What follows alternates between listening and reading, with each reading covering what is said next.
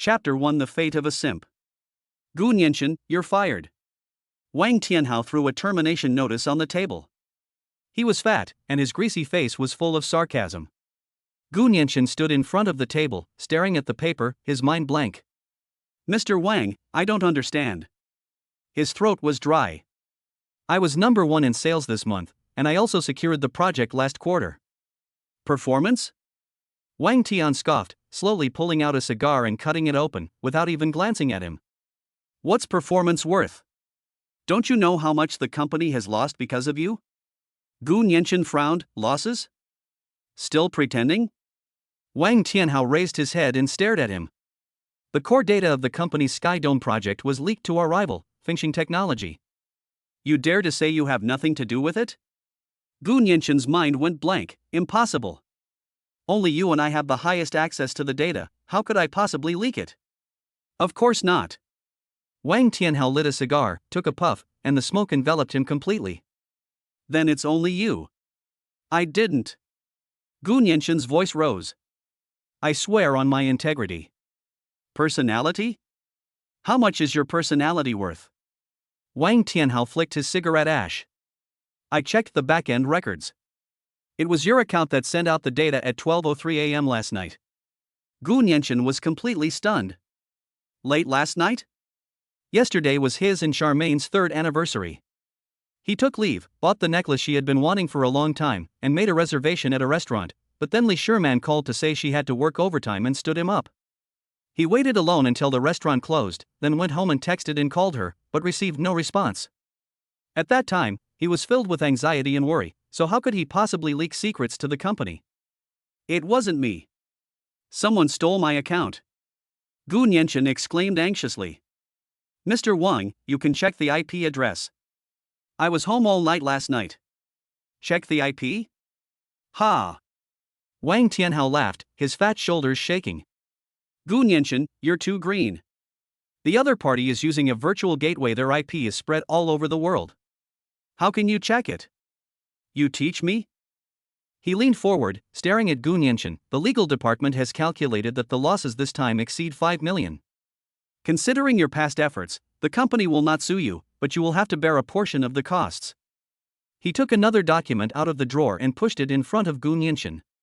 Compensation agreement, 500,000. Sign it and get out. 500,000. These 2 words made Gu Nianchen's vision go black, and he almost couldn't breathe. 2 years after graduation, he had painstakingly saved up a total of 50,000 yuan, including the salary he had prepared to send to his mother for surgery. 500,000? That's going to kill him. I won't sign. Gu Nianchen's eyes reddened. I didn't do it. This is a frame-up. Not signing? Wang Tianhao's face darkened. Fine. Just wait for the court summons. Leaking trade secrets, a huge sum of money, enough to keep you in jail for 10 or 8 years. The choice is yours. 10 or 8 years. Gu Nianchen thought of his ailing mother back in his hometown. What will mom do if he goes to jail? He had no strength left in his body, and he only managed to stay upright by bracing himself against the table with both hands. Just then, the office door opened. A familiar figure walked in. Sherman? Gu Nianchen looked up and saw the person who came, his hope instantly rekindled. You've come at the right time. Quickly explained to President Wang that I'd been in contact with you all night and haven't had time to go to the company at all. Li Sherman wore a new Chanel dress, and the diamond necklace around her neck sparkled. She wore exquisite makeup, didn't even glance at Gu Nianchen, walked straight to Wang Tianhao's side, naturally took his arm, and said in a sweet voice, Mr. Wang, is everything settled? I'm still waiting for you to take me shopping. That action made Gu Nianchen's mind go blank, and his vision went black. He had to hold on to the table to keep from falling. Wang Tianhao, Li Sherman. The account login late last night, and Li Shiman's disappearance. All the clues connected instantly. Why? Gu Nianchen's voice trembled as he stared intently at Li Sherman. He had loved this girl from high school to university, for 7 whole years, and vowed to protect her for a lifetime. Li Sherman finally looked at him. Why? Gu Nianchen, you have the nerve to ask me why? She sneered. Look at you, 2 years out of college, still a low-level employee, making a few thousand yuan a month. After paying rent and utilities, what's left? I've been with you for 3 years. What's the most expensive thing you've ever bought me? That 1,000 yuan necklace? You know what? The one Mr. Wang gave me has 2 extra zeros at the end. She pointed to her diamond necklace, then to Gu Nianchen. I've been eating takeout with you for 3 years and squeezing onto the subway for a year. I've had enough. I don't want to live this kind of monotonous life anymore. I gave you chances, Gu Nianchen.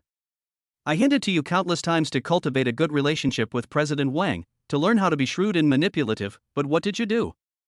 You always acted so high and mighty, saying you wanted to rely on yourself. Ability? Your ability is just that meager monthly salary? Gu Nianchen's heart grew colder and colder. It turned out that in her eyes, his persistence was just a display of arrogance stemming from a lack of ability. It turned out that the future he planned was just a joke to her. So, you conspired with him to frame me? Gu Nianchen's voice was devoid of any emotion. Framed? Li Sherman laughed heartily. That's called a wise bird choosing a good tree to perch on. Gu Nianchen, it's your own fault for not being able to seize the opportunity. Whose fault is that? Wang Tianhao patted Li Shimon's hand with satisfaction and said to Gu Nianchen, Kid, this is the first lesson of the University of Life, it's free. Choice is more important than effort. Unfortunately, you didn't have a choice, and your efforts were misdirected. He picked up the compensation agreement from the ground and threw it at Gu Nianchen's feet. Sign it and get out. Otherwise, I don't mind making you disappear from Jianhai City completely. Gu Nianchen didn't look at the agreement on the ground, his gaze remained fixed on Li Shimon's face. He once thought this face was the most beautiful in the world. Now, all that's left is disgust. He said nothing, turned and walked out of the office. As he walked through the office area, his colleagues, who were usually on friendly terms with him, were now either looking down and pretending to be busy, or casting sympathetic glances, or even more people looking on with schadenfreude. He walked to his workstation, where he had only a water cup, a few books, and a photo frame. The photo in the frame is a graduation photo of him and Li Sherman. The girl in the photo is smiling brightly, her eyes filled with him. Gu Nianchen picked up the photo frame and looked at it for a few seconds. Then, he walked to the trash can and let go. With a loud crash, the picture frame hit the bottom of the bucket and the glass shattered. The sound was jarring. He carried the small cardboard box and walked out of the company gate. The afternoon sun was glaring, but he felt no warmth at all. A bright red Porsche 911 was parked at the entrance, looking very arrogant. The car door opened, and Wang Tianhao stepped out with Li Sherman in his arms. Seeing the distraught Gu Nianchen, Li Sherman deliberately slowed her pace. The car window rolled down, revealing her delicate yet sharp face. She took off her sunglasses, looked Gu Nianchen up and down as he carried the cardboard box, and smiled. Gu Nianchen, do you see this? This is the life I want. She brandished her new Patek Philippe watch on her wrist. Do you know how much this costs? It's enough for you to work for 10 years without eating or drinking. Gu Nianchen looked at her expressionlessly and didn't say anything. His silence angered Li Sherman. What kind of look is that? You're not happy? She took something out of her bag, threw it out the car window, and it hit Gu Nianchen's feet. It was the necklace he bought. Here, take this back. Li Shimon's voice sharpened. Keep it as a souvenir, a memento of how much of a failure you've been in your life. Gu Nianchen, let me tell you, you're a piece of trash, utterly hopeless. You'll never amount to anything. You're destined to struggle at the very bottom of society your whole life. Wang Tianhao laughed loudly, stepped on the gas, and the sports car roared off. The wheels kicked up mud and water from the ground, splashing Gu Nianchen all over. Gu Nianchen stood still, motionless. He watched the sports car disappear, looked at the necklace box at his feet, and listened to the faint whispers of passers-by. Isn't that Mr. Wang? Has he changed girlfriends again? That guy is so pitiful, he got dumped. What's there to pity? You're incompetent, who can you blame? He looked down at the mud splattered all over his body and suddenly laughed. Mud? Yes, he is mud. He started wandering aimlessly through the streets. The phone rang. It was my mother, Lu Sufeng, calling. He looked at Mom on the screen, his finger hovering over the answer button, but he couldn't press it. How so? She claims to be unemployed and burdened with 500,000 yuan in debt? She says her future daughter-in-law, whom she always liked, pushed her into hell for money? He couldn't say. He hung up the phone and turned it off. The world is peaceful now. He didn't know how long he had walked, nor where he was. When he looked up again, all he saw was an unfinished building. The developer had run away after it was only half built, leaving it standing alone on the edge of the city. An idea began to grow wildly in his mind. Let's end it here. Without the debt of 500,000, I wouldn't have to see the disappointment in my mother's eyes, and I wouldn't have to endure this injustice and betrayal anymore. He went inside and climbed up the dusty stairs, floor by floor. 20th floor, 30th floor. He climbed to the rooftop. The wind howled, making his clothes rustle. He walked to the edge of the rooftop and looked down.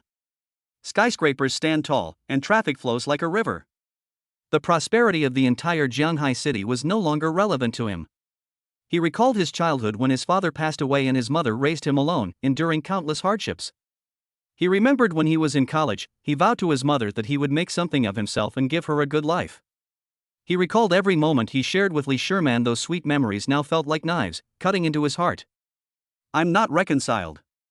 I'm really not willing to accept this. On what grounds? How can a scumbag like Wang Tianhao have billions in assets and be surrounded by women? Why should a woman like Charmaine Xie be able to enjoy wealth and luxury without feeling guilty? Why did he work so hard, only to end up like this? Is there no justice left? He opened his arms and closed his eyes. Goodbye, Mom. Your son is unfilial. I will repay you in the next life. He leaned forward, preparing to jump. One foot had just stepped off the edge of the rooftop. A cold, mechanical voice suddenly rang in his mind. A strong sense of defiance and will to survive has been detected in the host. Conditions met. Binding in progress. The beautiful Heroes recruitment system is officially launched. Chapter 2, Prosperous. What was that sound? Gu Nianqian stood frozen in place. Auditory hallucinations? Hallucinations before death? But the voice was clear, emotionless, and rang directly in his mind. System binding successful. Host, Gu Nianqian. System purpose, to forge the host from a betrayed loser into a leader revered by all realms, taking the unconventional path and paving the way to the pinnacle. What the hell? Gu Nianqian subconsciously pulled his foot back, took 2 steps back, and sat down heavily on the dusty ground. He shook his head vigorously. Has he gone mad? Has he been driven insane by Wang Tianhao and Li Sherman? Just as he was doubting himself, a semi-transparent blue screen suddenly popped up in front of him. In the center of the screen were several large characters, Beautiful Heroes Summoning System. Gu Nianqian's eyes widened. He reached out to touch it, but his fingers passed right through it. Not a physical entity? This system is a product of a higher dimensional universe and is not to be touched. It is controlled by the host's will. The mechanical voice sounded again. Gu Nianqian's heart began to beat faster. He wasn't stupid, he'd read plenty of online novels. Time travel, rebirth, systems, he was all too familiar with them. Could it be that God didn't want him to die, and even gave him a cheat code? He calmed himself down and carefully examined the screen in front of him. Below the screen, there are several flashing icons. Ultimate insight into talent. God tier heroic quest. Supreme bond bonus. Emperor's power panel, grayed out, not activated. Gu Nianqian focused his attention on the first icon. Core Competency 1, Ultimate Keen Eye for Talent. Effect, this isn't just data analysis, it's a causal level insight. A single glance reveals the target's talent level, FSSS, loyalty, hidden identity, life background, inner desires, and fatal weakness, all displayed like a barrage of comments right before your eyes. Evaluation, know yourself and know your enemy, and you will never be defeated. With this ability, you will always be able to accurately grasp the opponent's weaknesses during the process of recruiting heroes, achieving a perfect winning hearts and minds recruitment at minimal cost. Gu Nianqian stopped breathing. A causal level insight? Are you kidding me? If this is true, then no one will have any secrets from him? He didn't believe it. This is too far-fetched. He pushed himself up and walked back to the edge of the rooftop, this time not to commit suicide, but to verify something. He looked down. 30 stories high, the people in cars below all look very small. He has identified a target. A young delivery man in a food delivery uniform was anxiously making a phone call downstairs at an unfinished building, sweating profusely. Gu Nianchen concentrated and silently recited in his mind, a discerning eye. The next second, his perspective changed. A barrage of comments instantly appeared above the delivery guy's head. Target, Zhang Wei. Talent level, F ordinary person. Loyalty, 0. Hidden identity, none. Biography, 26 years old, from a rural background, worked 16 hours a day, holding down 3 jobs, to raise money for his sister's dialysis treatment due to uremia, and was the top deliveryman in the area. His deepest desire, he hopes his sister can get better, even if it costs him his life. Fatal weakness, his sister, Zhang Ling. Gu Nianchen's mind went blank. He froze completely. The information is limited, but every single piece is frighteningly accurate. He could even see the bitterness of a young man risking his life for his family in those few lines of text. Undeterred, he turned his gaze to a middle-aged man getting out of a Mercedes-Benz not far away. The man, with a large belly and wearing a gold watch, was cursing into the phone. Target, Zhao Jinbao. Talent level, E slight business acumen. Loyalty, 0. Hidden identity, ostensibly a building materials merchant, but secretly a lone shark boss with a gang of thugs under his command. Biography, 3 years ago, he plotted to ruin his business partner's family. 1 year ago, he forcibly took his subordinate's wife. 6 months ago. My inner desire, to acquire that piece of land in the west of the city and build the largest underground casino in Jianghai City.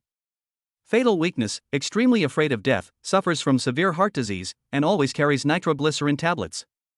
A layer of cold sweat broke out on Gu Nianchen's back. If the first deliveryman was a coincidence, then Zhao Jinbao's resume is a detailed record of his crimes. Hiding their identities, their inner desires, and even their fatal weaknesses are all perfectly clear. This is not a simple reconnaissance. This truly shows a profound understanding of cause and effect. Gu Nianchen's throat went dry. He looked at his hands, then at the 2 completely unaware people downstairs. This thing is terrifying. It can tear off everyone's mask, laying bare the most secret, darkest, and most vulnerable aspects of them. His thoughts moved to the second icon. Core Capability 2, God-Tier Hero Mission. Effect, based on the information gleaned by the insightful eye, the system will automatically generate a personalized task chain for the target. The host only needs to issue the task, and once the target completes it, they will receive incredible rewards such as ability advancement, talent unlocking, and soaring loyalty. Review, this is more than just a tool for taming, it's a leveling up cheat for beautiful female heroes. It makes them absolutely dependent on and worshipful of their host, willing to go through fire and water for you. Gu Nianchen's heart skipped a beat. If a discerning eye is the eye that sees through everything, then this god-level hero mission is the reins that control everything. He can give those beautiful women with extraordinary skills who are in trouble the things they want most, and all he has to do is issue a task. This is simply the ultimate level of getting something for nothing. He looked at the last lit icon. Core Ability 3, Supreme Bond Bonus. Effect, the most promising core ability. Each successful hero recruitment grants a permanent boost to the hosts and all recruited heroes' basic attributes, such as physical fitness and mental strength. Reaching milestones like 10, 30, 60, 99 recruits will unlock the devastating Legion combo skill. Comment, a hero needs 3 helpers, and a leader has an entire army behind him. When all 99 heroes have their bonds fully formed, they can seal the heavens and the earth with a single thought. Upon seeing this, Gu Nianchen's breathing became heavy. He understood. This system isn't meant to make him a simp, trying to please beautiful women. Instead, he should be made into a true leader, a king. He discovers them, empowers them, and they, in turn, propel him to the pinnacle of power. Wang Tianhao? Lei Sherman? Compared to the blueprint drawn up by this system, their betrayals and schemes are nothing. They were just 2 worthless stones he used to step on during the lowest point of his life. A surge of anger that had been suppressed for a long time rose up from the bottom of his heart. He was no longer filled with despair and resentment, but instead became excited and even began to look forward to it.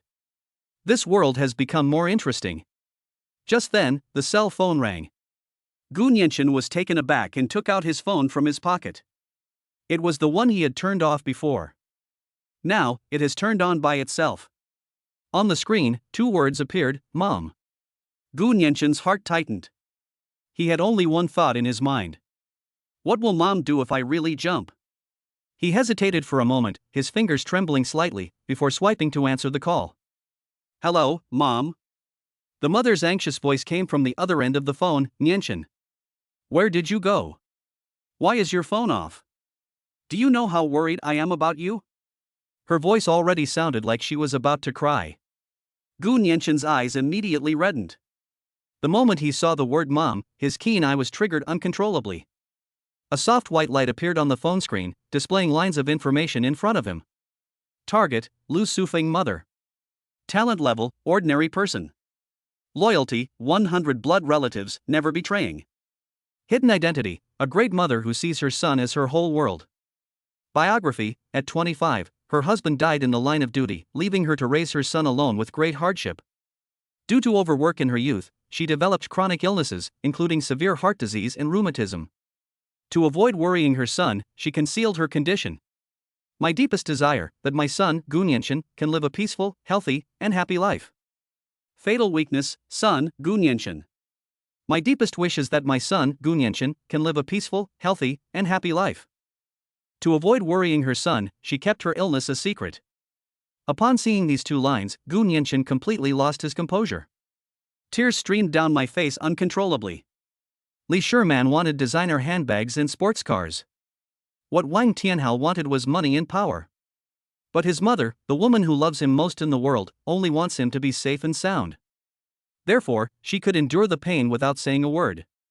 But what was he doing just now? He actually wanted to punish himself and his mother, the only person in the world who truly loved him, with death because of that despicable couple. Mom, I'm fine. Gu Nianchen's voice was trembling with tears. My phone just died. I'm sorry for making you worry. It's alright, it's alright. Lu Sufeng breathed a sigh of relief on the other end of the phone, but was still worried. Nianchen, what's wrong with your voice? Is something wrong at work? Don't carry everything on your own, talk to mom. I'm really okay, mom. Gu Nianchen wiped his face hard, straightened up, and felt the strong wind on the rooftop, which made his clothes flutter loudly. He spoke into the phone, word by word. Don't worry, your son is doing well. From today onwards, he will only get better. He will not attempt suicide again. For his mother's sake, he had to live on. Not only must we survive, we must live better than anyone else. He wanted to teach Wang Tianhao and Li Sherman, that despicable couple, that fortunes change, and never underestimate a young man's potential. He wants to earn lots and lots of money to cure his mother's illness and let her enjoy her old age in peace. He wants to stand at the pinnacle of this world, so that all those who look down on him and betray him can only look up at his back. He had just made up his mind when that mechanical voice rang in his head. The host's will to survive and goals for survival have been established. The path to leadership has officially begun. New player tutorial quests released. Target locked, Zhanghai City No. 1 prison, 3 kilometers southwest. Guidance, your destined first hero is suffering unjustly. Chapter 3 Newbie Gift Pack. The wind on the rooftop dried the tear stains on Gu Nianchen's face. He didn't linger for another second and turned to leave. The feeling of being pulled back from the edge of the abyss was peculiar. The whole world seemed to change. The air was no longer stuffy, the dust in the stairwell was no longer pungent, and even the sound of footsteps became exceptionally powerful. He didn't die, he survived. Moreover, he wants to live better than anyone else. After leaving the unfinished building, Gu Nianchen stood by the roadside and hailed a taxi. Master, to Zhanghai City No. 1 prison. The driver, a chatterbox, glanced at him in the rearview mirror and asked, Young man, where are you going? Visiting someone in prison? Gu Nianchen responded, his mind entirely focused on the system in his mind. Sigh, that place is no good.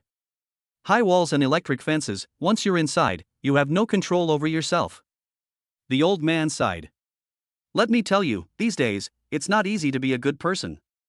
There was a news story not long ago about a woman, a veteran, who beat up a thug to save someone, but ended up getting herself arrested. Gu Nianchen immediately pressed, Master, which case are you referring to? That girl, what's her name? Yi Qioli. The old man slapped his thigh. It's all over the newspapers, saying she went too far and seriously injured someone. But I heard from a friend of mine that the guy who got beaten up is no good at all. He's been a bully in the west of the city, and he's bullied countless people. This time he's really messed with her. Turns out she's rich and has connections, so she can turn black into white. Gu Nianchen took out his phone and searched for the 3 words Yi Qioli. Sure enough, all the news that popped up were local news. Former Special Forces soldier commits violent attack in the street, seriously injuring innocent civilian. The most beautiful veteran or a violent maniac? Victim's family makes a heartbreaking accusation. In the accompanying photo, a man in a hospital gown with bandages wrapped around his head is crying to the camera, saying that he was just trying to break up a fight when Yi Chuli beat him up for no reason. Another photo shows Yi Chuli being taken away by the police. She was wearing a simple t-shirt and jeans, was tall, and had short, neat hair. Her face was expressionless. She simply looked directly at the camera without flinching. Gu Nianqin's fingertip touched Yi Chuli's photo. He silently thought to himself, a discerning eye. The next second, the photo on the phone screen suddenly changed, and streams of information flashed rapidly before Gu Nianqin's eyes, eventually converging into a semi-transparent panel. Target identified, Yi Chuli photo information incomplete, only partial causal information is available. Talent rating? Extremely high. Current status, wrongfully imprisoned, currently behind bars. The truth of the case, a good Samaritan who stopped the bully Lu Sunxiang from abducting a woman was falsely accused. The information is simple, but it's enough. The system didn't lie to him. The weeping victim in the newspaper was none other than Lu San, the local thug the old master had mentioned. And this destined first hero was indeed wronged. Gu Nianqin turned off his phone, leaned back in his seat, and closed his eyes. He thought of himself. Framed by Wang Tianhao and Li Shiman, he was burdened with a debt of 500,000 yuan and driven to the brink of suicide. Exactly the same. Those who are rich and powerful can easily distort the truth and trample the innocent into the mud. And he and Yi Chuli were both the ones who got trampled on. The only difference is that he now has the power to resist. The taxi stopped in the suburbs. We've arrived at Jianghai City No. 1 prison. The high, gray wall stretched out into the distance, its top topped with rings of gleaming electric fences. Armed police stood guard at the entrance, the massive iron gate cold and heavy. Gu Nianqin paid the fare and got out of the car. Just as he was about to walk toward the registration desk, a loud, arrogant laugh suddenly came from the side. Ha ha ha, third brother, that woman must be suffering terribly inside. That's right. Daring to lay a hand on third brother, they don't even know who's in charge in this area of the west of the city. Gu Nianqin turned his head to look. A bald, fat man with a thick gold chain around his neck and a dragon tattooed across his arm was getting out of a black Mercedes-Benz S-Class. He had a bandage on his head. He was Lu San, the victim in the news photo. He was accompanied by two henchmen who bowed and scraped. Lu San enjoyed the flattery. He spat smugly and cursed, "Damn it, I'm here today to tell her not to even think about getting out early.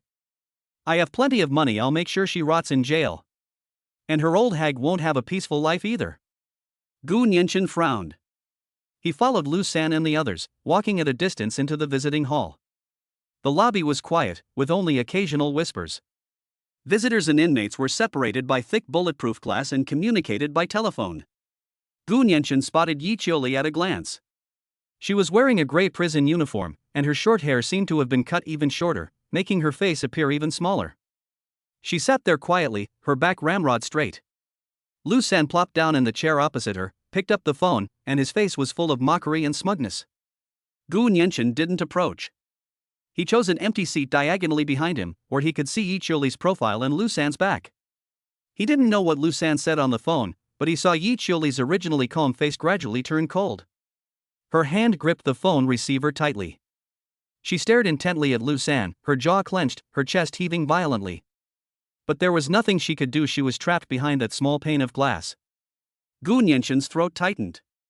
He understands this feeling all too well. He remembered being in Wang Tianhao's office, watching Li Shiman link arms with that fat man. I remembered walking out of the company carrying a cardboard box and getting splashed with mud. The same anger, the same helplessness. Gu Nianqin closed his eyes and restarted the system. A discerning eye for talent.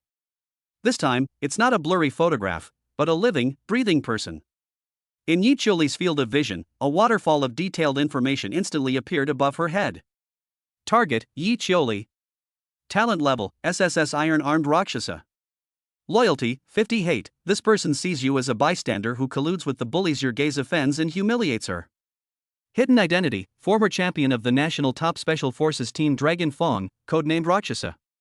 Biography, born into a military family, Yi Chuli joined the army at 18 and was selected for the Dragon Fong Special Operations Team at 20.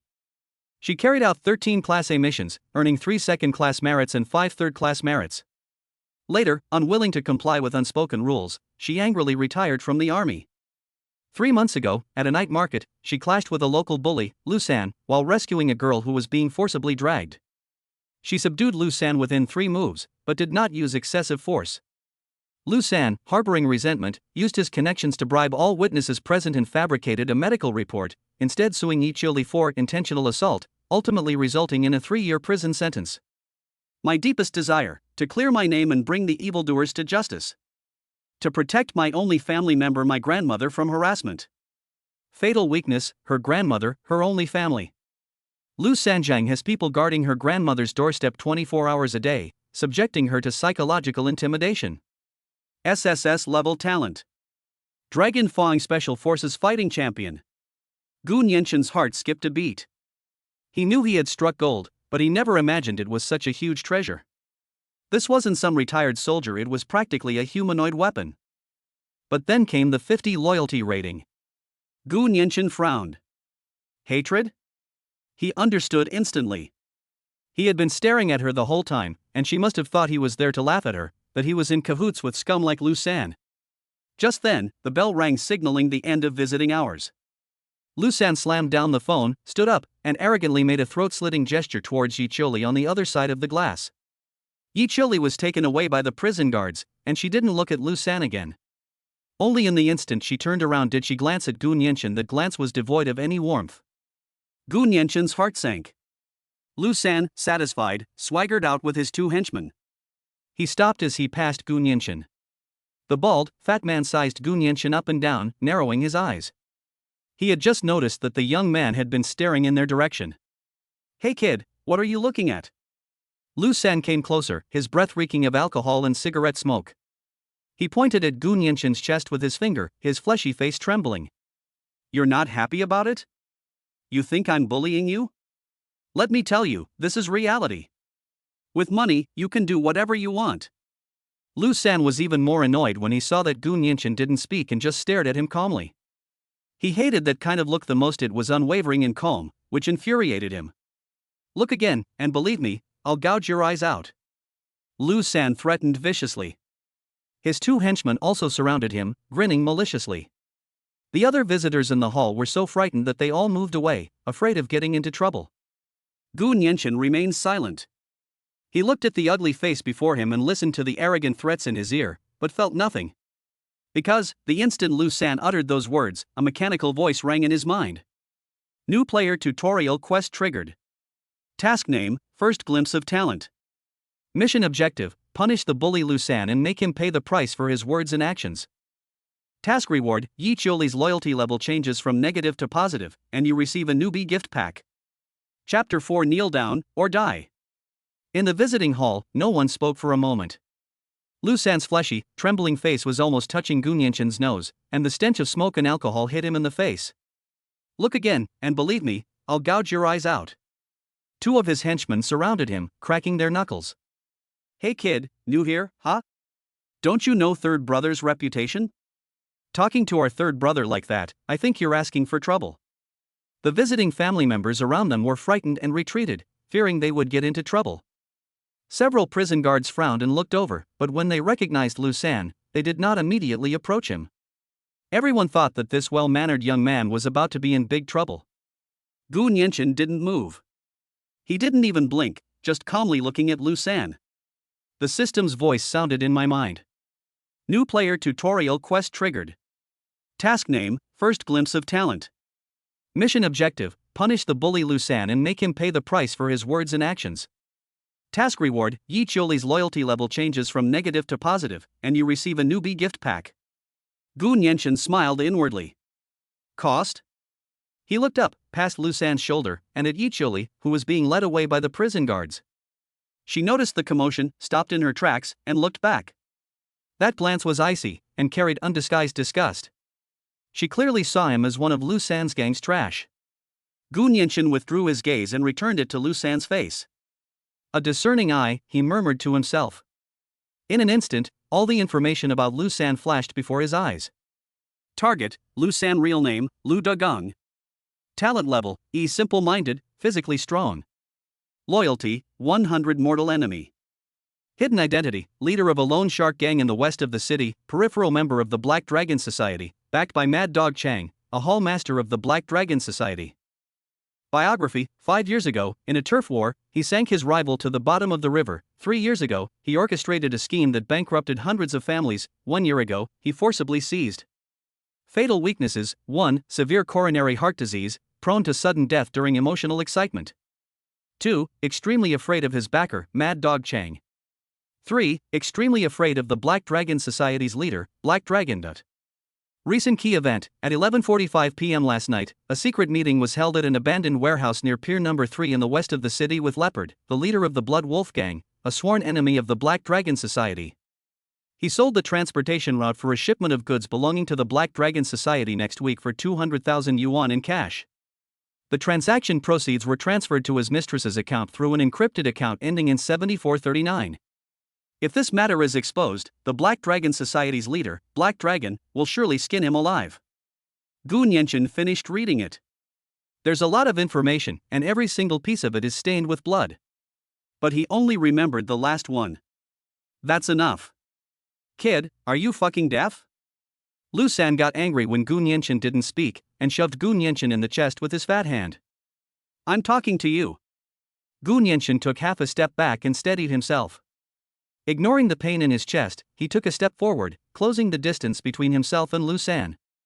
This action stunned everyone.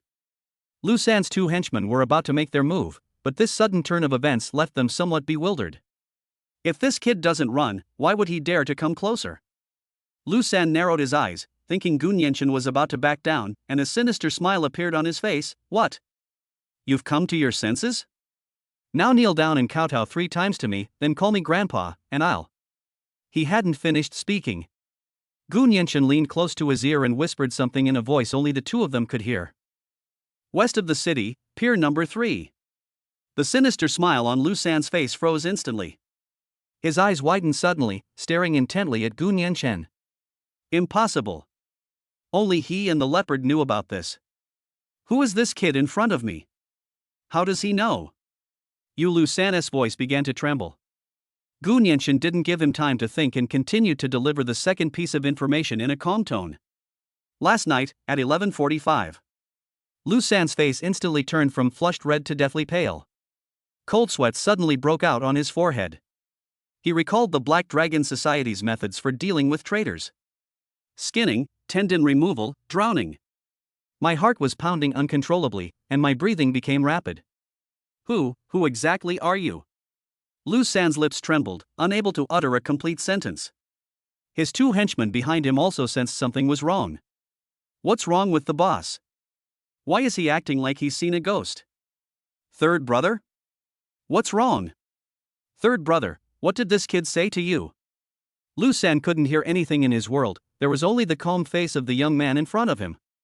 Gu Nianchen looked at him and said his last words. A leopard, 200,000, an account ending in 7439. It's over. It's all over. The other party knew everything about the time, place, people, amount, and even the last 4 digits of the encrypted account. This is not a bluff. The person in front of you is no ordinary college student. Who is he? Were they sent by the Black Dragon Guild leader to clean house? Or were they sent by the Blood Wolf Gang to silence us? Either way, he's doomed. The extreme fear made his whole body go limp. Thump! His legs could no longer support him, and he knelt upright in front of Gu Nianchen. The kneecap slammed against the marble floor with a loud thud. Everyone was stunned. The 2 henchmen stared wide-eyed, their mouths agape. The arrogant third brother just now, is now kneeling down? He knelt down before a young man he had pushed? What the hell is going on? The other visitors in the hall were also dumbfounded. Yichili, who was being led to the door by the prison guards, also heard the loud noise. She turned around instinctively. Then, she saw a scene she would never forget for the rest of her life. The tyrant Lu San, whom she hated to the core, the shameless man who threatened her with her grandmother, was kneeling on the ground at that moment. She knelt before the young man she thought was an accomplice. Lu San was trembling uncontrollably, not daring to look up at Gu Nianchen, and just kept banging his head on the ground. Bang! Bang! Bang! Sir! Sir, I was wrong.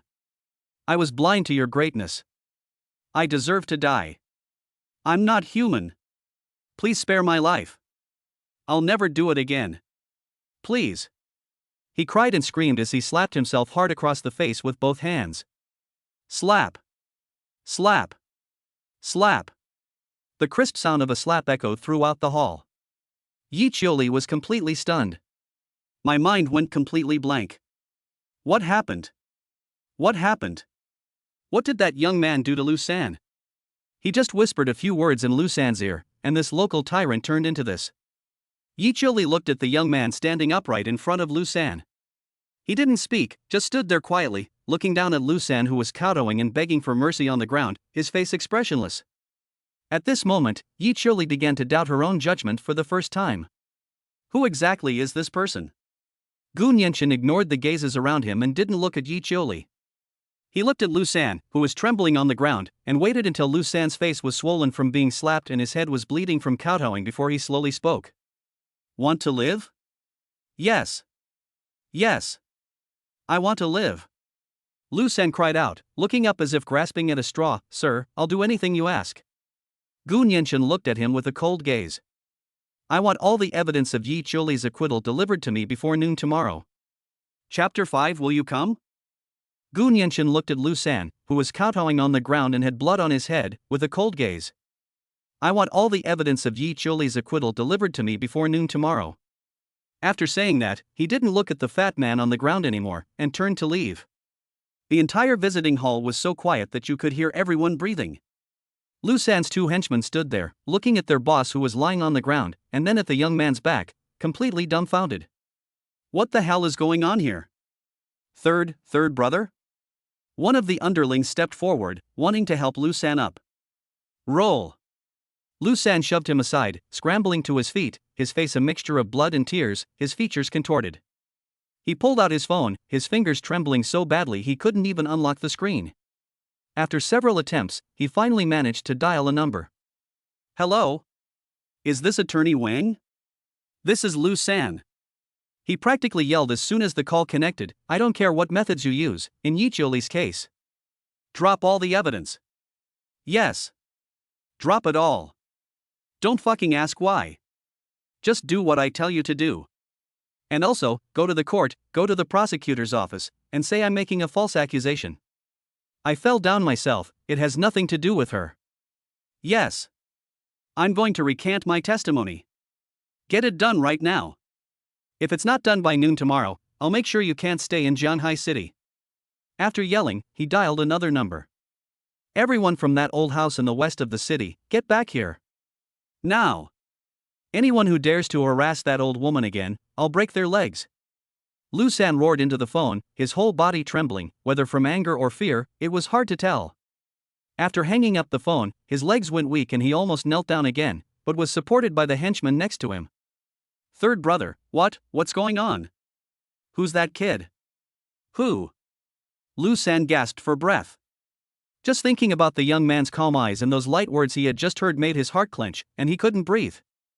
He shuddered violently, grabbed his underling's collar, lowered his voice, and his eyes were bloodshot. Don't ask what you shouldn't ask, and don't look at what you shouldn't look at. Anyone who dares to utter a single word about what happened today, I'll cut out their tongue and throw them into the river. Gu Nianchen walked out of the prison gate, hailed a car, and gave the name of a nearby budget hotel. He can't go home now. Wang Tianhao and Li Sherman will definitely be looking for him. He still has the 500,000 yuan compensation agreement lying on the ground. The hotel room wasn't big, but it was very clean. Only after closing the door and shutting out the outside noise did Gu Nianchen finally breathe a sigh of relief. He leaned against the door, his back already soaked with cold sweat. He looked down at his hands. Just now, it was these hands that drove a local bully to the brink of despair. He didn't lift a finger, or even raise his voice. Just a few words. This is the power of a system. He walked to the window and looked at the bustling traffic below. The despair he had felt from being betrayed had completely vanished. Now, he was calm, even a little excited. Wang Tianhao, Li Sherman, you just wait. The game has only just begun. The new player tutorial quest showing initial talent has been completed. Rewards are being processed.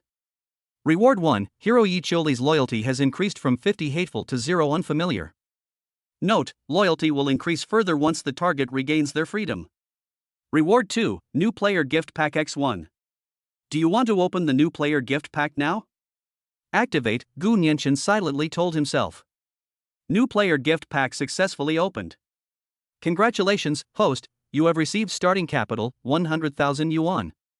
It has been deposited into a system-generated, absolutely secure, encrypted account and can be withdrawn at any time. Congratulations, host, you have obtained 1x Body Enhancement Fluid Beginner. As soon as he finished speaking, Gu Nianchen felt a weight in his pocket. He reached in and found a small, cool glass bottle in his hand. The bottle contained a pale blue liquid that shimmered faintly under the light. Without hesitation, he unscrewed the bottle cap and drank it all in one gulp. The liquid entered my mouth, tasteless, and slid down my throat. The next second, a warm current exploded from my stomach, instantly surging to every part of my body. It's very comfortable. He could feel that the fatigue and depletion accumulated in his body due to long hours of overtime, staying up late, and eating takeout were being rapidly repaired by this warm current. My muscles became stronger, my breathing became more even, and even my vision became clearer. The mental exhaustion I had felt from being driven to the brink of despair was completely swept away. Gu Nianchen clenched his fist, feeling the power surging within him. This is only the initial enhancement fluid. He walked to the mirror and looked at himself in it. His eyes were no longer dejected and confused, but bright and determined. Ding dong. My phone rang. It was a text message from the bank. Dear customer, your savings card account ending in XXXX received a deposit of 100,000 renminbi on XXXXXX at XXXX. Your current account balance is 100,000 renminbi. 100,000 yuan. 2 years after graduation, he had painstakingly saved less than half of that amount of money. And now, it's in my hands. With this money, he no longer had to worry about making a living and had some initial capital. Gu Nianchen deleted the text message and called his mother, Lu Sufan. Hello, Mom. Nianchen, have you eaten? How's work? I ate. I'm fine, Mom, don't worry. Gu Nianchen's voice was steady. By the way, I have something to tell you. My company has sent me on a business trip to another city for a while, so I might not be able to call you often. Please take good care of yourself and take your medicine on time. He had to calm his mother down first. Business trip? Where to? How long? Lu Sufeng asked with some concern. He'll go to the provincial capital for a training course, probably for a month or two. It's a good thing he might get a promotion when he comes back, Gu Nianchen said casually. Your son is promising, you can rest assured. He comforted his mother for a few moments before hanging up the phone. Nothing was said that night. The next morning, at the Zhanghai City Court, an impromptu court hearing is being held discreetly. Yi Chioli was brought to the defendant's dock. She had no expression, only some confusion. Her case has already reached its final verdict, 3 years ago. What's the point of bringing her up again now? Her defense lawyer, a young man who had just graduated, also came over looking bewildered. Ms. Yi, I don't know what happened either. The court notified us at the last minute that there is new evidence. New evidence? Yi Chioli sneered inwardly. What new evidence could there be? Those so-called eyewitnesses had already been bribed by Lu San. The court hearing began. The judge tapped his gavel. To her surprise, the prosecutors stood up on their own initiative. Your Honor, we have new evidence to submit regarding the case of defendant Yi Chioli's intentional injury. As they spoke, the prosecution submitted a stack of documents. This is the latest statement from Lu San, the victim in this case. He admits that he committed perjury in this case and that his injuries were fabricated in order to falsely accuse and frame the defendant, Yi Chioli. At the same time, several eyewitnesses also recanted their confessions, admitting that they had accepted bribes from Lu San and committed perjury. This is the latest injury assessment report, proving that Lu San's injuries, well, are insignificant. With each sentence spoken by the prosecution, the courtroom grew quieter. Yi Chioli's defense lawyer's mouth was agape enough to fit an egg. The judge picked up the new evidence and looked at it one by one, his brow furrowing deeper and deeper. Yi Chioli was also stunned. She glanced at the prosecutor, then at the judge, and her mind went blank. Lu San recanted his confession? He admitted it was a false accusation? How is this possible? That shameless scoundrel was threatening her at the peephole yesterday, using her grandmother as leverage. How could he suddenly have a change of heart overnight? She didn't believe it. If ghosts existed in this world, she wouldn't believe Lu San would have a conscience. Silence. The judge slammed his gavel down, looked at Yi Qiuli in the defendant's dock, and his expression became somewhat complicated. He cleared his throat and announced in a loud voice, after deliberation by the collegial panel, new evidence has emerged that is sufficient to overturn the original verdict. The original defendant, Yi Qiuli, is found not guilty of intentional injury. This court declares Yi Qiuli not guilty. She is hereby released. Clang. The gavel fell, its sound echoing throughout the courtroom. Yi Qiuli stood there, motionless. Innocent, released? Is she free? The prison guard came over and unlocked the shackles on her hands. The cold metal slipped from her wrist, but she felt nothing. This all feels so unreal. As she walked out of the courthouse, the glaring sunlight hit her face, and she instinctively raised her hand to shield her eyes. The air of freedom smells no different from that in prison. But she knew that everything was different now. She stood blankly on the steps of the courthouse, watching the crowds coming and going. Then, she saw him. Just across the street not far away, under a sycamore tree. That young man. He was wearing a simple white t-shirt and jeans, leaning against a tree trunk, with what looked like an unlit cigarette dangling from his mouth. He wasn't looking at her, but rather at the shadows on the ground, lost in thought. But Yi Qiuli knew that he was waiting for her. Everything that happened yesterday flooded my mind in an instant. The two images of Lu San's arrogant face and his pathetic kneeling and begging for mercy alternated in her mind. It was this man who did it. She didn't know what method he used, but it must have been him. Yi Qiuli took a deep breath, strode across the road, and walked towards him. Her steps were steady, with a rhythm unique to soldiers. Gu Nianchen heard footsteps and looked up. He saw Yi Qiuli. She changed back into her own clothes, the same t-shirt and jeans she wore in yesterday's photo, now slightly faded from washing. Her short hair looked refreshing in the sunlight, and her eyes were bright as she stared directly at him. Gu Nianchen took the cigarette out of his mouth and casually threw it into the trash can next to him. Yi Qiuli stopped 3 steps away from him. She just stood there, looking at him, without saying a word. She was scrutinizing him, from head to toe. This man looks too ordinary. He doesn't seem like a powerful figure with connections to the highest levels, nor does he seem like a ruthless gangster. Yet this ordinary man, with just a few words, made Lu San, a local tyrant, kneel down and beg for mercy, and overturned a case that had already been decided overnight. "Did you do this?" she asked, her voice a little hoarse but calm. Gu Nianchen neither admitted nor denied it. He simply said, "Your grandma is fine. Yesterday afternoon, all the people guarding her house left." This statement is more powerful than admitting I did it. Yi Qiuli's body trembled slightly. Her biggest worry was her grandmother.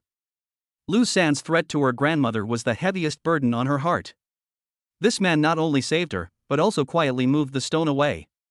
The coldness and wariness in her eyes finally melted a little. "Who are you?" she asked again. "Why are you helping me?"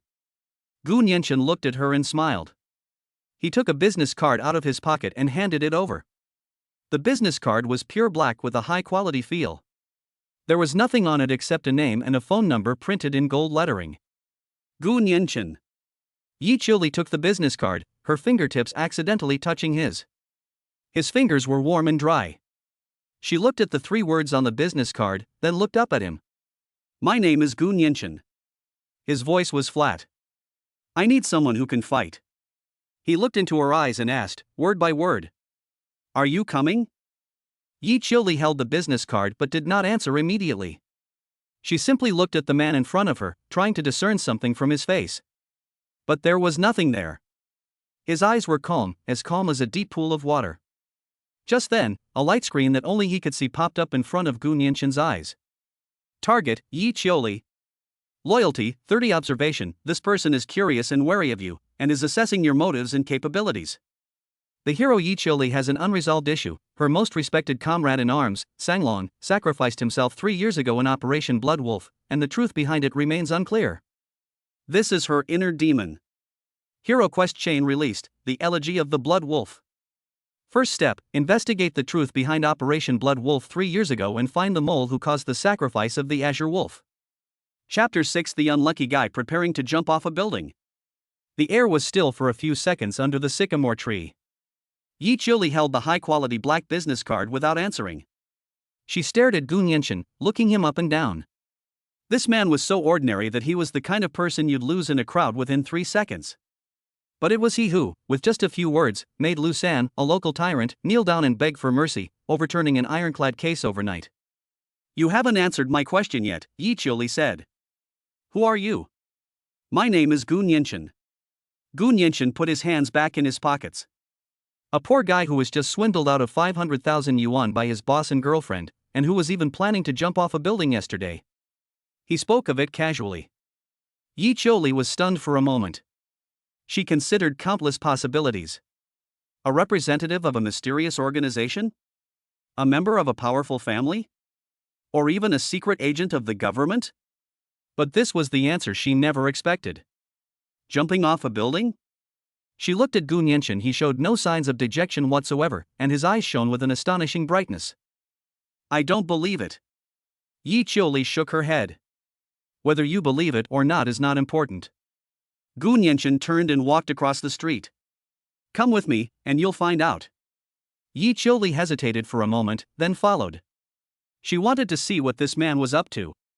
Moreover, the quest about Azure Wolf on the system panel made Gun Yanchen feel very uneasy. He needs to figure this out. The two stood one in front of the other, neither of them speaking. Gun Yanchen hailed a taxi on the roadside. "Driver, to the urban village." The taxi weaved through the crowded streets and finally stopped at the intersection of a chaotic urban village. The air was filled with the smell of cooking oil and the dampness of the sewers.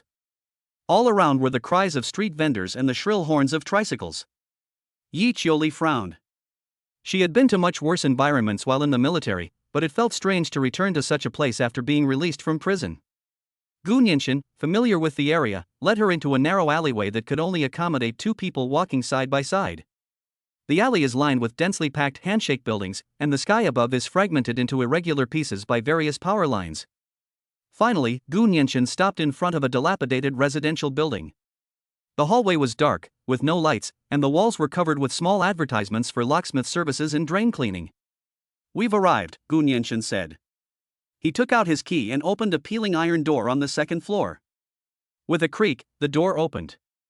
Yi Qiuli followed him inside. Then she stood at the door and didn't move. A single room of less than 10 square meters. A bed, a table, and a chair. There was still an instant noodle container on the table that hadn't been thrown away. The room's only window faces the wall of another building, making it very dark. You have to turn on the lights even during the day. This is where he lives. It's even worse than the most rudimentary barracks in the military. Is this the person who can make Lu San kneel down and overturn a case overnight? Yi Qiuli's mind was a bit of a mess. "Sit anywhere." Gun Yanchen pointed to the only chair and plopped down on the edge of the bed. Seeing Yi Qiuli's reaction, he smiled and said, "What? You don't believe me?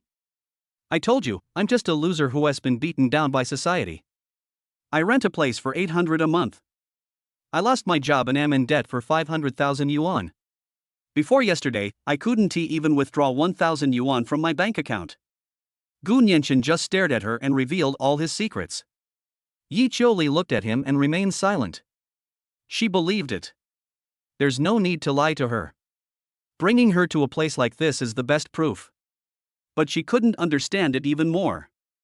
"Then, how did you manage to make Lu San?" "Trade secrets."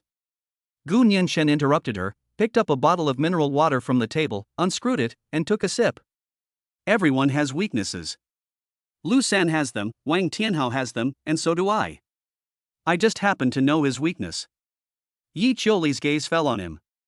"Why are you helping me?" Yi Qiuli asked the most crucial question. "You said you needed someone who could fight. Who?" "I'll beat up everyone who gets in my way." Gun Yanchen put down his water bottle and looked at her. "Wang Tianhao, and the people behind him. The underground forces in Jianghai City, the ancient martial arts families, the wealthy and powerful, everyone who looks down on me and wants to kick me while I'm down." Yi Qiuli's heart skipped a beat. "As for you," Gun Yanchen changed the subject, "I'm helping you because you deserve it. Your SSS-level talent shouldn't be wasted in prison." Yi Qiuli's pupils contracted. SSS level talent? What do you know? Her voice turned serious, and she slightly bent over, adopting a defensive posture. I know a lot. Gu Nianchen looked at her calmly. For example, you were once the fighting champion of the Dragon Fall Special Forces team, codenamed Rakshasa. For example, you have always had a knot in your heart about your comrade in arms, Sanglong, who sacrificed his life in Operation Blood Wolf 3 years ago. Yi Qiuli's mind went blank. Dragon Fang. Rakshasa. Grey Wolf. These words were the deepest secret she kept in her heart. After being discharged from the military, she never mentioned them to anyone. Who exactly is this person in front of me? She took a step forward and flashed to Gu Nianchen's side, grabbing his throat with one hand. But her hand stopped 1 centimeter away from Gu Nianchen's neck. Gu Nianchen did not dodge. He didn't even blink, just stared at her, letting the hand remain in front of him. You want to kill me to silence me? Gu Nianchen asked. Yi Qiuli's hands were trembling. She had killed people and seen blood, but she had never felt so distraught. How did you know? Her voice trembled. I told you, I know a lot. Gu Nianchen raised his hand and gently brushed her wrist away. I not only know about Song Lang, but I can also help you find out the truth behind his sacrifice and find the traitor who killed him. A mole. These 2 words sent a jolt through Yi Qiuli. She staggered back 2 steps, her back slamming heavily against the door with a dull thud. The death of Sanglong was kept top secret by the military. The official conclusion was that he was ambushed by foreign armed forces and died a heroic death. But Yi Qiuli didn't believe it. She and Sanglong had a life-or-death bond she knew his strength all too well.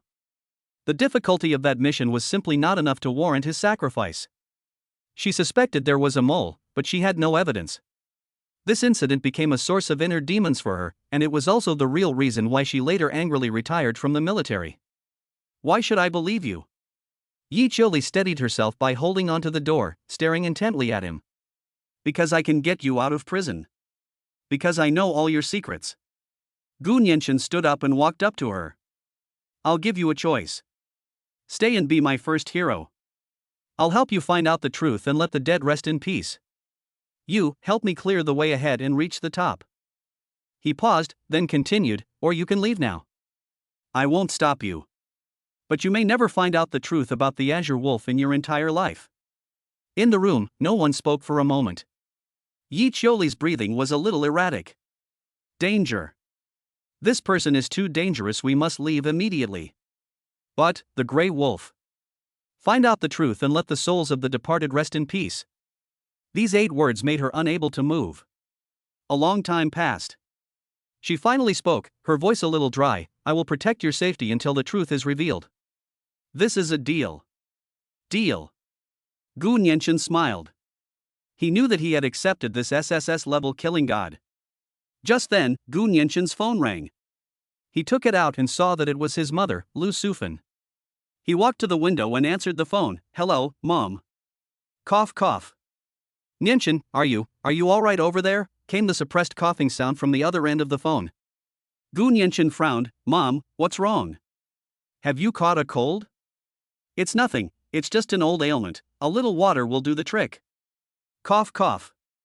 Lu Sufing didn't want him to worry. I just wanted to ask if your business trip went smoothly? Successfully. Are you feeling unwell again? Did you take your medicine on time? Gu Nianchen's heart sank. His mother's heart disease and rheumatism had always been a source of pain for him. In the past, when they didn't have money, they could only afford some ordinary medicine to manage her condition. Now that he has money and a system, he absolutely cannot let his mother suffer anymore. I've eaten, don't worry about me. You focus on your work and take care of yourself. After comforting his mother for a few more minutes, Gu Nianchen hung up the phone. He stood by the window, holding his phone, without saying a word. Yi Qiuli watched his retreating figure. The spirited man from just moments ago was gone. Now standing here was merely a son worried about his mother. Your mother is sick, she asked. Yeah, it's an old problem. Gu Nianchen turned around. Heart disease, rheumatism. I've been putting it off for many years. He needs a doctor. A truly outstanding doctor. He silently prayed, System, help me find a hero with top-notch medical skills. Instruction received. Sifting through the hero database based on the host's request.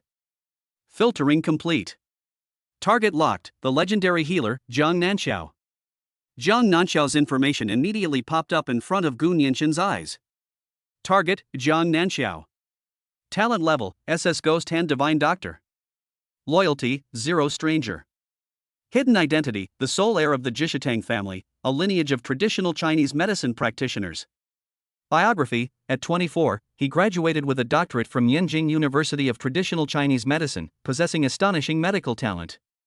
A year ago, after refusing a pharmaceutical company executive's advances, he was framed and implicated in a medical malpractice incident, resulting in the complete destruction of his reputation and the revocation of his medical license.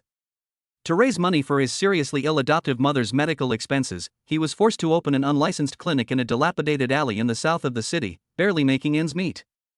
My deepest desire, to clear my name, regain my medical license, and cure my adoptive mother's illness. Fatal weakness, her adoptive mother. Current location, number 13, Ping'an Lane, Chengnan, Zhanghai City. He was framed again. These words popped into Gu Nianxin's mind. This world is always full of malice towards talented people who also uphold their principles. Come on, I'll take you to see someone, Gu Nianxin said to Yiqiuli, picking up his coat. Who? Our Minister of Logistics and Chief Medical Officer. Half an hour later, in Ping'an Lane, south of the city. This place is even more dilapidated than the urban village where Gu Nianxin lives. The alley was narrow, sewage flowed everywhere, and the air was filled with all sorts of unpleasant smells. Deep in the alley, Gu Nianxin found number 13. It was a small storefront without even a sign. The words clinic were written in chalk on the door. Before Gu Nianxin and Yiqiuli even got close, they heard shouts and curses coming from inside. Little wench, don't push your luck. You'll have to pay this protection money today, whether you like it or not. Exactly. Tiger is doing you a favor by liking this lousy place. Is 2,000 yuan a month expensive? Gu Nianxin and Yiqiuli exchanged a glance and went inside. The clinic was small but very clean, with a faint smell of Chinese medicine in the air. A girl in a white coat was cornered against a wall by 3 thugs. The girl looked to be in her early 20s, with a ponytail and big, bright eyes, but at that moment they were filled with fear. She is Zhang Nanxiao. I really have no money. Zhang Nanxiao's voice was very soft, and her body was trembling. Please, let me go. The leader, a blonde thug nicknamed Tiger, looked her up and down, grinning maliciously. No money? No money? No problem. He reached out, wanting to touch Zhang Nanxiao's face. Have some fun with us guys, and we'll waive the protection fee, how about it? Zhang Nanxiao turned pale with fright and tried to shrink back as fast as she could. You mustn't do anything rash. I'll call the police. Call the police? Tiger laughed. Go ahead and call them. When the police come, the first thing they'll do is raid your illegal clinic. Do you think you'll be the unlucky one, or we will? Zhang Nanxiao bit her lips until they turned white, and tears welled up in her eyes. She didn't dare to call the police. She doesn't have a medical license, and if she's investigated, not only will her clinic be shut down, but she herself might also be arrested. Seeing this, Yiqiuli took a half step back. She's about to make her move. However, a hand was placed on her shoulder. It's Gu Nianxin. Yiqiuli turned to look at him, puzzled. Gu Nianxin shook his head at her, then stepped forward and stood between Zhang Nanxiao and the thugs. Tiger was interrupted and looked up, annoyed. Who the hell are you? Trying to be a hero and save the damsel in distress? Gu Nianxin ignored him, his gaze passing over the thug's shoulder and landing on the trembling girl. He looked into her eyes and spoke, word by word. Do you want them to get lost and never dare to come back? Zhang Nanxiao stared blankly at the man who had suddenly appeared. Gu Nianxin smiled. Become my disciple. Chapter 7. Who exactly are you? Become my disciple. For words, neither too light nor too heavy. The clinic fell silent. Zhang Nanxiao, who was cornered against the wall, was stunned. She looked at Gu Nianxin, who had suddenly appeared, with a lot of questions in her mind. A madman? At this time, in this place, why would someone say something like that? Tiger, the leader of the blonde thugs, was also taken aback for a moment. He and his 2 henchmen exchanged a glance, then burst into laughter. Ha ha ha ha. What the hell did I just hear? Becoming an apprentice? Tiger brother laughed so hard he slapped his thigh. He pointed at Gu Nianchen and said to Jiang Nanxiao, "Little sister, where did you find this clown? Trying to play the hero saving the beauty? Did you get the script wrong?" Another tall, skinny thug chimed in, "Kid, what can we do if we become your apprentice? Can you teach us how to brag?" Jiang Nanxiao's face turned even paler. It's over. It was supposed to be just a financial loss, but now some idiot has come along and completely enraged these thugs. Who knows what will happen today? She quietly tugged at Gu Nianchen's sleeve, her voice trembling. You should leave now, this is none of your business." Yi Qiuli, standing behind Gu Nianchen, frowned. She doesn't understand. She couldn't understand Gu Nianchen's actions at all. He used psychological tactics to deal with people like Lu San. But these guys were the lowest of the low, thugs' reasoning and psychological maneuvering were useless, fists were the only language. With just a glance from Gu Nianchen, she was confident that she could make these three people lie on the ground in 3 seconds, so that even their parents wouldn't recognize them. Gu Nianchen simply shook his head at her. Gu Nianchen ignored the thug's mockery and Jiang Nanxiao's pleas. His gaze swept over everyone and landed directly on Tiger's face. The ultimate insight into talent program has been launched. In an instant, the barrage of comments that only Gu Nianchen could see was frantically flooding above Tiger's head. Target, yellow-haired thug. Name, Wang Hu. Talent level, F underdog. Loyalty, 80 extremely hostile.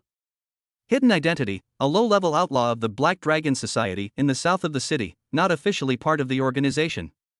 Biography, dropped out of junior high school, got into fights, spent several time in jail, made a living by collecting protection money and lending money at exorbitant interest rates. My inner desire, to cure my unspeakable problem, make a lot of money, and rise to the top in the Black Dragon Society. Fatal weaknesses. 1. He suffers from chronic prostatitis, which has been difficult to cure, leading to frequent and urgent urination, lower back pain, and severely affecting his virility, a fact known only to him. 2. He is extremely superstitious, firmly believing in ghosts and spirits. The blessed jade pendant he wears is his spiritual anchor, however, it unexpectedly cracked half a month ago, causing him constant anxiety. Gu Nianchen's gaze slowly moved down from Tiger's face, finally landing on the cheap jade pendant hanging around his neck. He smiled. "What are you laughing at?" Tiger felt uneasy under his gaze and stopped laughing. "Kid, don't push your luck. If you don't get out of here, I'll make sure you get out of here on a stretcher. I laugh at you for being so unaware of your impending doom," Gu Nianchen said slowly. His words changed the atmosphere in the clinic once again. Yi Qiuli looked at Gu Nianchen's profile and her heart stirred. They've arrived. It's that feeling again. It was just an ordinary sentence, but when he said it, it carried an indescribable weight. Are you fucking cursing me? Tiger was completely enraged. He rolled up his sleeves, revealing the crooked tattoos on his arm. I think you're tired of living. I'm not cursing you. Gu Nianchen shook his head and took a step forward. Tiger instinctively took a half step back, without even realizing it himself. Gu Nianchen extended a finger and tapped his brow. Here, dark clouds gather overhead, and the sky is gloomy and dark. He then pointed to Tiger's lower abdomen. Your lower body is like a blocked waterway, constantly breaching its banks, isn't it? Tiger's face stiffened. He didn't understand anything about dark clouds overhead. But the phrase, "the waterway is not smooth and the dam often breaks," immediately revealed his biggest secret. He urinates frequently and urgently, sometimes so much so that he can't hold it in and his pants get wet. He's never told anyone about this, not even his closest woman. He always claims he's drunk. How could this kid in front of me know? What nonsense are you spouting? Tiger brother was still stubborn, but his eyes began to dart around. His two henchmen also noticed something was wrong. Their boss's reaction was too strange. Gu Nianchen ignored his stubbornness and her gaze fell on the jade pendant on his chest again. Mountains crumble and rivers flow away. That thing on your chest cracked about 2 weeks ago, didn't it? It can no longer protect you. Instead, it will hasten your misfortune. Wang Hu's mind went blank for a moment. The jade pendant on his chest was something he bought for 3,000 yuan from a master, who claimed it would bring him peace and good fortune. About 2 weeks ago, during a fight, he somehow bumped into something, and a tiny crack appeared on the pendant. This matter was known only to him. He would take it out and look at it every night before going to bed, and the more he looked at it, the more uneasy he felt. Wang Hu's face turned completely pale. He looked at Gu Nianchen, his lips trembling. It's a ghost. He definitely didn't check the almanac before going out today. He must have encountered a ghost. Who exactly are you? Wang Hu's voice trembled. Who I am is not important, Gu Nianchen said. What is important is that your forehead is dark, evil spirits have entered your body, and you will surely suffer a bloody disaster within 3 days. No. Impossible. Wang Hu staggered backward, his lower back slamming against the medicine cabinet, making him wince in pain. This action further confirms what Gu Nianchen said earlier. The two henchmen were also terrified, staring blankly at Gu Nianchen, not daring to breathe. Zhang Nanxiao, who had been hiding in the corner, was also stunned. She opened her mouth slightly, looking at Wang Hu, whose face was deathly pale, and then at Gu Nianchen, whose face was calm. Her mind was in a mess. What are they doing? Are you performing a shamanistic ritual? But why does that fierce-looking thug seem to actually believe it? Do you want to live? Gu Nianchen asked again. Wang Hu nodded subconsciously. Gu Nianchen turned around, looked at Zhang Nanxiao, who had already turned to stone, and held out his hand. Lend me a silver needle. Ha? Oh. Zhang Nanxiao came to her senses and hurriedly pulled out the thinnest silver needle from the acupuncture box next to her and handed it over. Her hands trembled so badly that the needle almost pricked Gu Nianchen. Gu Nianchen steadily took the silver needle and twirled it around his fingertip. He walked towards Wang Hu. Wang Hu trembled with fright, pressed himself against the medicine cabinet, wanting to hide but not daring to. You, what are you going to do? I'll save you. As Gu Nianchen spoke, he silently chanted in his mind, System, Acupoints. Instruction received. Target Acupoint, Guan Yuan CV4. Located 3 inches directly below the navel. Operating instructions, insert the needle 1 inch deep, rotate it 3 times to the left, and hold for 10 seconds. Without pausing for a moment, Gu Nianchen took the silver needle and, without even looking, stabbed it into Wang Hu's lower abdomen. Ah! Wang Hu screamed, closing his eyes in fright. But the expected pain did not come. It only feels like the slightest touch of a needle piercing the skin. Immediately afterwards, a surge of heat burst forth from his lower abdomen, instantly coursing through his limbs and bones. That feeling. That felt so fucking good. The back pain that had bothered him for more than half a year, the feeling of heaviness, and the urgency of not being able to urinate, disappeared in that instant. Everything's gone. He felt that his lower body had never felt so relaxed and comfortable. Wang Hu suddenly opened his eyes and stared intently at Gu Nianchen. Gu Nianchen had already withdrawn his hand, casually inserting the silver needles back into Zhang Nanxiao's acupuncture box with a smooth and effortless movement. How are you feeling? Gu Nianchen asked. I. Wang Hu touched his lower abdomen, then twisted his waist, his face twitching with excitement. Amazing. Absolutely amazing. He wasn't stupid, he knew how stubborn his condition was. He had secretly visited the best urology hospital in the city, booked appointments with several specialists, tried a ton of Chinese and Western medicine, and spent tens of thousands of yuan, all to no avail. Now, just this one injection? One injection, and the effect is immediate? What else could this be but a god? When Wang Hu looked at Gu Nianchen again, his gaze was completely different. That's not looking at a person, that's looking at a living god. Master. This is definitely a peerless master living in seclusion in the city. I was so blind to his true worth, I actually dared to try and collect protection money from a master. Thinking of this, Wang Hu broke out in a cold sweat. Then, recalling the phrase within 3 days, there will surely be bloodshed, his legs went weak. Thump! Wang Hu knelt straight down in front of Gu Nianchen, his knees making a dull thud as they hit the ground. The 2 henchmen behind him, seeing their boss kneel down, were so frightened that they quickly knelt down as well, not daring to raise their heads. Master! I was blind to your greatness. I am not human. Please, have mercy on me this time. As Wang Hu spoke, he pulled all the money out of his pockets, several thousand crumpled bills, all the protection money he had collected that day. He held them up above his head with both hands. Master! Please accept this money as a token of my respect. Please save me. Save my life. The entire clinic was eerily quiet. Yi Chili stood at the door, looking at the 3 thugs kneeling on the ground, and then at the man standing with his hands behind his back.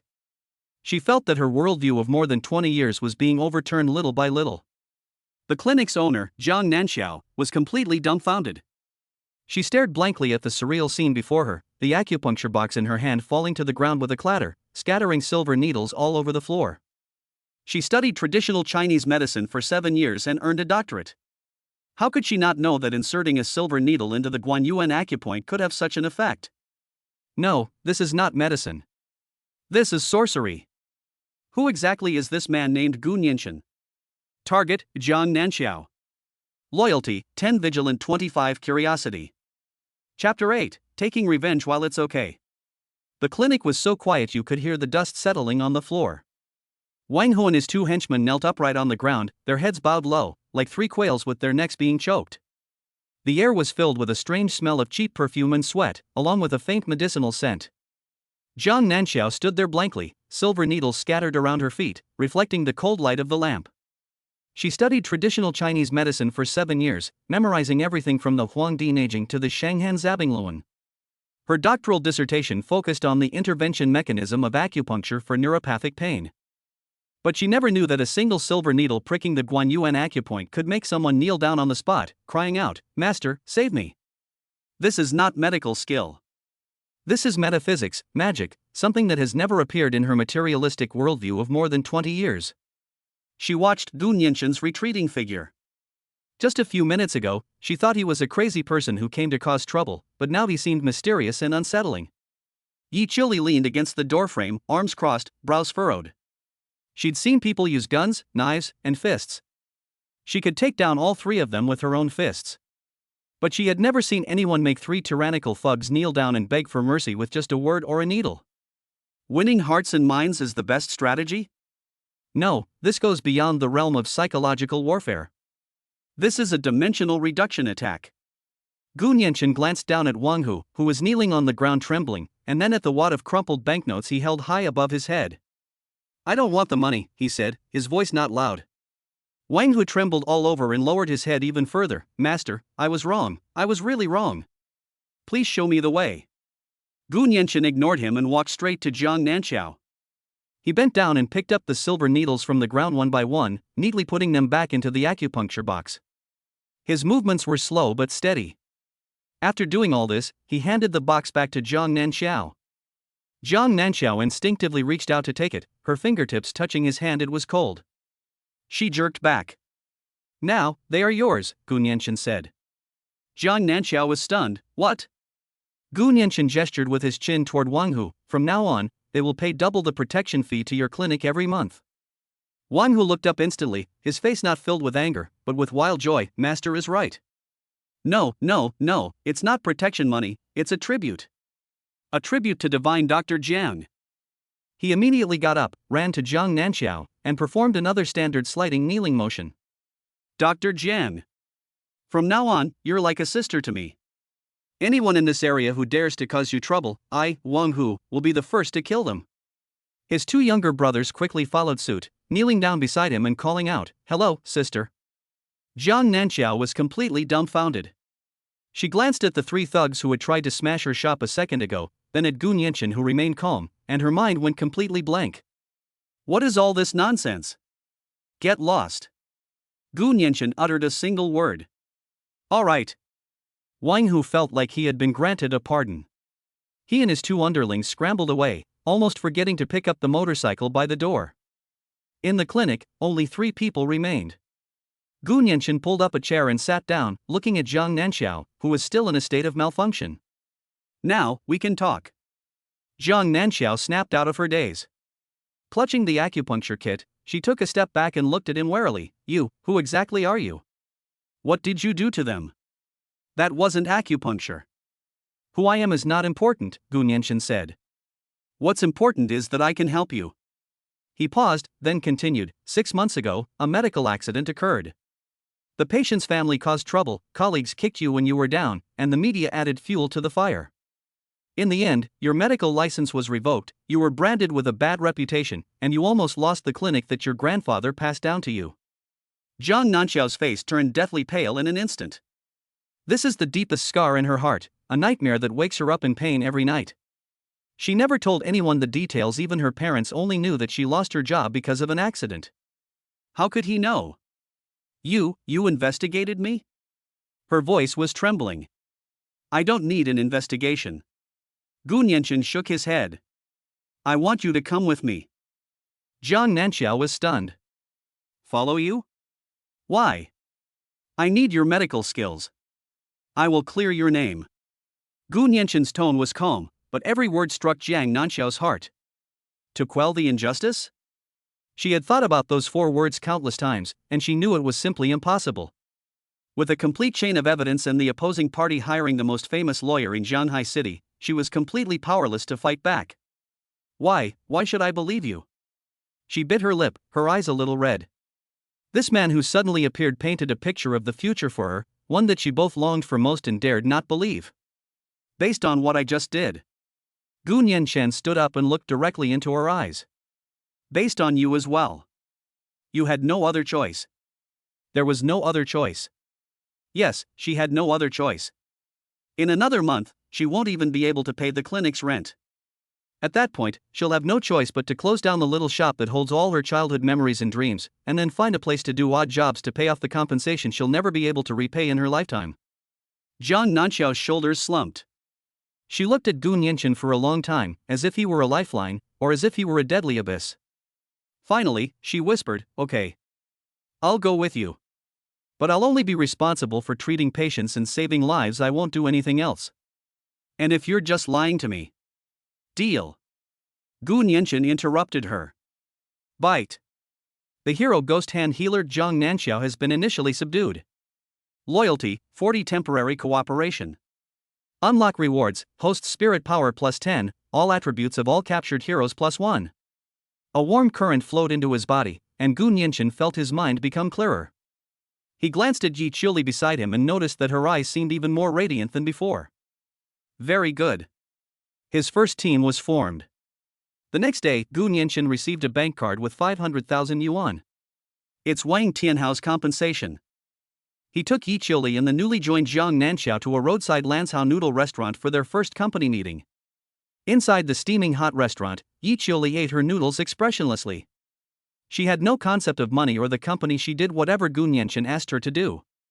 Jiang Nanxiao seemed a little awkward. She held the bowl, sipped the soup, and occasionally stole glances at Gu Nianchen. The first step is to establish a company, Gu Nianchen announced, tapping the rim of his bowl with his chopsticks. A company? What does it do? Jiang Nanxiao couldn't help but ask, Aren't you a fortune teller? Fortune telling is just a hobby, Gu Nianchen smiled. The company does everything. Anything that can make money, we do. He waved the bank card in his hand. This is the seed money. Jiang Nanxiao looked at the card, her heart filled with mixed emotions. This man had easily obtained more money than she could ever earn in her entire life, in a way she couldn't comprehend. In the afternoon, Gu Nianchen went to the Shanghai Municipal Administration for Industry and Commerce alone. The lobby was bustling with people, but the atmosphere was heavy. He took a number and waited for more than half an hour before it was finally his turn. Behind the window was a middle-aged woman wearing glasses and with a blank expression. What for? Register a company. Have you decided on a company name yet? Longting Group. The woman lifted her eyelids slightly, seemingly amused by the arrogant name, but quickly returned to normal. Registered capital?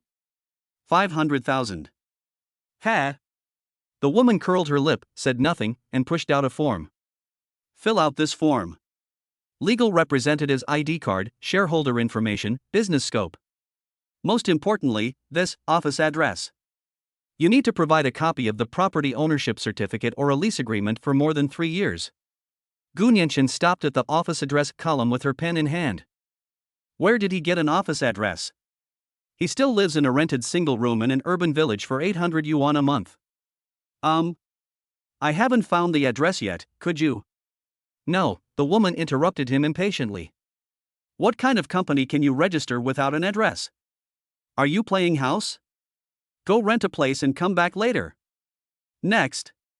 Gu Nianchen was kicked out with the incomplete form in hand. He stood at the entrance of the Industry and Commerce Bureau, looking at the bustling street, feeling a little irritated.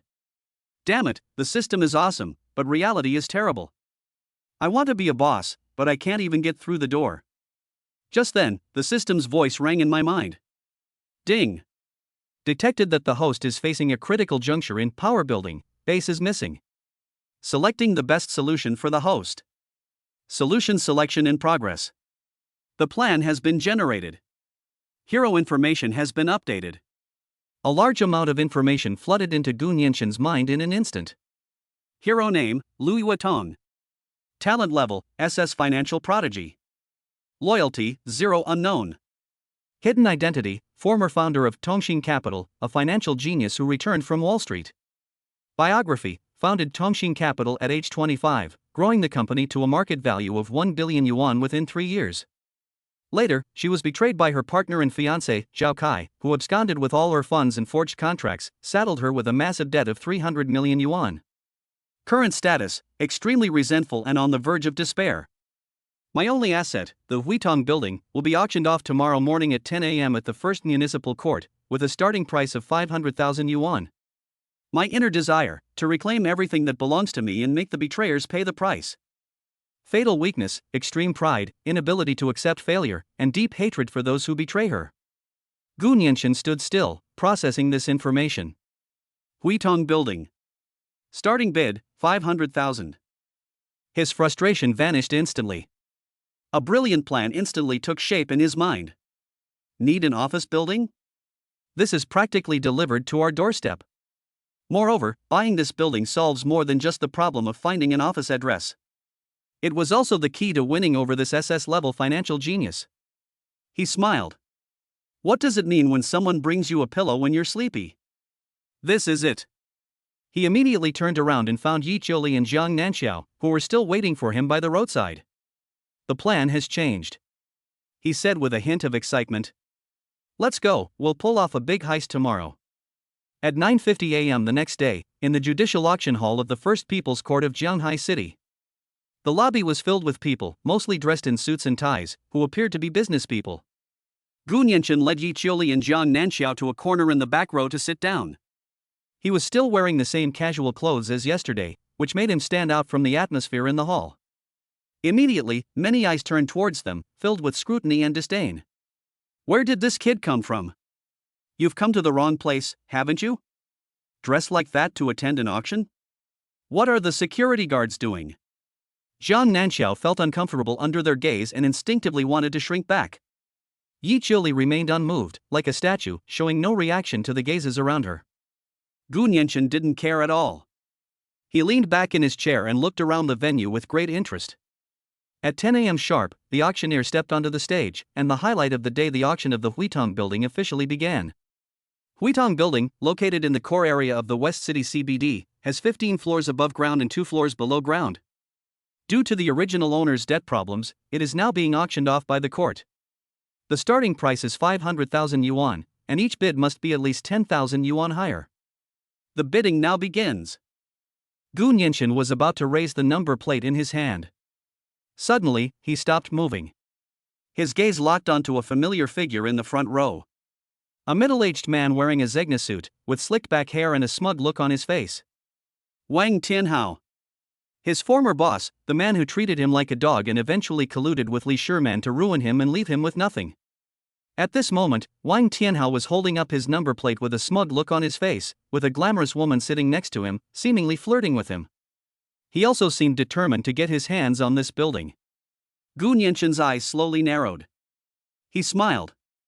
I originally just wanted to find a bargain and maybe recruit a follower. Now it seems like I can also take revenge while I'm at it. Very nice. Chapter 9 gives you a chance to take everything back. Enemies meet.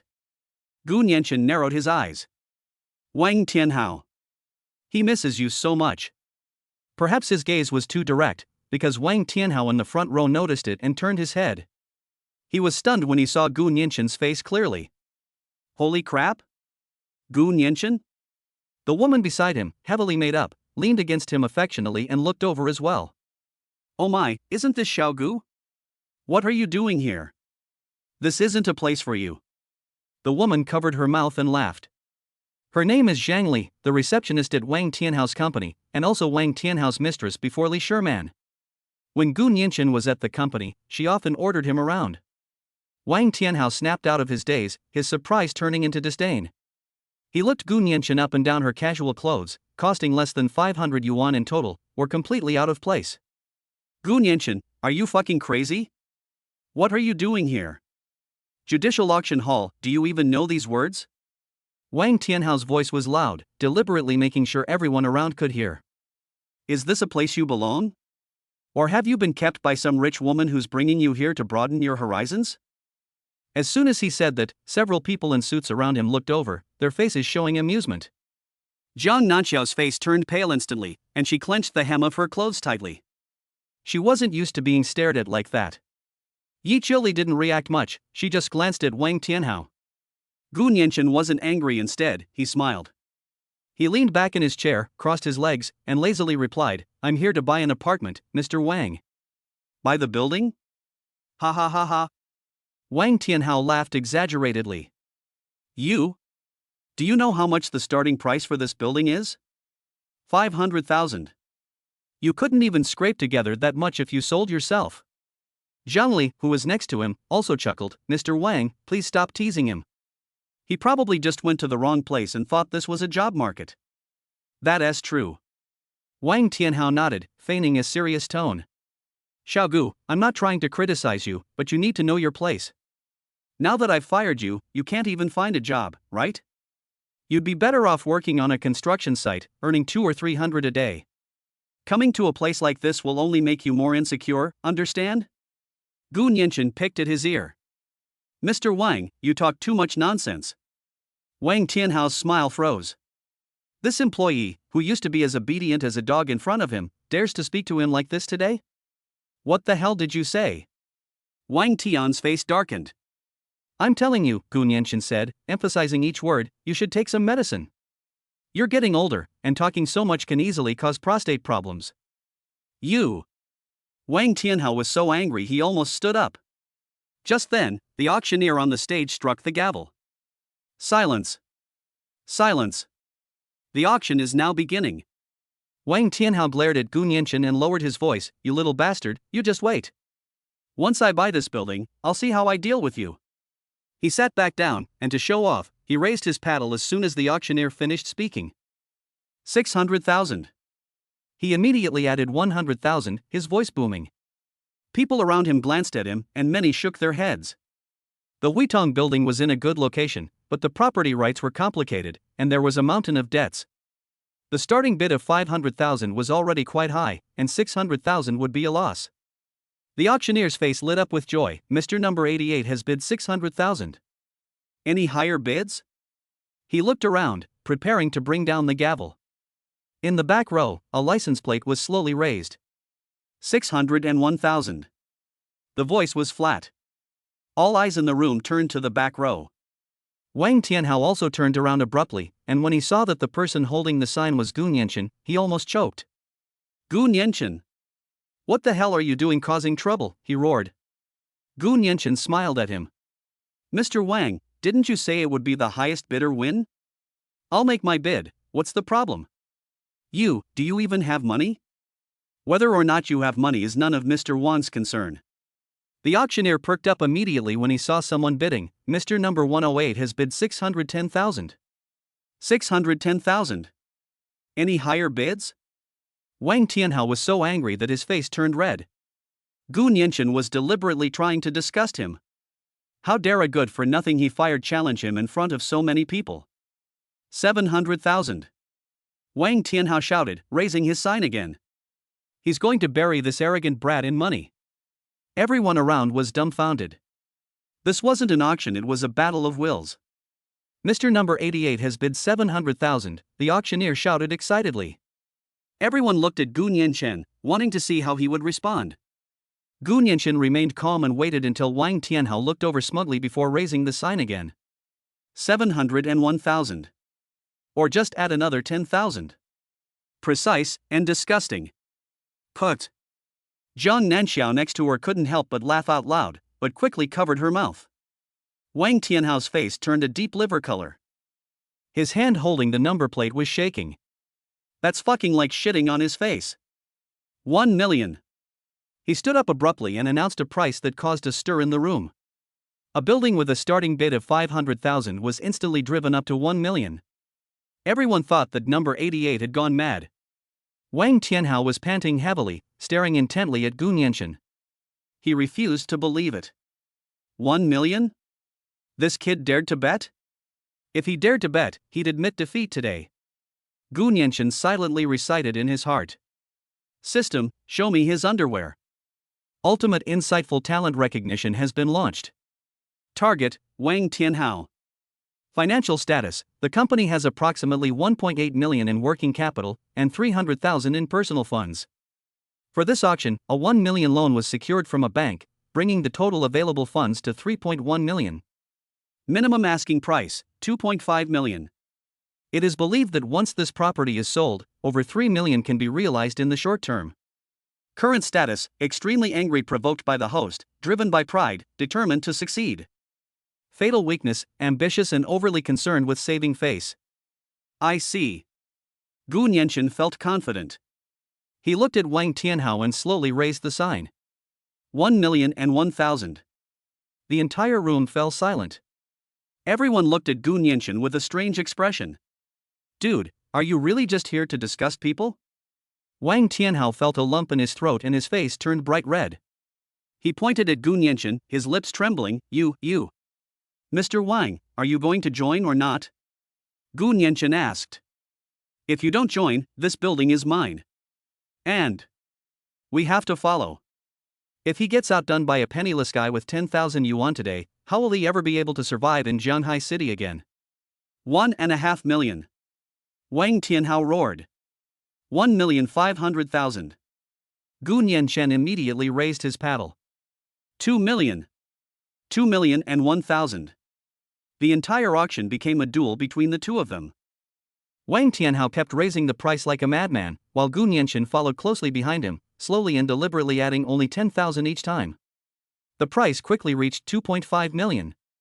2.5 million. Wang Tianhao roared out the price, his eyes bloodshot, the veins on his forehead throbbing, and his whole body trembling. This is his bottom line.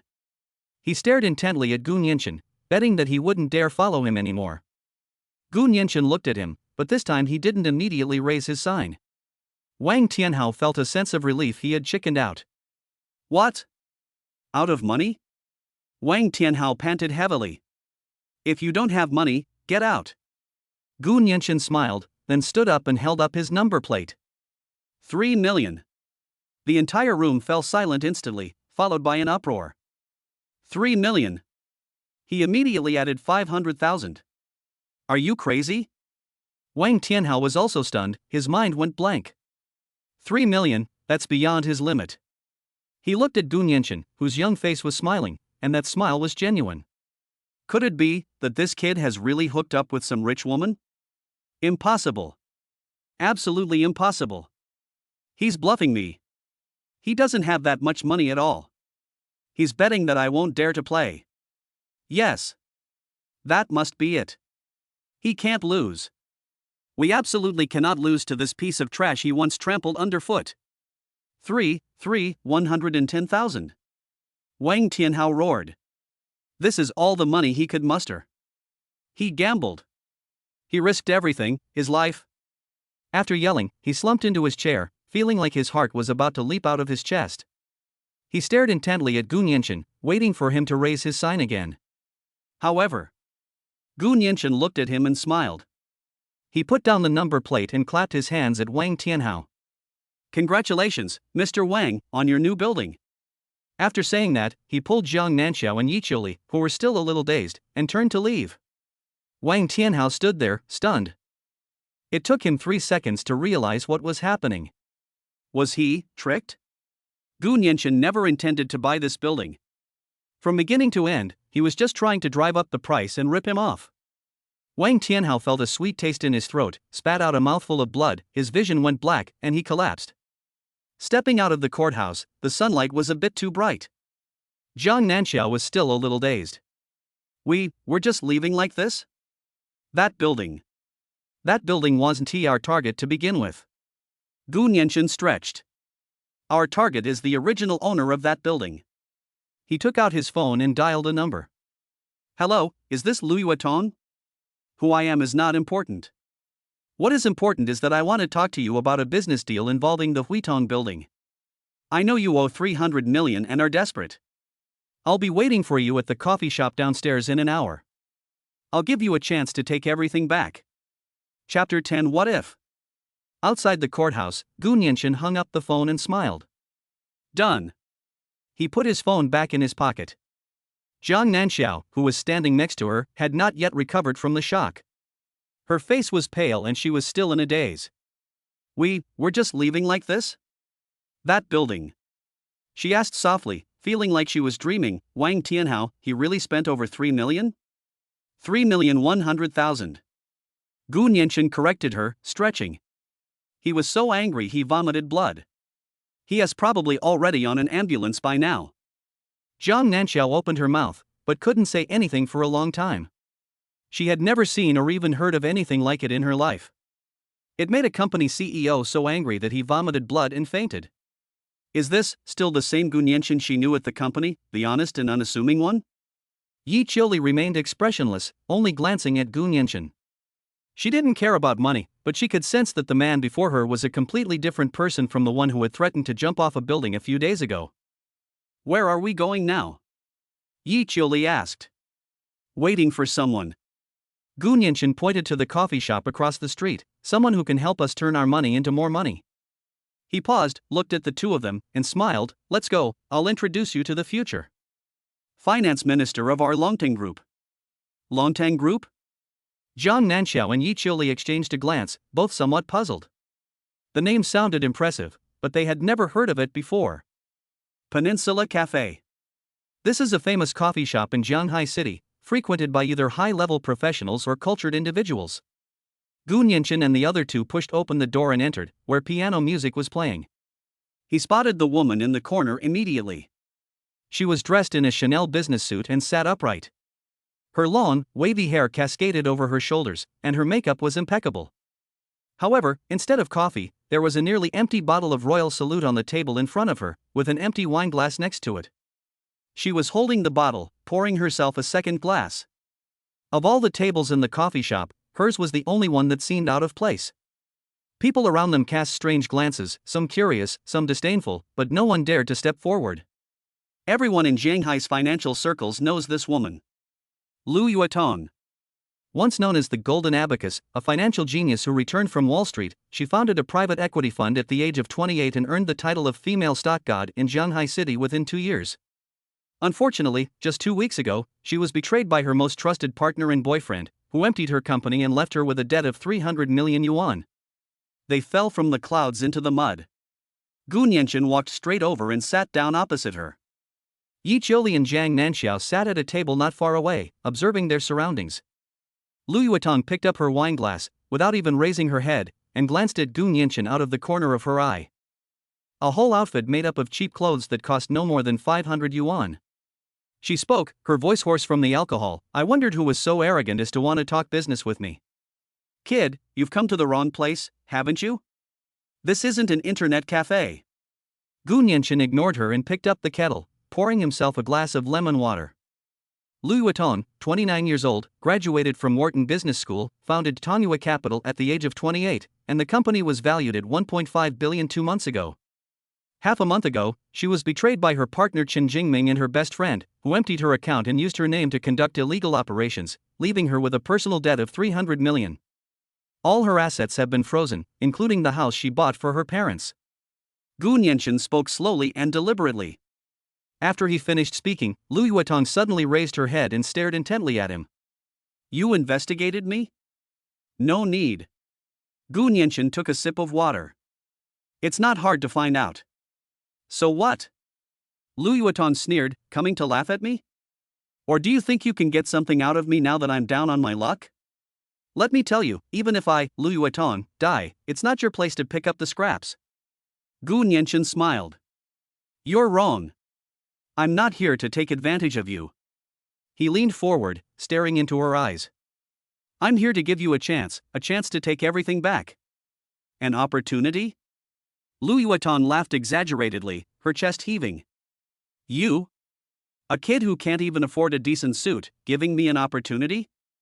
Do you know how much money I owe? 300 million. Have you ever seen that much money? Her laughter was shrill, and everyone around looked over. Gu Nianchen ignored her. He silently recited it in his mind. A discerning eye for talent. Instantly, rows of light blue bullet comments scrolled across Lu Yuetong's head. Character, Lu Yuetong. Talent level, SSS financial prodigy. Loyalty, 0. Hidden identity, a fallen queen burdened with huge debt. Biography, a brilliant graduate of Wharton Business School, he founded Tongyue Capital from scratch, only to be betrayed by his partner and go bankrupt overnight. Deepest desire, revenge. Revenge against the traitor Qin Jingming. Reclaim everything that belongs to me and rise to the top again. Fatal weakness, extreme self-confidence, even arrogance. She has a religious-like faith in the investment models and business acumen she has built herself. She cannot tolerate failure, much less tolerate mediocre individuals lecturing her. Essentially, she is a reckless gambler. Gu Nianchen understood. To deal with this kind of woman, pity and sympathy are insults. We must use what she is most proud of to completely crush her. 300 million is a lot. Gu Nianchen nodded, then changed the subject. But is it even a lot of money for you, Lu Yuetong? Didn't you have nothing 2 years ago? You made 1.5 billion in 2 years. Now, you're just back to square one. Lu Yuetong's laughter stopped. She squinted and looked at the man in front of her again. He actually knew that she had nothing 2 years ago. Who exactly are you? She asked, her voice now filled with wariness. Who I am is not important. Gu Nianchen leaned back in his chair and crossed his legs. What is important is that I know what you want to do. You want revenge, you want to make that bastard Chen Jingming kneel in front of you, and you want to get back everything he swindled away, with interest. You don't want to go to jail, and you don't want to admit defeat. You're waiting for a chance to turn things around. Gu Nianchen's words struck Lu Yuetong's heart like a hammer blow. Her hand gripping the wineglass tightened unconsciously. Yes, he's right.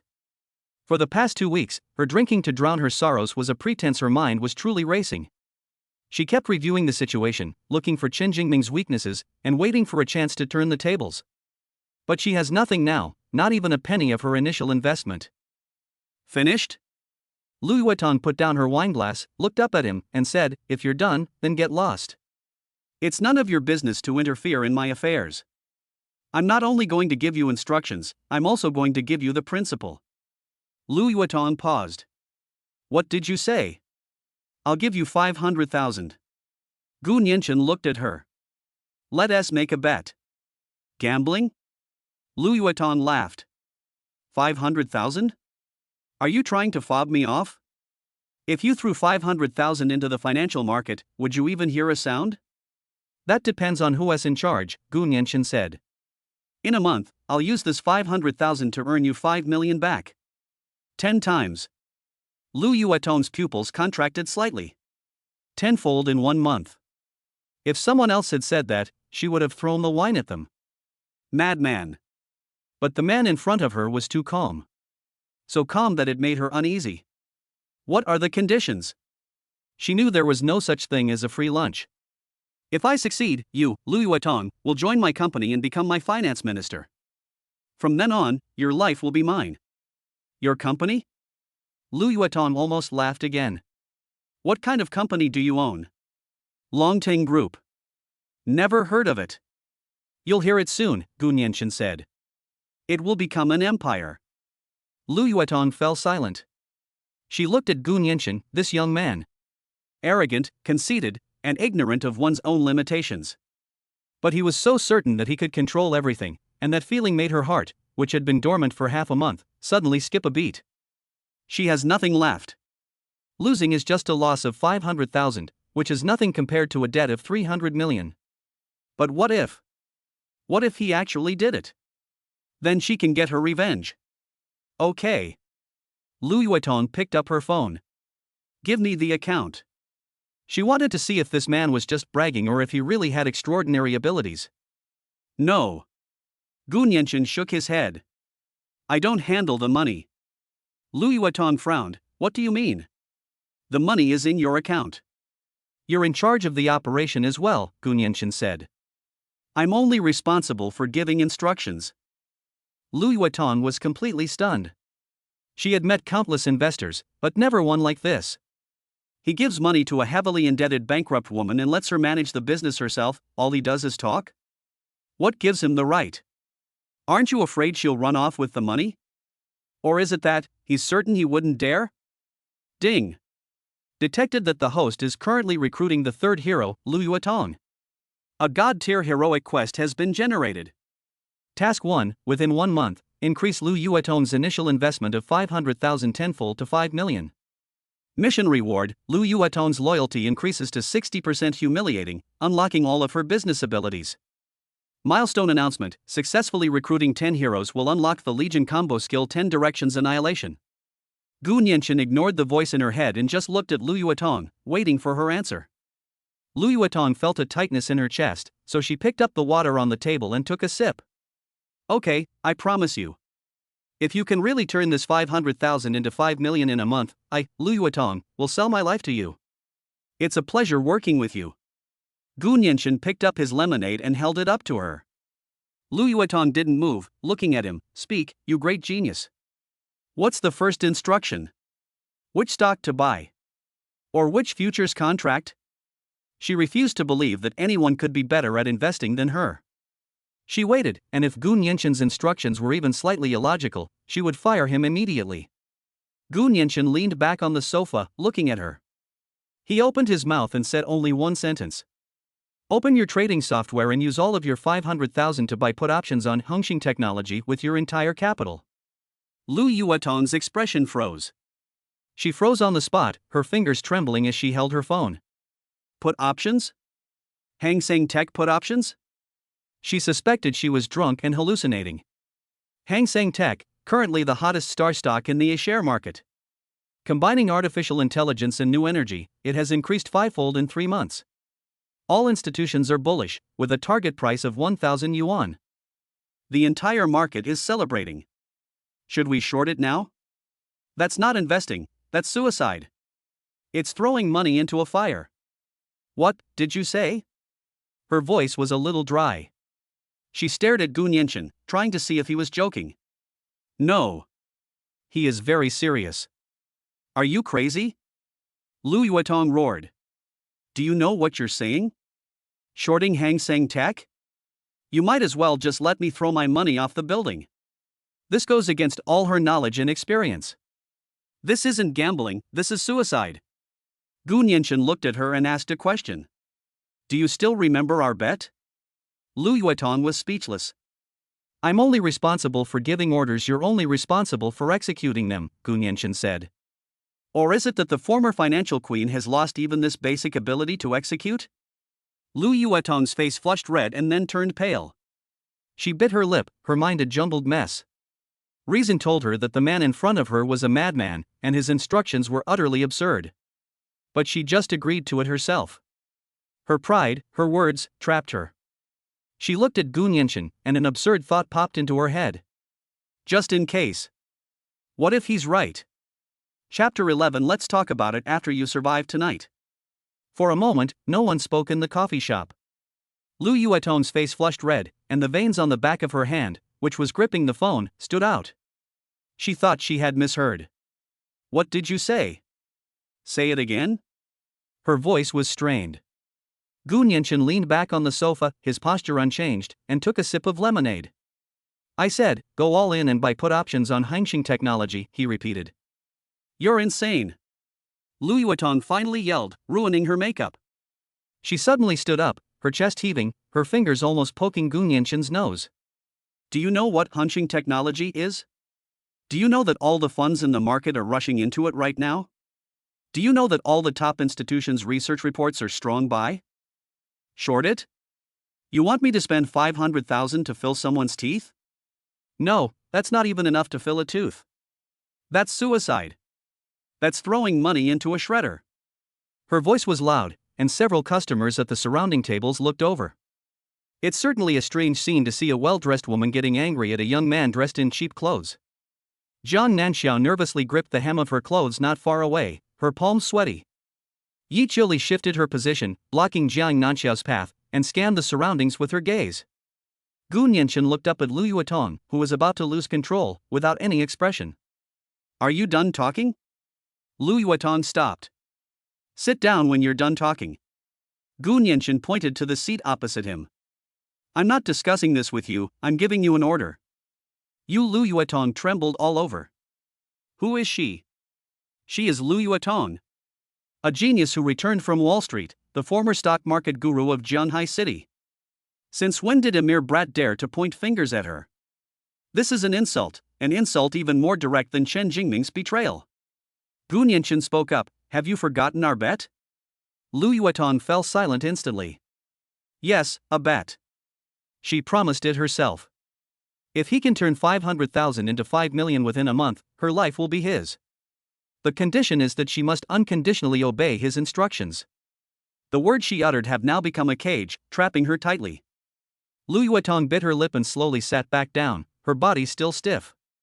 Reason told her that the person in front of her was a liar and a madman. But, what if? What if he's not crazy, but actually knows something? The moment the idea came to her, it began to grow rapidly in her mind. She had nothing left. Losing meant just another 500,000 in debt. But if we win, she can get everything back. Okay, Lu Yuetong said. She picked up her phone and opened the trading app she hadn't dared to look at for half a month. Her finger hovered over the screen, trembling slightly. I'll bet, she said, her voice hoarse. But let me tell you, if we lose all this money, our bet is void. Okay. Gu Nianchen nodded. Lu Yuetong didn't hesitate any longer and quickly tapped a few times. Place your order and confirm. 500,000, all invested, Hang Seng Technology, put options. Make a deal.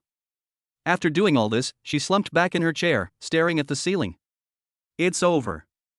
All the investment philosophies and expertise she had built up over 29 years were thrown away by her own hands at this moment. Let's go.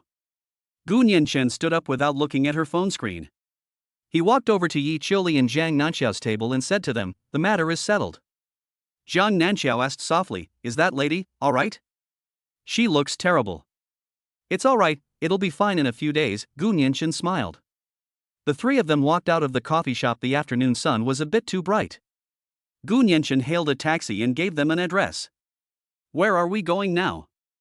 Yi Qiuli asked. The financial market, to put it bluntly, is an information war. Gu Nianchen looked at the street scene rushing past the window. If you want to make money that others can't make, you have to know things that others don't know. Hunching Technology's stock price wasn't driven up by retail investors and institutions, there's a major player behind it. And this major player has recently run into some problems. Yi Qiuli and Zhang Nanxiao listened quietly. I need to find someone who can help me get the most accurate intelligence. Gu Nianchen paused. For the long-term group, having generals and military doctors is not enough. We need our own eyes and ears. The car made several turns and eventually entered an old urban area. This place is a completely different world from the bustling city center. The streets are narrow and the buildings on both sides are dilapidated. The taxi stopped in front of a tea house called Forget Worries Tea House. The tea house has a small storefront with a faded wooden sign that looks quite old. Gu Nianchen paid the fare and led the two people out of the car. Wait for me outside, Gu Nianchen said to Yi Qiuli and Zhang Nanxiao. It's a bit messy inside. Zhang Nanxiao looked at him, while Yi Qiuli nodded, be careful. Gu Nianchen pushed open the wooden door of the tea house, and a mixture of smells of tea, tobacco, and sweat wafted out. The room was dimly lit, with several tables occupied by guests who were all talking in hushed tones. As soon as he entered, everyone looked up at him. This isn't a place for drinking tea, it's an underground intelligence exchange in Jianhai City. Gu Nianchen's gaze swept around the tea house and landed on a booth at the very back. A woman leaned back on the sofa, her legs crossed, a slender cigarette between her fingers. She wore a bright red, form-fitting cheongsam with a high slit, revealing a section of her fair thigh. Her black hair was casually tied up, with a few strands falling beside her face. On the table in front of her was a deck of dominoes, with a small pile of chips scattered around it. She was the dealer, squinting at the men opposite her. Open. She exhaled a smoke ring. A bald, burly man across from him nervously flipped over his cards and slammed his hand on the table in frustration. Damn it! We lost again. The woman smiled and slowly gathered the chips on the table in front of her. Gu Nianchen walked straight over. I want to buy some information. He stood by the table and spoke to the woman.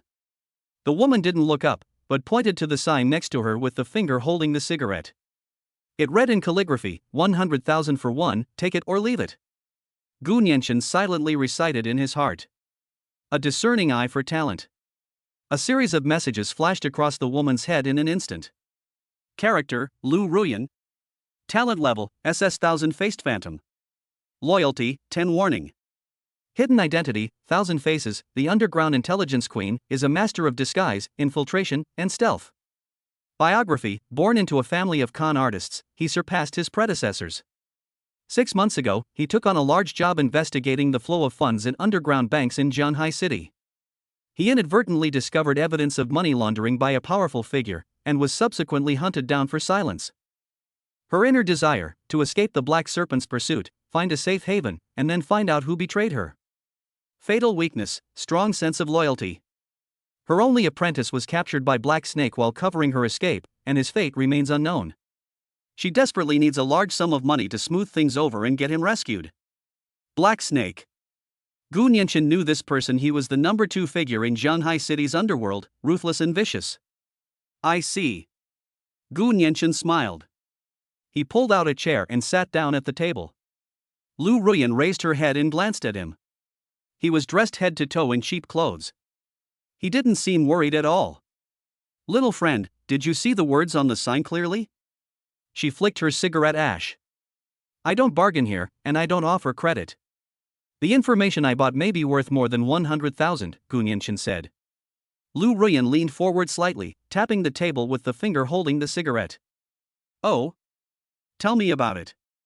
How much do you know about the inside story of Hang Seng Tech? Lu Ruyan's smile deepened, but it didn't reach her eyes. This is a top secret trade secret. As for the price, it depends on how deep the information you need. For example, their financial report data for the next quarter, 1 million. If it's the accounts and plans of their internal operators, 5 million, a fixed price. She held up 5 fingers painted with nail polish and waved them in front of Gu Nianchen. I have no money, Gu Nianchen said bluntly. The other gamblers at the table laughed. If you don't have money, why are you pretending to be all high and mighty here? Kid, are you trying to mess with Sister Yin? Lu Ruyan's smile vanished. She stubbed out her cigarette in the ashtray, leaned forward, almost touching Gu Nianchen's ear, and a mixture of tobacco and perfume scents filled the air. Little friend, this isn't an amusement park, she said in a low voice.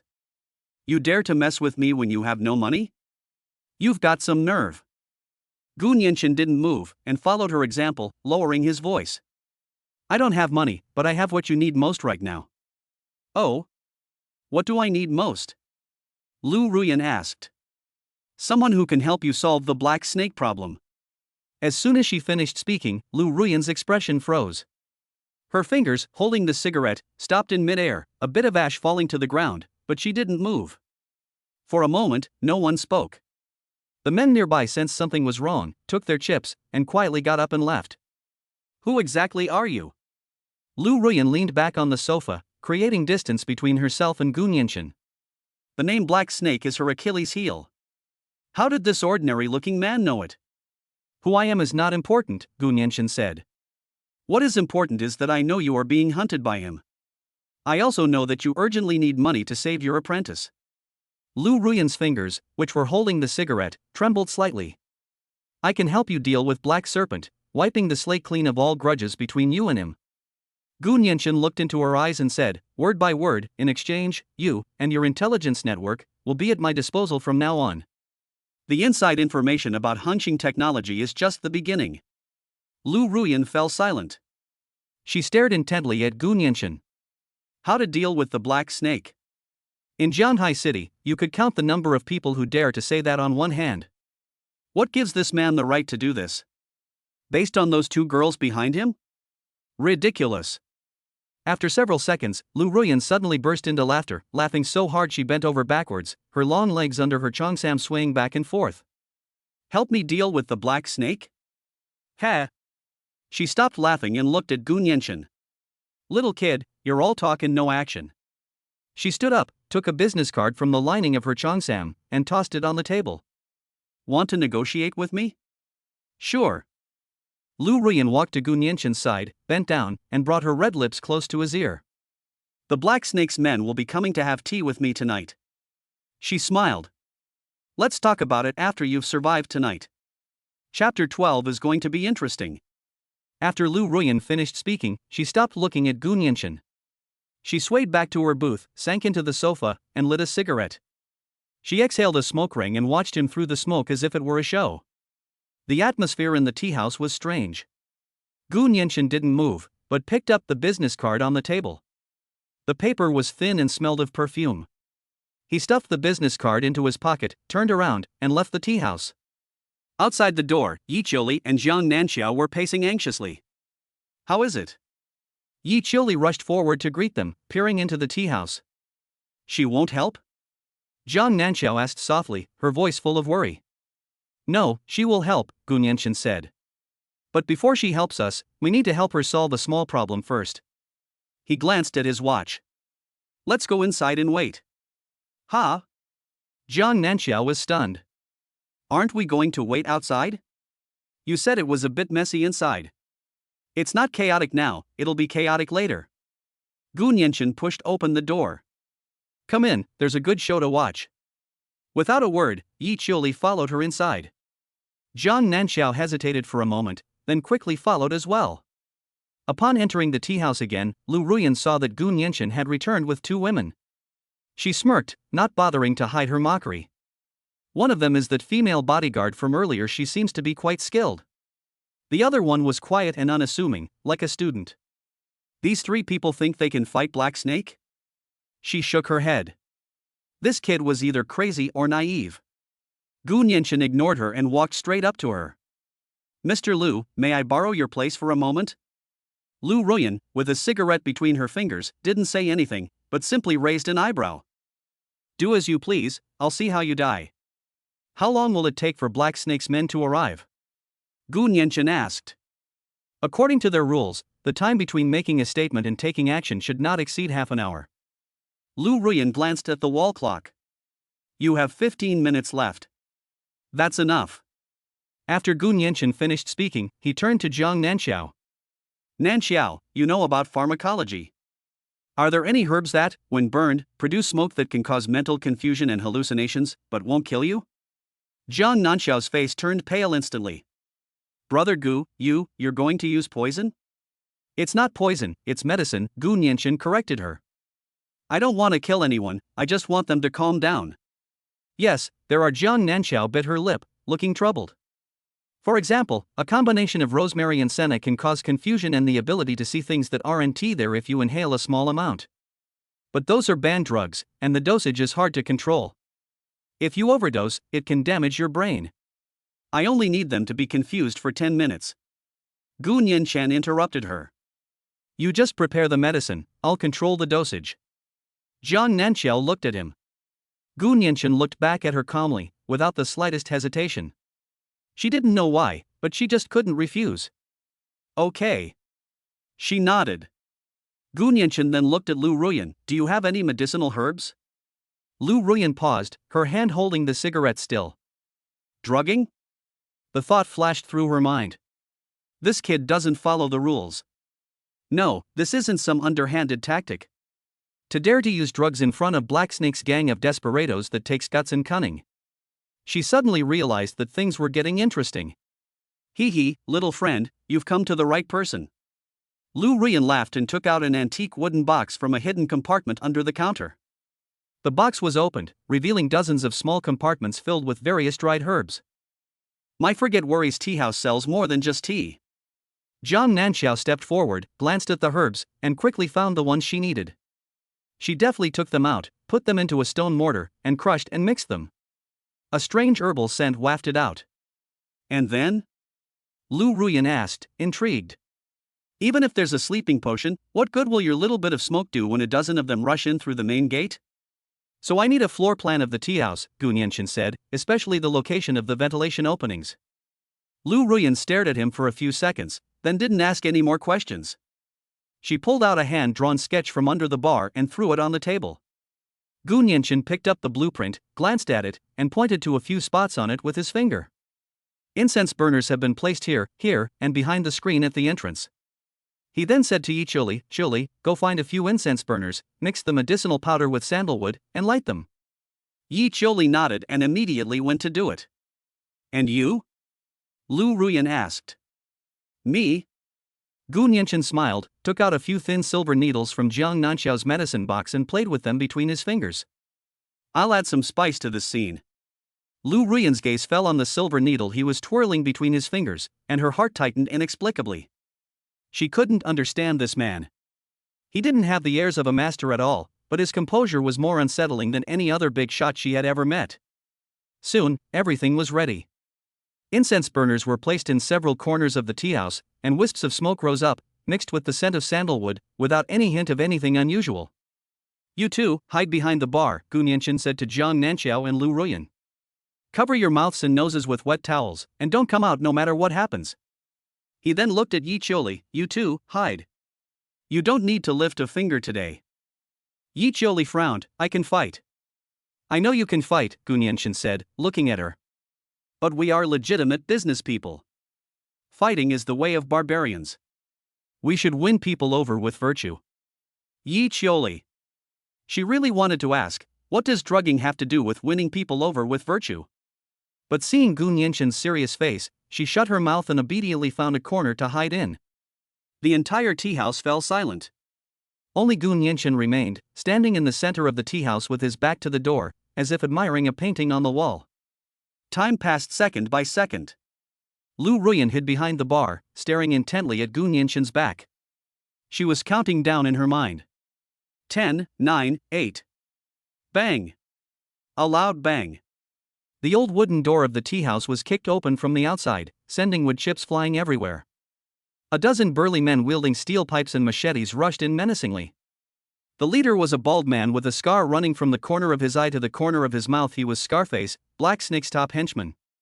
Lu Ruyan, you filthy woman, get out here right now. Scarface yelled as soon as he entered, his eyes scanning the surroundings. The thugs behind him immediately scattered, preparing to smash up the shop. But they had only rushed in a few steps when someone started acting strangely. Scarface, what's that smell in here? I'm a little dizzy. One of the henchmen shook his head. Yeah, Scarface, my eyes are blurry. Scarface also smelled the strange odor, and his heart tightened, realizing something was wrong. Damn it, something's fishy. Hold your breath, get out of here. He reacted quickly and immediately gave the order. But it was too late. Gu Nianchen had been waiting for this moment. Wait until they all come in, and until they inhale all that hallucinogenic smoke into their lungs. You want to leave now? Gu Nianchen turned around, holding several silver needles in his hand. Scarface saw him, paused for a moment, then grinned maliciously. Who the hell are you? Lu Ruyan's kept gigolo? Perfect, let's chop you up too. He raised his machete and tried to charge. But the moment he moved, the scene before him began to distort. The young man opposite him blurred and then multiplied into several figures. Go get him. Kill him. Scarface shook his head and roared. The underlings roared and charged toward Gu Nianchen. Just then, Gu Nianchen moved. Instead of retreating, he charged straight at the young thug at the front. Insightful eye for talent, launched. A row of data flashed above the thug's head. Character, Zhang San.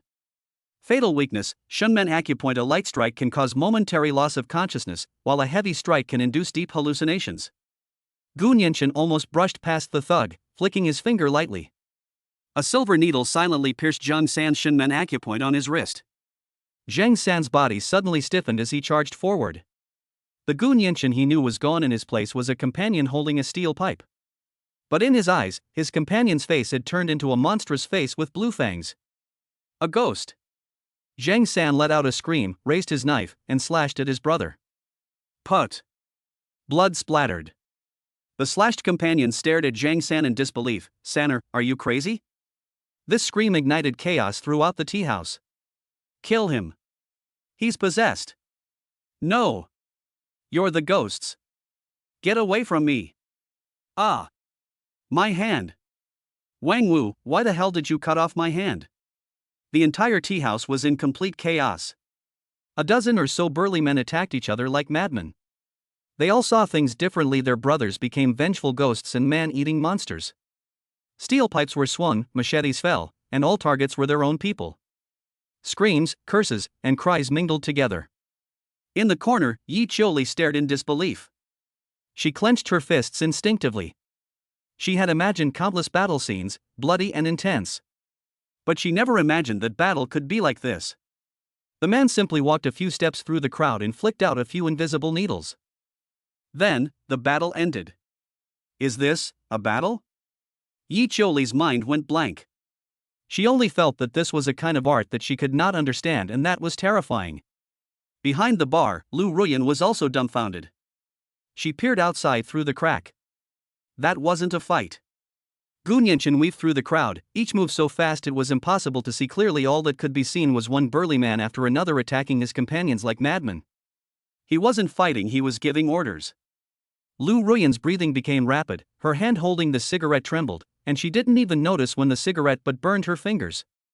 Having lived this long, she's seen murderers, arsonists, and people even more ruthless than the Black Snake. But she had never met anyone like Gu Nianchen. This goes beyond her understanding of powerful. This is a form of dimensional reduction attack. Soon, only Scarface remained standing in the arena. He was the leader after all, and his willpower was much stronger. Although he was also dizzy, he could still stand up with difficulty. He looked at his brother rolling on the ground, both shocked and furious. Sorcery. What kind of sorcery did you use? He stared at Gu Nianchen with red eyes. Gu Nianchen walked towards him step by step. Character, Scar. Fatal weakness, Baihui Acupoint. This person suffered a traumatic brain injury in their early years. The Baihui Acupoint is the convergence point of their qi and blood. Even slight stimulation can trigger the old injury, causing severe headaches and mental breakdown. I told you, we are legitimate business people. Gu Nianchen walked up to Scarface and, under Scarface's horrified gaze, extended two fingers and gently tapped the top of his head. Therefore, we must win people over with virtue. The words fell. Scarface's body jolted violently, his eyes bulging and bloodshot. Ah! He let out a blood-curdling scream, clutched his head, and knelt down, banging his head against the ground frantically. Bang! Bang! Bang! A few seconds later, his eyes rolled back and he fainted. The tea house finally fell silent. The ground was littered with groaning thugs, and the stench of blood and herbs mingled together, making one want to vomit. Gu Nianchen stood in the middle of the mess, his body clean, without a trace of blood or even dust. He clapped his hands and looked towards the bar. Boss Lu, can we come out now? Lu Ruyan stood up, leaning on the bar counter. Her legs felt a little weak.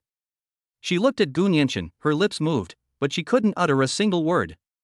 All her previous contempt and mockery vanished, replaced by shock and a chill that rose from the depths of her heart.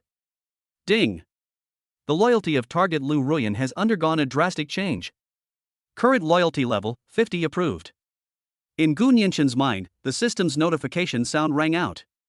He smiled, walked up to Lu Ruyan, and put the used silver needles back into the medicine box. Now, the Black Serpent's troubles are temporarily resolved, Gu Nianchen said calmly. We can talk about serious matters now. I'd like to hear about the 5 million intelligence you mentioned regarding Hongxing technology. Lu Ruyan remained silent for a long time. She took out a cigarette case from her pocket, pulled out a cigarette, but found that her hand was shaking so badly that she couldn't light it no matter how many times she tried. Finally, she gave up and threw the cigarettes and lighter on the table. She looked up at Gu Nianchen, her voice a little hoarse. No need for 5 million, I'll give you that intelligence for free. Gao Tianxiang, chairman of Hongxing Technology, will be secretly taken away by the Jianghai Municipal Commission for Discipline Inspection for investigation in 3 days. He is suspected of laundering huge sums of money through overseas accounts and manipulating stock prices. Before the official announcement, no more than 3 people in the entire Jianghai city knew about this news. Lu Ruyan paused, then added, word by word. Now, you are the 4th. Chapter 13, Make him lose everything. Lu Ruyan looked at Gu Nianchen, her lips moved, but she couldn't utter a single word.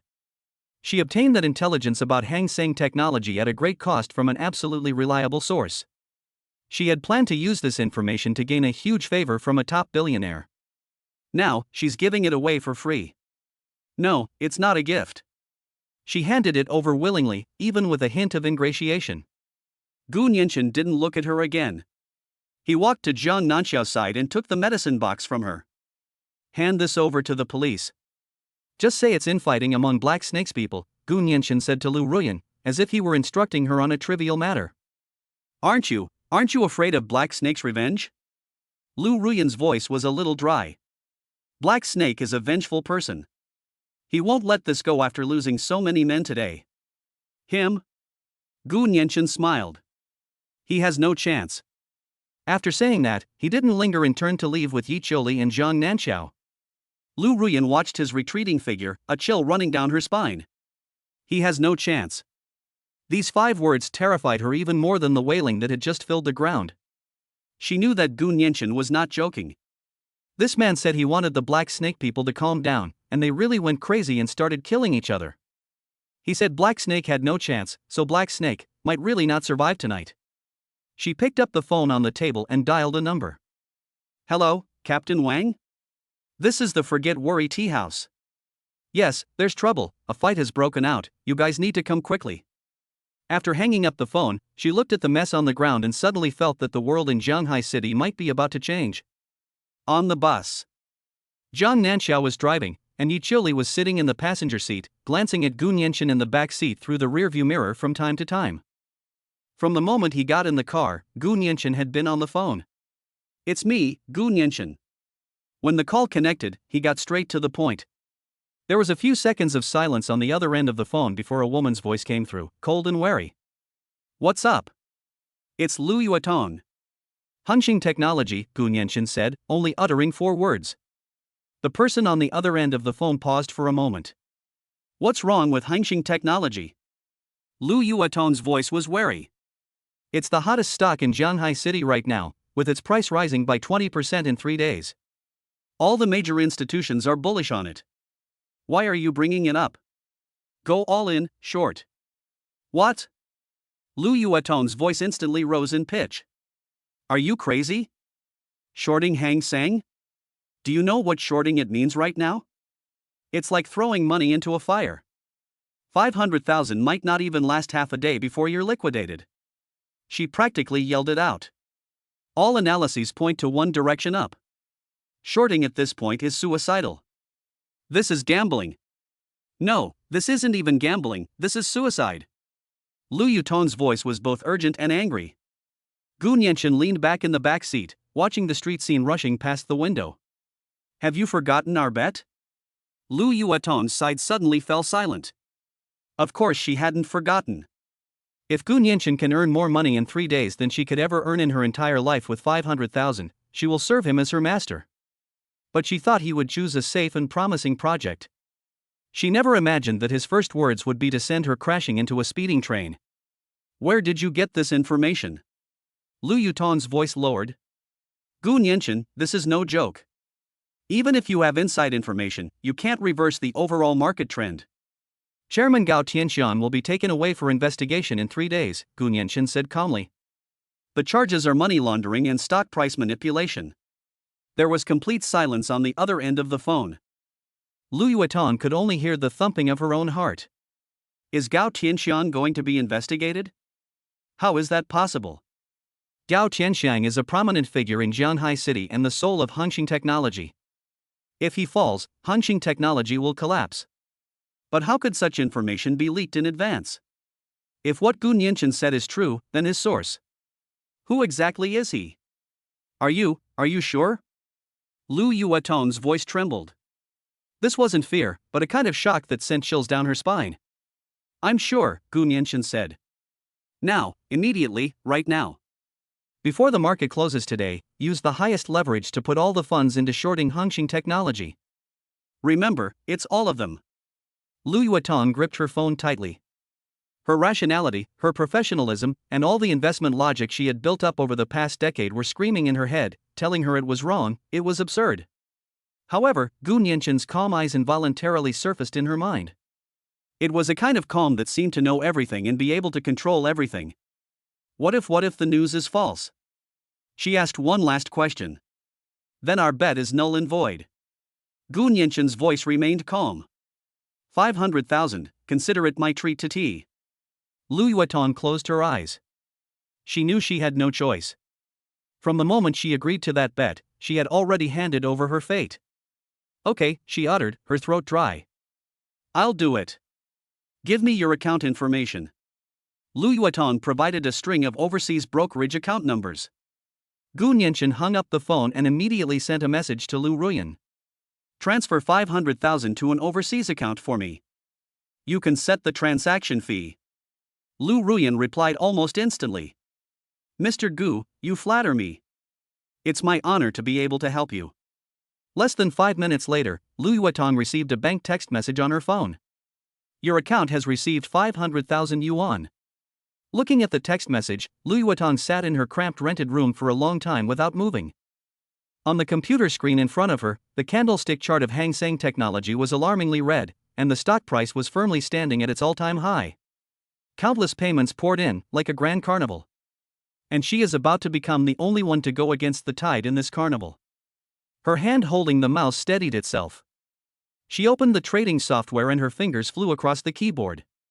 Stock code, Hang Seng Technology. Trading direction, sell short. Quantity, maximum number of positions that can be opened. Leverage, 100 times. The moment she pressed the confirm button, her stomach churned violently. In the account, the 500,000 instantly turned into a short position of 50 million. Almost instantly after the transaction was completed, the account's floating profit and loss turned a glaring red. 10,000. 20,000. 50,000. Hang Seng Tech's stock price is still slowly climbing.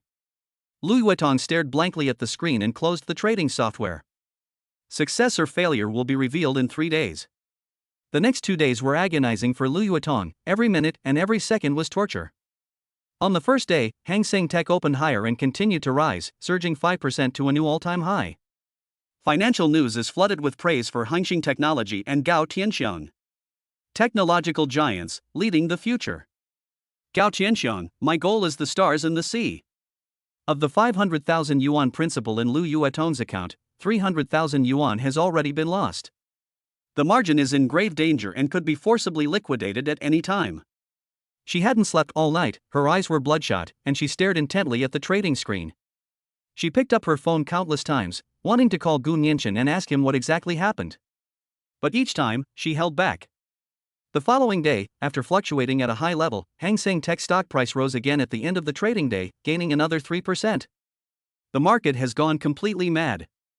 Retail investors shouted, breaking through 100 is not a dream, and rushed in frantically. Lu Yuetong's account had less than 50,000 yuan left as a deposit. If the price drops even slightly more, she will be liquidated, and that 500,000 yuan will be completely gone. She felt like she was having trouble breathing. This isn't about money. Her beliefs, her pride, and everything she had were all staked on this high-stakes gamble. She finally couldn't resist and dialed Gu Nianchen's number. The phone rang for a long time before it was answered. Hello? Gu Nianchen's voice sounded lazy, with the sound of a television playing in the background. Gu Nianchen. Lu Yuetong's voice was hoarse. It's about to be liquidated. Do you even know that? Hang Seng is still rising. Is your information wrong? Oh. Gu Nianchen's reaction was so calm that it made her want to smash her phone. It's not time yet. What do you mean it's not time yet? If it goes up a little more tomorrow, we're all doomed. Then let's wait until tomorrow. After Gu Nianchen finished speaking, he hung up the phone immediately. Lu Yuetong stood there, stunned, listening to the busy tone on her phone. She felt like she was a fool. The person in charge isn't worried at all, but she, the one in charge, is so anxious she's about to have a heart attack. She gave a bitter laugh and slumped into the chair. It's over. Everything is over. She lost miserably. The third day. Lu Yuetong didn't sleep a wink all night, her eyes staring blankly at the ceiling. She's too lazy to even turn on her computer. The ending was already predetermined. She was even wondering how to face the outcome. Should she call Gu Nianchen and tell him he lost, or just disappear as if nothing had happened? Just then, her phone started ringing incessantly. He was a friend of hers from her time in the financial industry. She answered the phone blankly. Yutong. Look at the news. Something terrible has happened. My friend's voice was so excited it was distorted. Lu Yuetong paused for a moment, then subconsciously opened the news pop-up on her computer. A bold, red headline instantly caught her eye. Breaking news. The Shanghai Municipal Commission for Discipline Inspection and Supervision officially announced that Gao Tianxiang, chairman of Hengxing Technology, is suspected of multiple serious violations and has been placed under detention. How could this be? She slumped to the computer, her limbs trembling, and opened the trading software. The market hadn't opened yet, but during the pre-market auction, the order book for Hengxing Technology had already changed dramatically. The screen no longer displays a dense array of payment records. Instead, there was an overwhelming flood of sales orders. The market opened at 9:30. Hengxing Tech's stock price plummeted to its daily limit without any resistance. 10%. Then came the second limit down. The third one. The stock price plummeted from nearly 100 yuan to 70 yuan in an instant. And this is just the beginning. Panic selling has begun. Countless funds are fleeing the country in a frenzy. The glaring red stain in Lu Yuetong's account had long since disappeared. Instead, a heart-stopping green color representing profitability has been introduced. 1 million. 5 million. 10 million. 30 million. The numbers were jumping wildly, and with each jump, she trembled all over. She stared intently at the number, forgetting to breathe and forgetting to think. When the stock price fell below $30 and completely collapsed, and was urgently suspended from trading by the exchange, the final profit in her account was a number that almost made her faint. 52,300,000. 500,000 in 3 days became 52,300,000. A 100-fold return. This is not a myth, this is reality. Lu Yuetong slumped in the chair, all her strength drained away. She had only one thought in her mind. He wasn't gambling. He was stating a fact that would happen in the future. Who exactly is this man? With trembling hands, she picked up her phone and dialed the number she had etched into her heart. Hello? It was the same indifferent voice. 52,300,000. Lu Yuetong's voice trembled with a sense of awe that she herself didn't realize. We won. Okay, I understand. Gu Nianxin's tone was as if he were saying, the weather is nice today. This calm completely shattered Lu Yuetong's last shred of pride. She stood up and bowed deeply into the phone. Mr. Gu, she addressed him differently. From today onwards, all my abilities and all my connections will be at your disposal. Whatever you want to do, I will go through fire and water without hesitation. Ding. The loyalty of target Lu Yuetong has undergone a drastic change. Current loyalty level, 95 die hard. Congratulations, host, on successfully recruiting the hero Golden Abacus Lu Yuetong. Gain the following synergy bonuses: host and all recruited heroes, financial resistance plus 10%, wealth sense plus 10%. Hearing the notification in his mind, Gu Nianxin smiled. Very good, he said. Now, I'll give you the first task. Please speak, sir. Lu Yuetong's voice was full of enthusiasm. Take out 10 million from that money and register an investment company. The company name will be Dragon Sword. Longting Investment. Lu Yuetong immediately wrote it down. Understood, sir. So, what is our first investment target? Gu Nianxin walked to the window and looked down at the bustling traffic below. His gaze seemed to pierce through the layers of buildings, landing on a fat man who was in a terrible state. Shanghai City, Tianhao Innovation Technology Company, Limited. Lu Yuetong on the other end of the phone was stunned for a moment. Tianhao Innovation? Sir, I've heard of that company. Due to mismanagement and a broken cash flow, it's on the verge of bankruptcy. Its boss, Wang Tianhao, is currently being chased by a bunch of creditors. The company has no acquisition value whatsoever. I know, Gu Nianxin said. I don't care about its value. I only want that company, and all of his boss's debts. I want to make him lose everything. Chapter 14. You can't afford to mess with. Tianhao Innovation Technology Company, Limited. On the gilded signboard at the entrance, 2 large characters were crookedly written in red paint: pay back the money. The office area was a mess. Documents were scattered all over the floor, several computer monitors were broken, and a few employees who were owed wages were moving the last few desks. Smoke filled Wang Tianhao's general manager's office.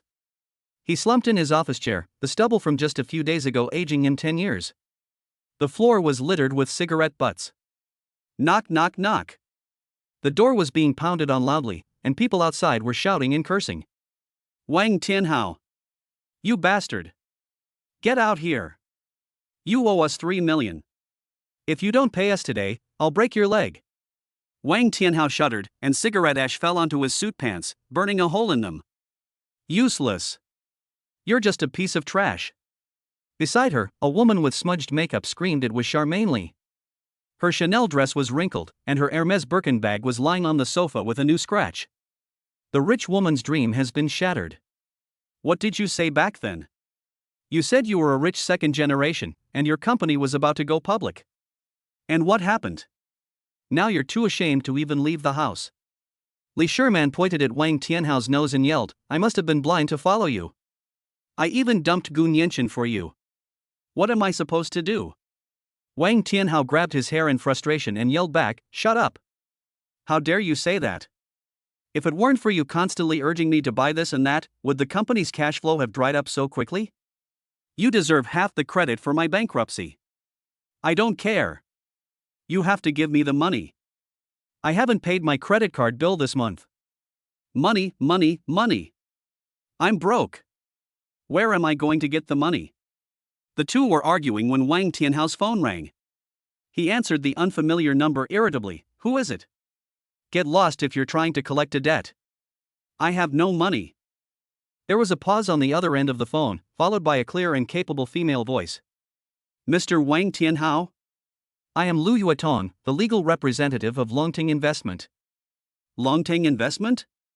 Wang Tianhao was stunned. He had never heard of it. Our company intends to acquire Tianhao Innovation, which is under your name, in its entirety, including all its assets and liabilities. Wang Tianhao's eyes lit up. Acquisition? Is there anyone willing to take over at this point? He immediately changed his tune. Representative Lu, hello. My company has a very bright future, it's just temporarily facing some minor difficulties. What do you think of the acquisition price? We won't discuss the acquisition price. Lu Yuetong's tone was calm. Our condition is that we take over your company and settle all of your company's external debts and all your personal debts in one lump sum. Wang Tianhao's heart skipped a beat. Settle all debts? He owes nearly 10 million yuan. Then the company is giving it to you for free, he asked cautiously. That's one way to understand it. Or, you continue to be hunted down by creditors, eventually ending up on the list of defaulters, and you'll never be able to turn your life around. Wang Tianhao broke out in a cold sweat. This was taking advantage of someone's misfortune, but it was also his only lifeline. He gritted his teeth. Fine. I agree. When do we sign the contract? Tomorrow morning at 10 a.m. in the conference room on the third floor of the Grand Hyatt Hotel. Bring all your company seals and documents. Lu Yuetong hung up after she finished speaking. Wang Tianhao held his phone, and his whole body went limp. We're saved. Li Sherman leaned closer, a hint of joy on her face. So? Someone wants to buy your lousy company? What a lousy company. Longting Investment. Wang Tianhao straightened his back again, lit a cigarette, and said, See? Even if I'm down on my luck, people will still fight over me. You won't lose out if you follow me. Li Sherman's eyes also lit up. The company is gone, but the debts are cleared. Wang Tianhao is still the rich second-generation heir, and her good life can continue. She immediately sat on Wang Tianhao's lap and hugged his neck. Tianhao, I knew you were the best. I was wrong just now, I shouldn't have lost my temper with you.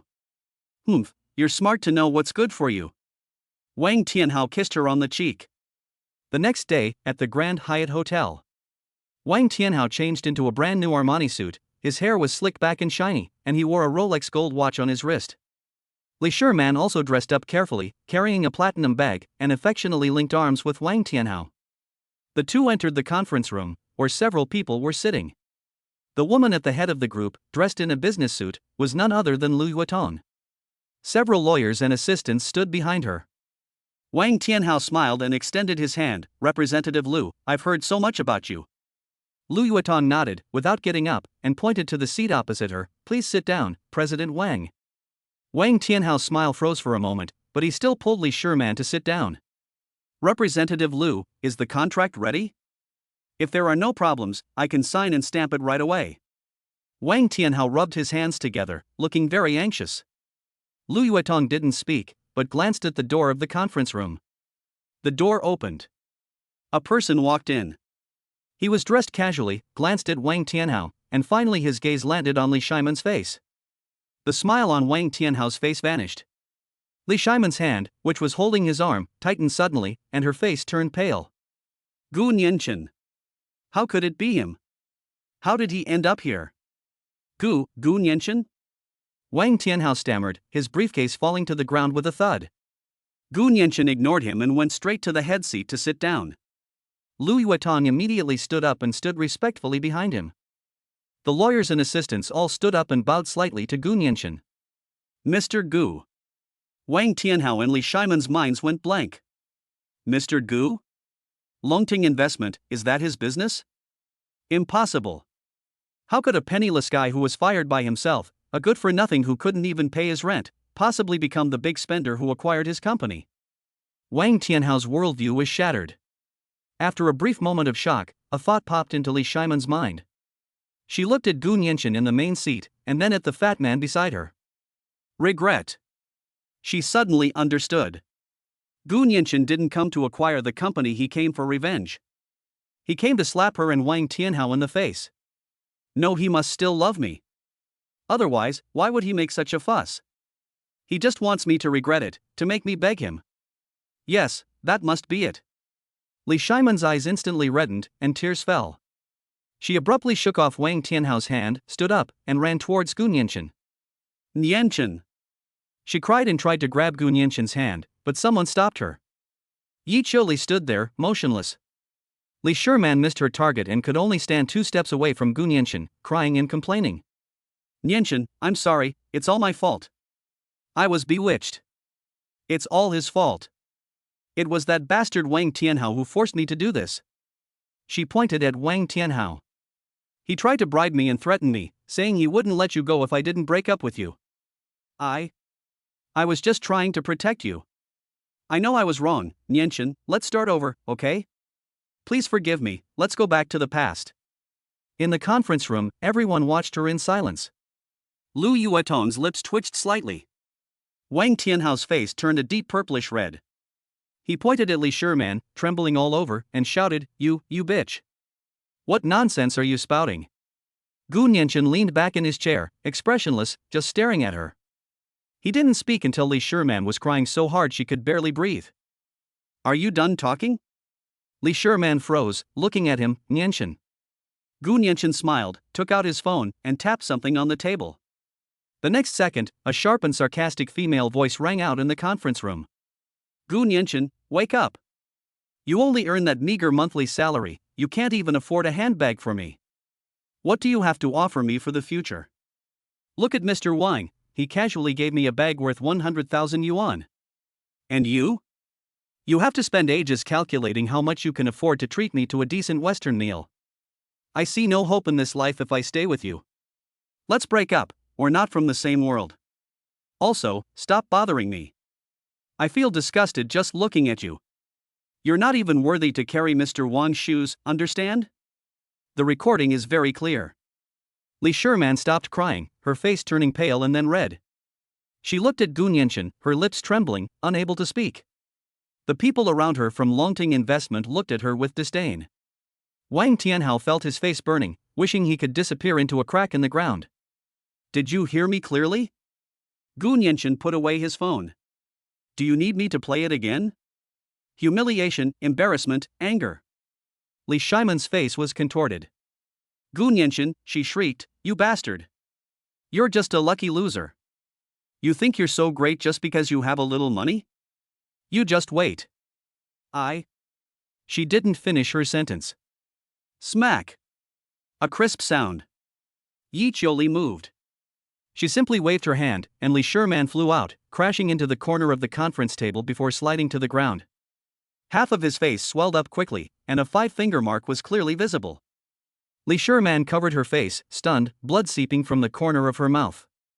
She wanted to curse, but when she met Yi Qiuli's cold eyes, she couldn't utter a single word. No one spoke in the meeting room. Wang Tianhao looked at Li Shiman on the ground, then at Gu Nianchen, and a chill ran from the soles of his feet to the top of his head. He finally realized that Gu Nianchen was no longer a lowly employee he could easily manipulate. But he can't back down. If you chicken out, you'll truly lose everything. He forced himself to stand up, pointed at Gu Nianchen, and roared, "Gu Nianchen! Don't be so smug. What kind of skill is it to hit a woman? Let me tell you. Don't think you can do whatever you want just because you have some money. Zhanghai City is a very dangerous place." He took a deep breath and revealed his final trump card. "I have the Zhou family, an ancient martial arts clan, behind me.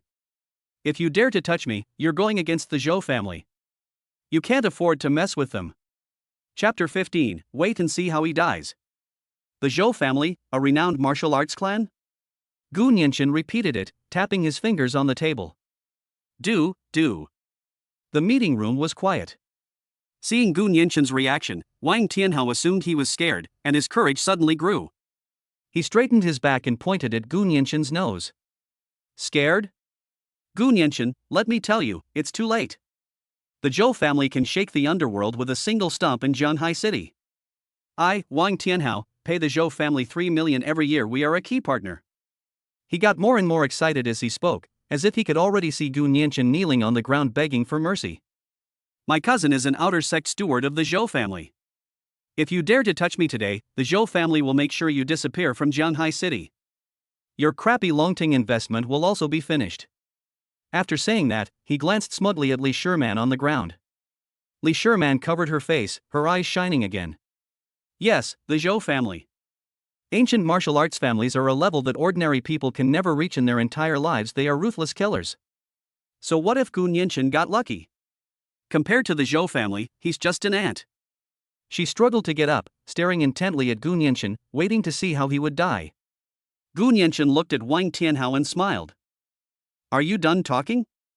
What are you laughing at?" Wang Tianhao felt a chill run down his spine. "I'm laughing at you for being worse than a dog," Gu Nianchen said. "What did you say?" Wang Tianhao roared. "Paying 3 million to the Zhou family is nothing more than being a dog.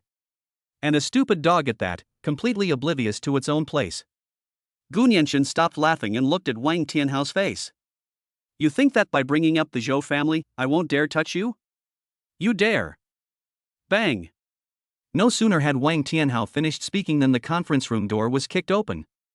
The solid wood door slammed against the wall with a loud bang. A man in black training clothes walked in. He was around 30 years old, not very tall, but his temples were bulging and his eyes were sharp. He glanced around the conference room, his gaze landing on Wang Tianhao, and frowned. "Tianhao, what happened?" When Wang Tianhao saw the person coming, he scrambled over to them. Cousin Zhou Han. You're finally here. If you hadn't come, I would have been beaten to death." He pointed at Gu Nianchen and complained, "It's him. This guy named Gu Nianchen, I don't know where he got some money. He wants to take over my company, and he even beat up my people. He doesn't respect the Zhou family at all." Zhou Hang's gaze then turned to Gu Nianchen, who was in the main seat.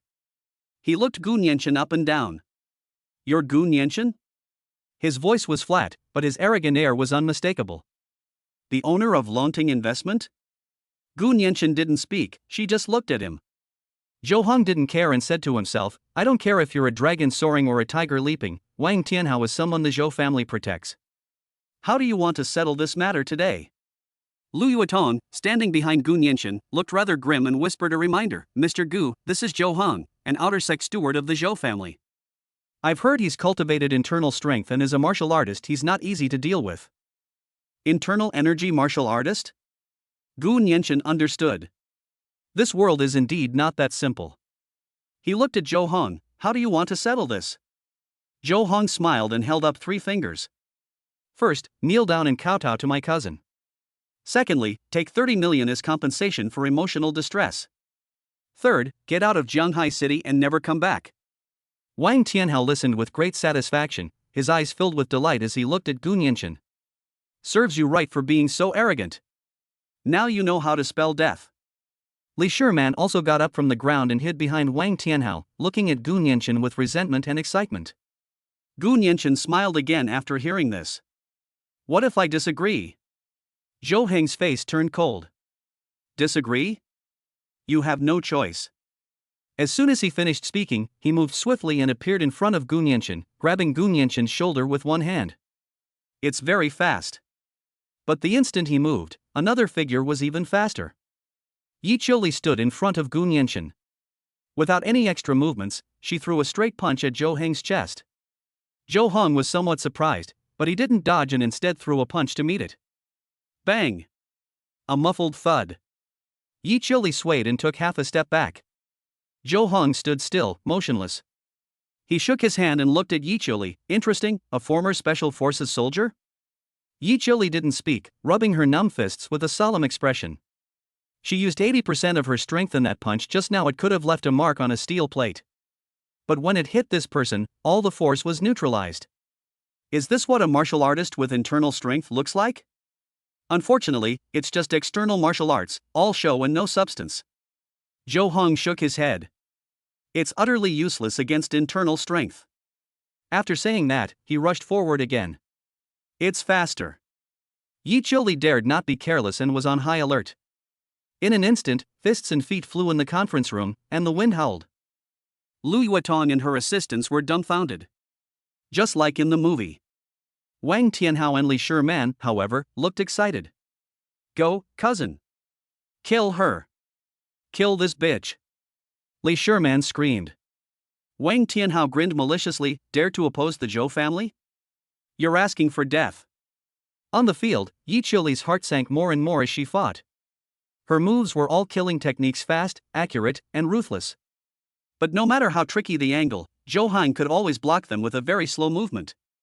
Moreover, each of his counterattacks was imbued with a strange force, penetrating her defenses and causing her blood and qi to churn. Bang! Zhou Heng seized an opening and slapped Yi Qiuli on the shoulder. Yi Qiuli groaned and slid 3 or 4 meters before crashing into the conference table, her face pale. I told you, external martial arts are nothing to brag about. Zhou Heng withdrew his hand and put it behind his back. Little girl, you are no match for me. Get out of my way. I don't want to hurt you. Yi Qiuli gritted her teeth, wiped the blood from the corner of her mouth, and still wanted to continue. Qiuli, come back. Gu Nianqin spoke up. Yi Qiuli stopped moving. She turned around and saw Gu Nianqin's calm face. She was unwilling, but she still obediently retreated to Gu Nianqin's side. Mr. Gu, It's okay. Gu Nianqin patted her shoulder. He could feel Yi Qiuli's body trembling, not from fear, but from the internal injury she had sustained from that palm strike. Zhou Heng thought Gu Nianqin was scared, so he raised his chin even higher. What? You've come to your senses? Kneel down now, it's not too late. Wang Tianhao also shouted, Gu Nianqin, my cousin has already shown mercy. Don't be ungrateful. Kneel down now. Gu Nianqin ignored them. A panel that only he could see popped up in front of him. Hero Yi Qiuli has encountered a powerful enemy and is in trouble. Should we issue a god-level hero quest? Release, he murmured to himself. God-tier hero quest has been generated. Mission name, The Power of Martial Arts. Mission objective, defeat Zhou Heng, the internal energy martial artist currently before you. Mission reward, fighting skill advancement hidden strength unleashed. Note, hidden strength refers to power originating from within, capable of penetrating all things. This is the beginning of mastering martial arts. Gu Nianqin glanced at Yi Qiuli's panel. Name, Yi Qiuli. Talent level, SS. Loyalty, 85 trust. Ability, top-tier fighting skills peak of Ming Jin. Just one step away. Gu Nianqin looked at her unwilling expression, and then glanced at Zhou Heng and Wang Tianhao, who were carried away with their pride. He smiled. He looked at Yi Qiuli and spoke. Go ahead, one punch will finish him off. Yi Qiuli was taken aback. What's the meaning? I've already lost. The moment the thought arose, a surge of heat burst forth from the depths of her body, instantly coursing through her limbs and bones. Those power generation techniques that I couldn't figure out, those bottlenecks that I couldn't overcome, all became clear in that instant. Her body reacted faster than her brain, and she already knew what to do. To outsiders, Yi Qiuli only paused for a moment. Zhou Heng frowned when he saw her come out again.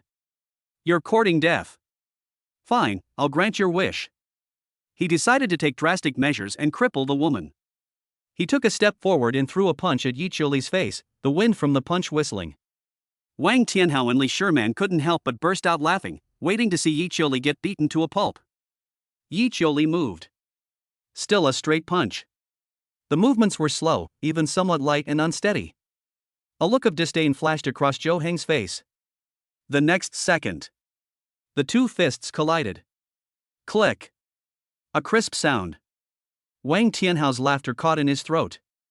Li Shimon's expression froze. The disdain on Zhou Heng's face froze, then twisted. He looked down at his hands. The fist was bent at an abnormal angle. It's broken. But that's not all. A force pierced through his arm and slammed into his chest. Puff. Zhou Hong was sent flying backward, spitting out a mouthful of blood in midair before crashing hard into the wall and sliding down. He struggled to get up, coughed up another mouthful of blood, and then fell completely still. The meeting room fell silent. Everyone was stunned. How is that possible? Wang Tianhao opened his mouth, rubbed his eyes, but couldn't utter a single word. Yi Qiuli withdrew her fist and looked down. She could feel a new kind of power flowing through her body. She looked up at Gu Nianchen. That one glance was both shocking and exhilarating. It's Mr. Gu. One sentence was all it took to transform her completely. Zhou Hong lay on the ground, coughing up another mouthful of blood. He pointed at Yi Qiuli, his voice trembling. Dark power. You're a martial artist with internal energy. Impossible. A martial artist with internal strength in his early 20s? How could such a genius possibly become a bodyguard for a mere lad from the secular world? Gu Nianchen didn't look at him. He stood up from the main seat and walked step by step to Zhou Hong. He stopped and looked down at Zhou Heng on the ground. Then, he smiled. Now, can we properly discuss the acquisition? Chapter 16: The Feast at Hongmen. Gu Nianchen's voice wasn't loud, but in the quiet conference room, every word struck a chord with everyone. Now, can we properly discuss the acquisition? Zhou Hong, who was lying on the ground, suddenly raised his head and stared intently at Gu Nianchen. It wasn't because of that sentence, it was because of that punch just now. Hidden strength. That force pierced through his fist, shattering bones and severely damaging his internal organs. It was definitely internal force. A martial artist with internal strength in his early 20s? Are you kidding me? In the entire Zhou family, those who can cultivate internal strength can be counted on two hands, and they are all old guys over 40 years old. Such a genius, even in the capital, would be a pillar of the family's future. How did he end up in Jianhai City, working as a bodyguard for some nobody? Zhou Heng's mind was buzzing, and the excruciating pain and fear made him feel cold all over. He finally realized what kind of problem he had encountered. This isn't an iron plate, it's titanium alloy. Wang Tianhao was still in a daze. All he saw was his invincible cousin being punched and sent flying, now lying on the ground like a dead dog. He pointed at Yi Qiuli, then at Gu Nianchen, his lips trembling, unable to speak. You all. Li Shiman collapsed to the ground, her face drained of color. It's over, was the only word on her mind. Gu Nianchen ignored those two good-for-nothings. He walked up to Zhou Hong and looked down at him. Is the Zhou family very powerful? Zhou Hong coughed up a mouthful of blood, making a gurgling sound, and struggled to say, "Sir, which sector school of master are you? Today, I, Zhou Hong, have been blind to your greatness and have offended you. I beg you, to show mercy for the sake of the Zhou family of Jianhai." He dared not mention revenge, he only wanted to survive and then bring this terrifying news back to his family. He can't control a 20-year-old internal strength martial artist and a boss who can use such a person. Face? Gu Nianchen laughed. Your face has just been trampled on by me. He paused, his voice turning cold. Now, I'm giving you two choices. First, have your cousin sell the company to me for $1. Then you can all get out. Second, I'll cripple you, then have your cousin sell the company to me. After that, I'll throw both of you off this 28th floor. Gu Nianchen spoke calmly, as if he were saying that the weather was nice today. Zhou Hong trembled all over. He believes that if a person says something, they will do it. 1 yuan? Wang Tianhao screamed. Gu Nianchen. This is robbery. Don't push your luck. Gu Nianchen didn't even look at him, she just stared at Zhou Hong. You choose. Zhou Hong closed his eyes, then opened them again. All he saw was deathly ashes. He knew that if he didn't back down today, he would lose his life. What is the dignity of the Zhou family? What is the glory of a martial artist? In the face of death, none of these matters. He looked at Wang Tianhao, his voice hoarse. Tianhao, sign it. Cousin. Wang Tianhao exclaimed in disbelief, what did you say? That's me. Sign. Zhou Hong roared with all his might, which aggravated his internal injuries, causing him to cough violently. He stared intently at Wang Tianhao, his eyes filled with both pleading and warning. Wang Tianhao trembled at his shout, looked at Zhou Hang on the ground, then at Gu Nianchen and Yi Qiuli, and finally lost all his courage. He went limp and collapsed. I'll sign. Lu Yuetong had already prepared the equity transfer agreement. She stepped forward and placed the agreement and pen in front of Wang Tianhao. Wang Tianhao picked up the pen, his hand trembling so badly that he had to write his name several times before he got it right. The moment he pressed his fingerprint, he felt completely empty, slumped in the chair, and stared blankly. It's over. Everything is over. Li Sherman watched this scene and her body trembled uncontrollably. Her last supporter has fallen. She looked at Gu Nianchen, the man she had once trampled underfoot and humiliated at will, who was now standing here, deciding Wang Tianhao's life and death and the ownership of his billions of assets. And what is she? A clown. Gu Nianchen took the contract, glanced at it, and handed it to Lu Yuetong. Done. Then, he looked at Zhou Hong on the ground. You can get out of here. Go back and tell the Zhou family manager that my name is Gu Nianchen, the owner of Longting Group. I've taken over his company. If you're not happy, come find me anytime. Upon hearing this, Zhou Hang felt as if he had received an imperial edict. He struggled to get up, but he couldn't muster the strength. In the end, it was Wang Tian's two bodyguards who, trembling, helped him up and carried him out of the conference room in a disheveled state. Wang Tianhao and Li Sherman followed behind, looking utterly dejected. The meeting room finally fell silent. Lu Yuetong's assistants looked at Gu Nianchen, not daring to utter a sound. That's incredible. Is this the new boss's strength? He dared to go head-to-head with even ancient martial arts families in one. Mr. Gu. Lu Yuetong held the contract, her heart pounding. She had seen too much backstabbing and intrigue in the business world, but this was the first time she had ever witnessed such a scene of overwhelming strength. From today onwards, this company will be renamed Longting Group. Gu Nianchen walked to the floor-to-ceiling window and looked down at the city below. Lu Yuetong. Yes, Lu Yuetong replied immediately. You will serve as the CEO of Longting Group, responsible for all business operations of the group. Lu Yuetong's body trembled. CEO. She went from a near-bankrupt loser to the CEO of a new conglomerate. She nodded vigorously, suppressing her excitement. Yes, Mr. Gu. I will never let you down. Gu Nianchen nodded and then looked at Yi Qiuli. Qiuli. Mr. Gu. Yi Qiuli stepped forward and stood ramrod straight. She looked at Gu Nianchen. This man is a god. With just one sentence, she broke through her years-long bottleneck and entered the realm of hidden strength. You will serve as the head of the group's security department, responsible for all security matters of the group. If you are short-staffed, recruit more. If you are short-funded, ask Lu Yuetong for more money. Yes. Yi Qiuli's voice was loud. Gu Nianchen's gaze swept across the conference room, finally settling on a woman in the corner. The woman stood quietly, dressed in a business suit, with a charming smile on her face. It was Lu Ruyan. Lu Ruyan. Boss. Lu Ruyan walked forward with a smile. The group's intelligence department is yours. I need information on all forces in Jianhai City, and have it on my desk within 3 days. Lu Ruyan's smile deepened. Boss, you underestimate me. 1 day is enough. Gu Nianchen smiled. At that moment, the conference room door was pushed open, and a girl in a white coat walked in. It was Jiang Nanxiao. She was carrying a first aid kit. Mr. Gu, I've arrived. She rushed over after receiving a call from Lu Yuetong, having heard that Yi Qiuli was injured. You've come at the perfect time, Gu Nianchen said to her. Nanxiao, from now on you will be the head of the group's medical laboratory and biological research and development department. What I need you to do is not just treat patients and save lives. Gu Nianchen looked at Yi Qiuli, then at Jiang Nanxiao. I need you to study martial arts and internal energy. I want to turn it into something that can be mass-produced. Jiang Nanxiao was stunned. Researching martial arts? And mass-producing them? This idea is insane. But looking into Gu Nianchen's eyes, she nodded. I'll try my best. With this, the core team of Longteng Group was officially formed. CEO Lu Yuetong, Security Minister Yi Chioli, Intelligence Minister Lu Ruyan, and Medical and RD Minister Jiang Nanxiao. The first foundation has been laid for a future business empire.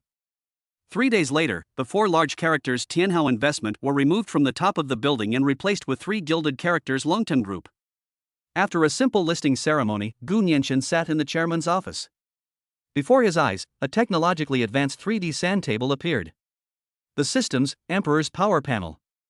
The sand table displays a miniature map of Jianghai City, with mountains, rivers, streets, and buildings all clearly depicted.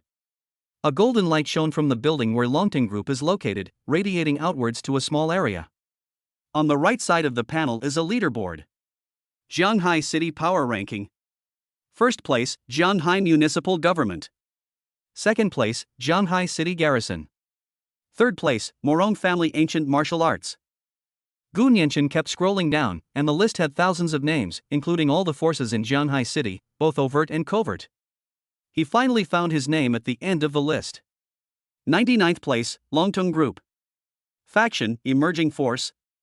Leader, Gu Nianqian. Influence, 25 Emerging Talent. Overall Strength Rating, F. Although it's only number 99th, at least it made the list. From having nothing to owning his own group and taking to the poker table in Jianghai City, Gu Nianqian only took less than half a month. Looking at the leaderboard, a surge of pride welled up inside him. 99th place? This is just the beginning. What he wants is to be number 1. Just then, there was a knock on the office door. Please come in. The newly appointed CEO assistant, a capable young woman, pushed open the door and walked in with a somewhat strange expression. Chairman Gu, someone downstairs, delivered an opening flower basket. Who sent it? Gu Nianqian asked casually. The assistant's expression became even stranger, and she handed over a black card. It's the Black Dragon Society. Gu Nianqian took the card. The card was pure black and very hard, with a menacing black dragon embossed on it in gold ink. Turn it over, and you'll find a line of sharp, incisive words. On the grand opening of Longteng Group, we have prepared a small feast and cordially invite Mr. Gu to join us for a drink tomorrow night at 8 o'clock. The signature reads, Black Dragon Society, Long Xiaotian. At the end of the invitation, there were 3 smaller words. The feast at Hongmen. Gu Nianqian looked at Yi Chioli, then at Jiang Nanxiao. I need you to study martial arts and internal energy. I want to turn it into something that can be mass-produced. Jiang Nanxiao was stunned. Researching martial arts? And mass-producing them? This idea is simply a pipe dream. But looking into Gu Nianqian's deep eyes, she nodded as if possessed. I'll try my best. With this, the core team of Longteng Group was officially formed. CEO Lu Yuetong, Security Minister Yi Chioli, Intelligence Minister Lu Ruyan, and Medical and RD Minister Jiang Nanxiao. The first foundation for a future business empire has been laid. 3 days later, at the top of Tianhao Investment's building, the 4 large characters Tianhao Investment were removed by workers and replaced with 3 large, gilded characters in a flamboyant style, Longteng Group. After a simple listing ceremony, Gu Nianqian sat in the chairman's office, which used to belong to Wang Tianhao but now belonged to him. In the void before his eyes, a technologically advanced 3D sand table slowly emerged. This is the system's Emperor's Power Panel. The sand table displays a miniature map of the entire Jianghai City, with mountains, rivers, streets, and buildings clearly visible. Among them, the building where Longteng Group is located lit up with a golden light, which radiated outwards to a small area. On the right side of the panel is a leaderboard. Jianghai City Power Ranking. First place, Jianghai Municipal Government. Second place, Jianghai City Garrison. Third place, Morong Family Ancient Martial Arts. Gu Nianqian's gaze continued downwards. This list contained over 1,000 names, encompassing all the forces, both overt and covert, in Jianghai City. He finally found his name at the end of the list. 99th place, Longteng Group. Faction, Emerging Force. Leader, Gu Nianqian. Influence, 25 Emerging Talent. Overall Strength Rating, F. Although I only ranked 99th, at least I made it onto the list. From a penniless nobody to owning his own group and ascending to the power table in Jianghai City, Gu Nianqian only took less than half a month. Looking at the leaderboard, a surge of pride welled up inside him. 99th place? This is just the beginning. What he wants is to be number one. Just then, there was a knock on the office door. Please come in. The newly appointed CEO assistant, a capable young woman, pushed open the door and walked in with a somewhat strange expression. Chairman Gu, someone downstairs, delivered an opening flower basket. Who sent it? Gu Nianchen asked casually. The assistant's expression became even stranger, and she handed over a black card. It's the Black Dragon Society. Gu Nianchen took the card. The card was pure black and very hard, with a menacing black dragon embossed on it in gold ink. Turn it over, and you'll find a line of sharp, incisive words. On the grand opening of Heilongtang Group, we have prepared a small feast and cordially invite Mr. Gu to join us for a drink tomorrow night at 8 o'clock. The signature reads, Black Dragon Society, Long Xiaotian. At the end of the invitation, there were 3 small, meaningful words. The feast at Hongmen. Chapter 17. I'll fight her. Gu Nianchen looked at the black card in his hand, his fingers stroking the gold embossed black dragon. The feast at Hongmen. The characters are small, but written in a rather arrogant manner. No one spoke in the office. The new assistant's palms were sweaty, she didn't dare breathe. The Black Dragon Society. In Zhanghai City, those 3 words were the law of the underworld. She never expected that her company would stir up such a huge hornet's nest so soon after its opening. Lu Ruyan leaned against the doorframe, looked at the card, and smiled. Lu Yuetong frowned and quickly walked to Gu Nianchen's side. Mr. Gu, the Black Dragon Society is the largest underground force in Zhanghai City, and its leader, Long Xiaotian, is a ruthless man. Our company is just starting out, and we can't go head to head with them. Zhang Nanxiao chimed in, Mr. Gu, how about we call the police? They're all fearless. Yi Qiuli didn't say a word, but stepped forward and stood behind Gu Nianchen. Gu Nianchen laughed and threw the card on the table. Call the police? He looked at Zhang Nanxiao. Do you think the police would handle something like this? He then looked at Lu Yuetong, a head-on confrontation? Do you think we can avoid it? He stood up, walked to the floor-to-ceiling window, and looked down at the ground beneath his feet. We've swallowed up the Zhou family's company, so in other people's eyes we're just a piece of fat meat. If they don't come to the Black Dragon Society today, they'll come to the White Tiger Hall tomorrow.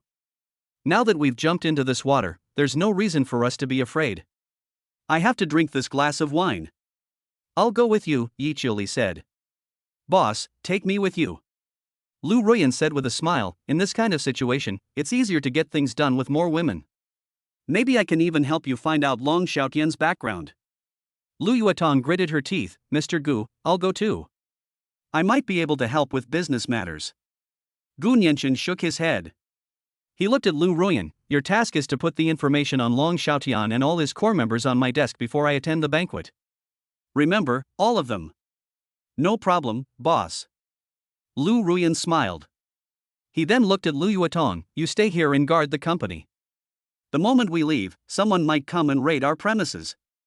You'd better keep an eye on this business. Lu Yuetong opened her mouth and nodded vigorously, yes, Mr. Gu. Gu Nianchen looked at Yi Qiuli one last time. Qiuli, come with me. Yes. Yi Qiuli stood ramrod straight. Just the 2 of us?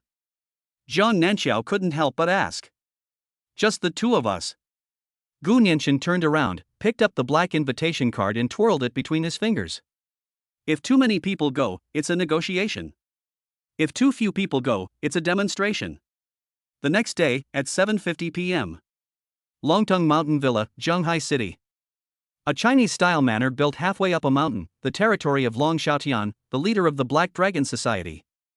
The entrance to the resort was filled with luxury cars, and the people getting out wore gold chains around their necks and had dragon, tiger, and leopard tattoos on their arms. The villa was brightly lit, yet eerily quiet. A black Audi S6 was parked at the entrance, which was rather conspicuous.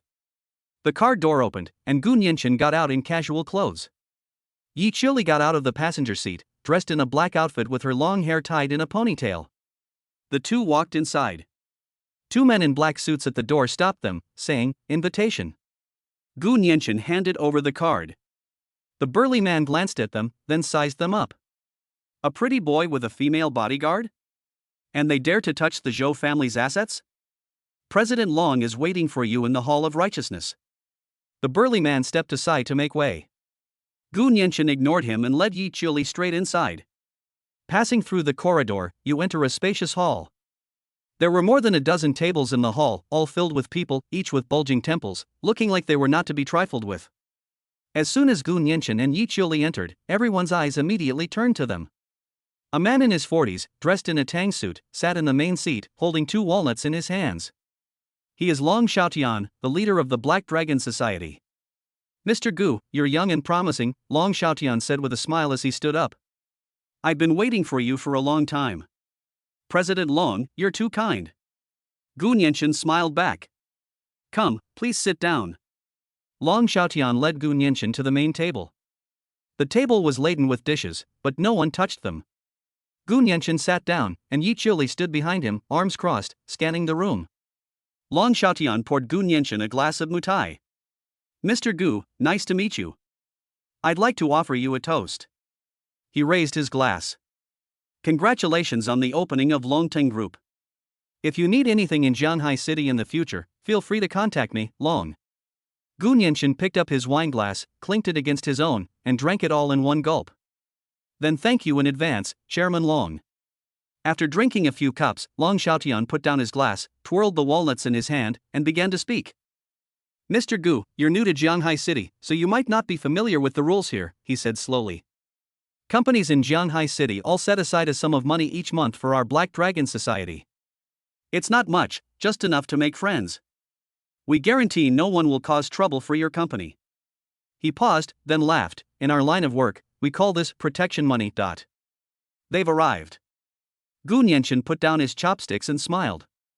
Does Chairman Long mean that he wants my Longteng Group to also contribute money to your company? Long Xiaotian still had that same smiling face. It's so much easier talking to smart people. Mr. Gu swallowed such a big piece of the Tianhao investment pie, so he should at least let us locals get a piece of the pie. It's not much, 5 million a month. For you, it's just a drop in the ocean. 5 million. The eyes of the Black Dragon Society leaders around them lit up. If this kid dares to say no, he won't be leaving this room today.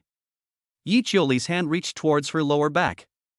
Gu Nianchen waved his hand, telling her not to move. He looked at Long Xiaotian and shook his head. President Long, I have a lot of money. But I only give my money to 2 types of people. Friends, and my employees. He leaned forward, staring into Long Xiaotian's eyes. Which type are you? For a moment, no one spoke. The smile on Long Xiaotian's face faded. He slammed the walnuts he was holding onto the table with a loud thud. Mr. Gu, do you mean you don't want to be friends with this person? That's not how you make friends. Gu Nianchen leaned back in his chair. If you want to get money out of my pocket, you'll have to earn it. Skill? Long Xiaotian laughed. Good, well said, by skill. He stood up and clapped his hands. In Jianghai City, my rule, Long Xiaotian's rule, is ability. My fists are the rule. He surveyed the entire room. I don't care what kind of dragon you are, once you're on my turf, if you're a dragon, you have to coil up. If you're a tiger, you have to lie low. Since you want to see my skills, then I'll show you the skills of the Black Dragon Society. Long Xiaotian suddenly waved his hand. Someone, please summon Crimson Rose. The side door of the hall opened, and a woman walked in. She was wearing a red sports vest and black shorts. He was very tall, with short hair and a well-proportioned, muscular build. He had several scars on his face and arms. The Black Dragon Society members who had been shouting just moments before suddenly fell silent, none of them daring to meet her gaze. Crimson Rose. Chao He. She actually made an appearance herself. This kid is dead meat.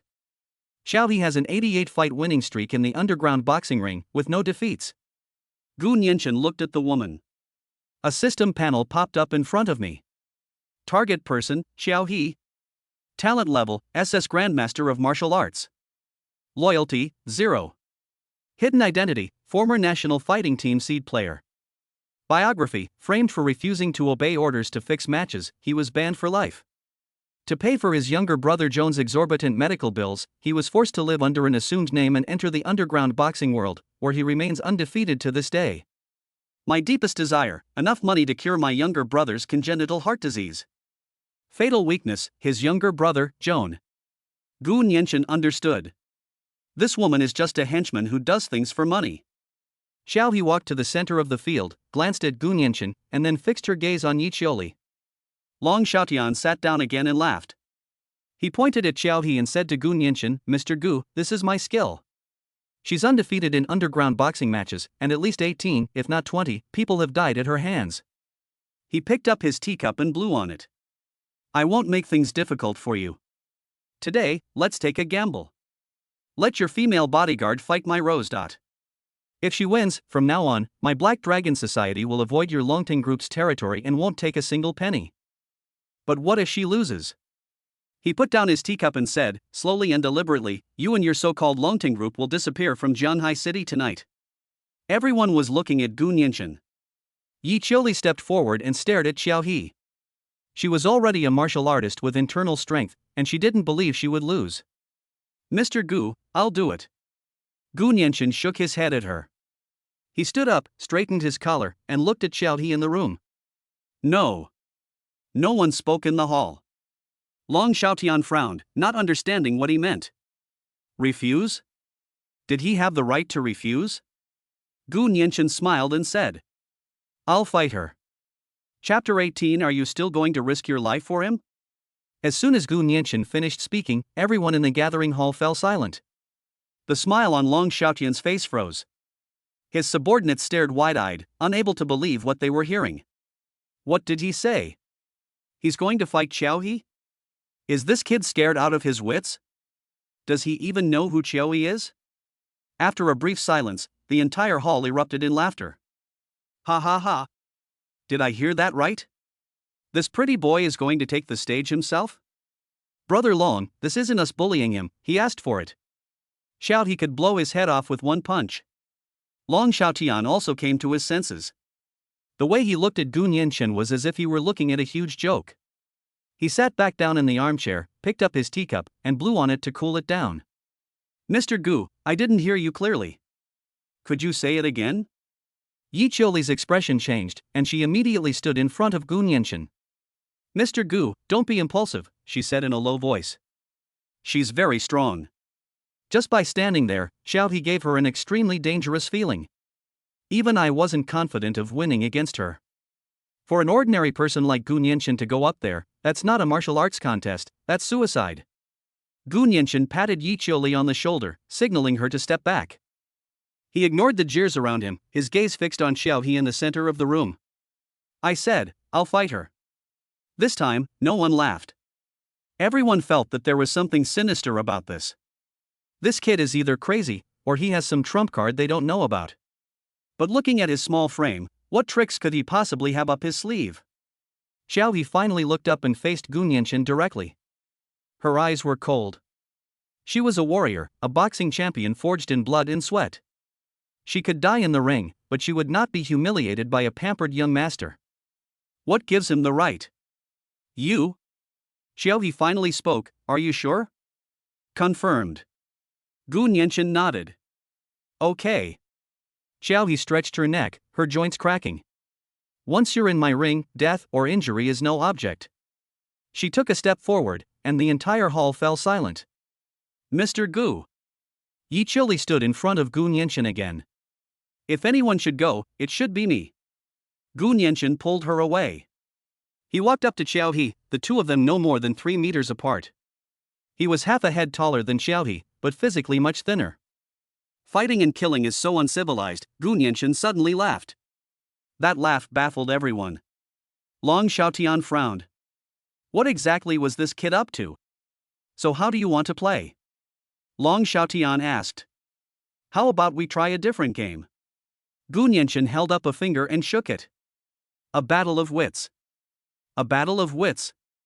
When Gu Nianchen uttered this word, the rough men of the Black Dragon Society exchanged bewildered glances. "How do you want to have a literary contest? Play chess with me? Or match couplets?" a bald, burly man shouted, followed by another burst of laughter. Gu Nianchen ignored them and just looked at Xiao He. "It's very simple. I'll stand here and let you hit me 3 times. If I can still stand after 3 punches, then I win. If I fall, the Longting Group, along with my life, will belong to Chairman Long." The moment those words were spoken, the entire room erupted in cheers. "This is insane. This kid's really gone mad. How heavy is Xiaoyi's punch? In the underground boxing ring, someone has personally witnessed her shatter a granite slab with a single punch. Let alone 3 punches, 1 punch would be enough to kill him. Yi Qiuli's palms were sweating, and her fingertips had already touched the short stick behind her waist. She would act immediately if Gu Nianqin was in danger, regardless of the consequences. Long Xiaotian was also stunned. Suicide? What on earth is this kid up to? Are you serious? Long Xiaotian was a little uncertain. Of course, Gu Nianqin said, but I have a condition. What are the conditions? If I'm still standing after 3 punches, then I'll consider this bet a win, Gu Nianqin said. Not only can Chairman Long not mention the protection fee again, but he also has to grant me one condition. What are the conditions? Long Xiaotian pressed. Let her, Gu Nianqin pointed at Xiaohe, be with me from now on. Bullshit. Before Long Xiaotian could speak, the vice president next to him, Scarface Chang, slammed his hand on the table and stood up. Xiaohe was hired by our brother Long at a high price. Why should she be with you? Long Xiaotian raised his hand to stop Scarface Chang. He smiled. So that's what they were waiting for him to do. Want people? Can. I'd trade my life for it. He simply didn't believe that anyone could withstand 3 punches from Xiaohe. He's destined to win this bet. Not only will they be able to acquire the Longtum Group, but they will also be able to thoroughly establish the Black Dragon Society's reputation throughout the entire Zhanghai City underworld. Okay. I promise you. Long Xiaotian shouted. Xiaohe, did you hear that? Give him 3 punches, with all your might. Xiaohe frowned. She didn't like this approach. This isn't a duel, this is an execution. But she was just a henchman who did things for money, and she had to obey her boss's orders. She looked at Gu Nianqin. It's not too late for you to regret it now. Let's begin, Gu Nianqin said, loosening the buttons on his collar. He just stood there, his hands hanging at his sides, completely unguarded. In the hall, everyone fell silent, staring at the scene before them. Xiaohe took a breath, stepped back half a step with her right foot, and lowered her body slightly. The next second, her fist will smash into Gu Nianqin's chest. Etc. Just as Xiaohe was about to throw a punch, Gu Nianqin spoke again. What is it now? Long Xiaotian said impatiently. Kid, are you kidding me? President Long, don't be in such a hurry. Gu Nianqin waved his hand, still looking at Xiaohe. I just feel that this kind of game is too easy for me. What's the meaning? What I mean is, I don't even want to take a single punch, Gu Nianqin said. Hold. Are you fucking messing with us? The Black Dragon Society members were completely enraged, grabbing bottles of liquor and preparing to charge forward. Sit down, all of you. Long Xiaotian roared, and the scene quieted down. He stared at Gu Nianqin and asked, word by word, what exactly do you want to do? I said, it's a battle of wits. Gu Nianqin's expression remained relaxed. Let's change the way we bet. I won't fight you, and I won't take your punches, Gu Nianqin said to Xiaohe. I'll only say one thing. If I could tell you what you need most right now, and help you achieve it. Even if I win. You, leave the Black Dragon Society and come with me. If I say something wrong, or if I can't do it, you don't need to lift a finger. I'll cut off my own arm and get out of Zhanghai City from now on. For a moment, no one spoke in the hall. The group of burly men looked at each other in bewilderment. Can he read people's minds? Does he think he's a god? What does Xiaohe need? Everyone present knows she needs money. Lots and lots of money. If this kid just says the word money, he's already half right. But his later statement, I'll help you achieve it, was just bragging. Everyone knows Xiaohe is a bottomless pit. Her brother's illness will cost an astronomical sum. This kid just started a lousy company. How much money could he possibly have? Ha ha ha ha. Long Xiaotian burst into laughter, slapping the table with his fist. He pointed at Gu Nianqin and said to the people around him, did you hear that? This kid wants to play a riddle game with us. Fine. I'll see how you get out of this today. Long Xiaotian looked at Xiaohe. Xiaohe, what do you think? Xiaohe looked at Gu Nianqin with disdain in her eyes. This man is utterly inexplicable. But she nodded anyway. She wanted to see what kind of nonsense this mysterious man could come up with. Okay, go ahead, she said. Gu Nianqin smiled. In his mind, the information panel about Xiao He was crystal clear. My deepest desire, enough money to cure my younger brother Joan's congenital heart disease. Fatal weakness, his younger brother, Joan. It's very simple, money. But if you only talk about money, that's just not very sophisticated. To win hearts and minds, you must strike a fatal blow. Gu Nianchen looked at Xiao He and spoke slowly. What you need is not money. His first words stunned everyone. If it's not money, then what is it? Long Xiaotian's smile also faded. He wanted to see what Gu Nianchen had to say. Xiao He frowned. Your brother, Joan, has tetralogy of Fallot, a congenital heart defect that is extremely complex. Xiao He's pupils suddenly contracted. How could he know? How did he know about Xiaowen's illness? And how could he be so accurate about it? She hadn't told anyone about this except her and her attending physician. Long Xiaotian was also dumbfounded. He only knew that Xiao He's younger brother had a heart condition, but he had no idea what kind of illness it was. The others in the hall looked even more bewildered. What is Pharaoh syndrome? What is that? That sounds really impressive. Gu Nianchen didn't stop. He looked at Xiao He, whose face was deathly pale, and continued speaking. The surgery will cost a lot, about 3 million. Long Xiaotian promised to give you this money, which is why you're working for him. However, money cannot solve all problems. The surgery is extremely risky, and even if it is successful, postoperative recovery will be a huge challenge. Your brother's body is too weak to withstand such an ordeal. With each word Gu Nianchen spoke, Xiao He's face grew paler. Her clenched fist began to tremble slightly. These words were exactly the same as what her attending physician had told her. This is also where she feels most desperate and powerless. She can risk her life to box and earn money, but she can't buy her brother's health. So, what you really need isn't money, Gu Nianchen said, looking into her eyes. It is a medicine. A life-saving medicine that can strengthen your brother's heart and improve the success rate of the surgery before it is performed, and help him recover quickly after the surgery. Even the experts at Shanghai City First People's Hospital are at a loss when it comes to this medicine, and it cannot be found in major pharmacies. At this point, Gu Nianchen paused, looked at Xiao He who was standing there dumbfounded, and uttered 4 words. Dragon blood vine heart. These 4 words made Xiao He freeze. The color drained from her face instantly. It's over. Only those 2 words remained in her mind. This man so casually uttered the secret she kept hidden deep in her heart, her only hope and despair. Who exactly is he? The entire hall of gathering righteousness was completely silent. Everyone was stunned by this bizarre scene. Long Xiaotian stared blankly at Gu Nianchen, then at the distraught Xiao He, completely unaware of what had happened. Just then, Gu Nianchen smiled.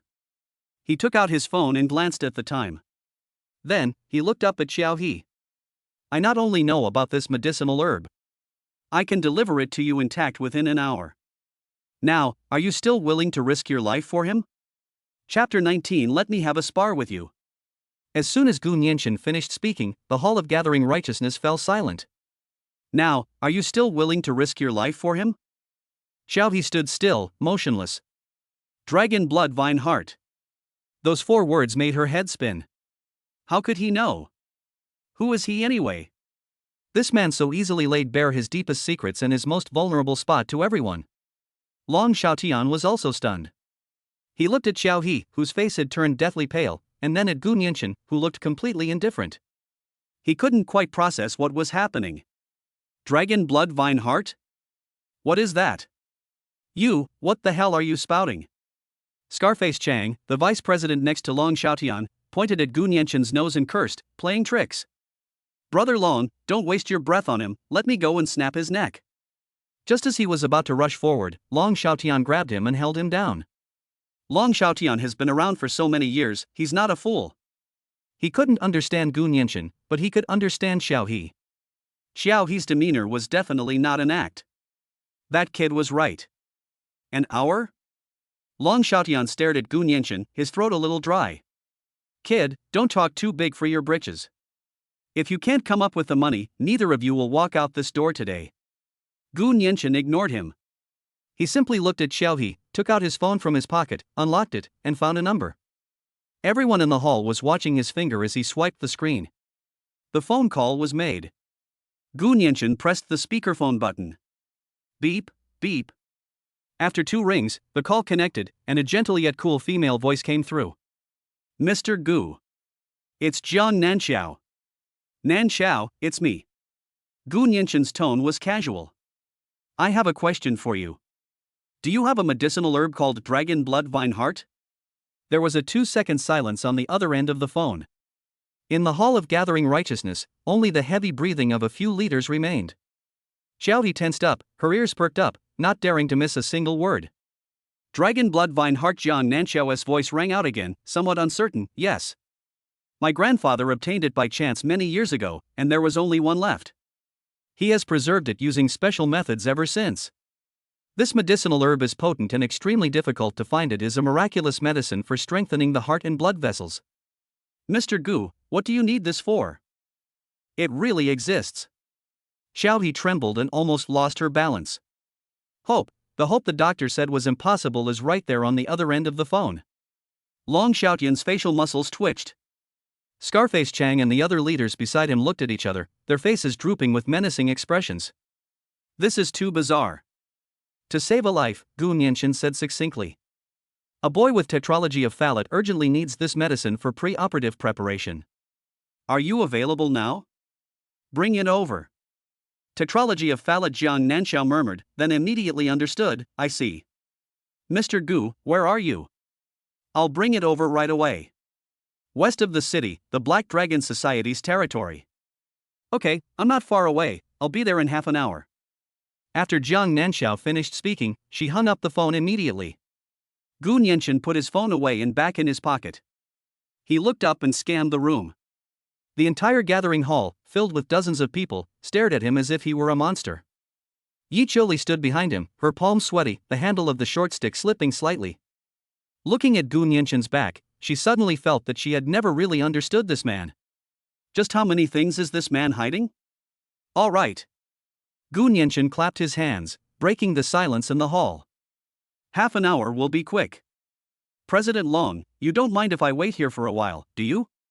Without waiting for Long Xiaotian's reply, he pulled up a chair, sat down with an air of authority, and even crossed his legs. His relaxed demeanor made it seem like he was in his own backyard.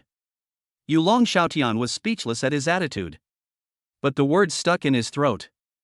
Now, his word doesn't count anymore. He could only wait. Let's wait half an hour and see if this kid can really conjure up that dragon blood vine heart. If he can't conjure it up, he has 100 ways to make Gu Nianqian regret being born. But what if he actually takes it out? Long Xiaotian dared not think any further, cold sweat beating on his forehead. Time passed by, second by second. Those half hours were exceptionally difficult for everyone in the gathering hall. The burly men of the Black Dragon Society stopped laughing and joking. They became restless, their eyes constantly glancing towards the door.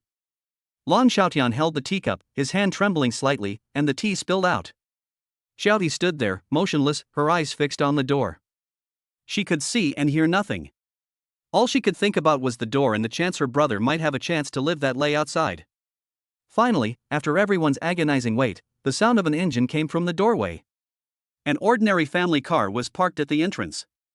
The car door opened, and a woman wearing a plain-colored long dress stepped out. She held an antique sandalwood box in her hands, her expression serene and her steps unhurried. It was Jiang Nanxiao. She didn't even glance at the menacing-looking burly men at the door, and walked straight in. She only had eyes for one person, the man sitting in the chair, smiling at her. Mr. Gu, I've arrived.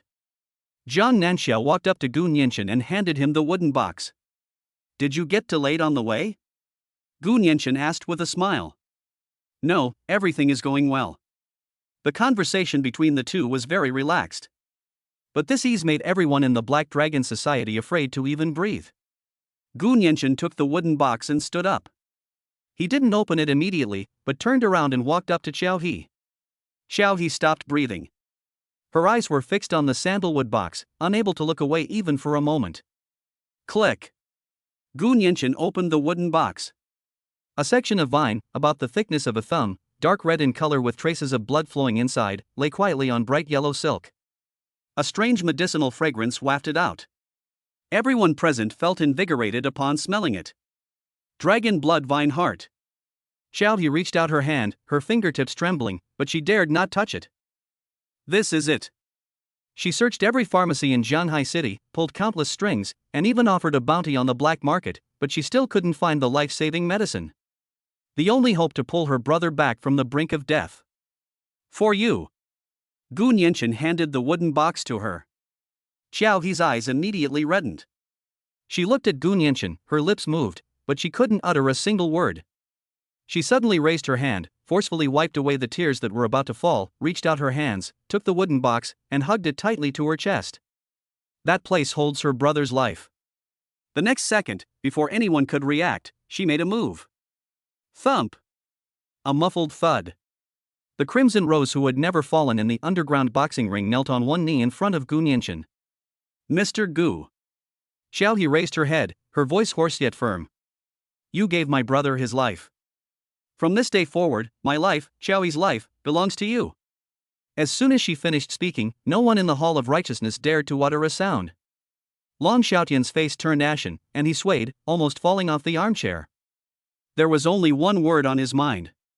It's over. His trump card, his biggest asset intimidating the underworld of Shanghai City, was just like that, turned against him with a single sentence. Xiao He. Are you crazy? Long Xiaotian finally couldn't hold back any longer, slamming his fist on the table and roaring, Stand up! Have you forgotten who paid for your brother's surgery? Xiao He slowly stood up. She didn't look at Long Xiaotian, but turned around and stood half a step behind Gu Nianchen. This position is for subordinates. Gu Nianchen smiled. He turned around and looked at the furious Black Dragon Society leader. The smile on his face faded. President Long, Gu Nianchen began, now it's our turn to talk. Let's talk about the rules of the underworld in Shanghai City. Long Xiaotian's heart skipped a beat. He knew the trouble was just beginning. He wanted to say a few polite words to save face. Before he could figure out what to say, Xiao He, who was standing behind Gu Nianchen, took a step forward. She moved her wrists, and her knuckles cracked and popped. The sound wasn't loud, but it made all the Black Dragon Society members present instinctively shrink back. Xiao He looked at Long Xiaotian, whose face was pale, and called out, President. Her voice was clearly sarcastic. Mr. Gu said he wants me to have a friendly spar with you. Chapter 20 Where is my junior sister? Xiao He called out, President. Long Xiaotian sat on the armchair, gripping the armrests tightly with both hands, the veins on the back of his hands bulging. A friendly exchange? Is this what they call a friendly exchange? This is an attempt to undermine him and trample him underfoot in front of dozens of his brothers. Long Xiaotian spoke, his voice tense, Xiao He. Don't forget, your brother's surgery fees haven't been settled yet. This is his last trump card. Xiao He hugged the wooden box tightly and looked back at Gu Nianchen. Gu Nianchen smiled at her. Xiao He understood.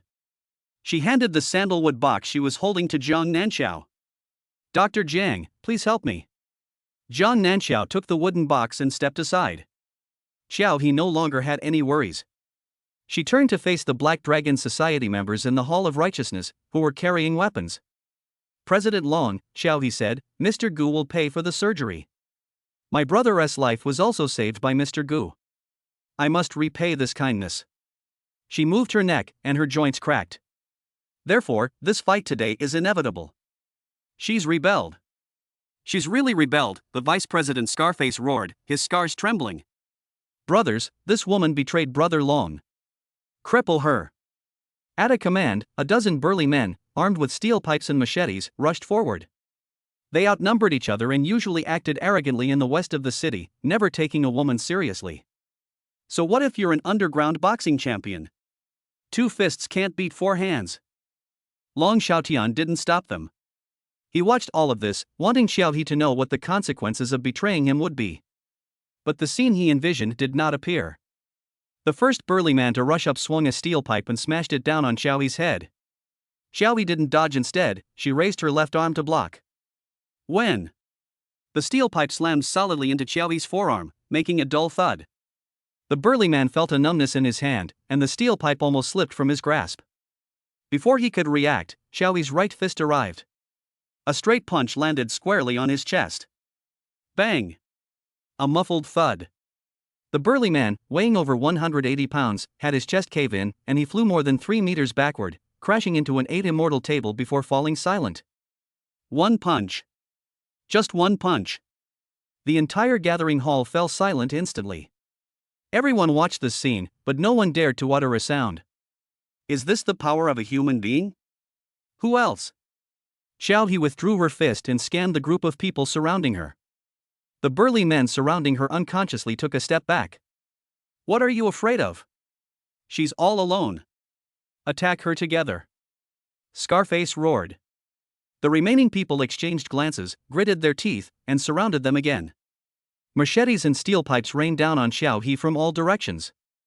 Just then, another figure moved. Yi Qiuli, who had been standing behind Gu Nianqin, moved. The short black stick in her hand had already slipped into her grasp. A man wielding a machete attacked Xiao He from the side, but before the machete could fall, a sharp pain shot through her wrist. He looked down and saw that Yi Qiuli's short stick had already touched his wrist joint. Ah! He screamed and dropped his machete. Yi Qiuli flipped her wrist, and the short stick slid up to press against his throat, followed by a kick to the back of his knee.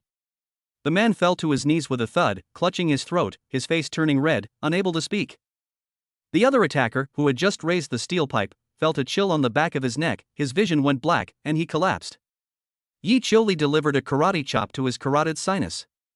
Xiao He took the blows head-on, each punch breaking bones. Yi Qiuli moved around the area, striking the joints and vital points with every move. Inside the Hall of Righteous gathering, only screams, the sound of bones breaking, and the muffled thuds of people falling to the ground could be heard. Bang! Snap! Ah! The thugs, who had been so menacing just moments before, fell one after another. Less than 5 minutes. In the entire Hall of Righteousness, apart from Long Xiaotian and Scarface Chang, no one else could stand up. Dozens of people lay sprawled on the ground, some with broken arms and legs, groaning all around. The air was filled with the smell of blood. Xiao He stood in the middle, her chest heaving, her forehead covered in sweat. Yi Qiuli returned to Gu Nianqin's side, put away the short stick, and acted as if nothing had happened. Scarface Chang looked at his brothers scattered on the ground, his legs went weak, and the knife in his hand fell to the ground with a clatter. He wanted to run, but he couldn't lift his feet. Long Xiaotian's face was completely bloodless. He's been around for over a decade, what hasn't he seen? But he had never seen anything like this before. 2 women, in 5 minutes, took down dozens of his elite men. This is not a fight, this is a massacre. He looked at the young man who had remained seated the entire time without lifting his eyelids, and felt a chill run down his spine. What kind of monster is this person? What kind of monster did he summon? Gu Nianqin blew on the steam from the teacup and took a sip. He put down his teacup and looked at Long Xiaotian. President Long, can we talk now? Long Xiaotian's throat was dry, and he couldn't utter a single word. I prefer things to be simple. Gu Nianqin held up 2 fingers. First, the Black Dragon Society will disband, and you can all get out of here. But I guarantee you won't find any work in Zhanghai City. Second, Gu Nianqin looked at Long Xiaotian, you shall serve me as your master. Only the groans of the person lying on the floor remained in the hall. Long Xiaotian's chest heaved as he stared intently at Gu Nianqin. Disband? His hard work of more than 10 years has just vanished like that? Be his dog? You've gone too far. Long Xiaotian squeezed out a few words through gritted teeth. Gu Nianqin smiled. He stood up, walked up to Long Xiaotian, and looked down at him. Deceive you? President Long, now is the time for me to give you a chance, not for you to negotiate with me. He pointed at Xiao He, the underground boxing champion, one of my men. He then pointed at Yi Qiuli, Special Forces King, listen to me. Finally, he pointed at Jiang Nanxiao, the successor of the Divine Doctor, and also one of my people. Tell me, what do you have to offer me in this negotiation? Long Xiaotian looked at Xiao He, then at Yi Qiuli, and finally at Jiang Nanxiao. One can fight, one can kill, and one can save lives. How can we play like this? His heart sank. There was no other choice. Either get out of here, or take a gamble. Long Xiaotian took a breath and stood up from the armchair. He bent down in front of Gu Nianqin. Mr. Guno, my lord. I, Long Xiaotian, am willing to serve you as my master. Scarface's legs buckled, and he collapsed to the ground. The sky over Zhanghai City has changed. Gu Nianqin looked at Long Xiaotian, who had his head down. Very good. He said, from today onwards, the Black Dragon Society will be renamed Dragon Gate and will be affiliated with the Dragon Soaring Group. Xiao He. Yes. Xiao He stepped forward. You will be the leader of the Dragon Gate, in charge of the underground affairs of Jianghai City. Gu Nianchen looked at her. The requirements are simple. Stop prostitution, gambling, and drugs. Clear the books on usury, and waive any unreasonable ones. I want a lawless underworld, not a bunch of thugs. Understand? Xiao He's heart skipped a beat. This is the person she wants to be with. She straightened her back. Yes, sir. I guarantee the mission will be accomplished. Gu Nianchen nodded and then looked at Long Xiaotian. You'll become the deputy sect leader and help her. Is there a problem? No. No problem, Long Xiaotian quickly replied.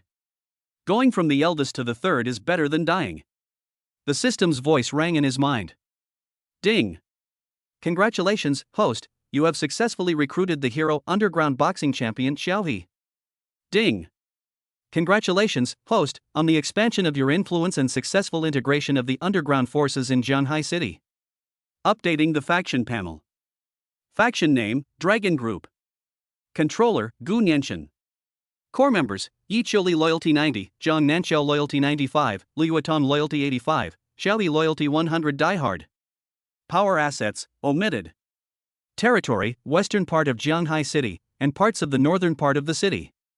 Influence and power, ranked 9th in the overall rankings of Jianghai City. 9th place. Overnight, Longting Group surged into the top 10 in Jianghai City. After finishing his business, Gu Nianchen was about to leave when Yi Qiuli's phone rang. After she finished the call, she walked over to Gu Nianchen's side. Sir, we have news about Li Sherman. Explain. Wang Tianhao went bankrupt and dumped her. She can't find a job and is now working as a hostess at a nightclub. Yi Qiuli was simply stating the facts. Gu Nianchen didn't react after hearing this. She chose this path herself. I understand, he replied, not wanting to discuss it further. At that moment, the door to the Hall of Gathering Righteousness was kicked open. A woman in a white training uniform stood at the door, her gaze sweeping over the people on the ground before finally settling on Gu Nianchen. You're Gu Nianchen? Her voice was cold. Gu Nianchen frowned. Who are you? The woman raised her chin. White Crane Gate, White Qin Heart. Where is my junior sister? Chapter 21. Stay away from me. Inside the Hall of Righteous Gathering, the smells of blood and sweat mingled together. Dozens of people were lying on the ground, groaning and moaning. Long Xiaotian and Scarface Chang had just surrendered, their minds still buzzing with the thought that the underworld of Jianghai City was about to change. A woman in a white training uniform kicked the door open. Her name is Bai Ying, one of the personal disciples of the White Crane sect master. She brought several junior brothers with her today to help her outer sect steward get revenge. But when she opened the door and saw the groaning people all over the floor, she was stunned. Which hornet's nest did we stir up? She quickly calmed down and scanned the room with her eyes. Those lying on the ground are just thugs, nothing to be afraid of. Her gaze finally settled on Gu Nianchen. The young man sat in the main seat, with 3 women standing beside him, one spirited, one aloof, and one gentle. It's obviously the real deal. You're Gu Nianchen? Bai Ying asked, tilting her chin up. Gu Nianchen didn't even lift his eyelids, picked up his teacup and blew on it. The tea that Long Xiaotian had just poured was a little hot. That's me, he replied. What's up? Bai Ying frowned. In Jianghai City, no one has ever dared to speak to the people of Bateman like that. Where is my junior sister? She demanded. Gu Nianchen frowned. What junior sister? He looked at Yi Qiuli, who also looked puzzled. Bai Ying sneered, playing dumb? The person who injured Zhou Tong, the outer sect steward of my White Crane sect, at the hospital a few days ago, was he one of your men? Her gaze was fixed on Yi Qiuli. Oh, that thing. Gu Nianchen remembered. That day at the hospital, some fool tried to attack Zhang Nanxiao, but Yi Qiuli took him down in one move. I didn't expect there was a powerful backer. White Crane sect?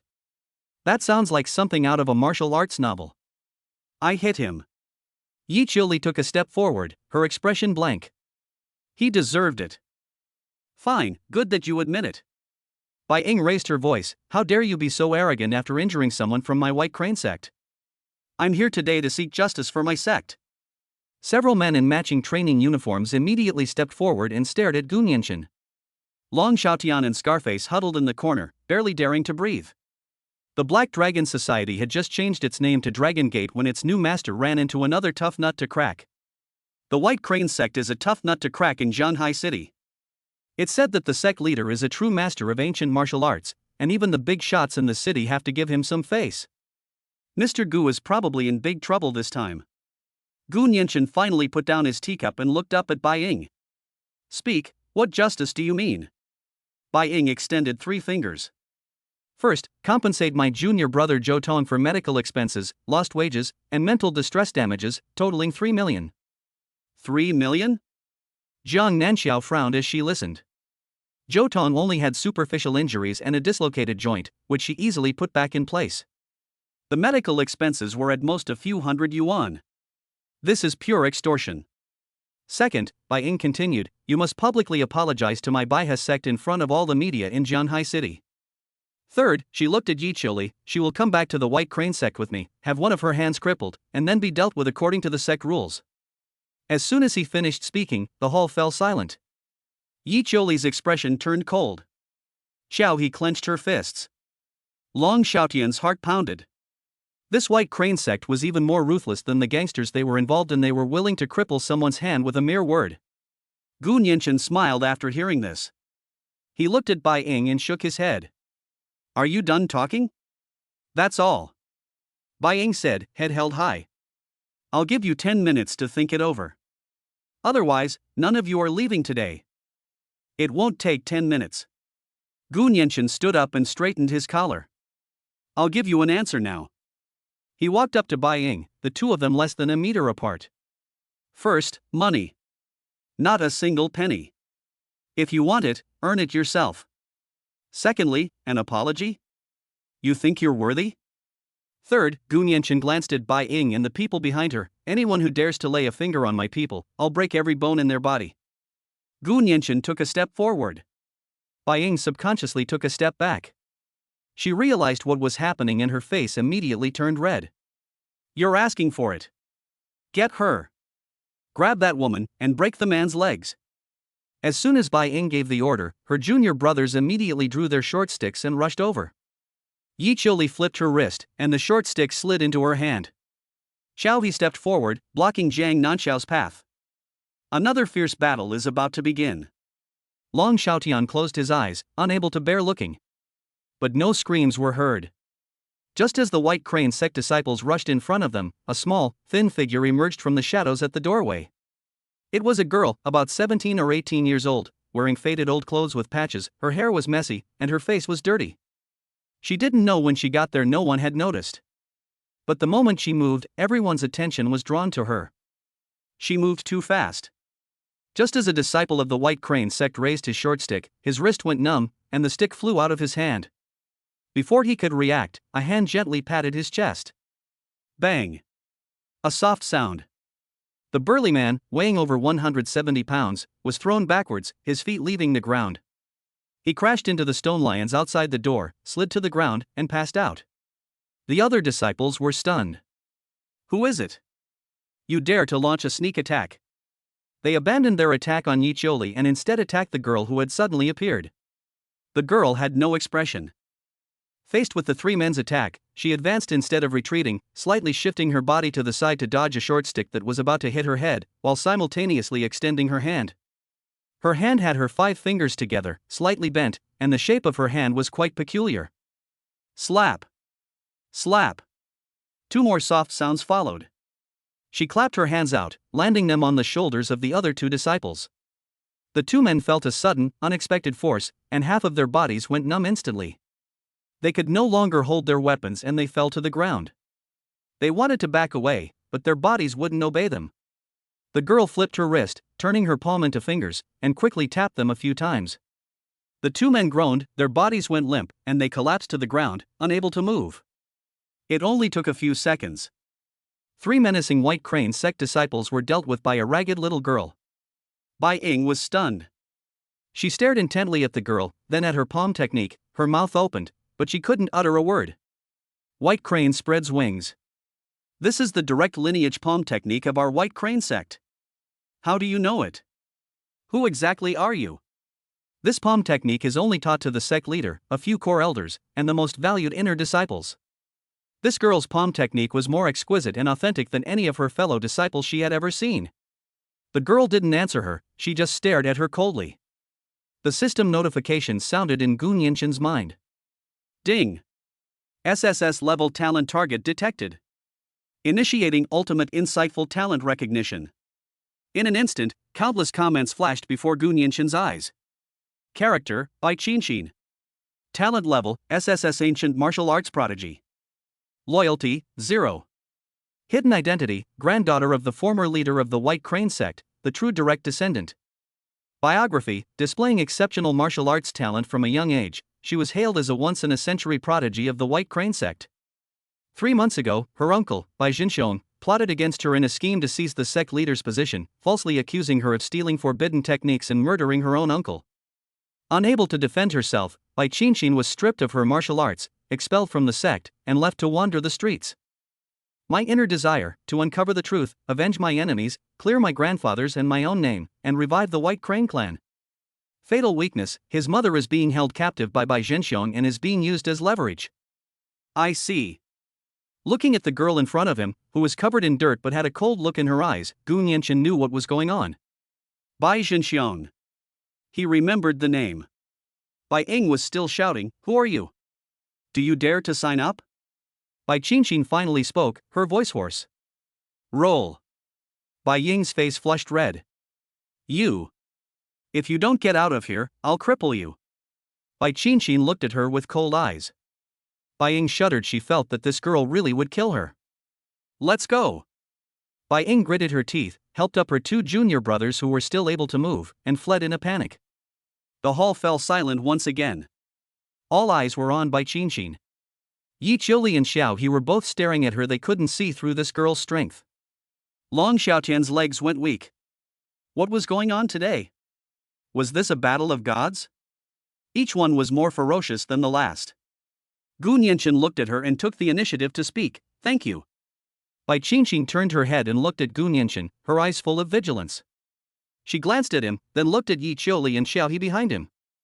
I'm not helping you. Her voice wasn't too loud, but every word was clear.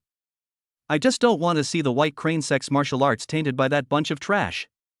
After saying that, she turned and left without looking back. You all, stay away from me. She walked step by step toward the door and soon disappeared from everyone's sight. Chapter 22, helping you clean up your own house. The smell of blood dissipated in the Hall of Righteousness, replaced by the aroma of medicinal oil. Long Xiaotian directed a group of newly surrendered henchmen to clean up the blood on the ground with mops and buckets. Dozens of men hung their heads, listless. Gu Nianxin sat in the main seat, tapping his fingers on the table, his mind still replaying the comments that the system had just displayed. SSS level talent, White Heart. Interesting. Mr. Gu. Zhang Nanxiao's voice rang out. That girl's breathing was unstable when she made her move just now. Gu Nianxin looked up at her. Zhang Nanxiao said, her palm technique was exquisite, but her internal energy was intermittent. Her face was sallow and her lips were purple. If I'm not mistaken, she must have been poisoned with some kind of slow-acting poison. Yi Qiuli and Xiao He both looked over. Poisoned? Xiao He asked, puzzled. She's so skilled, who could poison her? This poison isn't fatal, Zhang Nanxiao explained, but it slowly erodes the meridians and depletes internal energy. A person poisoned with it is just like a normal person normally, but once they use their internal energy, the poison spreads faster. She just knocked down 3 people in a row, which looked easy, but she has actually damaged her vital energy. She concluded, if this continues, she will run out of internal energy and be exhausted within a month. Gu Nianxin stopped tapping the table.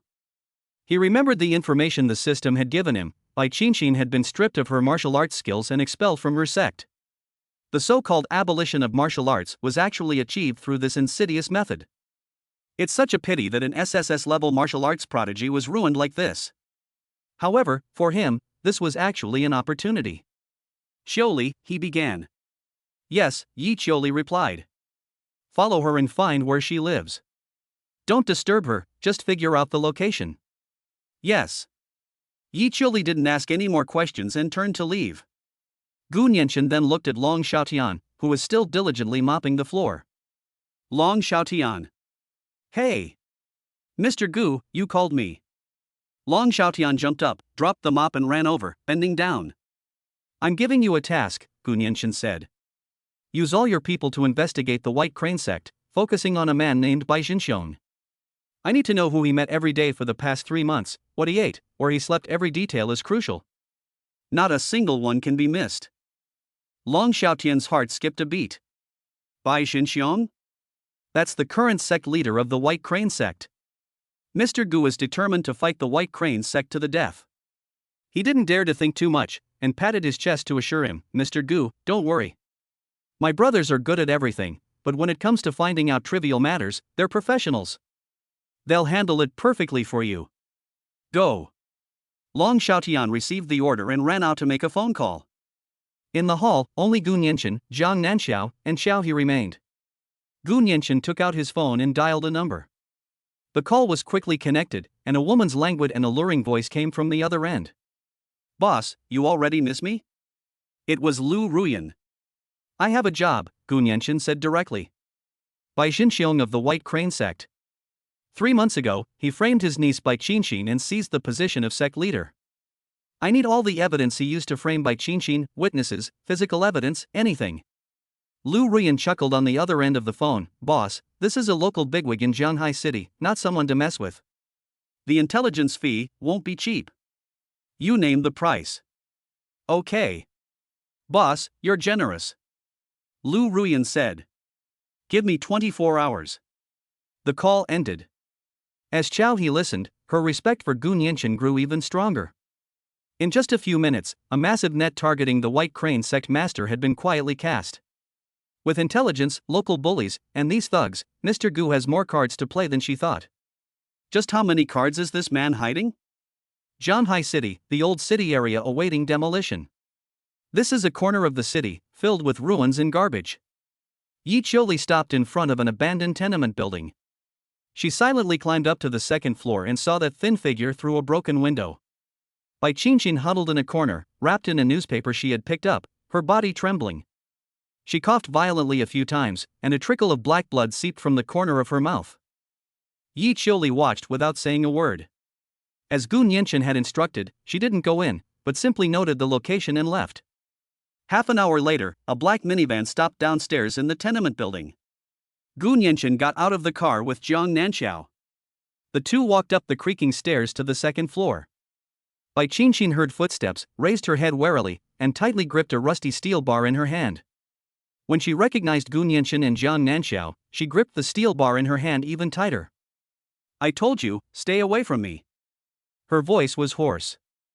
Gu Nianchen stopped 5 meters away from her and did not approach her again. We're not here to cause trouble. Zhang Nanxiao stepped forward and said, You've been poisoned, haven't you? Bai Qinxin's body stiffened. It's a slow-acting poison called dispersing power and softening tendons powder. Zhang Nanxiao looked at her blackened lips. This poison won't kill you immediately, but it will slowly cripple your martial arts and turn you into a cripple. Every time you circulate your internal energy, you are hastening your death. Bai Qinxin's face turned pale instantly. Her biggest secret was revealed by an outsider. She stared intently at Zhang Nanxiao, then looked at Gu Nianchen. Who exactly are you? Someone who can help you, Gu Nianchen finally spoke. I know who you are, Bai Qinxin. The granddaughter of the former leader of the White Crane sect, the true direct descendant. Bai Qinxin's pupils suddenly contracted. I know who harmed you, Gu Nianchen said, enunciating each word clearly, your own uncle, Bai Xinxiong. Bai Qinxin trembled all over and froze. All her pretense and strength shattered in an instant.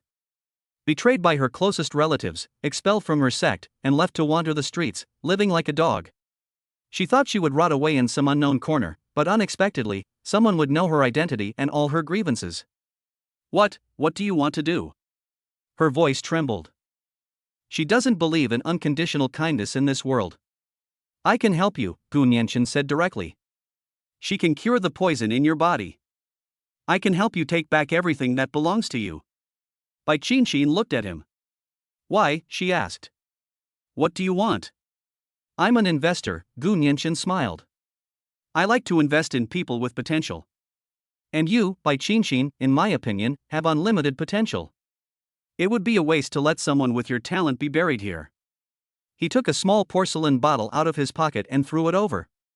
The medicine here can temporarily suppress the poison in your body and make you feel better. I'll give you 3 days to think it over.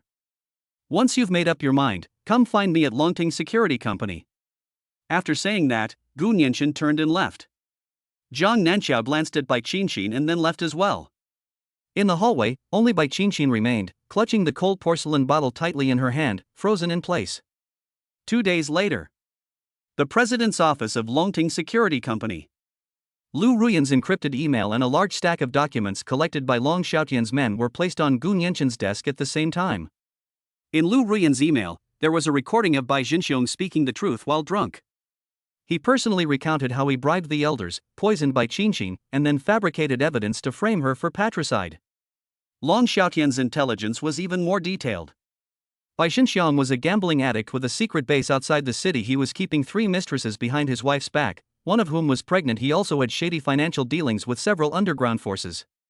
These things, along with Lu Ruyan's recordings, are enough to ensure Bai Xinxiong's demise. Gu Nianchen looked at the documents and smiled. Just then, there was a knock on the office door. Yi Qiuli pushed open the door and came in, followed by Bai Qianqin. She changed into clean clothes. She was still thin, but her face was clean and she looked pretty. Her eyes were bright, yet cold. She walked up to Gu Nianchen and stopped. I promise you, she said. But if you lie to me? I never lie to my own people.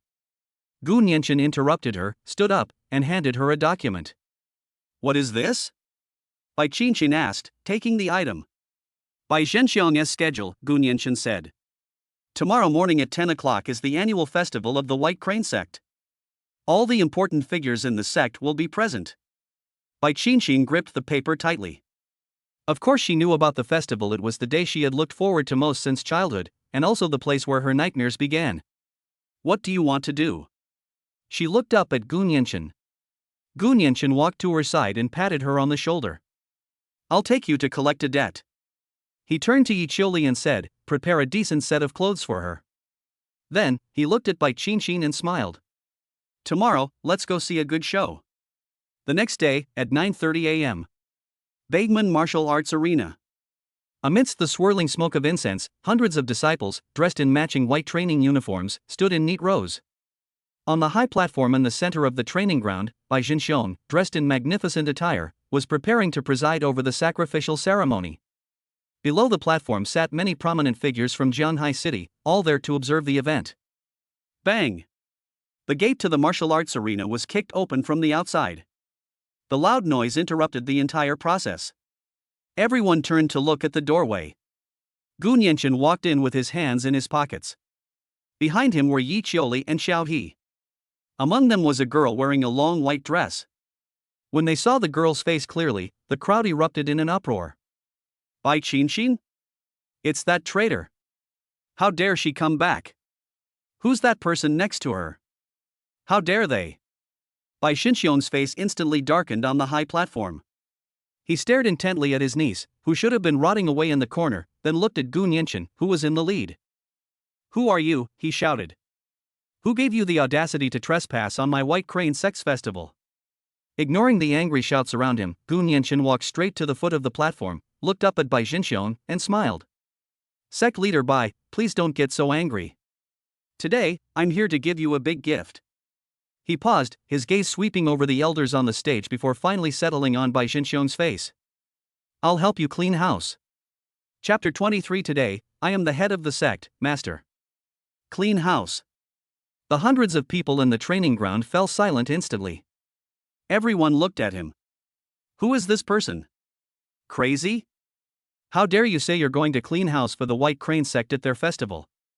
Bai Xinxiong, standing on the high platform, twitched his face and laughed in anger. Good, what a fine way to clean house.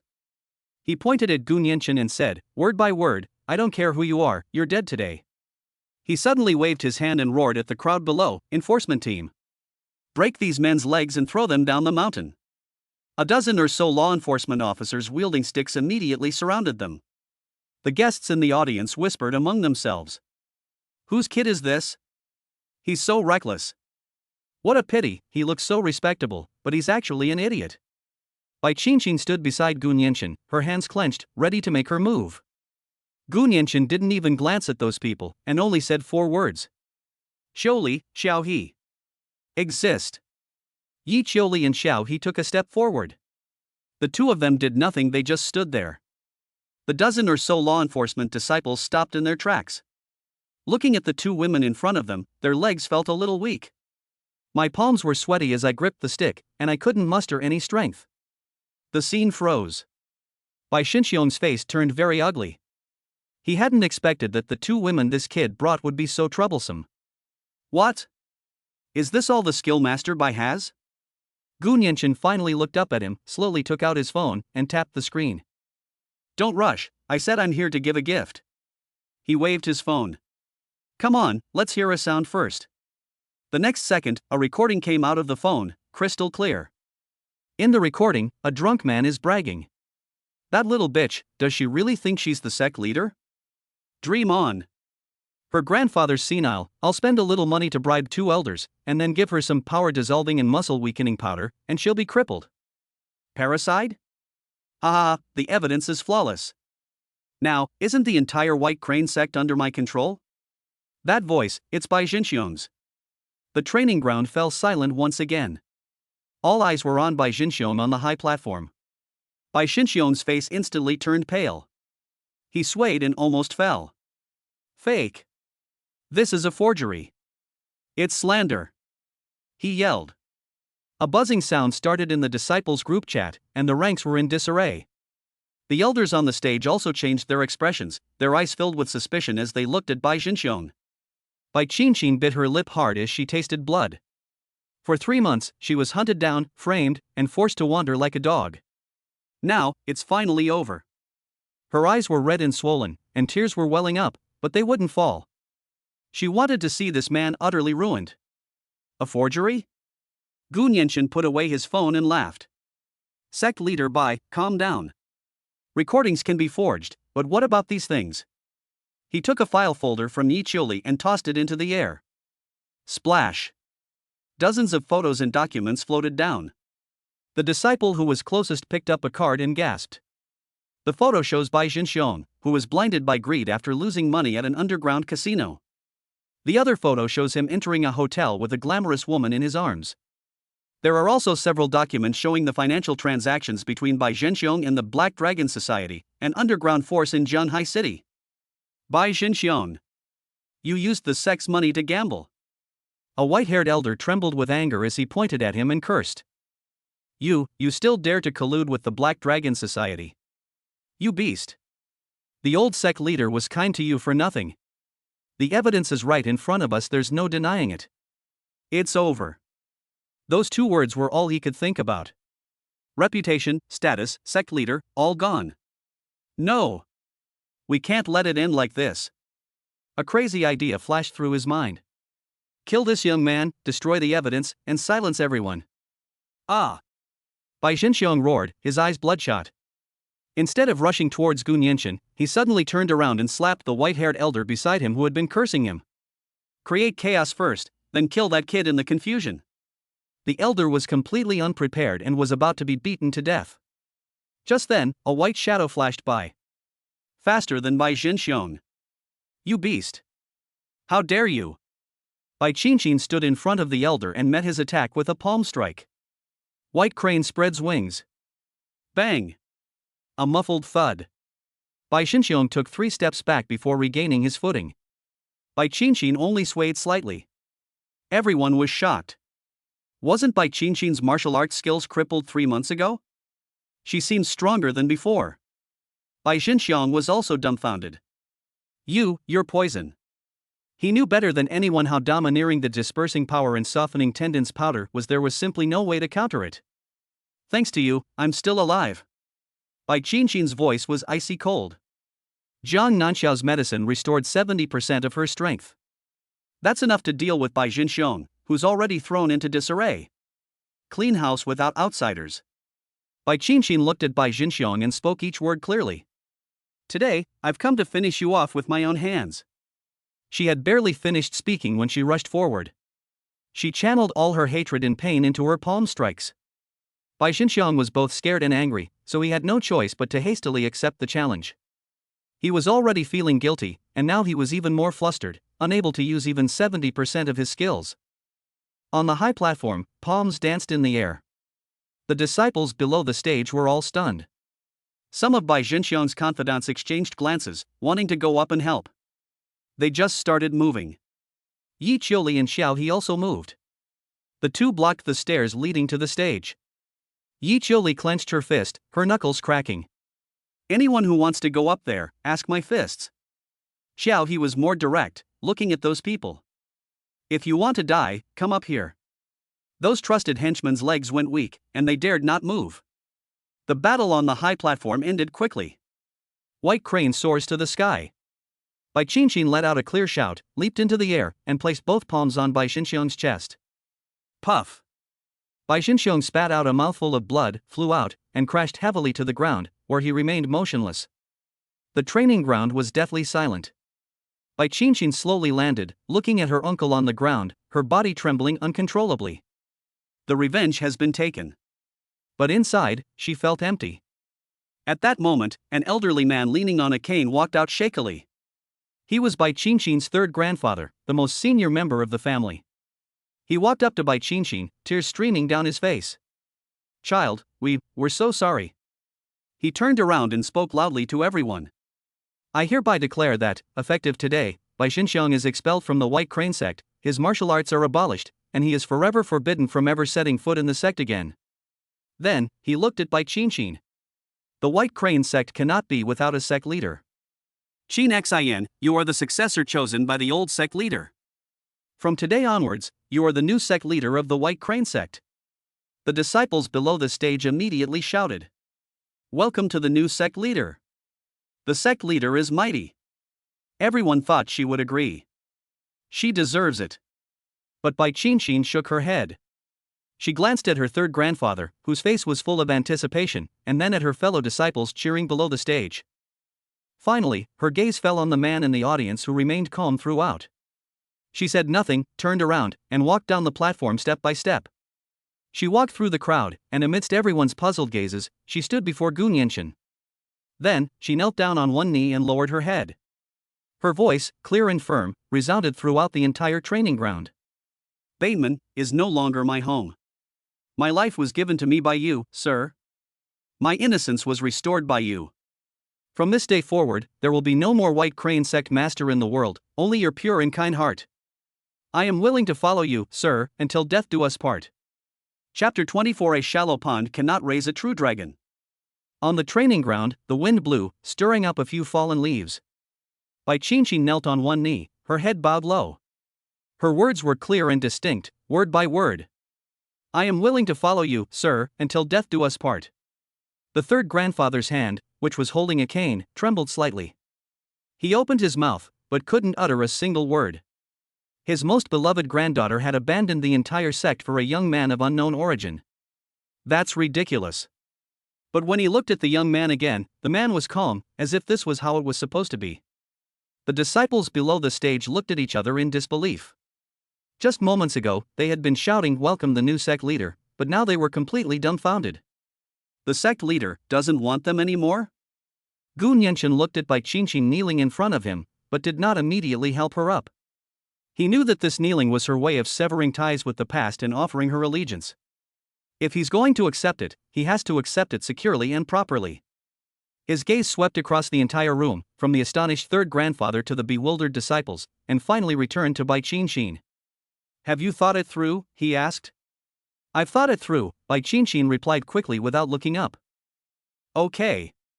Gu Nianchen nodded. Then get up, the ground is cold. He reached out and pulled Bai Qinxin up. Bai Qinxin stood up and stepped behind him, standing shoulder to shoulder with Yi Qiuli and Xiao He. From beginning to end, she didn't look at anyone from the White Crane sect. Gu Nianchen then looked at his third grandfather and smiled. Sir, I'm taking him away. You have no objections, right? Third grandfather's lips trembled, and finally he sighed and shook his head. She chose her own path. That's good. Gu Nianchen walked up to the white-haired elder who had been injured by Bai Jinxiong.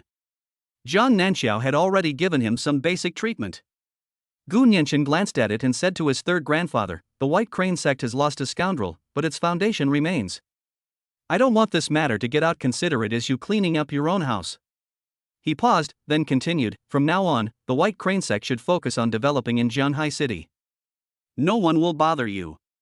Of course, if anyone is foolish enough to do so, they can mention my name, Gu Nianchen." These words sound simple, but they carry a frightening weight. This is a protective charm given to the White Crane sect. Third grandfather was a shrewd man and immediately understood Gu Nianchen's meaning. This young man not only wanted their future sect leader, but also the allegiance of the entire White Crane sect. But did he have a choice? No. He could only bow deeply and say, "Thank you, Mr. Gu." They're gone. Gu Nianchen waved his hand and led three women with different styles, but equally eye-catching, as he turned and walked off the training ground. Behind them, hundreds of eyes were fixed on them, their expressions complex and unreadable.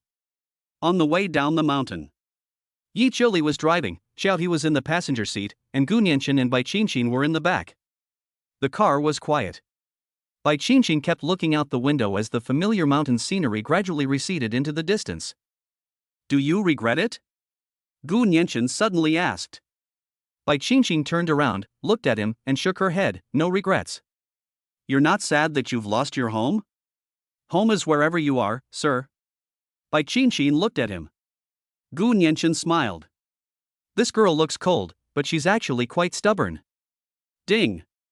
Hero Bai Qinqin's loyalty has increased to 95 die-hard loyalist. Bond bonus: all captured heroes and their hosts gain +5 spirit and +5 reaction speed.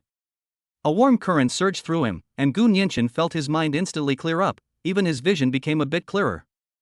"From now on, you'll be working with me. Longting Group needs a martial arts instructor who can keep things in check, so you'll be the one." Gu Nianchen directly assigned her the position. "Yes, sir." Bai Qinqin nodded. Xiao He glanced at Bai Qinqin in the rearview mirror but didn't say anything. Yi Chili whistled. "Not bad, now we have another helper in fights." Bai Qinqin glanced at Yi Chili's back, then at Xiao He's cold profile. She knew she was new. But she will prove with her actions that her loyalty to her husband is no less than anyone else's. 1 week later. Jianhai City, Longtung Group Headquarters Building. This landmark building in the city center originally belonged to one of the old and prestigious families in Jianhai City, but it has now been renamed Gu. Top floor, CEO's office. Standing in front of the huge floor-to-ceiling window, Gu Nianchen held a cup of tea, looking down at the city below. In just 1 month, everything changed dramatically.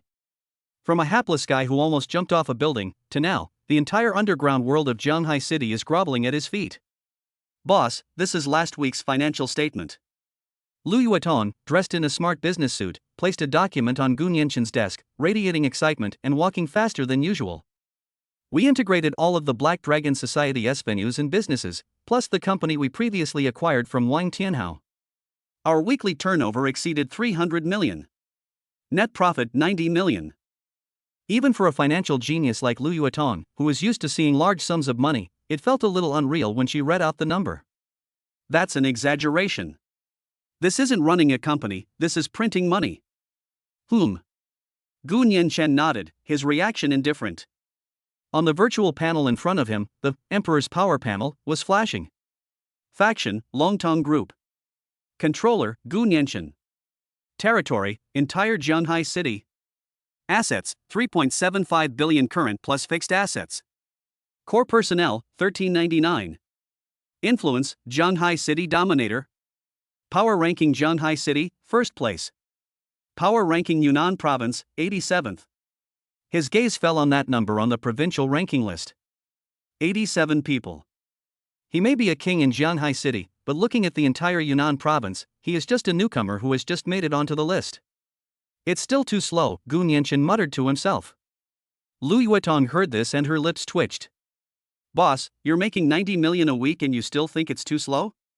If this gets out, all the hard-working business owners in Jianhai City will probably be jumping off rooftops." "Boss, there is something else." Lu Yueton put away her joking mood and her face turned serious. "Recently, several foreign investors have been quietly acquiring shares in several of our entertainment venues. Have you found out who it is? Gu Nianchen asked. Sister Lu is investigating, but there are no results yet. However, the other party's methods are very professional, like a professional trader is operating. Gu Nianchen tapped his fingers on the table. He had barely tasted the cake of Jianhai City when someone else wanted a slice. Just then, there was a knock on the office door. It's the receptionist at the front desk. Mr. Gu, there is a lady downstairs who wants to see you without an appointment. She said she is from the Song family in the provincial capital. The Song family in the provincial capital? Gu Nianchen and Lu Yuetong exchanged a glance.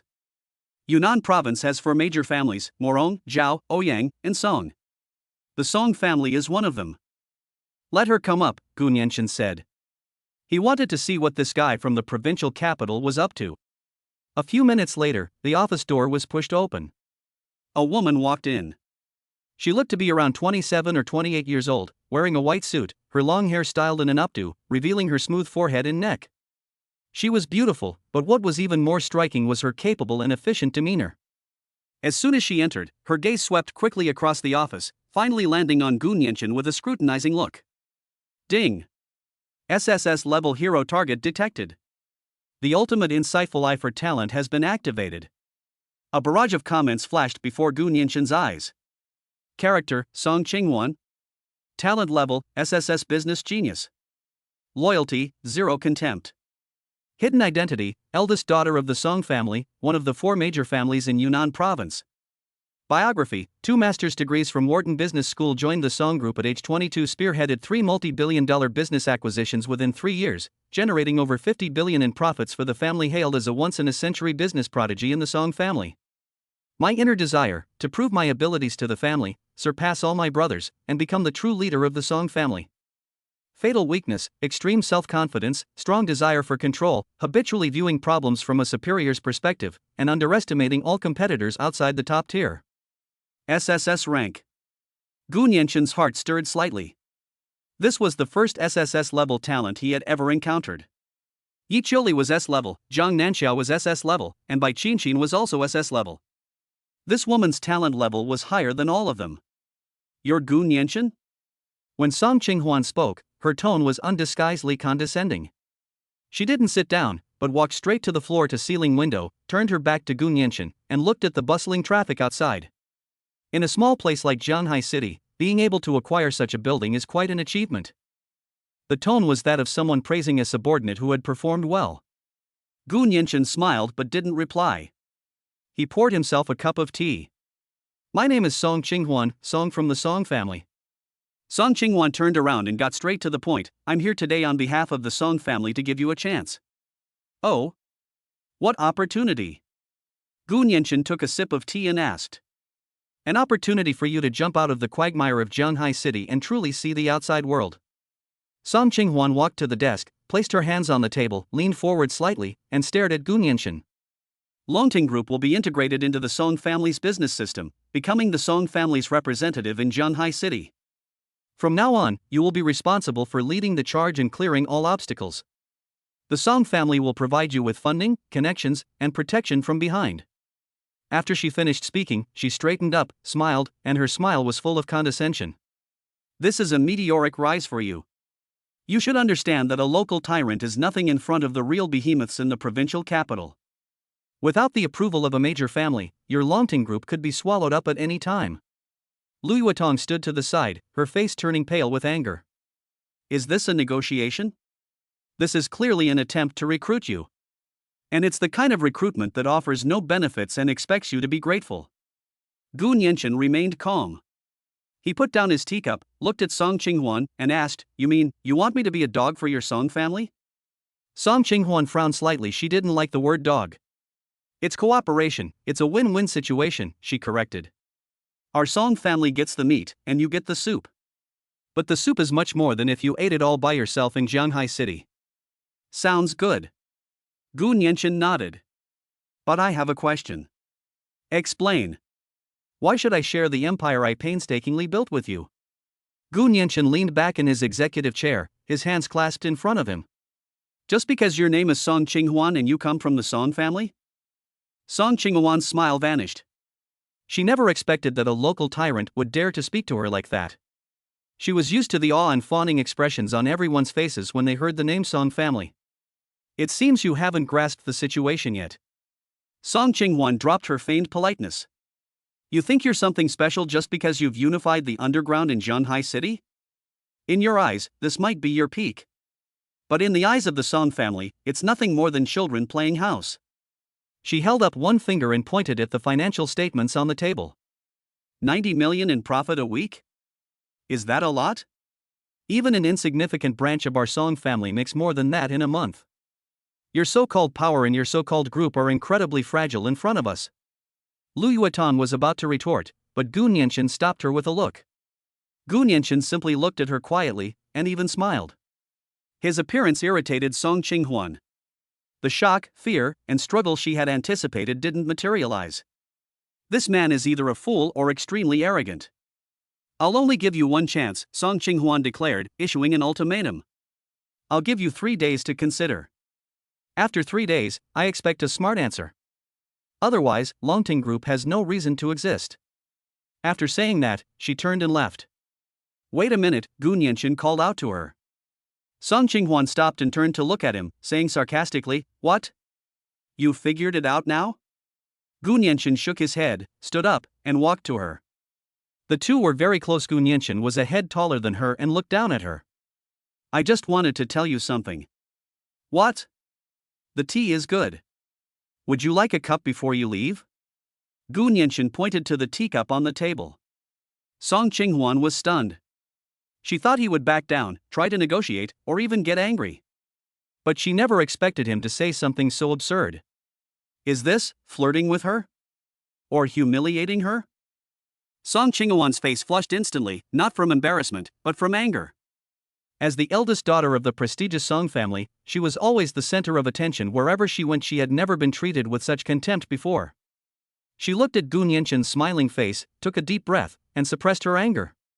She glanced contemptuously at the office, her gaze so intense it seemed she wanted to pierce through the walls and see through his pathetic wealth. The small city of Zhanghai is too shallow to raise a true dragon. Your company isn't even worthy of carrying the shoes of my Song family.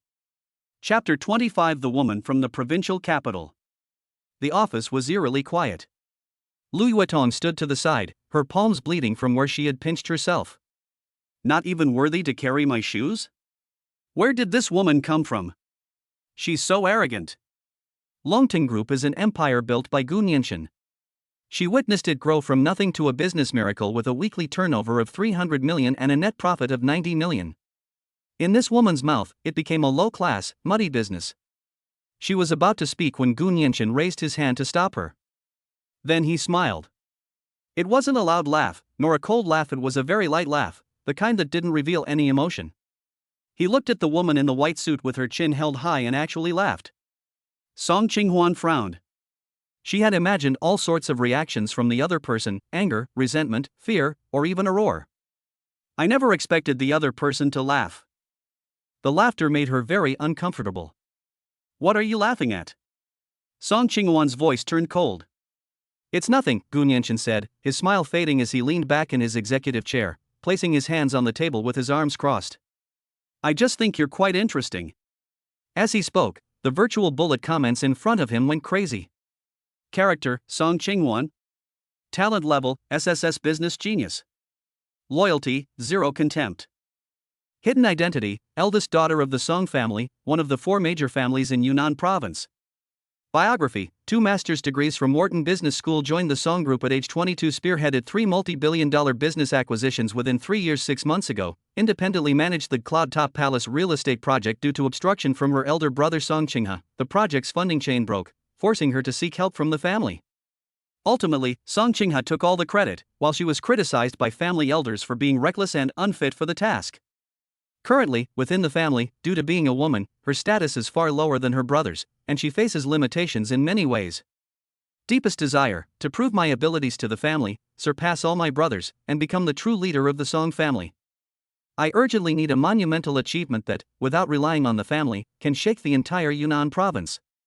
Fatal weakness, extreme self-confidence, strong desire for control, habitually viewing problems from a superior's perspective, and underestimating all competitors outside the top tier. Gu Nianqin's gaze lingered on the line of biography and resume for 2 extra seconds. I see. He understood. This woman, on the surface, is a queen, but deep down she is a loser eager to turn the tables. She came today not to recruit her, but to pick up scraps. In her eyes, her status as the newly crowned overlord of Zhanghai City was a ready-made achievement. With just a little pressure, it can be easily won over. Unfortunately, she miscalculated. Interesting? Song Qinghuan repeated the word, feeling it was an insult. She took a step forward, placed her hands on the desk, and leaned closer to Gu Nianqin. It seems you still don't understand how ridiculous your so-called empire is. She lowered her voice. Let me give you some basic information.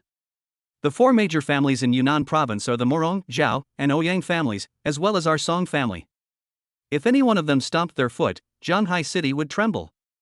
Our Song family's businesses cover real estate, finance, energy, and logistics. The entertainment industry that earned you 90 million this week is not even a corner of our Song family's business empire. She stared into Gu Nianqin's eyes, wanting to see him panic.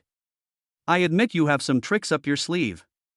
But that's because the truly powerful Haven Tea noticed this little place yet. Now, I'm here, representing the Song family, to give you a chance to get on board. If you don't seize it, you'll suffer a terrible fate.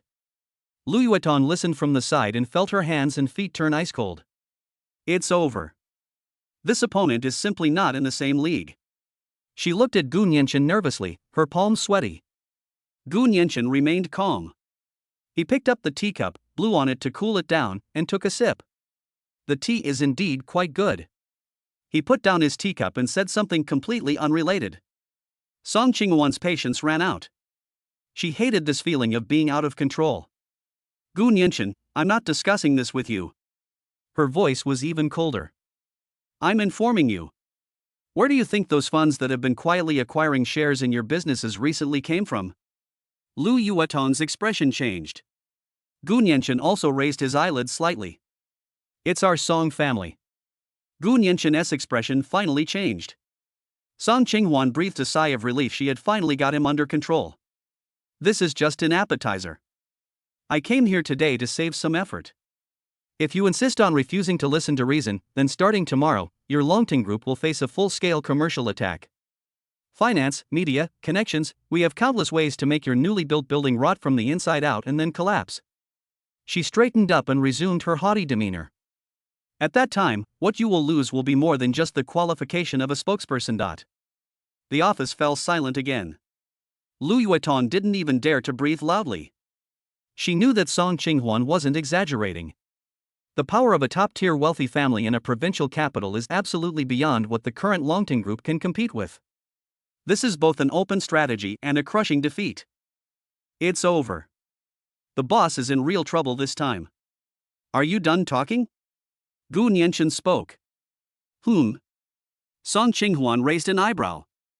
Now that you've finished speaking, it's my turn to speak, isn't it? Gu Nianqin stood up, walked around the desk, and stepped in front of Song Qinghuan. He was a head taller than Song Qinghuan. At such a close distance, Song Qinghuan was forced to look up at him. She was not used to this position. First of all, thank you for telling me who was pulling these tricks behind my back. It saved Sister Lu a lot of trouble. Gu Nianqin smiled. Song Qinghuan's eyes narrowed. Secondly, I have no interest in your offer of amnesty. What did you say? Song Qinghuan thought she had misheard. I said, Gu Nianqin stared into her eyes, speaking clearly and distinctly, I have no interest in being your family's dog. Lu Yuetan gasped. This is insane. The boss is absolutely insane. Song Qinghuan's face flushed red instantly, from anger. From childhood to adulthood, who has ever dared to speak to her like that? You're asking for it, she said through gritted teeth. Don't be so quick to get angry, Miss Song.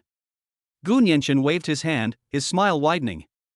Your suggestion may not be very good, but it did remind me. What should I remind you of? Song Qinghuan asked through gritted teeth. It reminds me that Zhanghai City is indeed a bit small. Gu Nianqin turned around, walked to the floor-to-ceiling window, and looked down at the bustling traffic below. So, I've made up my mind. He turned around and looked at Song Qinghuan. Song Qinghuan suddenly felt that the man in front of her was different from the one before. His eyes reminded her of her grandfather. That's the look in someone's eyes when looking at prey. I plan to move to the provincial capital to develop my career, Gu Nianchen said. Song Qinghuan was stunned. She thought she was going to hear something like begging for mercy or a threat. That's it? Should I move to the provincial capital to develop my career? What did he think the provincial capital was? A vegetable market? Something he could just come and go as he pleased? Before she could even make a sarcastic remark, she heard Gu Nianchen's next words. At that time, Longting Group will establish a branch in the provincial capital. Gu Nianchen looked at her and slowly, word by word, said. At that time, if your Song family wants to find a reliable partner, you can come and rely on our Longting Group. What did you say? Song Qinghuan was completely dumbfounded. She wondered if there was something wrong with her ears, or if the man in front of her had something wrong with his brain. To make the Song family depend on him? How could a local tyrant in Jianghai City cause the Song family, one of the 4 major families in Yunnan province, to become dependent on him? This was the most outrageous, absurd, and hilarious joke she had ever heard in her life. Ha ha ha ha ha ha ha. Song Qinghuan suddenly burst into laughter, laughing so hard she couldn't stand up straight, tears streaming down her face. Lu Yuetong was also stunned, staring blankly at her boss, not knowing how to react. Gu Nianchen just watched her smile quietly without saying a word. Song Qinghuan laughed for a full half-minute before stopping. She wiped away the tears from the corners of her eyes, looked at Gu Nianchen, and thought that this man was crazy. Gu Nianchen, I take back my previous assessment of you. She shook her head. You're not cunning, you're ignorant. You have no idea who you're talking to. I know, Gu Nianchen said. She is just a young lady who lost in the internal power struggle and is eager to find some credit to prove herself. Song Qinghuan's laughter stopped. Her expression froze as she stared intently at Gu Nianchen. How could he have known? This was her biggest secret and her greatest shame. Few people in her family knew about it, so how could someone from Jianghai City know so much about it? She opened her mouth, but couldn't utter a single word. Miss Song, you want to prove you're not wrong, but you've chosen the wrong person and used the wrong method. Gu Nianchen sat back down in his executive chair. Now, the roles have reversed. You think you're the hunter and I'm the prey. But is it possible, Gu Nianchen looked at her and smiled, that you've got it backwards? Song Qinghuan's chest heaved, and her face turned pale. She was utterly enraged. She was overwhelmed by Gu Nianchen's all-seeing gaze, his nonchalant attitude, and his extremely arrogant words. Okay, very good. She said okay twice and then turned to leave. When she reached the door, she stopped but didn't turn around. I'll wait for you to come to the provincial capital. Her voice was devoid of any warmth. I hope that when you're crying and begging me, you'll still be this stubborn. After saying that, she opened the door and walked out, the sound of her high heels disappearing at the end of the corridor. Chapter 26 Heading to the provincial capital to seize territory. The sound of Song Qinghuan's high heels disappeared at the end of the corridor, and the office was eerily quiet. Lu Yueton looked at Gu Nianchen, her lips moved, but no sound came out. My hands and feet are ice cold, and my head is buzzing. The Song family is one of the 4 major families in Yunnan province. What does that mean? In Jianghai City, Longting Group is like a fledgling dragon just beginning to emerge. But the Song family is a behemoth hovering over the entire Yunnan province. They could crush them with a mere flick of their claws. Boss. Lu Yuetong finally found her voice, dry and hoarse. What do we do now? She had prepared for the worst. Sell off assets, shrink operations, or even temporarily disband and go into hiding. Gu Nianchen acted as if nothing had happened, sitting back in his office chair and slowly pouring himself another cup of tea. What do you mean, what to do? He looked up at Lu Yuetong and said, We'll deal with whatever comes our way. If she wants to come, let her come. Lu Yuetong panicked, but boss, that's different. That's the Song family. How can we fight them? Who said we should confront each other head-on? Gu Nianchen smiled, tapping his teacup with his fingers. She wants to mess with us on our turf, then we'll go to her turf and mess with her. Lu Yuetong was stunned. Go to her territory? Yes, Gu Nianchen nodded, to the provincial capital. This decision left Lu Yuetong's mind blank. She considered defense and compromise, but she never imagined that Gu Nianchen would choose to go straight to the enemy's hometown. Boss, this is too risky. Lu Yuetong's voice trembled slightly. We have nothing in the provincial capital, and we don't know anyone here. How can we fight against the Song family? A foundation is built through hard work, not waited for. Gu Nianchen put down his teacup and stood up. Yutong, I know what you're worried about. But think about it, are we really safe if we just cower in Jianhai City? Lu Yuetong fell silent. She knew it wasn't safe. Song Qinghuan had already made it clear, they were like meat on a chopping board, to be chopped up whenever the other party wanted. Instead of getting beaten up on our own turf, we should go to their turf and stir things up. Gu Nianchen walked up to her and patted her on the shoulder. Only when things are in chaos will we have a chance. His voice was calm, but Lu Yuetong felt her wildly beating heart gradually calm down. She looked into Gu Nianchen's eyes, and there was no fear, no retreat, only something familiar to her, a kind of madness. Her clenched fist slowly loosened. Okay, boss, I understand. She nodded emphatically. I'll go and prepare right away, and gather all the funds that the group can mobilize. No, Gu Nianchen shook his head, Jianhai City is our base, we can't afford to lose it. You and Sister Lu stay here and stabilize the base. Continue operating the funds as usual, I'll think of another way. And you? I'll take a few men with me to scout ahead, Gu Nianchen smiled. Don't worry, I never fight a battle unprepared. That afternoon, the core members of Longting Group held an emergency meeting in the top floor office. When Gu Nianchen announced that he would immediately march into the provincial capital, everyone was stunned, and then worried. Lu Ruyan swiped her finger across the tablet, pulling up a document. Boss, the power dynamics in the provincial capital of Yunnan are too complex. On the surface, there are 4 major families, Morong, Zhao, Ouyang, and Song, who control more than 80% of the provincial capital's economy. In the shadows, there are 3 major gangs, the Black Dragon Society, the Blood Wolf Gang, and the Rouge Gate, each a ruthless force. If we go there now, it's like a small fish swimming into a shark tank. Lu Yuetong continued, and funding is also a major problem.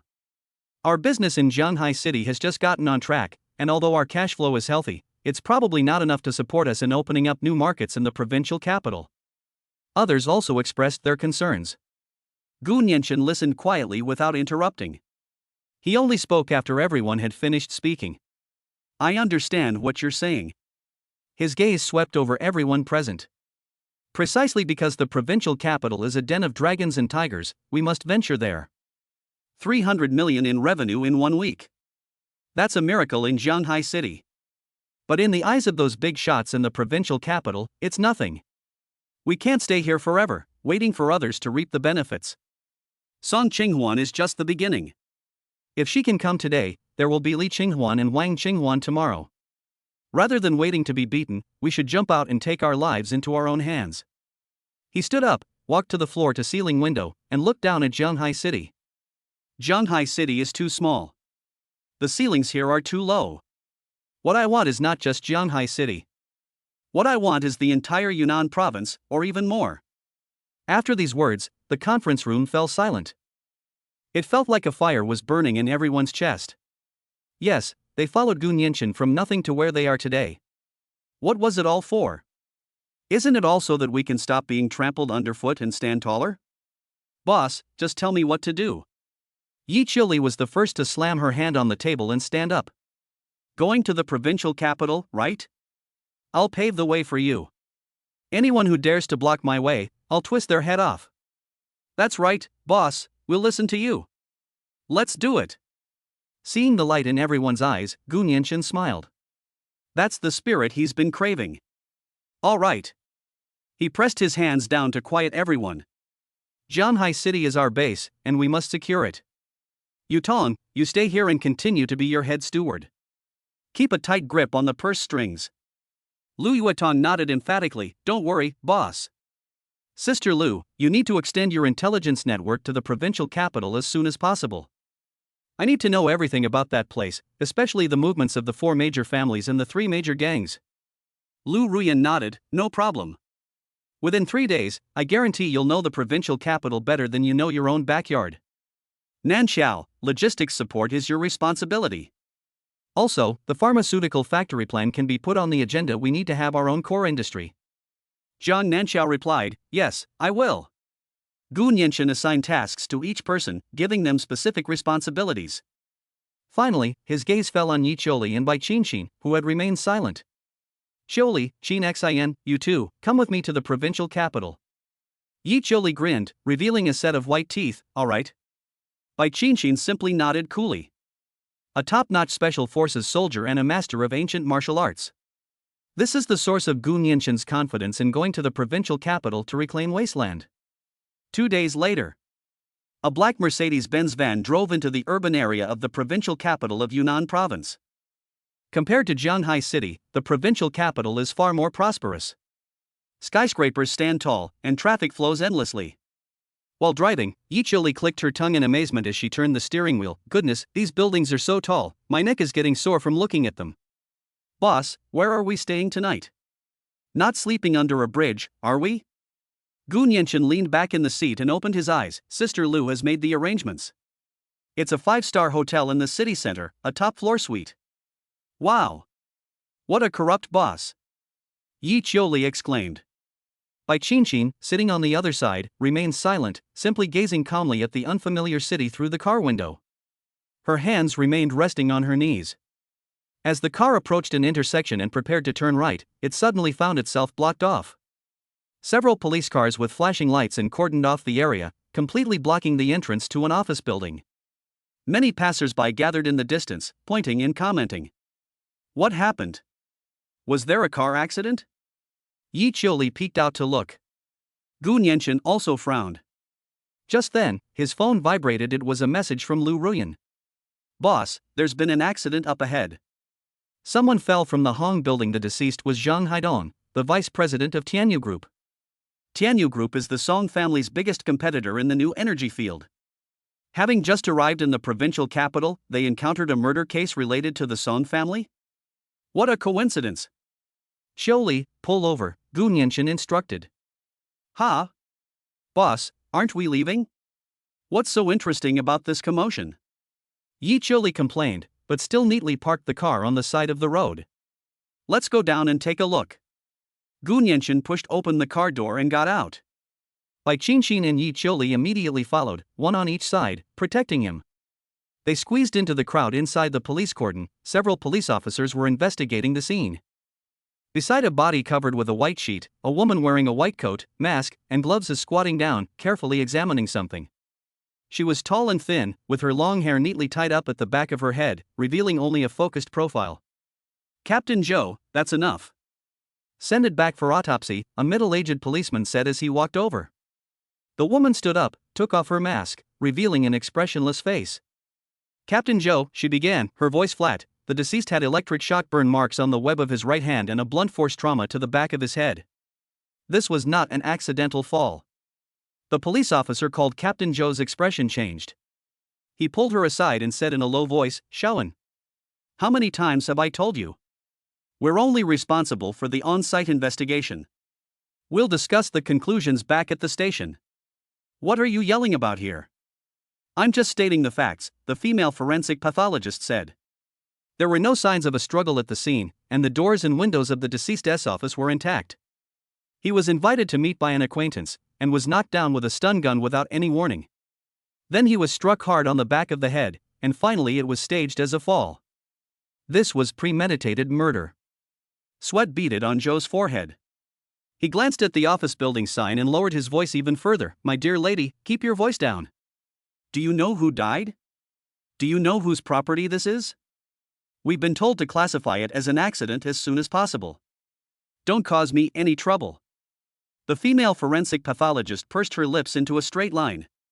My duty is to make the dead speak and find the truth. It's not to curry favor with anyone or to give false testimony. You.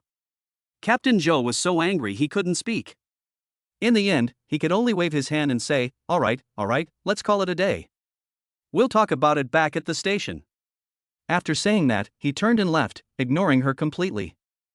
The female forensic doctor stood there, watching the body being lifted into the car, her fists clenching involuntarily.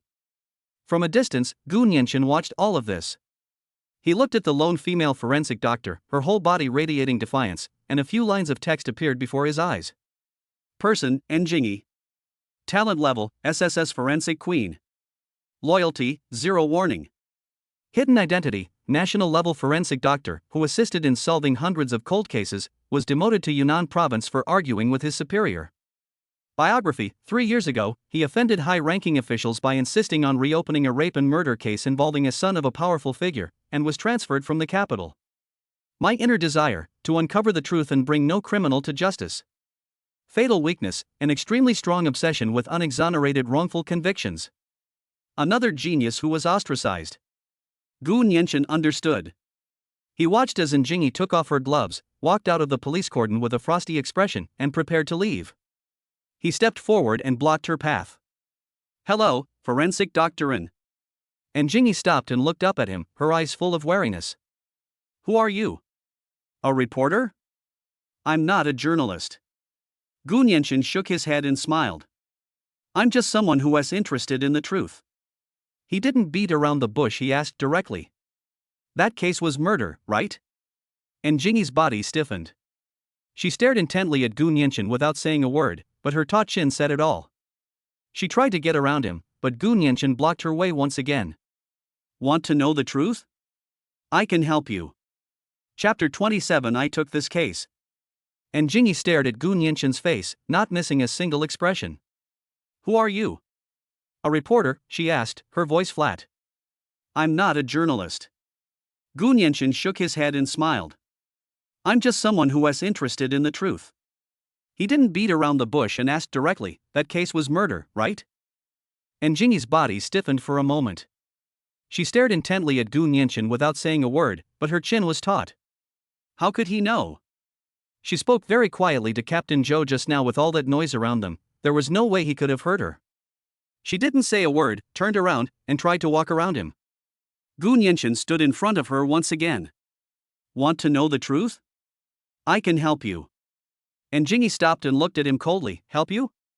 What's your purpose? She didn't believe in free lunches. Everyone who approached her had something to ask for. My purpose? Gu Nianchen thought for a moment, to help those in need. I can't bear to see heroes tarnished and the truth buried. Njingi didn't believe a word of what he said. She crossed her arms. I don't need your help. Move aside. Are you sure? Gu Nianchen didn't let go, but instead took a step closer and lowered his voice. You notice the electric shock marks on the deceased's hands and the blunt force trauma to the back of his head, which is very professional. But there are some details that you may not have had time to look at because the scene was too chaotic. Njingi's pupils contracted slightly. He knew so much about it. Gu Nianchen didn't give her time to think and continued. The deceased was wearing custom-made leather shoes, and the dust on the soles was a mixture of cement and silica sand particles. But the roof of that office building was paved with asphalt for waterproofing and insulation. The dust doesn't match up. Njingi's breathing stopped for a moment. She genuinely missed this detail. The on-site investigation time was too short, and Captain Zhou was pressing her for time. She only had time to examine the body's surface, and there wasn't enough time to collect samples of the trace evidence from the soles of the shoes for analysis. Also, Gu Nianchen looked into her eyes. The Patek Philippe watch on the deceased's wrist was a model 5270p, with a heart rate monitoring function. Go check the cloud data. His heartbeat had already stopped 10 minutes before the time of the fall announced by the police. Her brain was working at lightning speed. If what he said is true, then this is not a simple staged crime scene, but a premeditated murder. The victim was killed elsewhere and then transported to the roof of the Hangda building and dumped. One last thing, Gu Nianchen's voice lowered. The cuffs of the deceased's coat had a very faint smell of disinfectant. Not the kind used in hospitals, but a powerful cleaner specifically designed to remove bloodstains and organic residue.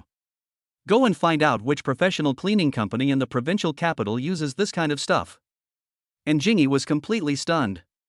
She looked at the man in front of her. These clues are interconnected, directly refuting the possibility of an accidental fall. This is no longer just a simple observation skill. Who is this person? How could he know so many details that even she had overlooked? Who are you? She asked, her voice finally showing some emotion. My name is Gu Nianchen. Gu Nianchen stepped aside and gestured for him to proceed. Now, do you still think you can handle this alone, forensic doctor? Njingi stood there, looking at him. Reason told her that she should immediately distance herself from this mysterious man and report what he had just said to Captain Zhou. But she knew very well that if she reported it, these clues would be suppressed and disappear without a trace. Zhou's troubled face said it all. She didn't want the truth to be covered up like this. This is her bottom line as a forensic pathologist. She gritted her teeth and took her phone out of her pocket. Your call. Gu Nianchen smiled. He read out a number, watched Jinyi save it, and then said, I'll wait for your good news. After saying that, he turned and left, decisively and cleanly. Yi Qiuli and Bai Qingqin immediately followed, and the three of them quickly disappeared into the crowd. And Jinyi watched his retreating figure and gripped her phone tightly. Gu Nianchen. She remembered the name. Instead of returning to the police station, she drove directly to the Municipal Forensic Science Center. She needed to verify Gu Nianchen's words immediately. Inside the black Mercedes-Benz van. While driving, Yi Qiuli stole glances at Gu Nianchen through the rearview mirror. Boss, you're something else. You just arrived in the provincial capital and you've already hooked up with a female forensic doctor? And she's an ice queen, pretty hot. She whistled. But what you were saying earlier, about dust and heartbeats, is that true? How did you know? I guessed. Gu Nianchen leaned back in his chair and closed his eyes. TCH, you're kidding me. Yi Qiuli curled her lip and didn't ask any more questions. She knew her boss had secrets, but she didn't ask questions she shouldn't. That was the rule. Bai Qingqin, sitting on the other side, remained silent, only wiping the short sword she carried with her. The blade gleamed coldly in the shadows of the carriage. Gu Nianchen ignored Yi Qiuli's teasing. He was communicating with the system in his mind. System, I need to immediately establish an intelligence network and technical support team in the provincial capital. God-tier hero quest has been generated. Task 1, the Phantom of the Internet. Description, recruit a hacking genius with a talent level of at least S within 24 hours. Reward, unlock the hero hacker Feng Shuyao and gain full support in network technology. Task 2, a net of heaven and earth. Description, assist Lu Ruyan in establishing initial intelligence network coverage of the core area of Yunnan Province's capital within 72 hours. Reward, host's mental strength plus 10, Lu Ruyan's intelligence analysis ability improved. Very good. Gu Nianchen opened his eyes, took out his phone, and dialed Lu Ruyan's number directly. Sister Lu, it's me. Boss, have you arrived in the provincial capital? How was the journey? I ran into some trouble as soon as I landed. I need you to do 2 things for me, the sooner the better. Please speak, boss. First, find me the top hacker in the provincial capital, no matter the cost. I need someone who can roam freely in the online world and even pry open a crack in the official firewall. Lu Ruyan on the other end of the phone paused, then laughed. Boss, you've come to the right person. I actually know someone like that. A young girl named Feng Shuyao, an orphan, a genius, a bit withdrawn, but her skills are absolutely top-notch in the country. 3 years ago, during the famous cyber warfare battle between S.H.I.E.L.D. and Leviathan, she was one of the core members of S.H.I.E.L.D. Later, she withdrew for some reasons and is now living in seclusion in the provincial capital. Very good, contact her immediately. Tell her I'll offer her an 8-figure annual salary, plus a chance for revenge. Gu Nianchen stated his offer directly. 8 figures? Lu Ruyan took a breath. Okay, I'll take care of it right away. This girl may be arrogant, but she can't refuse the conditions you set. The second thing, Gu Nianchen continued, is the Hangda building fall case. The deceased is Zhang Hainon. I need all his social connections, as well as all the recent business records between his company Tianyu Group and the Song family. Also, check out a company in the provincial capital called Jiechen Cleaning. I need all its information, the more detailed the better. No problem. Lu Ruyan agreed very readily. The information will be sent to your email in half an hour. After hanging up the phone, Gu Nianchen looked out the window at the rapidly receding street scene. The Song family. Song Qinghuan. Since you've made the first move, don't blame me for turning the chessboard upside down. On the other side, at the Municipal Forensic Science Center. And Jinyi used her authority to expedite the retrieval of dust samples from the rooftop of Hangda building and residue from Zhang Haidong's shoe soles. When the analysis results came out, her hands were shaking as she looked at the report. Exactly the same. Gu Nianchen is absolutely right. The dust on the soles of the shoes has a completely different composition from the asphalt on the roof. She immediately contacted Patek Philippe's Swiss headquarters and, through internal police channels, requested access to the cloud-based health data of Zhang Haidong's watch. Half an hour later, the encrypted email arrived. At the end of the data curve, the heart rate dropped from 75 to 0 in an instant. The time when it reset to 0 was 9:15 p.m. Police received the report and arrived at the scene. The forensic doctor initially determined the time of death to be 10:05 p.m. There was a full 50 minutes in between. He was indeed killed elsewhere and then his body was transported to the Hung building and dumped there. Who exactly is this man named Gu Nianchen? He didn't even get close to the corpse, yet he saw everything clearly. She took a deep breath and dialed Gu Nianchen's number. You're right. Her voice was a little strained. What do we do now? On the other end of the phone, Gu Nianchen's voice was calm. Check, Jiecheng cleaning, but I have already sent people to investigate, but this company is very clean, its business registration and tax records are flawless. Then let us investigate something unclean, Gu Nianchen said. Have your hacker friend check the surveillance footage in the Hangda Building's underground parking garage between 9 and 10 p.m. last night and find a Jiecheng cleaning van. And Jingyi was stunned. How did you know? Don't ask me how I know, just go and check. Gu Nianchen interrupted her. After you find it, track the car's trajectory. The destination is the first crime scene. After hanging up the phone, Jingyi immediately took action. She didn't have any hacker friends, but she had police access. She contacted the city's traffic control center directly, requesting access to surveillance footage from the relevant road sections. An hour later, the results came out. At 9:50 p.m. last night, a clean city cleaning truck drove into an abandoned warehouse in the western suburbs. According to police records, that warehouse was a stronghold of the underground gang Blood Wolf Gang. The case became clear instantly. It was the Blood Wolf Gang who killed Zhang Haidong and then staged it as a fall from a building. And Jingyi immediately led her team to prepare to apply for a search warrant and raid the warehouse. Just as she put on her bulletproof vest and prepared to leave, her phone rang again. It was Gu Nianchen again. Forensic doctoring, before we take action, I suggest you review one more document. What information? About the Blood Wolf Gang and the Song family. Gu Nianchen's voice was very soft, but in Jingyi's heart skipped a beat. In the past year, the Blood Wolf Gang has doubled its territory, and the source of its funding is a shell company called Dingsheng Investment. Behind this company are the Song family's businesses. Furthermore, Tianyu Group's new energy project is the Song family's biggest competitor in the provincial capital. With Zhang Haidong's death, the project was shelved, and the Song family is the biggest beneficiary. Gu Nianchen paused for a moment before uttering his final sentence. This murder is not a simple gangland feud. It's the Song family eliminating business rivals. And Jingyi stood motionless in the noisy corridor of the police station, holding her phone. All sounds around us disappeared. There was only one name in her mind. The Song family. One of the 4 major families in Yunnan province. That behemoth. She recalled the fate of herself 3 years ago in Beijing, when she was kicked to Yunnan province because she insisted on investigating a powerful and wealthy man's son. Now, she has to face the Song family, which is 100 times more powerful than that son of a powerful family. Check? It's like throwing an egg against a rock, you'll be shattered to pieces. Not going to investigate? Zhang Haidong, who died with his eyes wide open, will be sealed in the archives like countless other wrongful convictions, never to see the light of day again.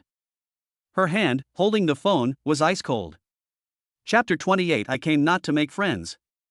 The police station corridor was bustling with people, and the noise reached in Jingyi's ears, leaving only a buzzing sound. Her hands gripped the phone tightly, her icy fingertips almost sinking into her flesh. The Song family. These 2 words weighed heavily on her heart, making it hard for her to breathe. 3 years ago in Beijing, she simply wanted to investigate a second-generation rich kid, but she was kicked to this Yunnan province, thousands of miles away. That second-generation rich kid was nothing compared to the Song family. Check? Zhou's troubled face flashed before my eyes. If the investigation continued, the best outcome would be that she would be fired again. The worst outcome might be that she would lose her police uniform. Not going to investigate? The sight of Zhang Haidong dying with his eyes wide open would become an inescapable ghost in her mind. The case file was stuffed into a corner of the filing cabinet, and no one would ever look at it again.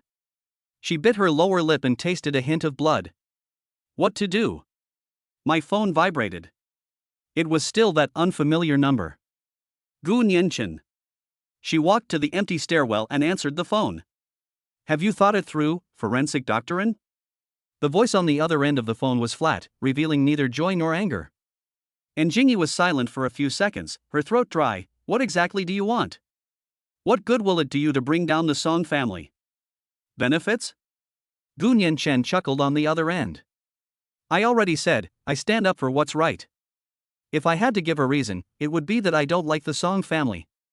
What kind of bullshit reason is that? And Jingy found it absurd, but she didn't have the strength to refute it. Leaning against the cold wall, she asked the most practical question: do you know how many years the Song family has been operating in Yunnan province? Even if I get the evidence, where do you think I can submit it to? Captain Zhou has already talked to me. If the investigation continues, I'll be fired tomorrow. So what? Gu Nianchen retorted, because you're afraid of losing your job. You just watched the murderer go out drinking and chasing girls? You watched the truth be buried? Ian Jingy was speechless. Yes, when did she become like this? She didn't think this way when she took her oath at the police academy. And Jingy, you've never lacked courage. Gu Nianchen's voice was clear. What you lack is a knife to pave your way. I can be that knife. You just need to do what you're supposed to do, connect the evidence, use your expertise to nail this case shut. As for the Song family, I'll keep them very busy, so busy they won't have time for you. His tone was indifferent, yet Jingy believed him for no apparent reason. The embers of hope that were about to be extinguished in her heart seemed to flicker once more. I need time, she said. Sure. But the truth won't be out of reach for long. The call ended. And Jingy stood in the stairwell for a long time until her legs went numb. She walked back to her office, looked at the preliminary report on the table that read case closed due to accident, picked it up, tore it in half, and threw it into the trash can. The Mercedes-Benz van drove smoothly on the road. Gu Nianchen hung up the phone. Boss, is it all done? Yi Qiuli looked at him in the rearview mirror. This female forensic doctor has a pretty strong temper. Will she listen to you? She will. Gu Nianchen leaned back in her chair. She is an idealist. The thing that people like that hate most is becoming as dirty as others. After saying that, he took out his phone and dialed another number. The call was answered quickly. Boss. A capable female voice. It's Qiao He, the former underground boxing champion, Bloody Rose. Qiao He, have we arrived in the provincial capital? Just got off the plane. What are your orders, boss? Let us go check out the underground boxing rings in the provincial capital, Gu Nianchen said. As quickly as possible, beat everyone there who can fight. Especially those rings connected to the Blood Wolf gang. The bigger the commotion, the better. Anyone who dares to stop us, beat them until they dare not stop us. Xiao He paused for a second on the other end of the phone. Understood. After tonight, the underworld of the provincial capital will know my name. She hung up the phone immediately. Yi Qiuli whistled. Boss, are we going to fight the Blood Wolf gang? I like that. Gu Nianchen ignored her and dialed a third number. The phone rang for a while before being answered, and a lazy female voice came through. Oh my big boss, you finally remembered me, the little woman who manages your money? I thought you'd fallen into some brothel and forgotten to come home. It's Lu Yuetong, the god of wealth of Longtung Group. Stop being so glib. Gu Nianchen smiled. You've got some work to do. I'll send you a list of the Song family's businesses in Yunnan province, and a few listed companies that are closely tied to them. Lu Yuetong's voice immediately turned serious. What is the target? Let them run into chaos. Gu Nianchen looked out the window at the night view. I want their stock price to be like an electrocardiogram. I want their investors to be crying for their parents. I want the Song family to be so overwhelmed with problems that they won't have time to care about anything else. Is that okay? Boss, your question is an insult to my profession, Lu Yuetong snorted. Do you want them to experience a stock market roller coaster, or a day trip to the ICU? Tell me, how thrilling do you want it? Go all out and leave no loose ends. No big deal. The market opens at 9:30 tomorrow morning. Just watch the show, Lu Yuetong said. I guarantee the Song family will experience the thrill of working hard for decades only to lose everything in one fell swoop. After hanging up the phone, Gu Nianchen closed his eyes and tapped his fingers lightly on his knee. Underground, the Blood Wolf gang. Finance, Song Group. He wanted to see how many hands the Song family, this behemoth, could grow to put out the fire, since both lines were burning at the same time. And Jingy was the third knife he had prepared. Over the next 2 days, the provincial capital appeared calm on the surface, but undercurrents were surging beneath. And Jingy's life is very difficult.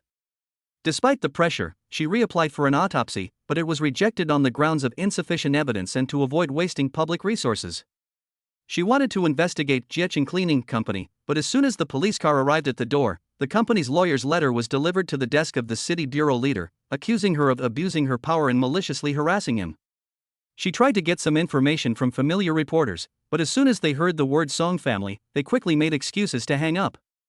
Almost everyone in the police station avoided her. She was isolated. That feeling of powerlessness, that humiliation of watching the truth right before her eyes but being unable to reach it, was driving her crazy. Just when she was about to give up, the situation in the provincial capital changed suddenly. First, the underground world. A woman named Xiao He emerged and, overnight, took on 7 underground boxing rings belonging to the Blood Wolf Gang. All the top fighters couldn't withstand more than 3 moves from her. The Blood Wolf Gang was furious and sent out Double Flower Red Stick to lead a team to surround and kill them. However, the woman alone defeated them all, and Red Stick's arm was broken on the spot. The entire underground forces in the provincial capital were dumbfounded. Where the hell did this bastard come from?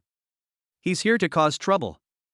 The Blood Wolf Gang was in a state of chaos, focusing all their energy on dealing with this mysterious woman and had no time to spare for anything else. Next comes the financial market. On Monday, when the market opened, several core-listed companies under the Song family were suddenly hit by a massive sell-off. The stock price plummeted at the opening bell and hit the daily limit down in less than half an hour. The Song family urgently mobilized funds to support the market, but their money was swallowed up by an even greater force as soon as it entered, without a sound. The second and third days saw consecutive limit-down days. The Song family's market value evaporated by nearly 10 billion in 3 days. Countless individual investors and institutions lost everything and called the Song Group demanding an explanation. Song Tianchang, the eldest son of the Song family, has been receiving a barrage of phone calls. He was busy dealing with the financial market crash and the unrest caused by underground forces, and he didn't even notice that a small case of falling from a building was quietly brewing. On the third night, Jingyi received a call from Gu Nianchen. "Come to the city center square, I'll be waiting for you at the coffee shop." When Jingyi arrived, Gu Nianchen was drinking coffee. He pushed a black USB drive in front of her. "Everything you need is inside." Jingyi plugged in her laptop and opened the file. The first document contains all the transfer records between Dingsheng Investment and the Blood Wolf Gang, clearly showing where every penny went. The second document was a 1-hour video. In the video, a leader of the Blood Wolf Gang, bruised and battered, knelt on the ground, confessing to being instructed by the Song family to kill Zhang Haidong in a warehouse in the western suburbs and then dump the body in the Hong building. He clearly explained who did it and how much money they received. The third document contains high-definition surveillance footage of the Jiecheng cleaning truck from its departure from the warehouse to its entry into the Hangda building parking garage, with the license plate number clearly visible. The chain of evidence is complete. Jingyi's hands were trembling. What she had been desperately trying to obtain these past 2 days, but couldn't, was now right in front of her. This man. "How did you get these?" She looked up at Gu Nianchen. "I told you, I would clear the obstacles for you." Gu Nianchen handed her another business card. "This is the private phone number of the editor-in-chief of Southern Weekly. He will publish your story on the front page without changing a single word. Public opinion will protect you. This time, no one can suppress this case." Looking at the business card and then at the irrefutable evidence on the USB drive, Jingyi knew she had won. No, it was Gu Nianchen who won for her. She took the USB drive and wrote a complete case closure report overnight. The next morning, to Zhou's astonishment, she reported the matter directly to the provincial department, bypassing the proper channels. At the same time, Southern Weekly's in-depth report went viral online. Shocking. The death of a billionaire who fell from a building has uncovered a powerful and ruthless conspiracy within a wealthy family? Public opinion was in an uproar. Under pressure, the provincial department immediately set up a special task force, which raided the Blood Wolf Gang's warehouse in the western suburbs that afternoon and arrested all those involved. With witnesses and physical evidence, the case is solved. Although the fire didn't directly reach the core of the Song family, the destruction of the Blood Wolf Gang, which served as a white glove for the Song family, coupled with huge losses in the financial market, was enough to give the Song family a run for their money. After the storm subsided, Jingyi met Gu Nianchen by the river. "By doing this, you've completely offended the Song family," she said, looking at the man in front of her. Gu Nianchen shrugged indifferently, looking at the river. I didn't come to the provincial capital to make friends. He turned his head and looked at Njingyi's face. Forensic doctrine, the principles and justice you believe in are just empty words if you don't have the power to protect them. My team is building our own rules. But we lack someone to set the rules and ultimately enforce the judgments. Gu Nianchen extended his hand to her. Are you interested in joining? Chapter 29: A Foolish Way of Taking Revenge. A river breeze blew by, ruffling the stray hairs on Njingyi's forehead. She looked at Gu Nianchen's outstretched hand but didn't shake it. Making rules? Judging people, she repeated the two words, her voice hoarse. Who do you think you are? A god? I'm not a god. Gu Nianchen withdrew his hand and put it in his pocket. I just want to make this world a little more interesting. Don't you find it boring that people like the Song family can act so arrogantly in the provincial capital? And Njingyi didn't say anything. Yeah, it's boring and disgusting. She became a police officer not to deal with these boring and disgusting people and things every day, only to be defeated by them in the end. Why should I believe you? She asked. Gu Nianchen smiled and pointed to his head. Because I'm stronger than them and more unreasonable than them. They have money and power, so they can suppress the truth. I can flip the table. He looked at her. The principles and justice you believe in need power to protect them. You don't have it, but I do. It's that simple. And Njingyi looked at him for a long time. She nodded. I need to stay here, Njingyi said. The police station needs someone like me. Of course, Gu Nianchen said. You can continue being your forensic queen. However, you won't be alone anymore. Just ask if you need anything. And Njingyi didn't say anything more, turned around and left. Her back was still straight, but her steps were lighter than when she came.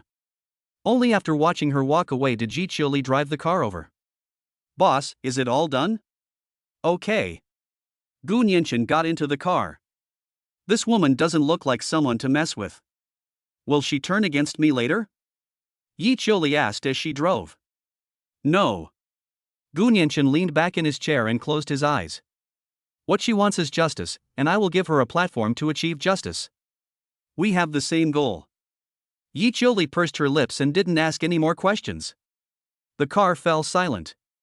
Gu Nianchen tapped his fingers lightly on his knee.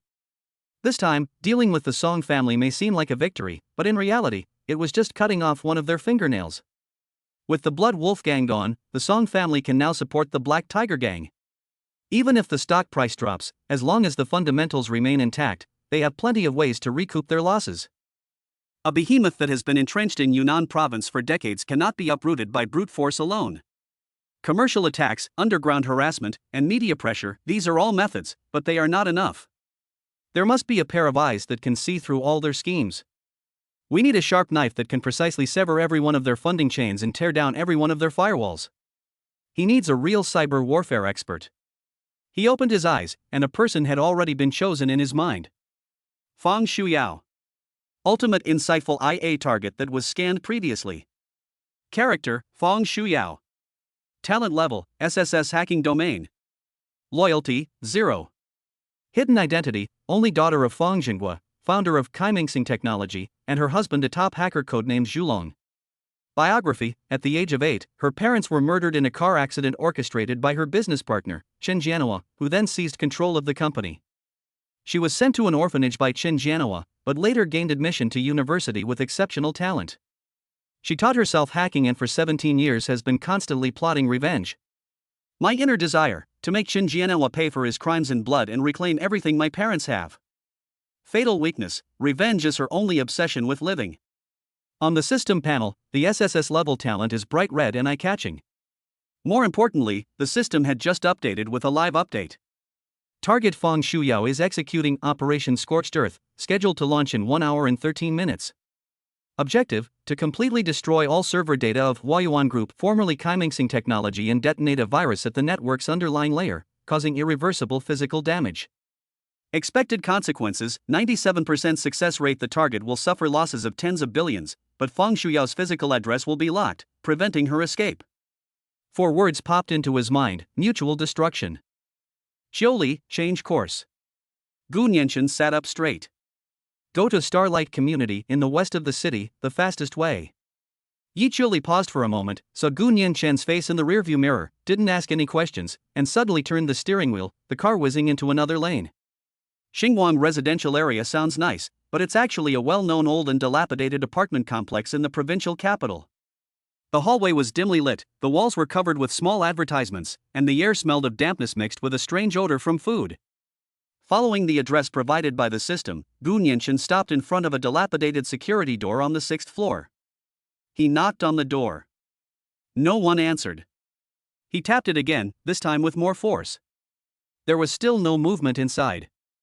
Gu Nianshen gave Yi Chuli, who had followed him, a wink. Yi Chuli nodded, took 2 steps back, and delivered a sidekick. Bang! The door lock was kicked open, and the iron gate sprang inward. A wave of sweltering air, reminiscent of instant noodles, energy drinks, and machine cooling, hit me. The room was dark, the only light source came from 7 or 8 computer screens. The dense text of code scrolled rapidly across the screen. A very thin girl sat in front of the screen, wearing an oversized black hoodie, her hair casually tied up.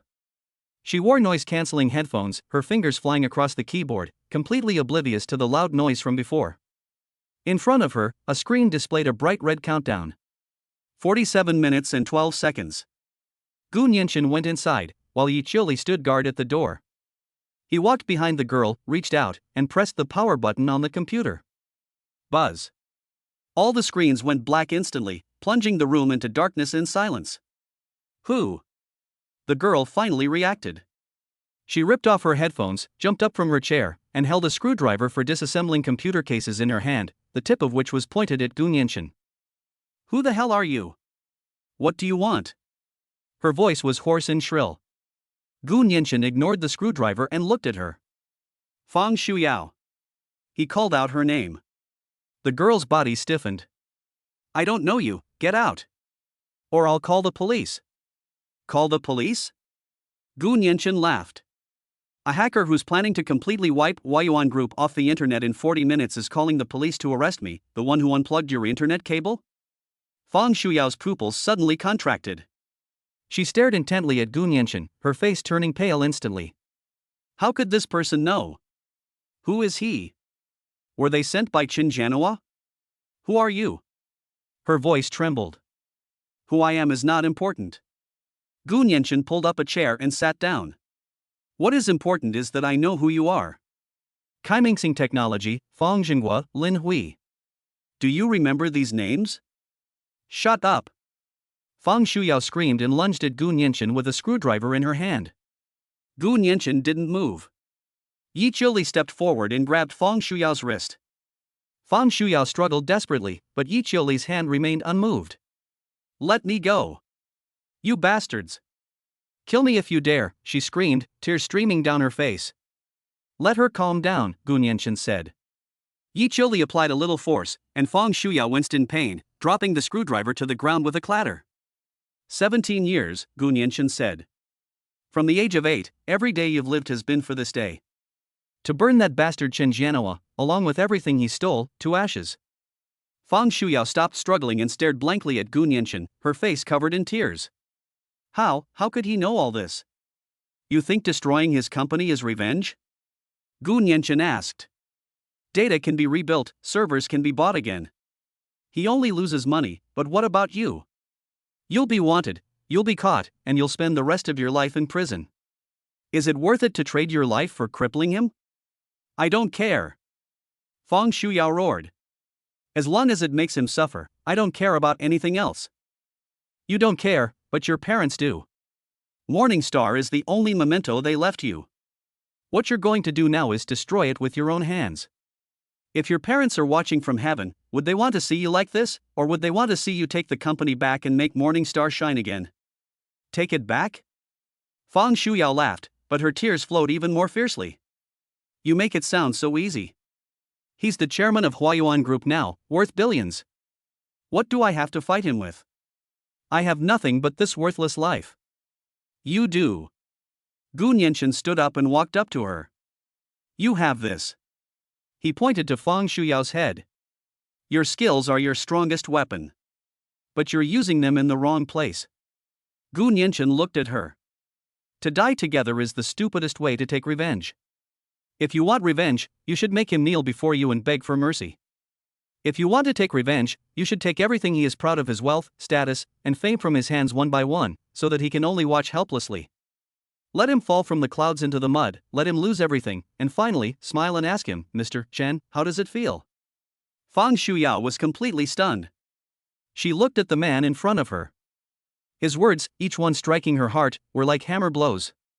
Make her kneel before you, take everything away from him. Is this really possible?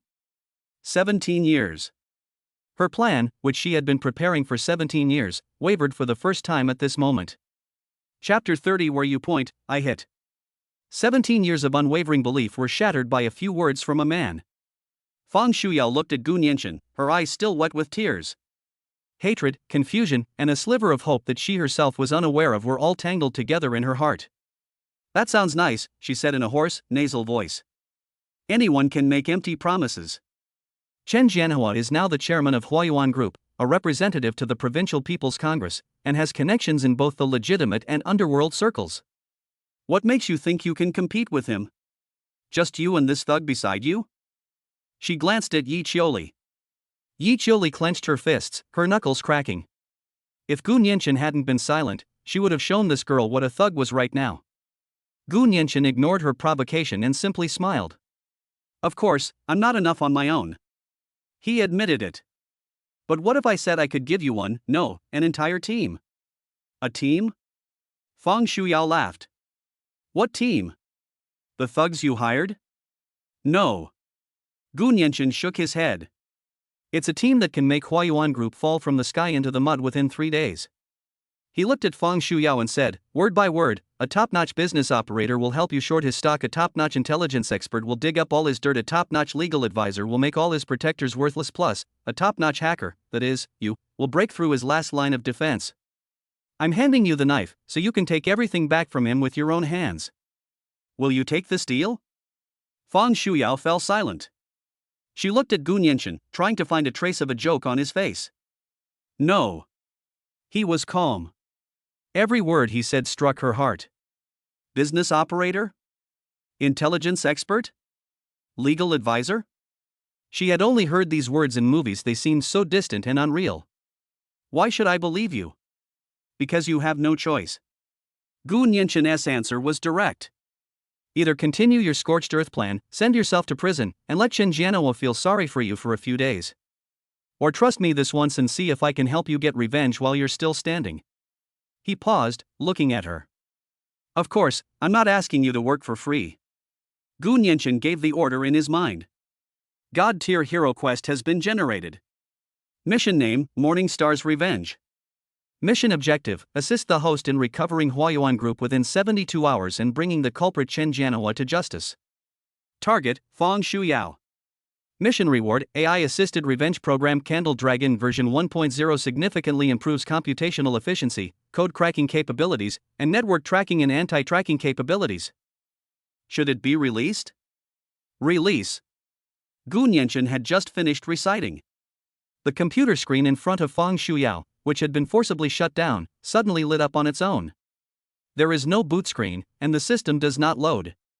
A dialog box pops up directly in the center of the screen. A heroic mission from the leader has been delivered. Do you accept? Mission, Morning Star's Revenge. Reward, AI-assisted revenge program Candle Dragon version 1.0. Countdown, 59 seconds. Fang Shuyao froze. She turned around abruptly to look at him. What did you do? She rushed to the computer, her fingers flying across the spare keyboard, lines of code flashing by. Impossible, physical power outage, network cutoff, how could you possibly? No traces of intrusion were found. This thing appeared out of thin air. This was beyond all her knowledge of hacking techniques. This is fucking crazy. I told you, I'm not alone. Gu Nianchen looked at her. There's a power behind me that you can't comprehend. Now, tell me your choice. The countdown on the screen was still ticking. 45-44. Fang Shuyao felt breathless and her heart was pounding.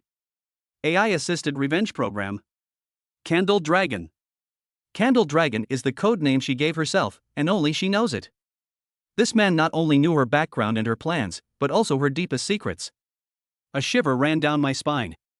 It was a mixture of fear and excitement.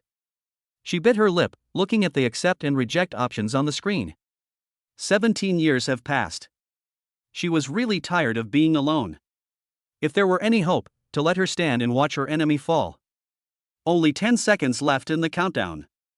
Fang Shuyao stretched out her trembling hand and pressed accept. Task accepted. The reward candle dragon version 1.0 is being distributed. Countless streams of data poured into her computer, creating a completely new user interface in front of her. Simple, efficient, and powerful. She knew at a glance that with this, the firewall that used to take her a week to breach could now be done in just an hour. Now, do you believe me? Gu Nianqin's voice sounded behind her. Fang Shuyao didn't turn around, her fingers were already on the keyboard. What's the first step? She asked. The first step is to let everyone in the city hear your story. Gu Nianqin took out his phone and dialed a number. It belongs to Lu Ruyan.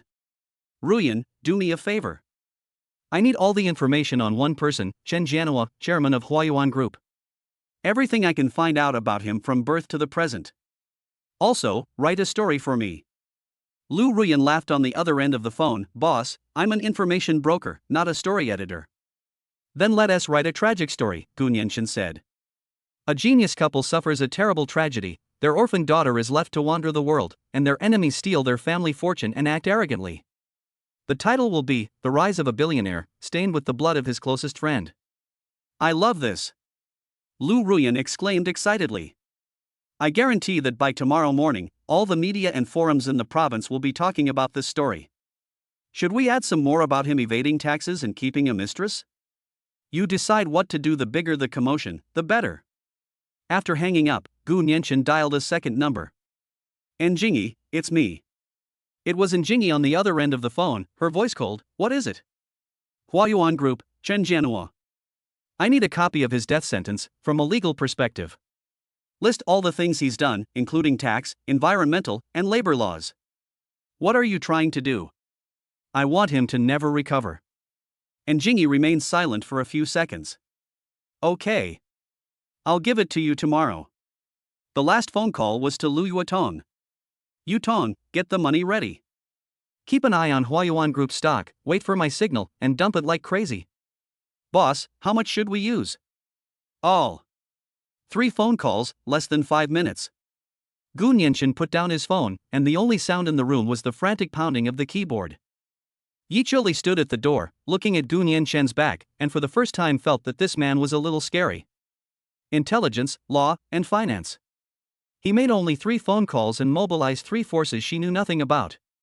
Each one sounded more deadly than her fists. She always thought she was Gu Nianqin's trump card, his sharpest weapon. Now it seems that I was just a card in his hand. How many cards does he actually have up his sleeve? What exactly does this man want to do? Is it really just to start a company? The next morning, the entire capital of Yunnan province was in an uproar.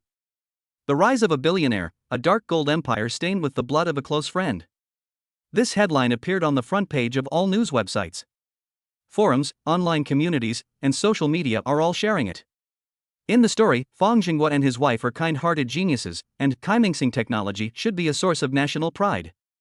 Chen Jianhua is an ungrateful, greedy, and murderous beast. Lu Ruyan's writing style was highly inflammatory, and coupled with various contract photos that were difficult to distinguish as real or fake, as well as anonymous interview recordings of long-term employees, it directly ignited everyone's anger. Holy crap! They're eating the offspring of the destitute. Are they even human? No wonder Huayuan Group is getting worse year by year. Its root cause is corruption. That poor little girl, she's only 8 years old. Her parents are gone, and her family property was stolen. I wonder how she is now. This must be thoroughly investigated. We must get justice for them. Public opinion is fermenting. Huayuan Group's stock price immediately hit the daily limit down upon opening. Countless investors engaged in a stampede like sell-off. The chairman's office of Huayuan Group. Chen Jianhua smashed the antique vase beside him, his eyes bloodshot, and roared into the phone, "Investigate. Investigate for me. Who is behind this?" The PR team was completely useless. Because 90% of the information they revealed is true. What made him even more uneasy was that calls from the Tax Bureau, the Business Registration Bureau, and the Environmental Protection Bureau kept coming in, all wanting to come to the company for investigation. Those so-called brothers who acted as protectors were either unreachable by phone or claimed to be in meetings. "Chairman, something terrible has happened." The secretary rushed in, flustered. "Jintong Capital, that crazy woman Lu Yuetong is driving down our stock prices. She's maliciously shorting it." "What?" Chen Jiano's vision went black, and he almost collapsed. Jintong Capital. Lu Yuetong. That newly emerged financial queen. I don't even know her, why would she want to kill me? Before he could figure it out, the office door was kicked open from the outside with a loud bang. And Jingy walked in with several police officers and slammed the arrest warrant on the table in front of him. "Chen Jiano, you are suspected of multiple commercial crimes, tax evasion, and a murder case from 17 years ago. Come with us." Chen Jiano slumped in his chair, his lips trembling, unable to utter a single word. He couldn't understand it. I really can't understand it. Why did the sky collapse overnight? 3 days later. In the stuffy, hot rented room in Xingguang residential area. Fang Shuyao looked at the news headlines on the screen. Chen Jiano, chairman of Huayuan Group, was found guilty of multiple crimes and sentenced to death. Huayuan Group declared bankruptcy and was acquired by Longtong Group's Jintong Capital for yuan, and renamed Kaimingsing Technology. She stared at it for a long time. Long time. Then, she closed all the web pages and formatted all the attack code and backdoor programs on her computer. She stood up and walked to Gu Nianchen. "This man has been sitting here for the past 3 days without leaving. He only made a few calls occasionally, and most of the time, he quietly watched her operate, watching her personally send her enemy to hell. 17 years. She prepared for 17 years, risking everything, just to perish together with her enemy. He did it in just 3 days. What does her struggle, hatred, and perseverance of the past 17 years amount to? It turns out that what she thought was mutual destruction was just child's play in this man's eyes." Fang Shuyao's legs went weak, and she knelt down. She held up the laptop with both hands and handed it to Gu Nianchen. "Sir. From now on, Fang Shuyao will be your weapon in the online world. Wherever you point, I'll hit." How exactly did they manage to do that in Chapter 31? Gu Nianchen reached out and helped Fang Shuyao, who was kneeling on the ground, to her feet. Her arms were shaking violently, and she was swaying as if all her strength had been drained away. Sir, she looked up at him, her eyes filled with tears, her gaze no longer filled with hatred, but only with confusion. "From today onwards, you are no longer Candle Dragon," Gu Nianchen said. "You are Fang Shuyao, the head of the cybersecurity department at Longtong Group." He paused, looking at her laptop, which she regarded as her life. "Your skills shouldn't just be a weapon of revenge. I need you to turn them into a shield to protect all of us." "Protect us?" Fang Shuyao was stunned for a moment. These 2 words were too unfamiliar to her. For 17 years, she had only herself. Gu Nianchen didn't say anything more, but just patted her on the shoulder, and then turned to Yi Qiuli, who had been silent at the door. "Qiuli, take her to settle in. The group has rented a new office building and reserved an entire floor for her. Make a list of any equipment she needs and have Lu Yuetong buy it." Yi Qiuli nodded and walked to Fang Shuyao's side. She looked at this girl who was even younger than herself. Just 3 days ago, she had acted as if she was going to drag everyone down to hell, but now she was standing here quietly. She wondered to herself, how did this man manage to do that? Fang Shuyao followed Yi Qiuli away. When she reached the door, she stopped, glanced back at Gu Nianchen, and then quickly followed. Gu Nianchen was the only one left in the room. He walked to the window and looked down at the bustling provincial capital. Acquiring Huayuan Group and renaming it Kaimingsing Technology was just the first step. Longting Group had established a firm foothold in the provincial capital of Yunnan, but Gu Nianchen knew that the real trouble was just beginning. For the next 2 weeks, the entire business community in Yunnan province was shaken. With Jintong Capital as its vanguard and Kaimingsing Technology as its core technology, Longting Group's business is rapidly expanding in the provincial capital. Anyone who had previously engaged in shady dealings with Huayuan Group was dealt a crushing blow by Lu Yuetong using the most ruthless business tactics. Anyone who tried to cause trouble online was utterly crushed by Fang Shuyao and her new team. With the funds given by Gu Nianchen, she recruited a group of tech geeks and formed the Shield Department, which became the nightmare of IT departments in all provincial capital companies. Those who try to use underhanded tactics will run into Yicholi. At the construction site of a new residential building developed by Longting Group, a dozen or so burly men with tattoos, carrying steel pipes, completely blocked the construction site gate. Damn it, who gave you permission to start construction? Do you know who controls this land? The Blood Wolf Gang. Don't you understand? The bald leader, with a long scar on his face, spat as he spoke. The workers were angry but dared not speak out. Yicholi got out of an inconspicuous Wuling Hongwan and stretched her wrists. I've got your back, is there a problem? The scarred man looked her up and down. A woman? Quite pretty. Hey girl, get out of here, this is none of your business. Otherwise, we'll teach you a lesson. He didn't finish his sentence. Yicholi moved. 1 minute later, a dozen or so burly men were all lying on the ground, rolling around with their arms and legs wrapped around their arms and legs. Yicholi stepped on the scarred man's chest and ground her toes into it. Go back and tell your boss that this land now belongs to the Gu family. If they dare to come again, next time it won't just be their hands and feet that get broken. After she finished speaking, she turned and left, leaving behind a chorus of wails. This happened 7 or 8 times in half a month. From causing trouble at the construction site to threatening senior executives, and then stalking Gu Nianqin's mother, Lu Sufeng. The Blood Wolf Gang's methods are becoming increasingly despicable and insane. That evening, at the temporary headquarters of Longting Group, Yicholi reported the situation to Gu Nianqin, her brows furrowed with exhaustion. We drove them away. But they come every few days, we can't get rid of them or kill them all. Today they're in the east, tomorrow they're in the west. I'm all alone, I can't handle it all. She spoke frankly, moreover, I'm worried they might harm your mother. Gu Nianqin tapped his fingers on the table, remaining silent. He knew that the Blood Wolf Gang was one of the 3 major underground gangs in the provincial capital, and they were known for their ruthless methods. The Longting Group had threatened their interests, and they wouldn't let it go so easily. Relying on Yicholi to confront the enemy head-on is not a long-term solution. He needs to establish a genuine security system, a force capable of proactively addressing threats and nipping them in the bud. Just then, an unfamiliar number called. Gu Nianqin answered the call. Mr. Gu?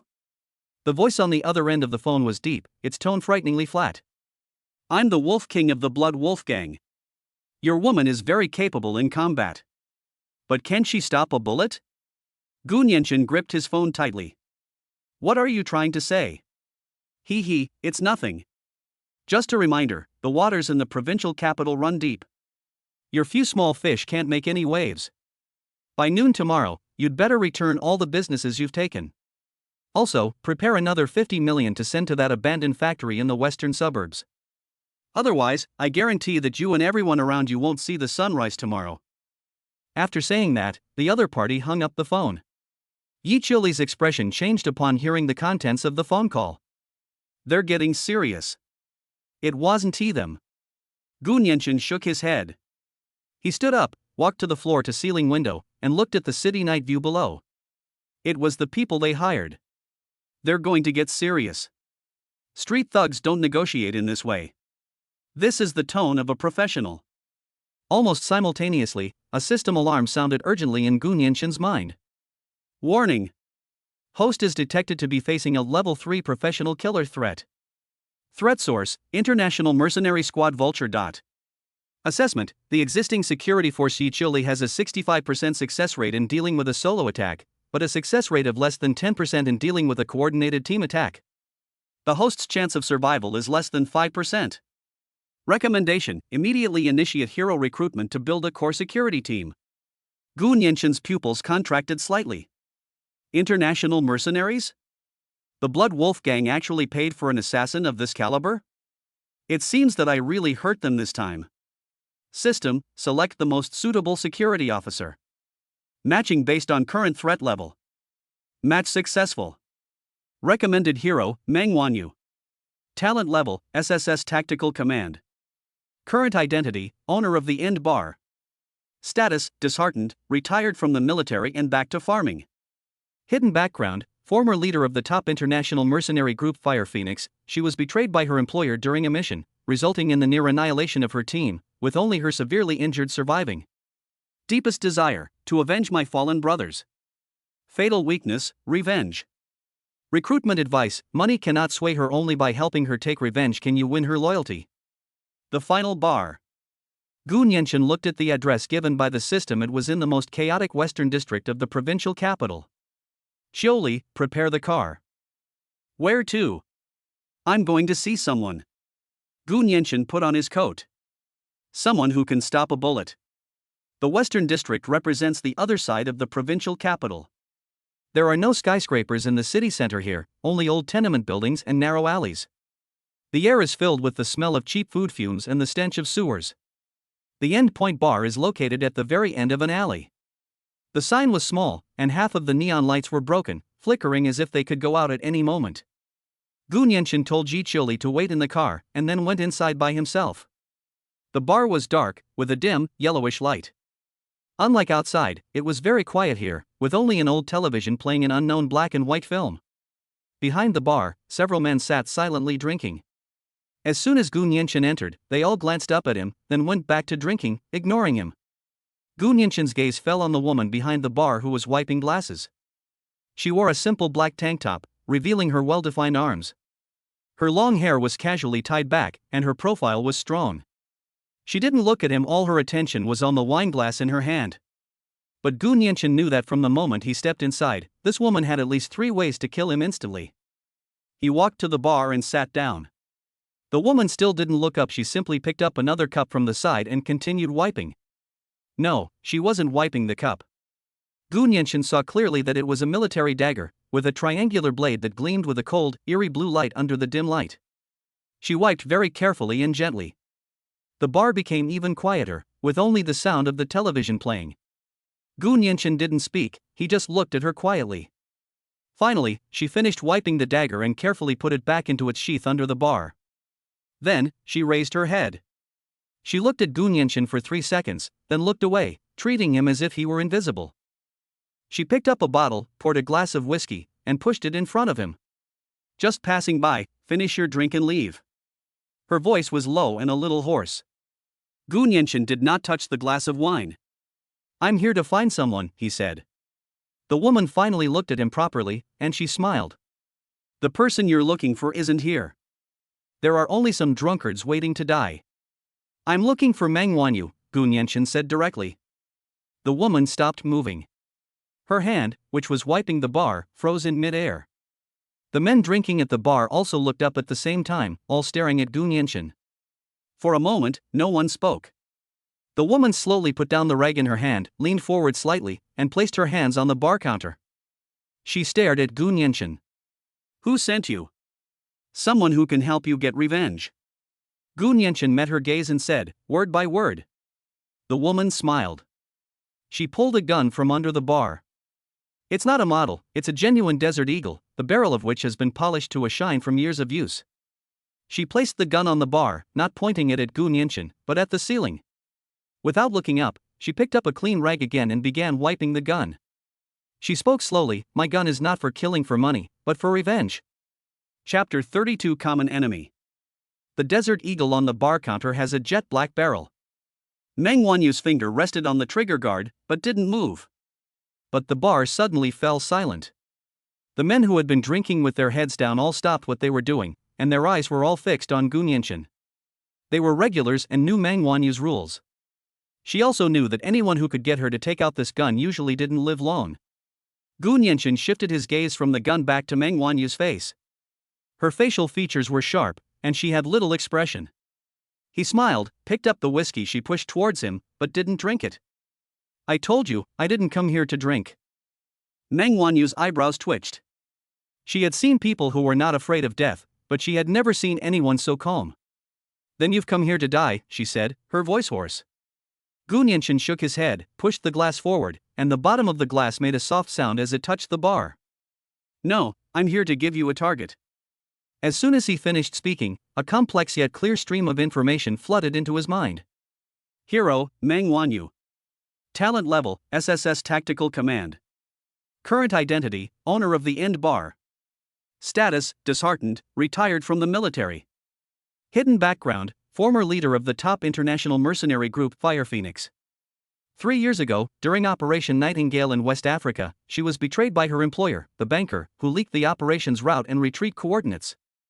This led to the entire Fire Phoenix Group 12 members in total, excluding herself, being ambushed by the hostile Force Vulture squad, resulting in their complete annihilation.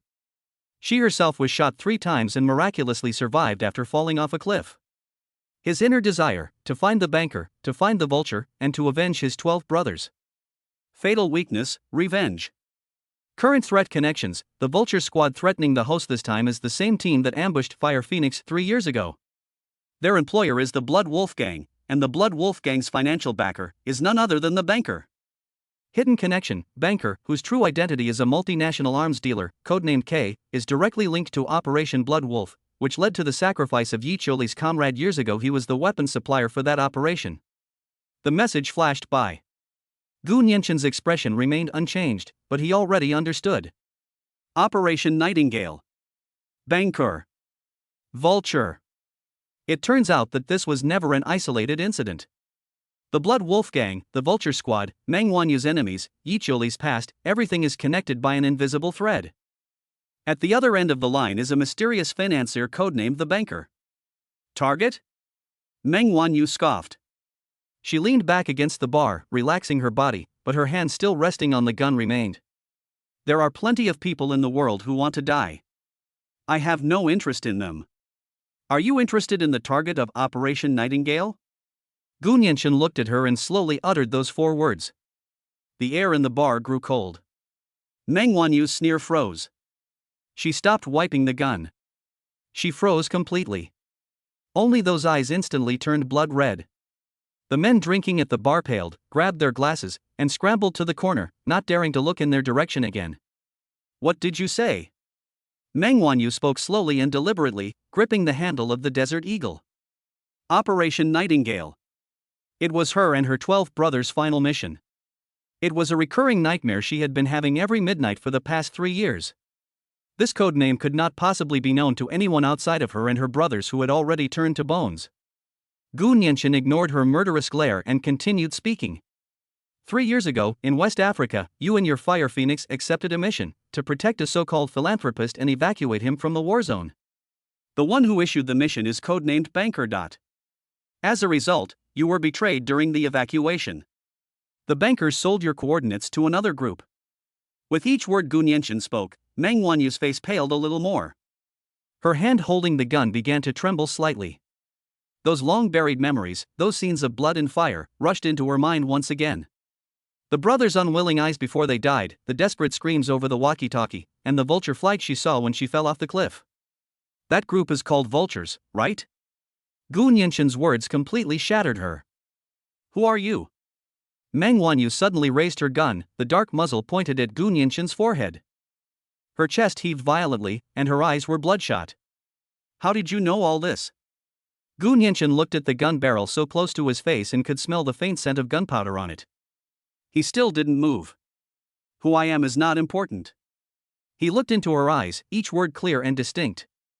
What is important is that I know the Vulture is in the provincial capital right now. Meng Wanyu's pupils suddenly contracted. They're here to kill me, Gu Nianshin continued. Tomorrow at noon, at the abandoned factory in the western suburbs. This is their ultimatum to me. And the people who hired them were the Blood Wolf Gang from the provincial capital. As for providing funds to the Blood Wolf Gang so they can afford to hire vultures. Gu Nianshin paused, leaned forward slightly, and lowered his voice. It's that banker who betrayed you back then. Meng Wanyu's mind went blank. Vultures? Banker. Are they all in the provincial capital? She had searched for 3 years, exhausting all her savings and connections, without finding a single clue about her enemy, who was now right under her nose. Her hand holding the gun had lost its strength. Impossible, this is impossible, she muttered to herself, her expression confused. I checked, the Blood Wolf Gang is just a local gang, how could they possibly be connected with the banker? Because you don't see it deeply enough, Gu Nianshin said. The banker's business spans the globe. Arms, smuggling, money laundering. Yunnan province is just one of his inconspicuous channels. The Blood Wolf Gang is just a dog he keeps in the open. And because I touched this dog's cake, the owner is going to release another, even fiercer dog to kill me. Gu Nianchen explained clearly and logically. This information was just integrated by the system. A complete chain of interests, from personal grudges to business conflicts to transnational crime. Meng Wanyu stared intently at him, trying to find a trace of lying on his face. No. Gu Nianchen just stared at her, neither dodging nor avoiding her gaze. Moreover, the details of Operation Nightingale, and the codenames Banker and Vulture, cannot be fabricated. Why should I believe you? Meng Wanyu's voice was hoarse. She put down the gun, but her whole body remained tense. You don't need to believe me, Gu Nianchen said. You just need to answer one question. After 3 years of waiting, is your gun still sharp? Your enemies are right in front of you. One is the vulture that will appear tomorrow at noon. The other is the banker hiding behind them. I'll help you find them, and you help me solve my problem. Are you going to do this deal or not? Gu Nianchen threw the question back at him. There was no coercion, no persuasion, they simply presented her with a bloody opportunity for revenge. Meng Wanyu fell silent. Inside the bar, only the static from the old television set could be heard. She looked down at the cold desert eagle on the bar. This gun was given to her by her last brother before he died. For 3 years, she wiped it clean every day, hoping that one day she could use it to blow her enemy's head apart. She had waited too long. It went on for so long that she was almost in despair. Now, the opportunity has arrived. She appeared before a strange young man in a way she never expected. Is it a trap? Very likely. But, what if it's true? Meng Wanyu slowly raised her head, her bloodshot eyes filled with only coldness. This is the look in the eyes of a top-tier warrior when making a decision. I can help you get rid of the vulture, she finally said. Gu Nianchen's lips curled up slightly. But, Meng Wanyu changed the subject, staring at Gu Nianchen. This is just a collaboration. Once it's done, all your intelligence networks and resources must be put to my use to find the banker's whereabouts. She paused for a moment. His head must be taken by my own hands. Chapter 33: Who betrayed us?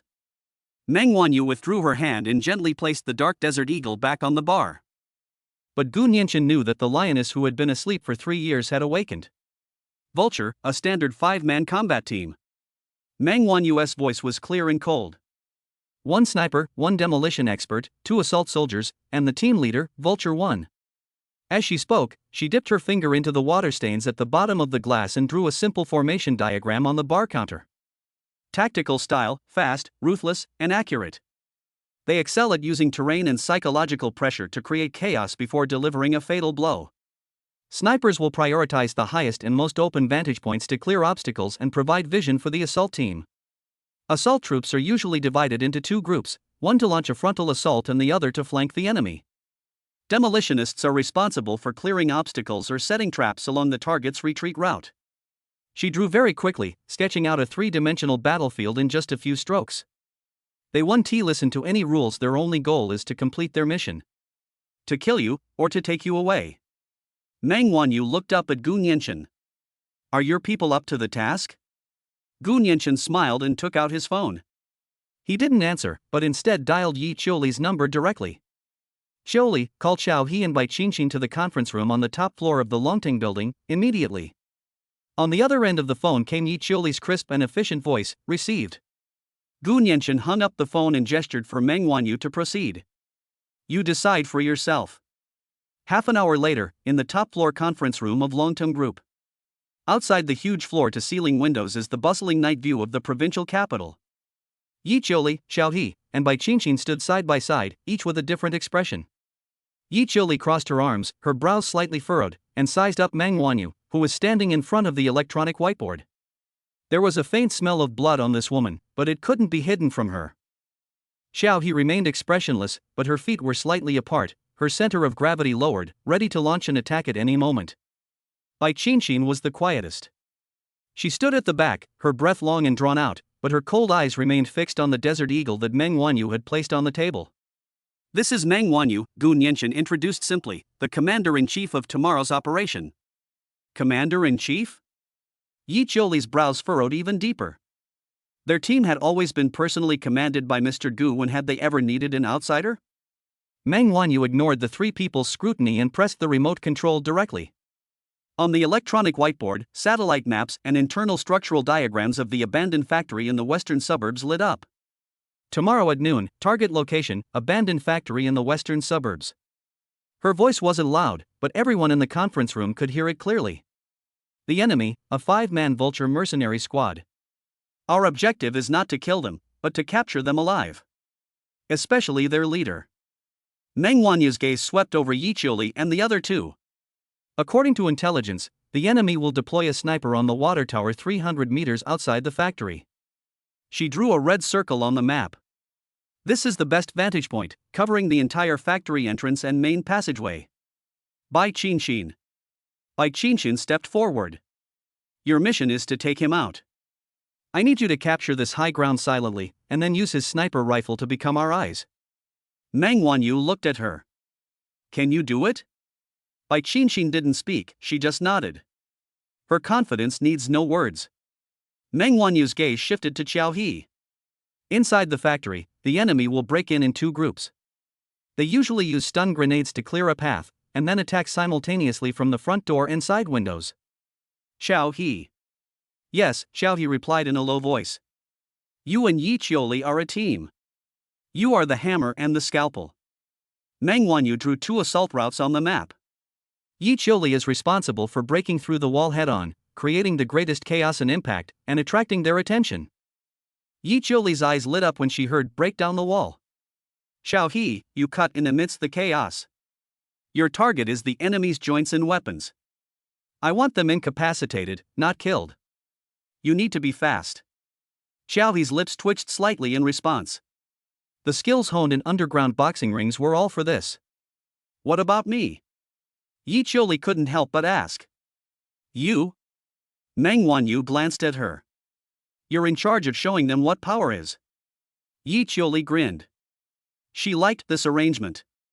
As for me, Meng Wanyu marked the last point on the map, an abandoned control room on the 2nd floor of the factory. I will be there to oversee the whole situation. And I will deal with any possible backup plans they may have. Finally, everyone's attention was focused on Gu Nianqian. Gu Nianqian shrugged. What about me? Meng Wanyu looked at him and said, You? Of course you're the main character. All you have to do is drive in, sit in the very center of the factory, and be the most conspicuous target. Remember, you need to act panicked, the more panicked the better. That's your only task. The next day, at 11:45 a.m., a black Audi S6 drove slowly towards the western suburbs. Gu Nianqian was the one driving. He was driving while talking on his phone. Mom, don't worry. I'm just out meeting a friend, yes, at an old factory in the western suburbs. I'll be back soon, okay, don't worry. His voice sounded calm, but his fingers tightened around the steering wheel. After saying that, he hung up the phone and casually tossed it onto the passenger seat. In an inconspicuous corner of the provincial capital, in front of a computer, a man wearing headphones whispered into a communicator, "The fish has been caught. The call has been monitored. It was a call to family. The target's emotions are fluctuating, confirming it's him, and he has no backup." Roger that. A cold voice came through the communicator. Snipers, take your positions. All units, prepare to begin clearing the area as soon as the target enters the factory grounds. An Audi S6 stopped in front of an abandoned factory.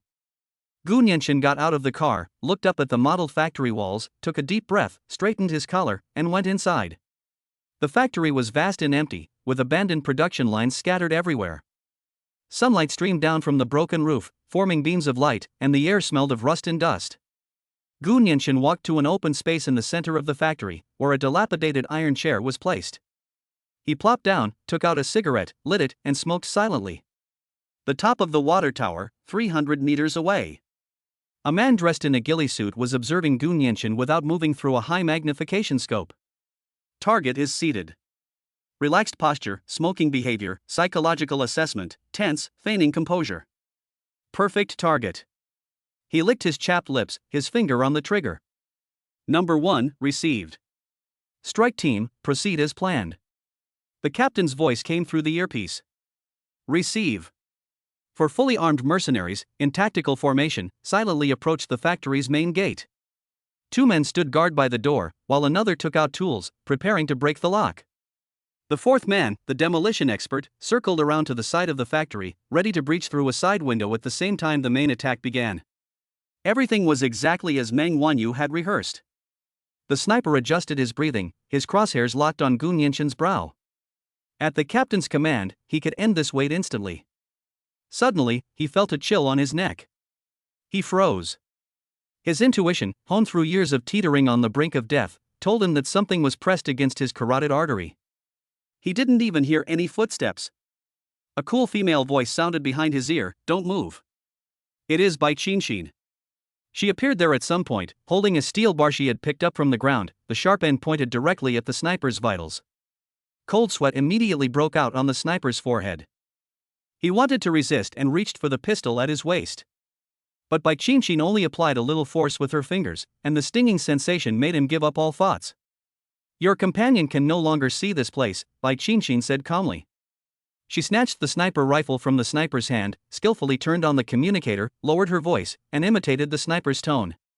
"Eagle Nest calling number 1, target is clear, visibility is good, ready to fire at any time." "Roger that." "Remain silent," came the captain's voice through the headset. Outside the factory. After receiving confirmation from the sniper, the assault team acted without hesitation. 3, 2, 1, charge. The lead mercenary kicked open the rusty iron gate. 2 men rushed in with guns, followed closely by 2 others. However, what awaited them was not a panicked target. Instead, it was a loud bang. Boom! To their left, on the north wall of the factory, a large hole suddenly exploded. Bricks and stones flew everywhere, and smoke and dust filled the air. A figure rushed out of the cave entrance, moving so fast that it left only a blur. "It's Yi Qiuli." She didn't even go through the door. Instead, she used the most violent method to open up a new route of attack. "What's going on?" "Enemy attack." From the north. The mercenaries reacted quickly, immediately turning their guns around. But Yi Qiuli was faster. She suddenly bumped into a mercenary's arms. The burly man, who was over 1.9 meters tall, was knocked off his feet and sent flying backward, crashing into the production line behind him with a thud. He immediately lost consciousness. Fire! The remaining 3 mercenaries fired wildly at Yi Qiuli. But Yi Qiuli took advantage of the complex environment of the factory, dodging and weaving, and all the bullets hit the steel equipment, scattering sparks. Just when everyone's attention was drawn to Yi Qiuli, a figure slipped silently out from the shadows of the door they had rushed through. It's Qiao He. Her target was the mercenary at the very back of the group. The man was completely focused on searching for Yi Qiuli's whereabouts and didn't notice anything behind him. Qiao He's palm gently slit the back of his neck. There was no sound. The mercenary's body went limp and he collapsed to the ground. 2 problems were solved. The remaining 2 stood back to back, forming a defensive formation, and warily scanned their surroundings. "Fuck! We've been ambushed," one of them roared. "Vulture 4. Flanking." "What are you doing?" the captain roared into the communicator. The demolition expert, codenamed Vulture 4, who was responsible for breaking in through the side window, was staring at the scene before him with a look of terror on his face. Standing in front of him was Gu Nianxin. Gu Nianxin had left the chair at some point and was now standing where Gu Nianxin was about to break through the window. "Looking for me?" Gu Nianxin asked with a smile. Vulture number 4 instinctively raised his gun. But before he could pull the trigger, he felt his feet sink into the ground. He looked down and saw that there was a small pit in the ground. And his foot stepped right in. A sharp pain shot through my ankle, and I lost my balance. Gu Nianxin stepped forward and delivered a karate chop to his neck. "Fourth, solve it." In the center of the factory, only 2 mercenaries remained. They are also the strongest assault team in the Vulture squad. Number 1. We request evacuation. Repeat, request evacuation. Damn it. Sniper. Cover. Cover me. However, all that could be heard from the communicator was a hissing static. Their eagle's nest has become someone else's eyes. No need to shout anymore, a woman's voice came from above them. The 2 of them suddenly looked up. On the second floor platform, Meng Wanyu looked down at them, a desert eagle still smoking from its muzzle. Just now, it was she who fired the shot, knocking away the flashbang that one of them was about to throw. The two exchanged a glance and both saw the ruthlessness in each other's eyes. They simultaneously raised their guns and aimed them at Meng Wanyu. But just then, they heard the sound of wind breaking behind them. Yi Qiuli and Xiao He launched their attacks simultaneously, one from the left and one from the right.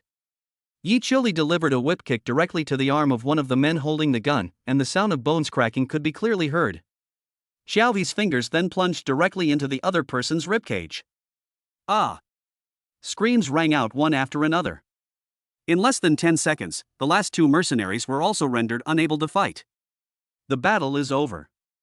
The entire process, from the assault team breaking down the door to everyone being subdued, took no more than 3 minutes. A textbook example of counter-hunting. Gu Nianchen walked in from outside, looked at the results all over the floor, and nodded in satisfaction. Yi Qiuli, Xiao He, and Bai Qingqin also joined him from their respective positions and stood behind him. The way they looked at Meng Wanyu had changed from initial scrutiny to complete trust. This woman is too strong. Her plan was precise down to the second, and she calculated every single person involved. The captain, codenamed Vulture 1, who was knocked unconscious by Yi Qiuli, was awakened by a bucket of cold water. He shook his head, looking at the group of people standing around him, especially the three women, whose eyes were full of disbelief. Who exactly are you people?" he asked through gritted teeth. He couldn't understand when such a powerful force had emerged in the provincial capital. This level of tactical awareness and execution is something that ordinary gangs simply cannot achieve. Meng Wanyu jumped off the platform and landed silently. She walked step by step to Vulture 1 and squatted down. Her gaze was calm as she carefully examined him. Vulture 1 felt uneasy under her gaze. "It's been 3 years. Meng Wanyu finally spoke, her voice low and trembling slightly. "Your equipment hasn't improved at all." Vulture 1 froze completely. That voice, that tone of voice. A memory he had deliberately forgotten suddenly surged up from the depths of his mind. The rainforests of West Africa, the perfect ambush, and the woman who fell off the cliff. You. His lips began to tremble. "Impossible, you're dead." Meng Wanyu smiled. There was not a trace of joy in that smile. She slowly drew the Desert Eagle from behind her waist, and gently pressed the dark muzzle against Vulture 1's forehead. He trembled. Meng Wanyu leaned close to his ear and whispered, "Our codename back then was Fire Phoenix. Now, tell me." Her voice changed tone. "Who betrayed us?" Chapter 34 The provincial capital is about to change. Now, tell me. When Meng Wanyu spoke, the abandoned factory fell silent instantly. The black Desert Eagle was pressed against the forehead of Vulture 1, the cold metal making him stiff. "Who betrayed us?" Vulture 1, this man who had made a living by licking blood on the battlefields of Africa, now had no color in his face. He looked at Meng Wanyu's face, which was both familiar and unfamiliar, and made a hoarse sound in his throat. You're talking nonsense. The Fire Phoenix army was wiped out long ago. I saw it with my own eyes." He cried out in a trembling voice. A memory that had been forcibly buried was now retaliating wildly. Meng Wanyu looked at him and said, word by word, "West Africa, Mukalu Rainforest. The mission objective is to protect Dr. Chen, a Chinese botanist. The night before the operation, you secretly drank half a bottle of vodka at the camp, using a silver flask engraved with your daughter's name, Sophia. I got that bottle from the black market." Every word struck his heart. His eyes widened, and he opened his mouth, but couldn't utter a single word. These details are known only to the members of the Fire Phoenix squad from back then. The woman in front of me is indeed Meng Wanyu. The Fire Phoenix too that they pushed off the cliff with their own hands, who should have been completely destroyed. She's still alive. His heart clenched, and he could barely breathe. Gu Nianchen stood to the side without saying a word, just looking at the information on the system panel. Name, Marcus. Codename, Vulture 1. Loyalty, 80. Fear, hostile. Fatal weakness, daughter Sophia Marcus, 15 years old, a student at the Geneva University of the Arts, suffers from congenital heart disease, with monthly medical expenses reaching 50,000 euros. My inner desire, to earn enough money for my daughter's heart transplant, and then retire from this life of crime. Gu Nianchen stepped forward, squatted down, and looked at him. Marcus. He called out the name. Marcus shuddered and looked at Gu Nianchen. You have an anonymous account at Credit Suisse, ending in 7749. Every month on the 1st, a sum of 100,000 euros is deposited into it. This money comes from the overseas fund of the Zhao family in Yunnan province. 50,000 euros is for your daughter's medical expenses, and the other 50,000 euros is hush money, right? The last trace of color drained from Marcus's face. Is this person a devil? How could he know so much? The Zhao family has already found a heart donor for your daughter, and the transplant surgery will be performed next month. What do you think would happen if the Zhao family suddenly withdrew their investment at this time? Gu Nianqin's tone was very calm. No. You can't do this. Marcus broke down, screaming, "That's my daughter's life." When you betrayed your teammates, did you think about their lives? Meng Wanyu asked coldly. Marcus went silent, gasping for breath, completely broken down. I'll tell you everything. He collapsed. It's the Zhao family, one of the 4 major families in the provincial capital. 3 years ago, the Zhao family wanted to obtain a special plant that Dr. Chen discovered in the rainforest, which could be used to develop a new type of neurological drug. But Dr. Chen refused and gave the data to our Fire Phoenix team to take back to China. The Zhao family contacted the Vulture, promising an exorbitant price, asking us to cooperate with the local warlord to set up an ambush. The mission was to seize the information and eliminate all those who knew about it. Meng Wanyu gripped the gun tightly. Clean up all those who know the truth, she repeated, each word dripping with blood. Yi Qiuli, who was standing behind Gu Nianqin, stiffened when she heard the words Zhao family. She stepped forward, stared at Marcus, and asked in a hoarse voice, "Is my imprisonment also related to the Zhao family?" Marcus glanced at her and recognized the face. Yes. He dared not hide it. "We had a job before, to fabricate evidence and frame a female special forces soldier. The one in charge of the execution was a dog raised by the Zhao family, called the Blood Wolf Gang. They found a few gang members to be victims and insisted that you were the one who did the serious damage. We provided technical support and made all the evidence at the scene point to you. Why?" Yi Qiuli clenched her fists. The Zhao family wants to suppress your family's influence in the military and weaken the Yi family's influence in Yunnan province. Sending you to prison is the most direct way. Yi Qiuli's mind went blank. The injustice that had plagued her for years finally had an answer. It wasn't an accident, it wasn't a misunderstanding, it was a complete conspiracy. The Zhao family. The Blood Wolf Gang. Her eyes instantly turned red, and her whole body trembled as she walked step by step toward Marcus, wanting nothing more than to snap his neck with her own hands. "Qiuli." Gu Nianqin spoke. Yi Qiuli stopped in her tracks. He didn't turn around, but reached out a hand and gently placed it on her shoulder. That overwhelming rage was suppressed by this hand. As Yi Qiuli watched Gu Nianqin's retreating figure, the crimson in her eyes slowly faded. She knew that her husband would seek justice for her. Gu Nianqin stood up and stopped looking at Marcus on the ground. He walked over to Meng Wanyu and looked at her. Meng Wanyu also raised her head and looked at Gu Nianqin. Her great revenge was about to be achieved, but she felt empty inside, unsure of what to do next. "Do you want revenge?" Gu Nianqin asked her. Meng Wanyu nodded vigorously. Gu Nianqin then turned to Yi Qiuli and asked the same question, "Do you want revenge?" Yi Qiuli's answer was even more straightforward, consisting of only one word, "Yes." Gu Nianqin smiled. "Very good." He took out his phone and looked around at the women around him. A retired female special forces soldier, an underground boxing champion, a successor of ancient martial arts, a former mercenary captain. This is his leverage for retaliation. "Let's settle all our old and new scores tonight." He spoke. "Then let's start by killing the dogs that the Zhao family keeps." He dialed the first number, which belonged to Xiao He. The call was answered quickly. "Sir," Xiao He's voice was steady. "Xiao He, how many of your underground boxing brothers are still capable fighters?" Xiao He on the other end of the phone was stunned for a moment, then understood. "It's always available whenever the gentleman needs it." Her voice was filled with excitement. "All right. In 1 hour, listen to my instructions. Target all the Blood Wolf Gang's territories in the provincial capital. I want you to take your men and smash them all up, and cripple all the men." "Understood."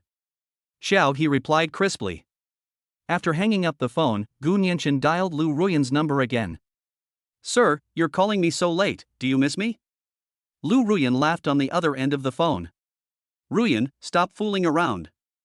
Gu Nianqin said seriously, "I need a list of all the core members of the Blood Wolf Gang, and the real-time locations of all their strongholds, branches, and businesses. Now, immediately. Lu Ruyan immediately changed her tone. Sir, what are you going to do? Destroy it. There was a 2-second silence on the other end of the phone. Lu Ruyan's voice rang out again, barely concealing her excitement. Yes, sir. The intelligence network is fully activated. In 10 minutes, everything you need will be on your phone. Have a pleasant hunt. The last call was to Feng Shuyao. Shuyao. Exist. Can a gang be completely wiped out of the online world?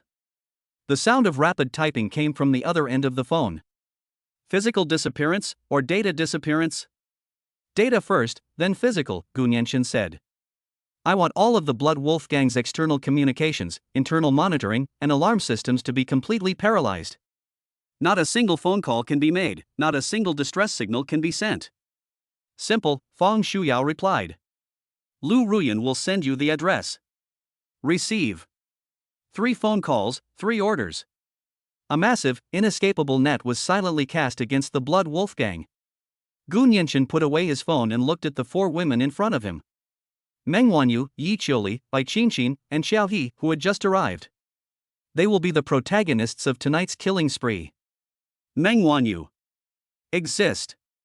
You will be in overall command of tonight's operation. You will have full authority over the combat team. Meng Wanyu looked at Gu Nianchen and nodded heavily. This is her first battle after being reborn. Yi Qiuli. Gentlemen.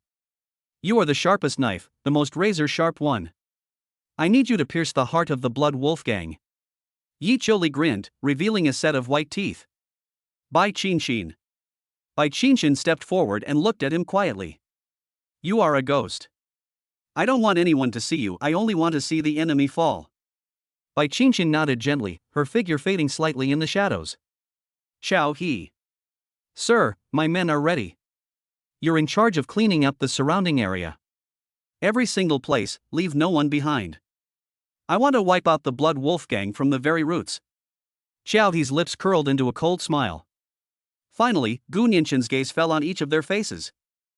Our goal is not to fight, not to brawl. It's war. I want to make the name Blood Wolf Gang disappear completely from the provincial capital before dawn. It was exactly 11 p.m. that night. Golden Splendor, the largest underground casino in the provincial capital, is one of the core businesses of the Blood Wolf Gang. Brother Leopard, a confidant of the gang leader Blood Wolf, was playing Pai Gao in the VIP room with 2 beautiful women in his arms.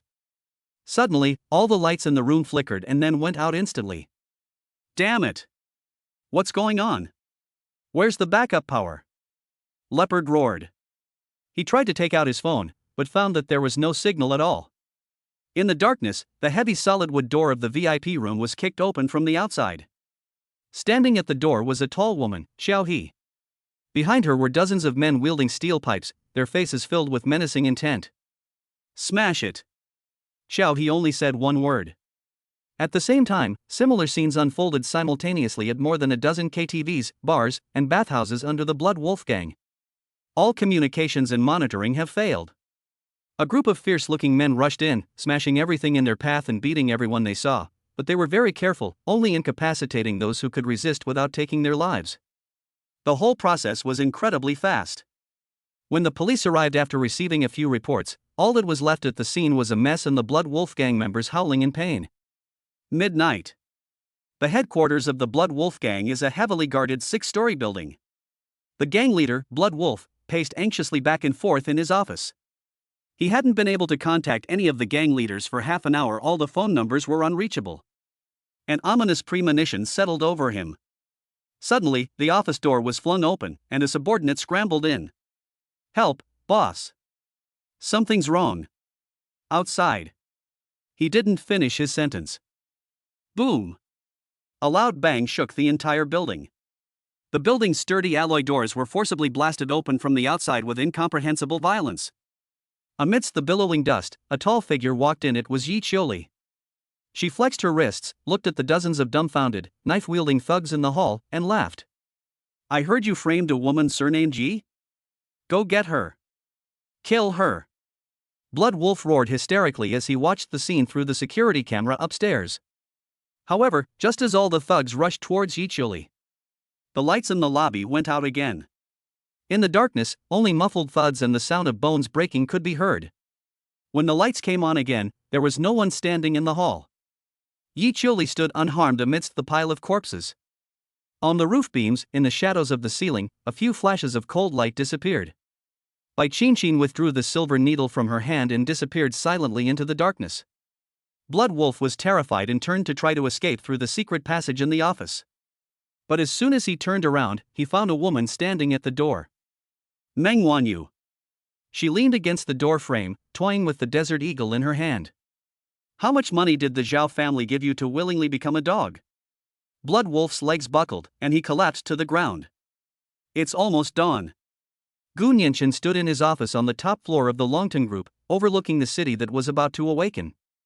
His phone screen was lit up, displaying a message that Meng Wanyu had just sent.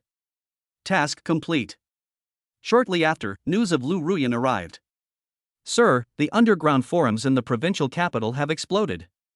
Gu Nianchen turned off his phone and walked to the huge floor-to-ceiling window.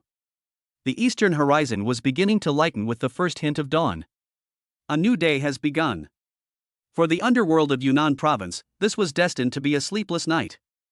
The leaders of the Black Dragon Society and the Rougegate, two other major gangs in the provincial capital, were awakened at 4 a.m. by terrified phone calls from their subordinates.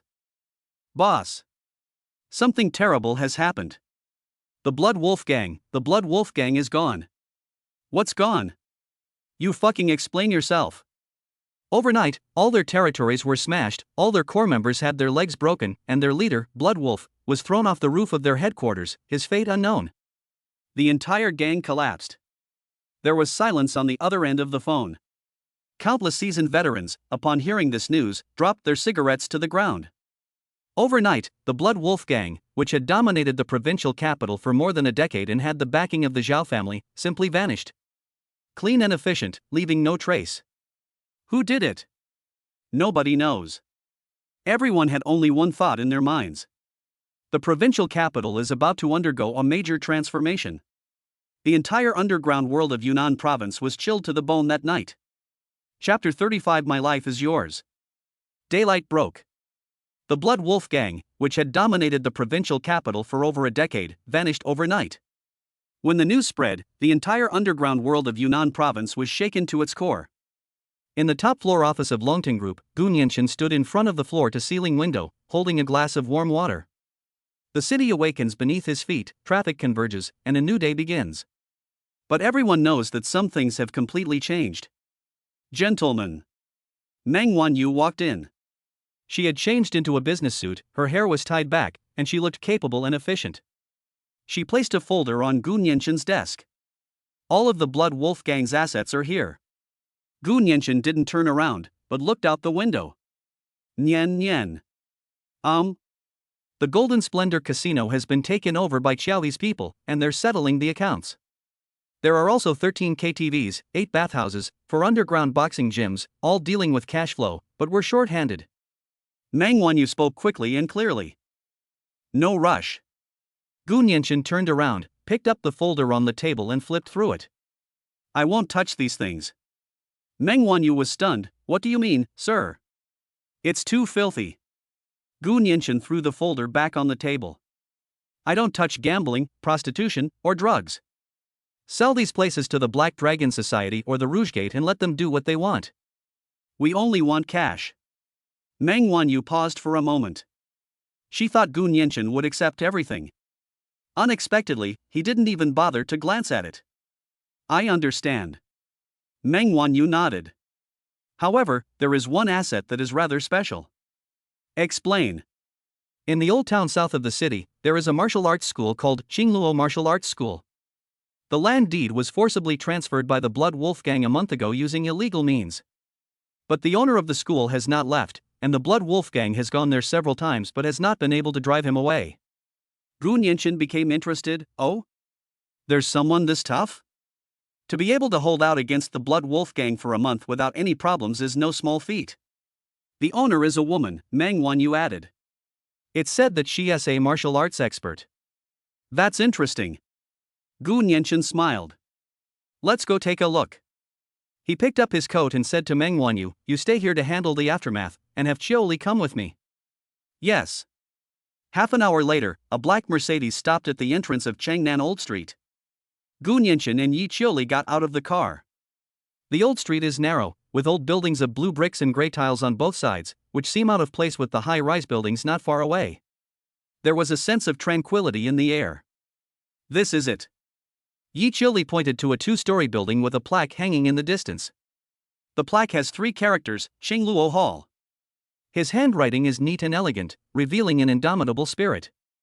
On the vermilion gate of the martial arts school, several large characters were spray-painted, "Pay back your debts." The window next to it was broken, and it was just nailed together with a piece of wood. Gu Nianchen narrowed his eyes as he looked at those words. The two walked to the door, and before they could even push it open, they heard the sound of wooden swords clashing and children shouting from inside. "Hey! Ha!" Gu Nianchen pushed open the door. The courtyard was small and paved with bluestone slabs. A dozen or so children, ranging in age from 7 or 8 to their teens, dressed in white training uniforms, lined up and practiced chopping with meticulous precision. At the very front of the line stood a woman. She wore a light blue martial arts uniform, her long hair tied up with a wooden hairpin. She stood straight, holding a bamboo sword. Without turning around, she coldly said, "I'm not accepting apprentices today." Gu Nianchen's gaze fell on her. Name, Rong Qingluo. Talent level, SS Swordsmanship. Loyalty, 50 Hateful Vigilant. Hidden identity, female instructor from a traditional martial arts family. Biography, owner of Qingluo Martial Arts School. Because he refused to be acquired by Hongda Real Estate, the school was subjected to long-term harassment and coercion by the Blood Wolf Gang, hired by the real estate company, who forcibly seized the land deed using a forged loan contract. My inner desire, to protect the martial arts school and pass on the martial arts tradition. Fatal weakness, the 5 orphan students at the martial arts school. So that's how it is. Gu Nianchen felt more confident. He didn't speak, and he and Yi Chioli stood quietly at the door watching. Rong Qinglu ignored them and continued teaching the children swordsmanship. Keep your wrist steady, don't shake it. Strike the sword straight, and let the power come from the waist. Follow the tip of the sword with your eyes. Her voice wasn't loud, but every word was clearly heard by each child. The children were very focused, all of them were covered in sweat, and no one complained. Yi Chioli watched and nodded inwardly. This woman truly understands martial arts and is teaching with dedication. About 10 minutes later, a set of basic sword moves was completed. Rong Qingluo turned around and looked at Gu Nianchen and the other person at the door with a wary gaze. "Are you from Hongda Real Estate or the Blood Wolf Gang?" she asked directly. "The Blood Wolf Gang is gone," Gu Nianchen said. Rong Qingluo tightened her grip on the bamboo sword. She was somewhat surprised, but she didn't show it on her face. "So, you're the new masters?" She smirked. "Birds of a feather." "You could say that," Gu Nianchen said, not denying it. He walked to the center of the courtyard and looked at the children. "Are these all your students?" "This is none of your business." Rong Qingluo stepped forward, standing between Gu Nianchen and the children. The older children also gripped their wooden swords tightly, watching Gu Nianchen warily. "This place is mine now," Gu Nianchen said calmly, looking at her. "I know." Rong Qingluo raised her chin.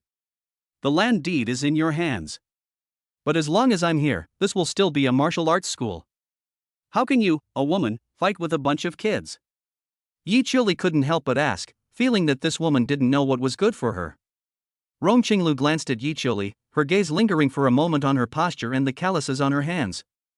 "You're a trained fighter too," she said.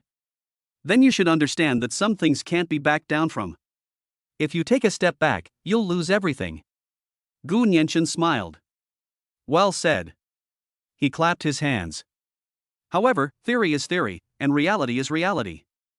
Hongda Real Estate has its eye on this land and wants to build a commercial center on it. Even without me, they would have found another way to get it." "I know." Rong Qingluo's voice was still cold. "That's why I don't intend to reason with you." She paused for a moment, then said, "You want this land? Fine. You have 2 options. First, step over my dead body. Second, defeat me." The air in the courtyard suddenly froze. Yi Chioli frowned. This woman was simply unreasonable. She dares to lay a hand on her husband? She doesn't even deserve it. Just as Yi Qiuli was about to step forward, she was stopped by a look from Gu Nianchen. Gu Nianchen looked at Rong Qingluo with great interest. How do you plan to fight? Rong Qinglu walked to the weapon rack in the corner of the courtyard and took down two sharpened real swords. She kept one and threw the other at Gu Nianchen's feet. With a clang, the longsword landed on the bluestone slab. You choose the weapon. As for life and death, let fate decide. Rong Qingluo stood with her sword in hand, her aura suddenly becoming fierce. The children turned pale with fright and hid in a corner. Yi Qiuli's face also darkened. She took a step in front of Gu Nianchen and stared intently at Rong Qingluo. You're asking for it. This woman dared to point a sword at the gentleman. Qiuli, step back. Gu Nianchen's voice was not loud, but the order was not to be questioned. Yi Qiuli gritted her teeth, reluctantly stepping aside, her muscles tense, ready to strike at any moment. Gu Nianchen did not pick up the sword from the ground. He looked at Rong Qingluo and shook his head. I don't use a sword. Rong Qinglu frowned. You look down on me? No. Gu Nianchen held up two fingers. I can beat you in 2 moves. Using a sword would be disrespectful to the sword. Upon hearing this, not only Rong Qingluo, but even Yi Qiuli was stunned. Sir, isn't that a bit too arrogant? The woman opposite me is no pushover, judging by her aura alone. Rong Qingluo's eyes turned completely cold. She had practiced swordsmanship for 20 years and considered herself to have few rivals in the art. This young man before her actually claimed he could defeat her in 2 moves? This is humiliating. Okay. Rong Qingluo uttered only one word. Without further ado, she flicked her wrist, and the longsword emitted a soft hum, transforming into a streak of cold light that pierced straight towards Gu Nianchen's throat. This sword strike was swift and ruthless, without any fancy moves, heading straight for the vital point. A pure killing sword. Yi Qiuli's heart tightened. However, Gu Nianchen stood still. The tip of the sword is about to touch the skin. Gu Nianchen moved. He barely managed to dodge the fatal sword strike by simply shifting his body slightly to the side. At the same time, they pointed their fingers like a sword and struck out with lightning speed. The target wasn't Rong Qingluo's people, but the sword in her hand. Bite. A crisp sound. Gu Nianchen's finger precisely touched the spine of the longsword. A subtle force traveled along the blade. Rong Qingluo felt a numbness in her wrist and a sharp pain in her hand. The longsword almost slipped from her grasp. She was terrified. What kind of skill is this? He used his fingers to break a sharp sword and almost knocked her weapon away? She didn't have time to think. She forcibly steadied herself, turned her sword and slashed at Gu Nianchen's waist and abdomen. This is a strategy of seeking victory in defeat, and also a suicidal tactic. But Gu Nianchen seemed to have anticipated this. He took a step forward and was already close to Rong Qingluo. The second move. He still held up 2 fingers, this time not to point, but to pinch. Just as the sword was about to slice across his waist, his 2 fingers firmly clamped the blade. Time stood still. Rong Qingluo stared wide-eyed at the scene before her, completely unable to believe it. Her sword, her all-out strike, was caught by the opponent with just 2 fingers. The blade was less than a centimeter away from Gu Nianchen's clothes. But that 1 centimeter is an insurmountable barrier. She tried to pull it out, but the longsword didn't budge. Gu Nianchen looked at her face so close to his, smelled the faint scent of sweat and soap on her body, and smiled. I said, 2 moves. Rong Qingluo's face flushed red instantly. Humiliation, shock, and bewilderment at having one's swordsmanship, honed for 20 years, defeated with just 2 fingers. She let go of his hand, took 2 steps back, and stared blankly at Gu Nianchen. Who are you? A reasonable businessman. Gu Nianchen loosened his grip, and the longsword clattered to the ground. He glanced at the terrified children, then looked at Rong Qingluo. I can refuse to accept the martial arts school. Rong Qingluo suddenly looked up. However, Gu Nianchen changed the subject. I have one condition. Rong Qingluo bit her lip, knowing that there's no such thing as a free lunch. What are the conditions?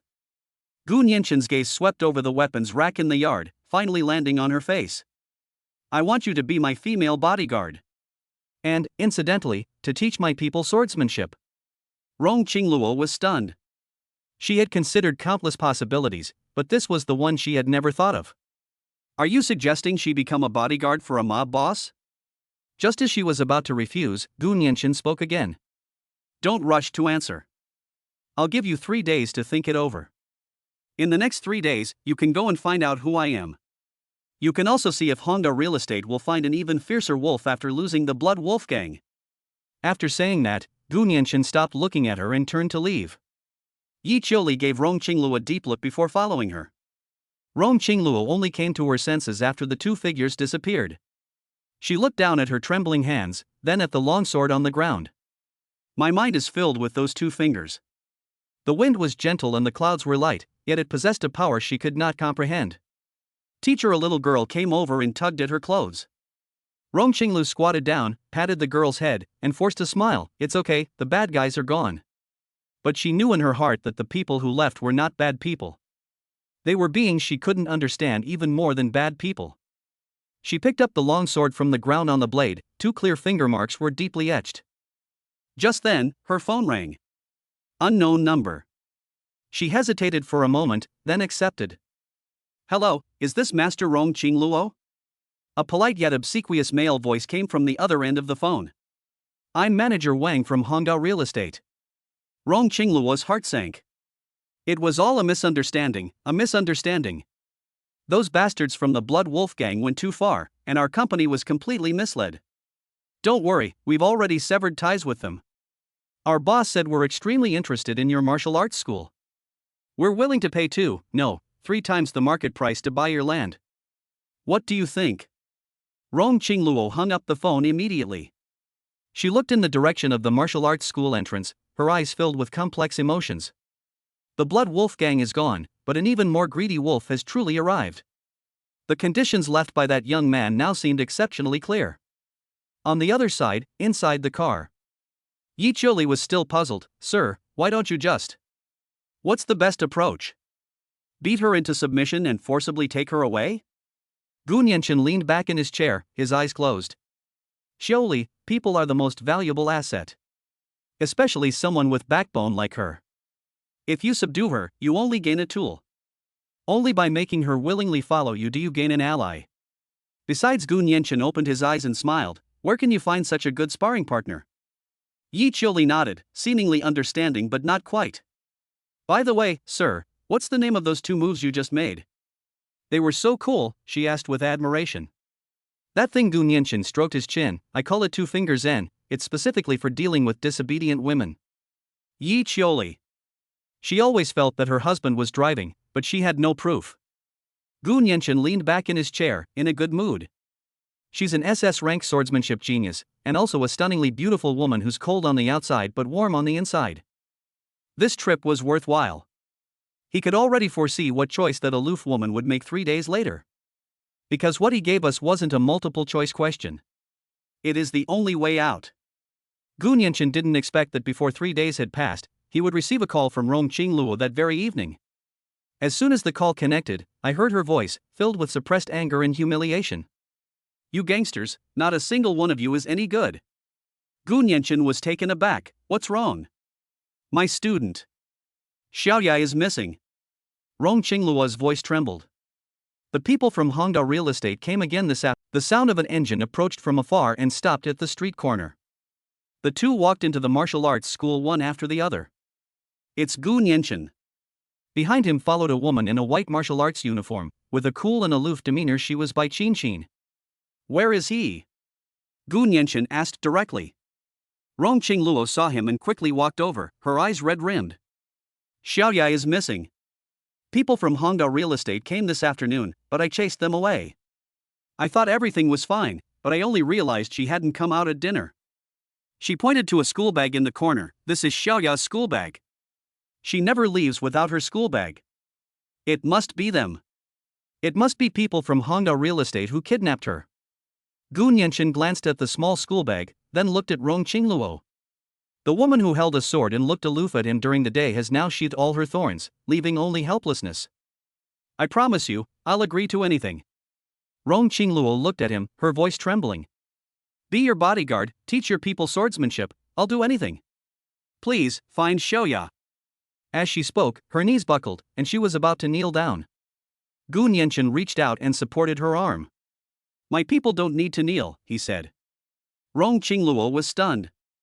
However, Gu Nianchen changed the subject and released his hand. I can help you find someone. But I need to see first whether my future bodyguard is worth my personal attention. Rong Qingluo suddenly looked up at him. What kind of time is this for him to still be saying this? What do you mean? Her voice turned cold again.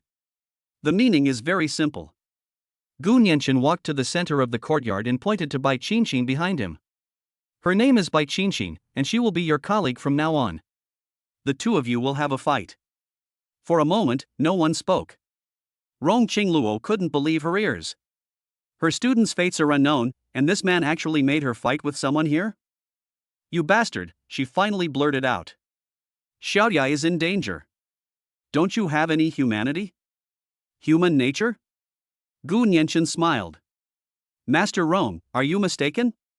I'm not a policeman, nor a philanthropist. I'm a businessman, and my favors are very valuable.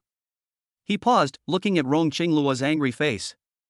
I need to know just how fast your sword really is. And how much your life is worth. If you can't even beat the people around me, then why should I work for you? This is a cold, but realistic statement. Rong Qinglu clenched her fists, her whole body trembling. Humiliation, anger, and powerlessness. She knew he was telling the truth. In the eyes of these people, without strength, one has no right to negotiate.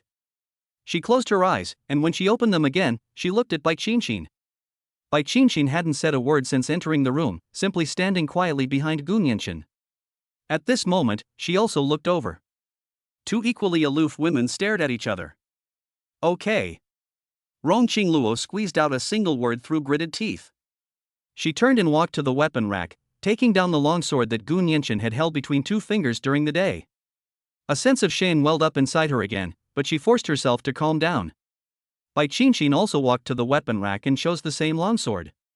Sir, Bai Qinqin walked to Gu Nianchen's side and asked in a low voice, should we go easy on him? No need. Gu Nianchen pulled over a wooden stool, sat down, and crossed his legs. Use your full strength.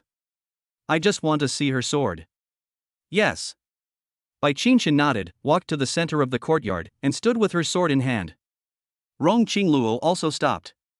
She looked at Bai Qinqin opposite her, and then glanced at Gu Nianchen sitting next to her. She knew that today's battle was not only for herself, but also for Xiaoya. She has to win. Please. Bai Qinqin nodded slightly and assumed the starting stance. Without wasting words, Rong Qingluo pushed off with her feet and rushed out, her long sword aimed straight at Bai Qinqin's chest.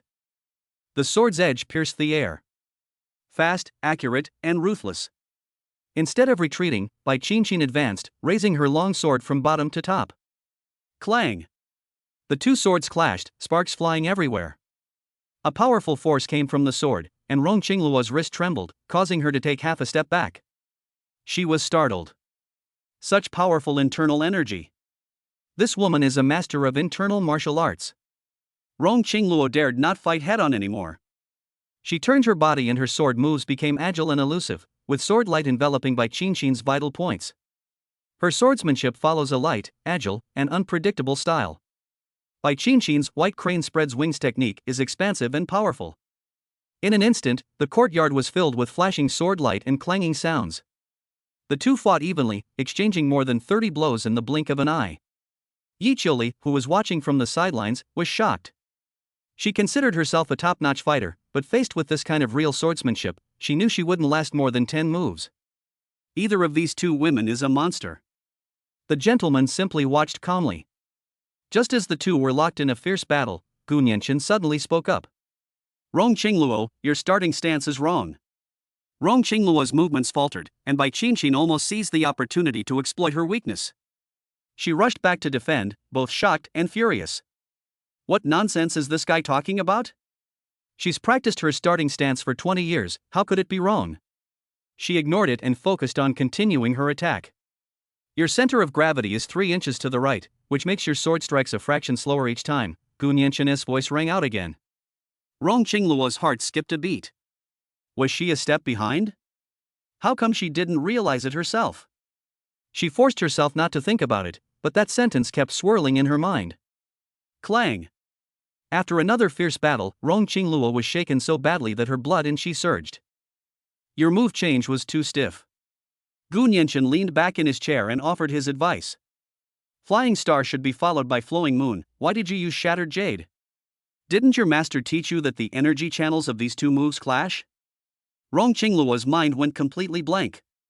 Flying star. Flowing moon. That was a sword technique her father had casually mentioned when he was drunk. He said that these two moves together were the essence of her family's swordsmanship, but unfortunately, he himself had not been able to fully master it. There's no way anyone else could know about this except her. How could he have known? Rong Qingluo was thrown into disarray, and her sword moves instantly dissipated. Bai Qingqin seized the opportunity, flicked her long sword, and pointed the tip directly at her throat. Rong Qinglu broke out in a cold sweat and instinctively leaned back, performing a somersault to narrowly avoid the sword strike.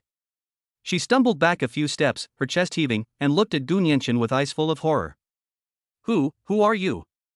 A spectator. Gu Nianchen pointed to the arena. Continue. Let me see what else your family's swordsmanship has to offer. Rong Qinglu gritted her teeth and gripped her sword tightly again. She didn't know who this man was, but she knew that every word he said was correct. She attacked again. This time, she played with even more caution. Raise your wrist by 1 inch and lower the sword tip by 3 inches. Yes, that's it. Isn't this sword strike a bit too fast? Don't use brute force, use your waist. Your power comes from your waist, not your arms. Take a half step back with your left foot, feint an attack, and then strike her lower body. Her internal strength is stronger than yours. Fighting her head on is suicide. Gu Nianchen's voice kept ringing out.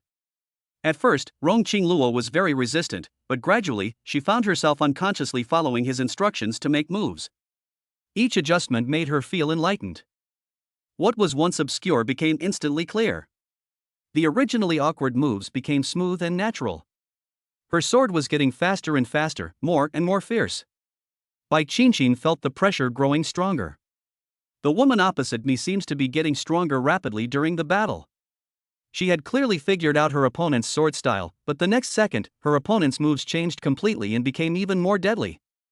Bai Qingqin was finding it increasingly difficult to play. She knew that this was not Rong Qingluo's achievement alone, but rather the achievement of the man sitting calmly on the sidelines. Sir, what kind of monster is he? He can even see through this ancient sword technique at a glance, and even give on-the-spot guidance? She's going to attack your left rib area, and your defense will be a beat too slow. Gu Nianchen's voice rang out for the last time. You only have one chance. As soon as she finished speaking, Bai Qingqin changed her sword move and thrust it straight at Rong Qingluo's left rib. This move was swift and urgent, precisely when Rong Qingluo's old strength was exhausted and her new strength had not yet been generated. Normally, she would be scrambling to get back on defense, and might even get injured. But this time, Gu Nianchen's reminder was right beside him. In the blink of an eye, Rong Qingluo did not retreat but instead advanced, twisting her body at an incredible angle. Her long sword, though delayed, struck first, lightly slicing past Bai Qingqin's sword before it could pierce her. Sizzle. On Bai Qingqin's arm, her training clothes were torn open, and a trickle of blood seeped out. Her sword tip stopped just an inch from Rong Qingluo's ribs. The outcome is decided. Bai Qingqin sheathed her sword and stepped back, nodded to Rong Qingluo, then looked at Gu Nianchen with a hint of shame on her face. Sir, I lost. Yeah, I lost by half a move. Gu Nianchen stood up, patted his pants, and said, It's not shameful. The entire courtyard was deathly silent. Everyone watched the outcome unfold, speechless. Rong Qingluo won. But there was no joy of victory on her face. She stood there, her hand holding the sword trembling slightly, not from exhaustion, but from fear. She won the duel, but suffered a crushing defeat. Her swordsmanship, which she had been so proud of for 20 years, was like an exercise book full of wrong answers in front of this man. He doesn't even need to lift a finger. He can influence a duel between top experts simply by talking. She slowly turned around, looking at the man walking towards her, her throat feeling dry. You. She stared at Gu Nianchen. Who exactly are you? Why do you know so much about my family's swordsmanship? Chapter 37 is done willingly. The wind in the yard stopped. Gu Nianchen smiled and took 2 steps toward Rong Qingluo. Your family's swordsmanship, he said, is a good thing, but unfortunately, it has been distorted in your hands. Rong Qingluo tightened her grip on the sword. Was the message misrepresented? These 3 words are even more painful than losing half a move. "You're talking nonsense," she blurted out, but as soon as the words left her mouth, she felt uneasy. Gu Nianchen ignored her and continued, "Your father told you that after Flying Star you should follow Flowing Moon, right?" Rong Qingluo's throat tightened, and she remained silent. "He only told you the result, not the reason." Gu Nianchen walked up to her, stopped, and looked at the long sword in her hand. Because the Flying Star move emphasizes instantaneous bursts of power, with the force starting from the ankle, passing through the waist and abdomen, reaching the wrist, and finally piercing out from the tip of the sword. Flowing Moon, on the other hand, utilizes the momentum after this burst of power to smoothly turn around, with the sword moves flowing continuously. One is hard, the other is soft. The combination of hardness and softness is the essence. Every word he said sent a shiver down Rong Qingluo's spine. She had practiced swordsmanship for 20 years, and while she had only a vague sense of these principles, no one had ever explained them to her so clearly. "But how did you train?" Gu Nianchen asked. "When you use Flying Star, you rely on your arms. When you use Flowing Moon, you rely on twisting your wrists. Your waist is stiff from beginning to end." He extended his finger and lightly tapped Rong Qingluo's waist. "Here's your engine. You're driving a sports car, but you're only using first gear the whole time, and you still complain that it's not fast enough. Isn't that ridiculous?" Rong Qingluo's face flushed red and then turned pale. She wanted to argue, but couldn't utter a single word. He's absolutely right. She always thought that her internal energy was insufficient, which was why her swordsmanship was not powerful enough. I only realized today that I had been practicing incorrectly from the very beginning. As for why you won just now, Gu Nianchen glanced at Bai Qinxin, who was standing next to him and listening attentively. "It wasn't that your sword was faster than hers, but that I knew her weakness." Bai Qinxin's body trembled, and she looked at Gu Nianchen. Bai Qinxin's white crane spreads wings technique is expansive and powerful, but her lower body is not stable enough, Gu Nianchen commented directly. This is a common problem for all those who specialize in upper body martial arts. I'm telling you to attack her lower body to exploit her vulnerability. Once she's in disarray, your opportunity will come. He paused, then looked at Rong Qingluo. And your biggest problem isn't your moves, it's your brain. Rong Qingluo's chest heaved. Don't be unconvinced, Gu Nianchen interrupted her. Your swordsmanship lacks the most important thing: variation. You just follow the sword manual step by step. If the enemy goes east, you attack east. If the enemy goes west, you attack west. The sword manual doesn't say what to do if the enemy falls from the sky. Are you just going to stand there and wait to die? The words may be crude, but the principle is sound. Rong Qingluo was completely speechless. Her swordsmanship, which she had been so proud of for 20 years, was rendered utterly worthless in front of this man. She felt like a joke. Martial arts is not gymnastics, not dance, it's not for show, Gu Nianchen said. It's a killing technique. Any move that doesn't aim to defeat the enemy is just for show. Your swordsmanship has too many fancy moves. He bent down and picked up a dry twig from the ground. Watch closely, I'll only teach you once. Gu Nianchen flicked his wrist, and the withered branch suddenly pierced out. He didn't use any internal force, he simply repeated Rong Qingluo's starting stance. The same move, when used by him, has a completely different speed, angle, and momentum. Rong Qingluo's eyes widened suddenly. She saw Gu Nianchen's center of gravity sink, and his waist suddenly exerted force, which was instantly transmitted to the tip of the tree branch. Smack! With a soft sound, the tip of the branch created a sonic boom in the air. Everyone in the courtyard was stunned. How to create a sonic boom with a dead tree branch? What kind of monster is this? Do you understand now? Gu Nianchen retracted the branch and casually tossed it away. Your swordsmanship, combined with modern combat theory, is called kinetic energy transfer. You treat each move as independent, so your power is discontinuous. But a true master, from the very first move, is building up power for the final move. The power is layered, and the final strike is thunderous. Rong Qingluo stood there blankly, her mind filled with the crisp sonic boom she had just heard. She had practiced swordsmanship for 20 years, but today, a man used a tree branch to completely overturn her understanding of swordsmanship. So that's how you can practice swordsmanship. So, her family's sword technique could be this powerful. She looked at Gu Nianchen. The anger and humiliation were gone. All that remained was awe, followed by fanaticism. She seemed to have seen the true Tao. I understand, she murmured, her voice trembling. Gu Nianchen nodded in satisfaction. He took out his phone and dialed a number. It's me. The call connected, and it was Meng Wanyu. Sir, what can I do for you? Find out where Wang Tianhao, the boss of Honga Real Estate, is now, Gu Nianchen said. He kidnapped a girl named Xiaoya. I need you to bring her back unharmed within half an hour. Yes. Meng Wanyu agreed without asking any questions. In addition, Gu Nianchen added, tell Wang Tianhao that the land of Qingluo Martial Arts School in the south of the city now belongs to me. Tell him not to bother me again. Clear. After hanging up the phone, the courtyard was quiet. Rong Qingluo looked at Gu Nianchen, her lips moved as if she wanted to say something, but she didn't know where to begin. He not only understands her swordsmanship, but also helps her save people and even solves the troubles of the martial arts school. Why are you helping me? She finally asked. I'm not helping you, Gu Nianchen corrected her. I'm investing. He looked around the dilapidated courtyard and shook his head. This place is too small and too run down. It's not worthy of my future head martial arts instructor. Rong Qingluo was stunned. Chief instructor? Yes. Gu Nianchen looked at her. From today onwards, this martial arts school is still yours. Not only will I not take it away, but I will also invest money in it, expand it, buy the best equipment, and hire the best helpers. He held up one finger. You have only one task. Combine your family's swordsmanship with what I just taught you. Then, teach it to my people. I want you to train the strongest team for me. Rong Qingluo's heart skipped a beat. She had imagined countless possibilities. To become his bodyguard, a knife in his hand, or even his plaything. She was fully prepared. But she never expected that he would offer her such a path. He didn't treat her as a tool, but rather nurtured her as a master.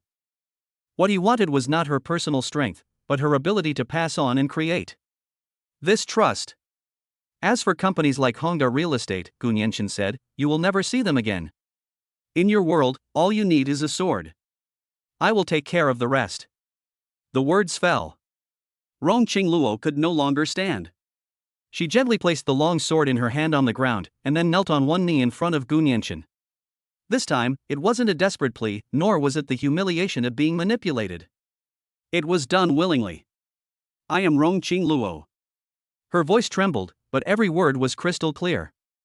I am willing to wield my sword for you, sir, and protect everything you wish to protect. I will never betray you in this lifetime. The light from the courtyard shone on her face, making her eyes appear bright. Ding! Detected that hero cold-faced swordsman Rong Qingluo's loyalty has reached 90 sworn to follow to the death. Congratulations, host, on successfully recruiting your 11th beautiful heroine. Milestone rewards are now activated. Congratulations, host, for unlocking the Legion combo skill 10 Directions Annihilation. Chapter 38. What is this, domain? The system notification sounded, but Gu Nianchen ignored it and simply looked calmly at Rong Qingluo kneeling on one knee. He reached out and helped her up by the arm. Get up, the ground is cold. Rong Qingluo stiffened and stood up with his help. She lowered her head, not daring to look him in the eye. Those words she had just spoken had almost exhausted all the courage she had in her life. My cheeks are burning hot right now. Gentlemen. From now on, call me young Master Gu, or boss. Gu Nianchen smiled. The title Mr. Sounds like a fortune teller. He scrutinized Rong Qingluo. Her wisps of hair were damp with sweat and clung to her forehead, her usually cool face now flushed. You. Just as Gu Nianchen was about to speak, his phone vibrated in his pocket. It's Meng Wanyu. He answered the phone. Go ahead. Young Master Gu, the person has been brought back, unharmed, Meng Wanyu's voice came through. I also met with Wang Tianhao from Honga Real Estate, and he asked me to pass on a message to you. What did he say? Gu Nianchen raised an eyebrow. He said he no longer wanted the land in the south of the city. In addition, he was willing to offer you 30% of all his properties in Jianghai City as a token of his respect. Gu Nianchen smiled. This Wang Tianhao is a shrewd person. If you can't beat them, join them. Tell him I've taken the shares, Gu Nianchen said. Have him take the agreement to Longting Group tomorrow to find Lu Yuetong. Also, send someone to take that girl named Xiaoya home, give her some money, and let her move to another city. Clear. After hanging up the phone, Gu Nianchen looked at Bai Qingxin and Rong Qingluo in the courtyard. A successor of ancient martial arts, a master swordsman. And then there's Meng Wanyu and her gang. A thought popped into his mind. He needs a real headquarters, a base where everyone can train, work, and live. This rundown martial arts school isn't enough. Qingluo, Gun Yanqin began, what do you plan to do with this martial arts school? Rong Qingluo was taken aback for a moment before replying, I'll leave everything to young Master Gu's arrangements. I plan to bulldoze it and rebuild it. Rong Qingluo and Bai Qingxin both looked at him. This place is in a good location, quiet, and the size is decent. I'll have Jiang Lanqi come and replan it, building our own headquarters. Gun Yanqin surveyed the courtyard. Then, training grounds, intelligence centers, medical rooms, and dormitories will all be built. You will all have a real home. Home. This word made Rong Qingluo and Bai Qingxin pause. One of them carried a stigma, the other struggled to survive, both were adrift and helpless. They never imagined a man would say he would give them a home. Just then, the wind in the yard stopped. It didn't stop gradually, it came to a sudden stop. The chirping of insects in the corner also disappeared instantly. Gun Yanqin's expression changed. Be on guard, he hissed. Without him saying anything, Bai Qingxin and Rong Qingluo had already made their move. Bai Qingxin stepped in front of Gun Yanqin, channeling her energy into her palms and assuming the stance of the white crane spreads wings technique. Rong Qingluo took a step forward, picked up the long sword from the ground, pointed the tip of the sword diagonally at the ground, and tensed all her muscles. Outside the courtyard gate, all was quiet. But the murderous aura grew stronger and stronger. Squeak! The old wooden door slowly opened by itself. An old man with gray hair and a gaunt face, wearing a gray Zhongshan suit, stood at the door. He walked in slowly, step by step. With each step he took, the air in the courtyard grew heavier. Bai Qingxin and Rong Qingluo both began to have difficulty breathing. Master! Top-tier expert! The Blood Wolf Gang, did you destroy them? The old man asked, his voice dry and hoarse. Gun Yanqin didn't speak, just looked at him quietly. The system's barrage of comments was already flooding my mind. Person, Uncle Chen. Talent level, the ancient martial arts. Loyalty, 100 unbreakable bond. Hidden identity, elder of the Zhao family in Yunnan province, late-stage profound martial artist. Biography, in his early years, he took a bullet for the head of the Zhao family. He is here to avenge the destruction of the Blood Wolf Gang and is ordered to assassinate the leader of the Dragon Soaring Group. Fatal weakness, loyalty. Late stage of Xian level. Gun Yanqin's heart sank. He was a whole realm higher than that steward of the Zhou family. Bai Qingxin could easily handle the Zhou family steward, who was at the late yellow rank. The late stage Xian level expert in front of me is not even in the same league. It seems so. Seeing that no one answered, Uncle Chen didn't care and his gaze fell on Gun Yanqin. The Zhao family's dogs are not to be trifled with. If you do, you will pay the price. You are their leader, right? Take your own life, and I will leave your men with a whole corpse. When did it become your place to touch my people? A voice came from outside the courtyard. Yi Qiuli and Xiao He walked in, one on each side. They arrived just in time because they received a call from Gun Yanqin to discuss security issues. Yi Qiuli was carrying a metal box, and Xiao He shook her wrist, making a cracking sound from her joints. Uncle Chen glanced at them and shook his head. 2 more suicides have arrived. Good, saves me the trouble of searching for them one by one. Before he finished speaking, he moved. The figure disappeared from the spot. The next second, he appeared in front of Bai Qingxin, a withered hand aimed straight for her throat. That's too fast. Bai Qingxin had no time to think. She unleashed her inner strength and struck out with both palms with all her might. The crane cries in the 9 heavens. Bang! A muffled thud. Bai Qingxin was sent flying backward, crashing into the wall and spitting out a mouthful of blood. With a single move, Bai Qingxin was defeated. Overestimating yourself. Uncle Chen didn't even look at her, and turned to grab Gun Yanqin. Court death. Rong Qingluo's sword has arrived. Having just grasped the true meaning of swordsmanship, and brimming with confidence, she thrust her longsword straight at Chen Bo's back. Flying star. Without turning his head, Uncle Chen flicked his wrist. Bite. With a sharp crack, a tremendous force came from the sword, and Rong Qingluo almost dropped her longsword. She staggered back 7 or 8 steps, her hand split open, and blood flowed freely. How is that possible? She was stunned. Her full-force sword strike had been deflected by a single finger from him? Is this the strength of a late-stage Xian-level cultivator? A grain of rice's light, Uncle Chen said dismissively. His only target was Gu Nianchen. To catch the thief, first catch the king. Attack together. Yi Qiuli and Xiao He moved at the same time. Yi Qiuli swept a whip kick towards Chen Bo's lower body, while Xiao He lunged forward, her fists aimed straight at his chest. That's interesting. Uncle Chen finally looked at them properly. He ducked to avoid Yi Qiuli's whip kick, and at the same time thrust his elbow backward. Bang! Xiao He's fist collided with his elbow. She groaned, her blood surging, and she staggered back several steps, her face turning pale. This power is not even in the same league. Yi Qiuli missed with her first kick, and immediately changed her move, chopping down with her other leg from above. Uncle Chen sneered, neither dodging nor avoiding, and raised his hand to meet the attack head-on. Snap! The bone is broken. Yi Qiuli's face was deathly pale. She knelt on one knee, hugging her calves, her forehead covered in cold sweat. Her leg was broken by his bare hands. In the blink of an eye, Bai Qinxin, Rong Qingluo, Yi Qiuli, and Xiao He were all seriously injured. In the courtyard, only Gu Nianchen remained standing. Uncle Chen walked towards him step by step, a smile on his face. Now, who can save you? Gu Nianchen looked at the four women lying on the ground. They were all struggling, trying to stand up, trying to block him. He clenched his fist. The Zhao family. Very good. You're right, Gu Nianchen said, there really is no one who can save me. Uncle Chen stopped, finding it somewhat amusing. Oh? You've come to your senses? Ready to beg for mercy? No. Gu Nianchen shook his head, then laughed. What I mean is, you're dead today. Uncle Chen was stunned for a moment, then burst into laughter. Ha ha ha ha. Did I hear that right? Kid, are you out of your mind? What gives you the right? Based on this. Gu Nianchen silently recited in his heart. Legion combo skill 10 directions annihilation, activate. There was no light, no sound. Uncle Chen's laughter stopped. His expression froze. Everything around me has changed. The air thickened, and the circulation of his internal energy slowed down by more than half.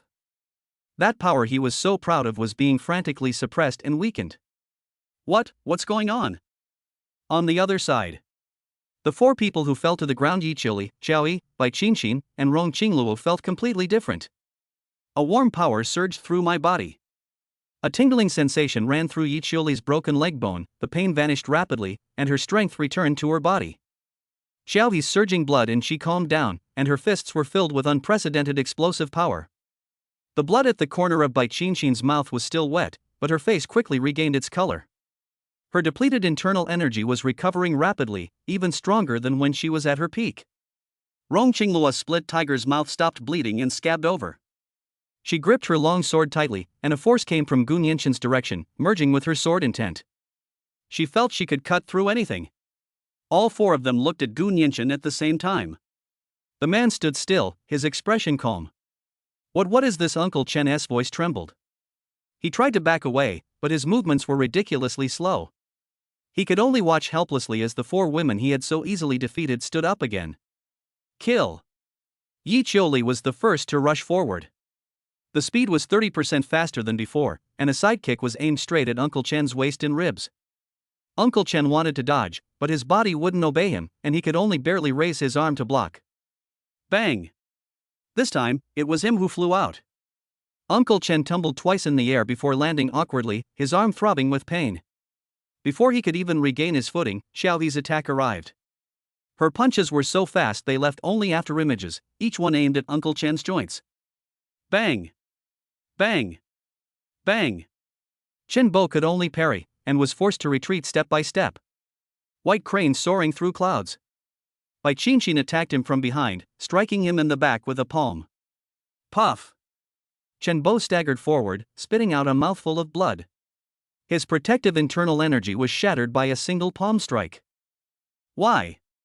Why are they suddenly so strong? Why have I become so weak? He looked up at the young man who hadn't moved. He understood. It's all because of him. Who exactly are you? Uncle Chen roared. A flash of sword light answered him. It is Rong Qingluo's sword. A flash of sword light. Uncle Chen's roaring stopped. A thin line of blood appeared on his neck. He clutched his neck, blood gushing from between his fingers. He swayed, then collapsed heavily to the ground.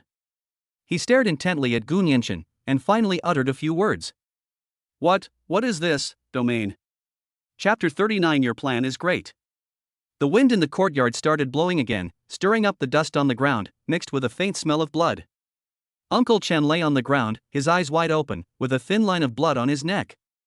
The power that suppressed everything disappeared. Thump. Yi Qiuli, Xiaoyi, Bai Qinxin, and Rong Qingluo almost simultaneously collapsed to their knees, panting heavily. The force that surged into my body just now came quickly and went quickly. A feeling of exhaustion swept over my entire body. But they all looked down at their own hands, filled with shock. Yi Qiuli touched her calf. The sharp pain from the broken bone was still there, but now it was completely healed, and even felt stronger than before. She tried to move it, and it was flexible and easy to move. My legs, she murmured. Xiaoyi shook her numb fist. She felt like she could punch right through a steel plate. Bai Qinxin looked inward and saw that although the internal energy in her dantian was empty, her meridians were more than twice as strong and wide as before. Rong Qingluo looked at the long sword in her hand. The blade was flawless, without a single nick. She felt that her strike just now could even sever cause and effect. The four women exchanged glances, each seeing shock in the other's eyes. Then, without prior arrangement, they all looked at the man who had stood there calmly the entire time. Gu Nianchen. What did he do? What kind of power is that? They couldn't understand it, and they didn't dare to think about it. Gu Nianchen ignored them, walked to Chen Bo's body, squatted down, and touched the pocket of the man's Zhongshan suit. A specially made satellite phone, a wallet, and several bank cards.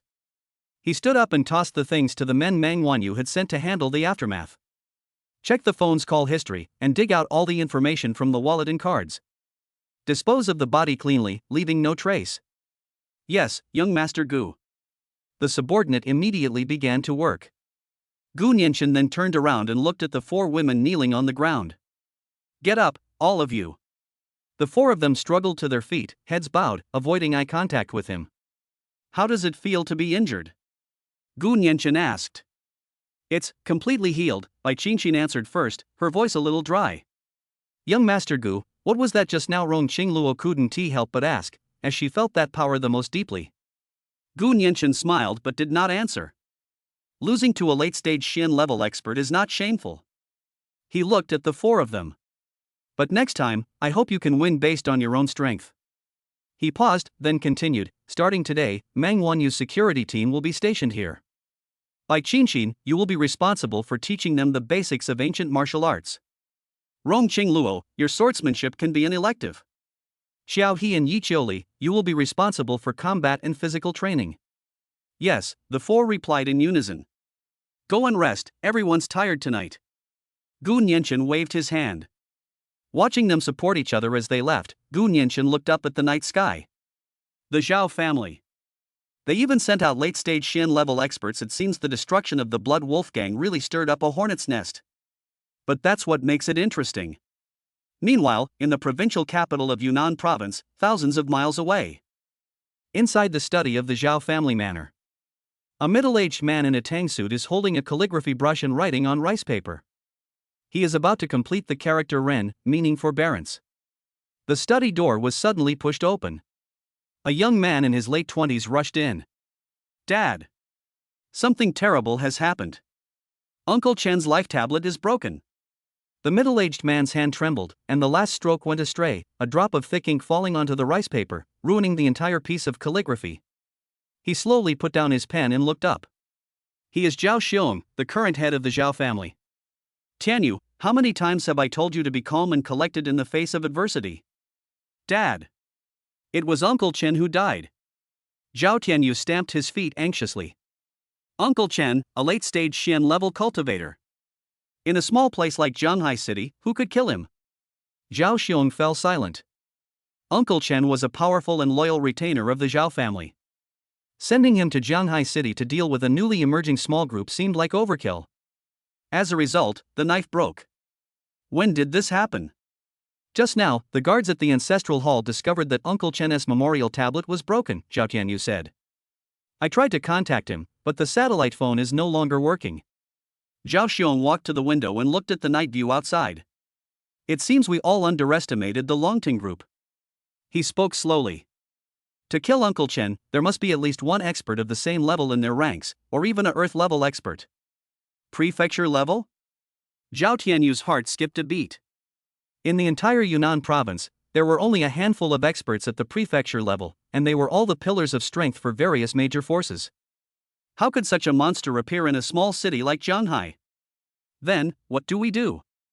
Send someone else? Zhao Tianyu was uncertain. Only a brute would resort to his fists. Zhao Xiong shook his head.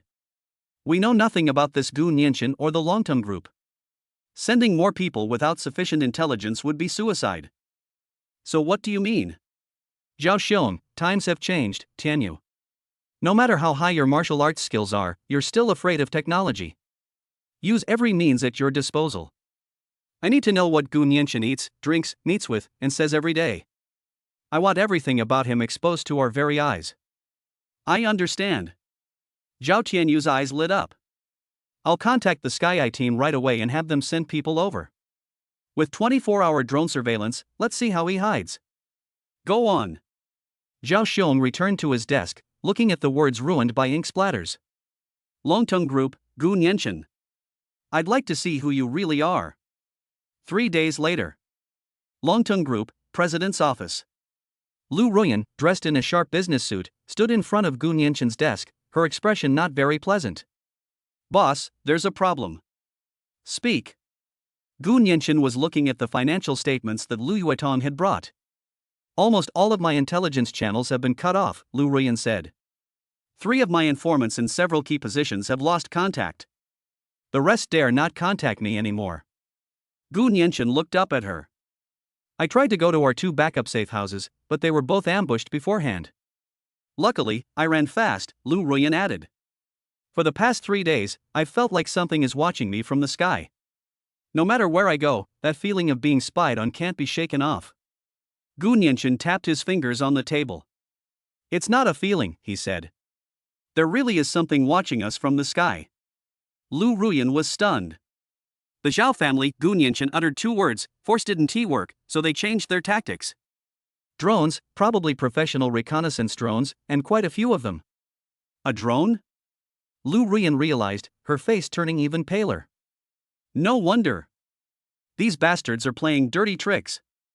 Her forte was infiltration, disguise, and intelligence gathering.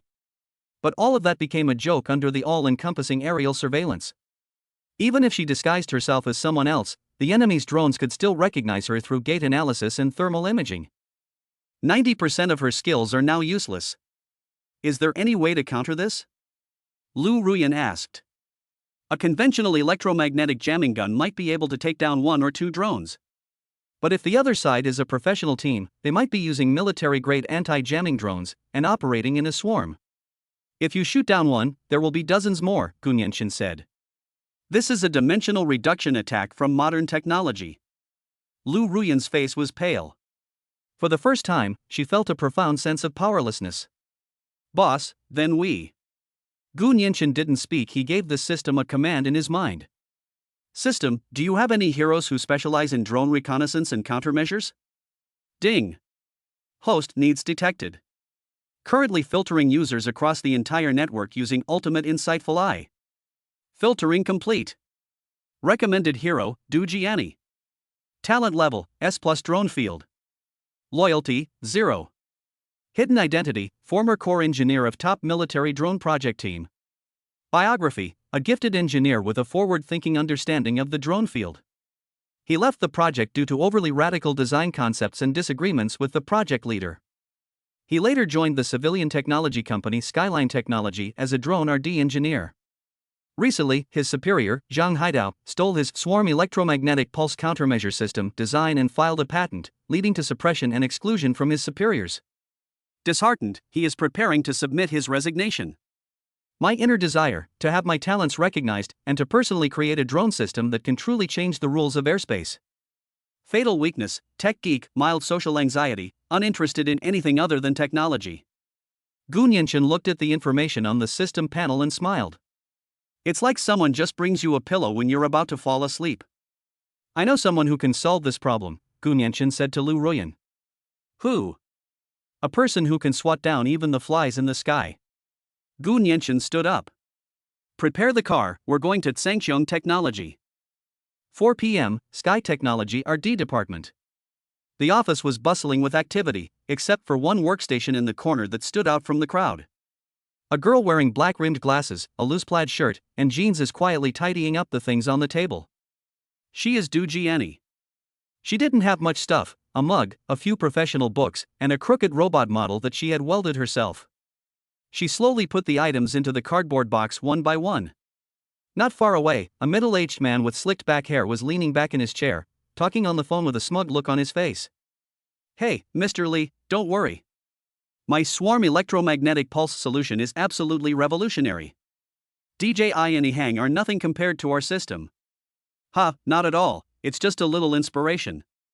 Yes, the patent application has been submitted and will be approved next week. The man was Du Jiani's boss, Zheng Haitao. He was talking loudly on the phone, and everyone in the office could hear him. Many people cast sympathetic glances at Du Jiani.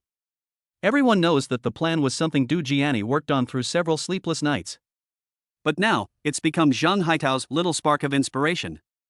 Du Jiani hugged the cardboard box, head down, wanting nothing more than to leave this disgusting place as soon as possible.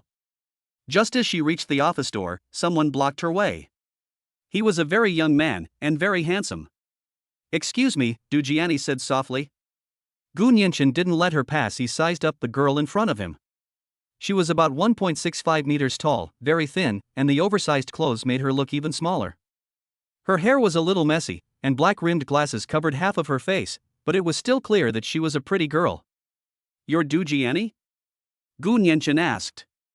Du Jiani paused for a moment, adjusted her glasses, and looked at him warily. Who are you? She didn't know this person. Gu Nianchen didn't answer her question, but instead said something that instantly silenced the entire office. I've reviewed your swarm electromagnetic pulse proposal, it's excellent. Du Jiani looked up abruptly, her hands unconsciously tightening around the cardboard box. All eyes in the office turned to him. Even Zheng Haitao, who was still on the phone, stopped and frowned as he looked towards the door. What did you say? Du Jiani's voice trembled slightly. I said, your proposal is great. Gu Nianchen repeated it, then leaned forward slightly, close to her ear, and said in a voice only the two of them could hear. But it's not perfect yet. The pulse radius is unstable, and the power consumption of the energy core is too high, making it unable to support continuous operations by large-scale swarms. Would you like to see what it actually looks like? Du Jiani's eyes widened instantly. Her hands, which were holding the cardboard box, were trembling, and all the color had drained from her face. She stared intently at Gu Nianchen. How could this person know? Swarm electromagnetic pulse is her proudest achievement, her most treasured secret. All the information about this plan is stored on the encrypted hard drive of her personal computer, and she has never shown it to a second person. How could he know the contents of the plan? He even knew about the technical flaws that she herself had just discovered. Chapter 40. What is the price of genius? Du Jiani's hands were shaking, and she almost couldn't hold onto the cardboard box. Her face was frighteningly pale as she stared intently at Gu Nianchen. This person. How could he know about swarm electromagnetic pulse? All the information about that plan was on the encrypted hard drive of her personal computer, and she never showed it to anyone else. How could he know the contents? He even knew the technical flaws that she herself had just discovered. The office fell silent, with only the sound of keyboards clicking and the hum of the servers remaining. Everyone watched the scene at the doorway, and no one dared to utter a sound. Zheng Haitao was the first to react. He was just boasting about his disruptive plan on the phone, and now he's been exposed in public. He stood up abruptly, and the chair slid back. Who are you? What nonsense are you spouting? Zheng Haitao's face turned bright red as he pointed at Gu Nianchen. Where's security? Security. Throw this guy out. Gu Nianchen didn't even look at him, his eyes were fixed on Du Jiani. He took out his tablet from his pocket, opened a file, and handed it to Du Jiani. It was a scanned copy of a patent application document. The applicant's name was listed as Zheng Haitao. This is the patent application you submitted, right, Mr. Zhang? When Zhang Haitao saw the document, his heart skipped a beat, but he still stubbornly insisted, "So what if it's mine? This is my intellectual property. This is commercial espionage. Yours?" Gu Nianchen smiled, swiping his finger across the tablet, where another document was displayed.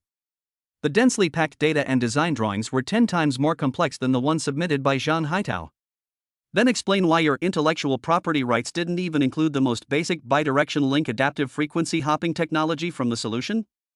Gu Nianchen pointed to a module on the screen, or is it that you simply don't know that this module is the core of the entire system, and not the empty shell you copied? Zhang Haitao's lips trembled slightly. Of course he didn't know. He only stole an early version that Du Jiani had placed on the company server. She hadn't uploaded the core algorithm at all. He thought he had everything and rushed to apply for a patent, only to find it was just an empty shell. The young man in front of him not only had his patent application documents, but also Du Jiani's real, complete final plan, which he had never even seen before. Everyone in the office understood. His colleagues around him whispered among themselves, and the way they looked at Zhang Haitao changed. Zhang Haitao pointed at Gu Nianchen, unable to utter a single word. Du Jiani looked at the tablet, at the complete plan, and her eyes welled up with tears. That was her hard work, something she created after countless sleepless nights. Now, it's in the hands of a stranger, proving her innocence. The thief was standing not far away. "Who exactly are you?" Du Jiani's voice trembled as she adjusted her glasses, trying to see the man in front of her clearly. "A person who can turn your blueprints into reality." Gu Nianchen put away the tablet and reached out his hand to Du Jiani. "Come with me. I'll give you a lab, enough funding, and complete autonomy. I only have one request." "What are the requirements?" Du Jiani asked instinctively. "Turn all those crazy ideas in your head into reality. Show those idiots who only know how to copy what real technology is." Du Jiani's mind went completely blank. She looked at Gu Nianchen's outstretched hand, then turned to look at Zhang Haitao, and then at her colleagues. She suddenly felt very bored. Clatter. She loosened her grip, and the cardboard box in her arms fell to the ground, its contents rolling all over the floor. The crooked robot model she had soldered herself rolled to Gu Nianchen's feet. She didn't pick it up. She simply looked up at Gu Nianchen, her voice tight. "Are you serious? An independent laboratory? Funding regardless of cost?" "I never joke," Gu Nianchen said. Du Jiani took a deep breath. She didn't shake Gu Nianchen's hand, but walked past him and left the office without looking back. "Keep up." That was all she said. Gu Nianchen smiled and followed. Lu Ruyan was waiting outside the door. When she saw the two of them come out, she immediately went to greet them. "Boss. Drive to the nearest coffee shop," Gu Nianchen instructed. After the three left, everyone in the office looked at Zhang Haitao, who was slumped in his chair, and knew that he was finished. In the booths of the coffee shop, Du Jiani held the hot water in her hands, which were still trembling slightly. She never imagined that life would turn out like this. "My name is Gu Nianchen, the boss of Longtang Group." Gu Nianchen sat opposite her and got straight to the point. "Longtang Group?" Du Jiani frowned. She had heard of this name before it had been making waves in Zhanghai City recently. "I need your technology," Gu Nianchen said. "There are a few flies in the sky, it's annoying." "A drone?" Du Jiani immediately realized. "Professional reconnaissance drones, military grade, operating in swarms," Gu Nianchen added. Du Jiani sat up straight immediately. "What do you want me to do? Electronic jamming? Signal hijacking? Or just shoot it down?"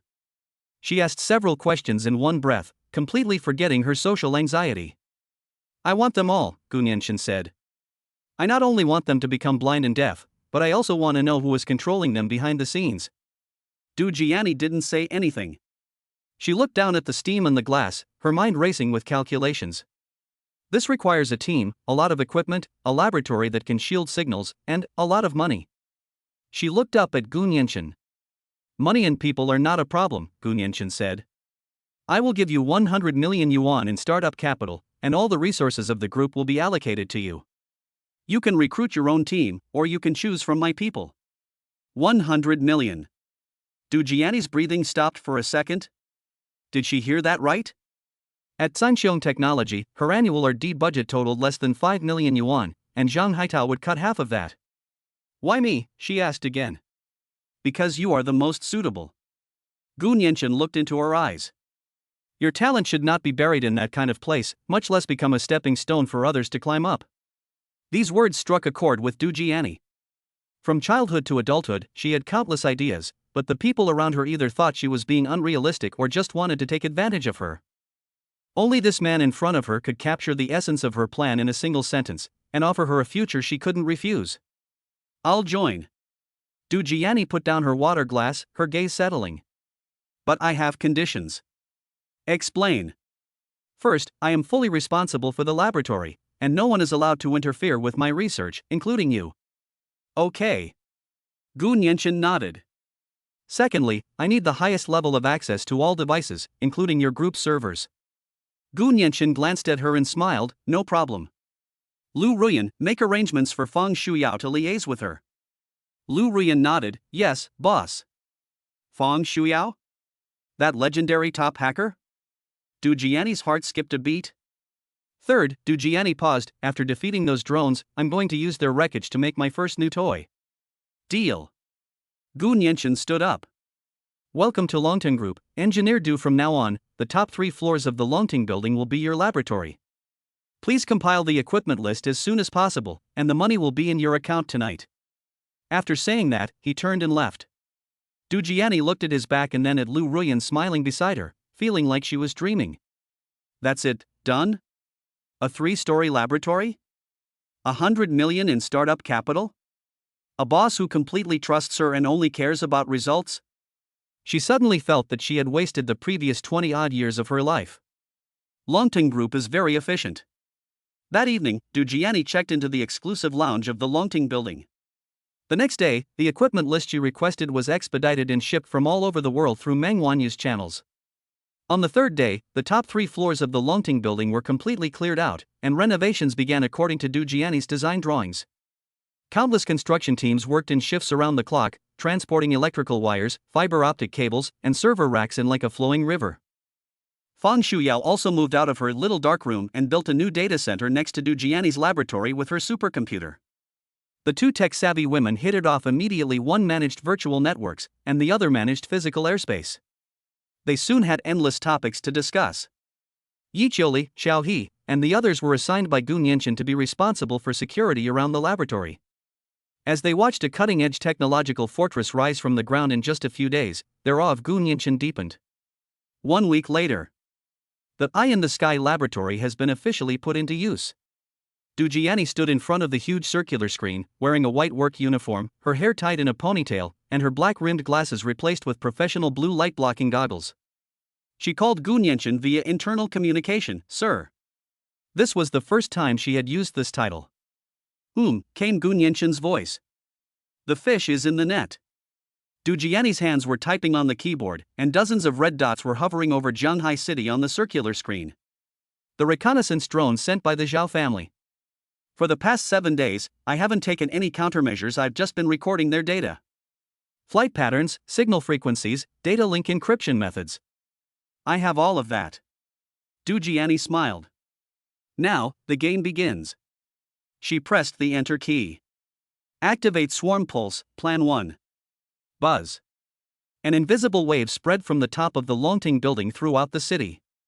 On the screen, the dozens of red dots flickered violently as if they were drunk, and then turned gray one after another. Thousands of miles away, in the capital of Yunnan province. Inside a secret base, a dozen technicians were frantically trying to fix a screen filled with static. Captain.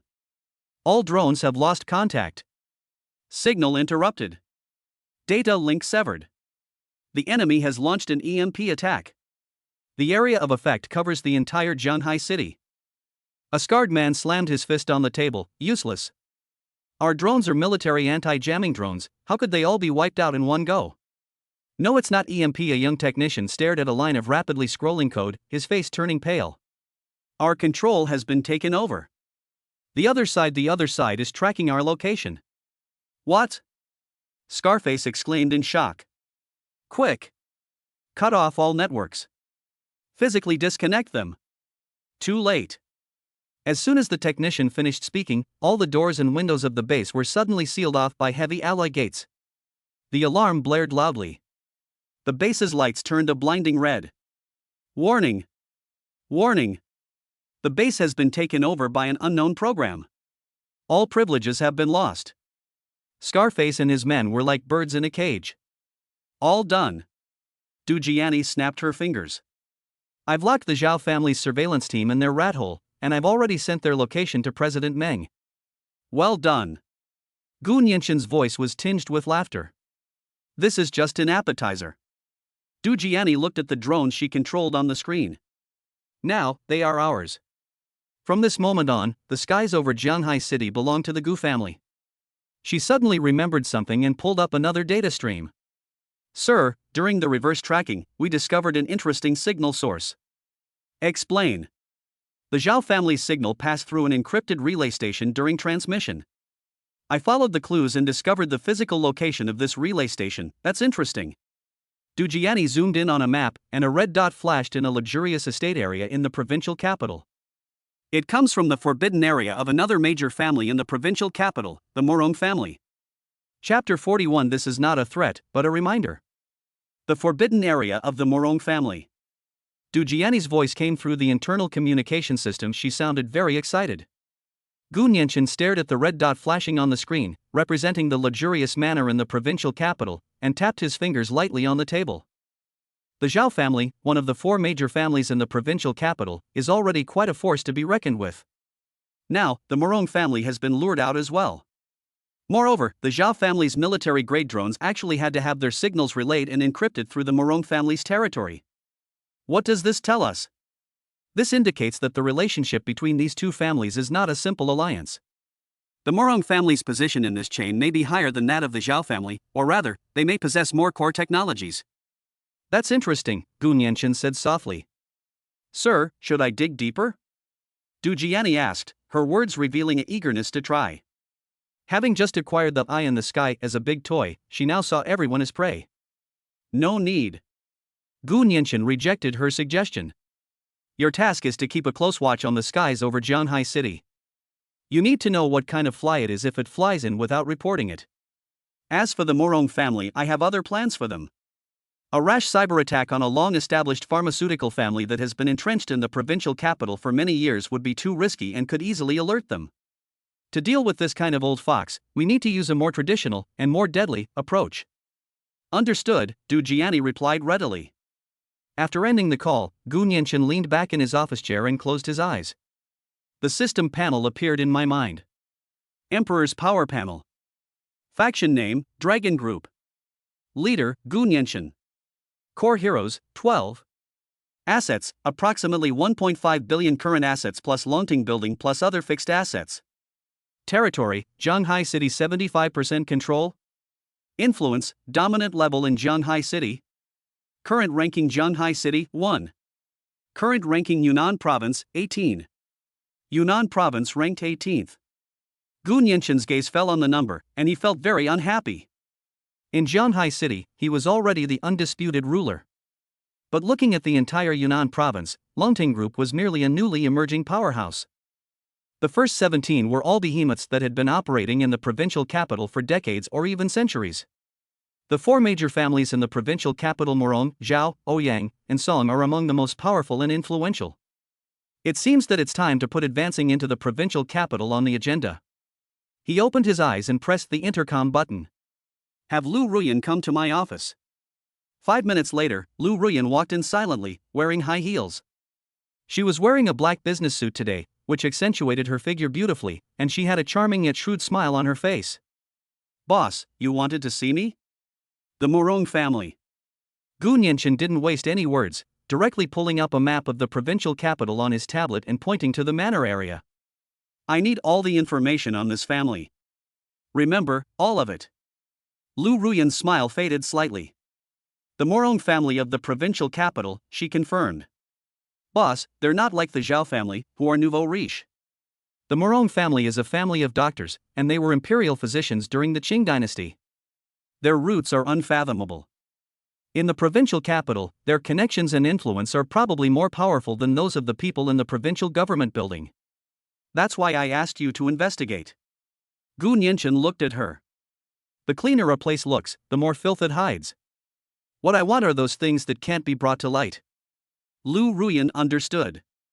The boss is about to take action against the Morong family. Give me 24 hours. Lu Ruyan held up one finger. A day? Gu Nianchen raised an eyebrow. I thought you were going to say an hour. Boss, you overestimate me. Lu Ruyan gave a wry smile. Thousand-faced phantom sounds impressive, but against a century-old family like the Morong family, my intelligence network can only infiltrate the periphery. Their core secrets are all in the hands of a few people at the very top of the family. They are physically isolated, impenetrable.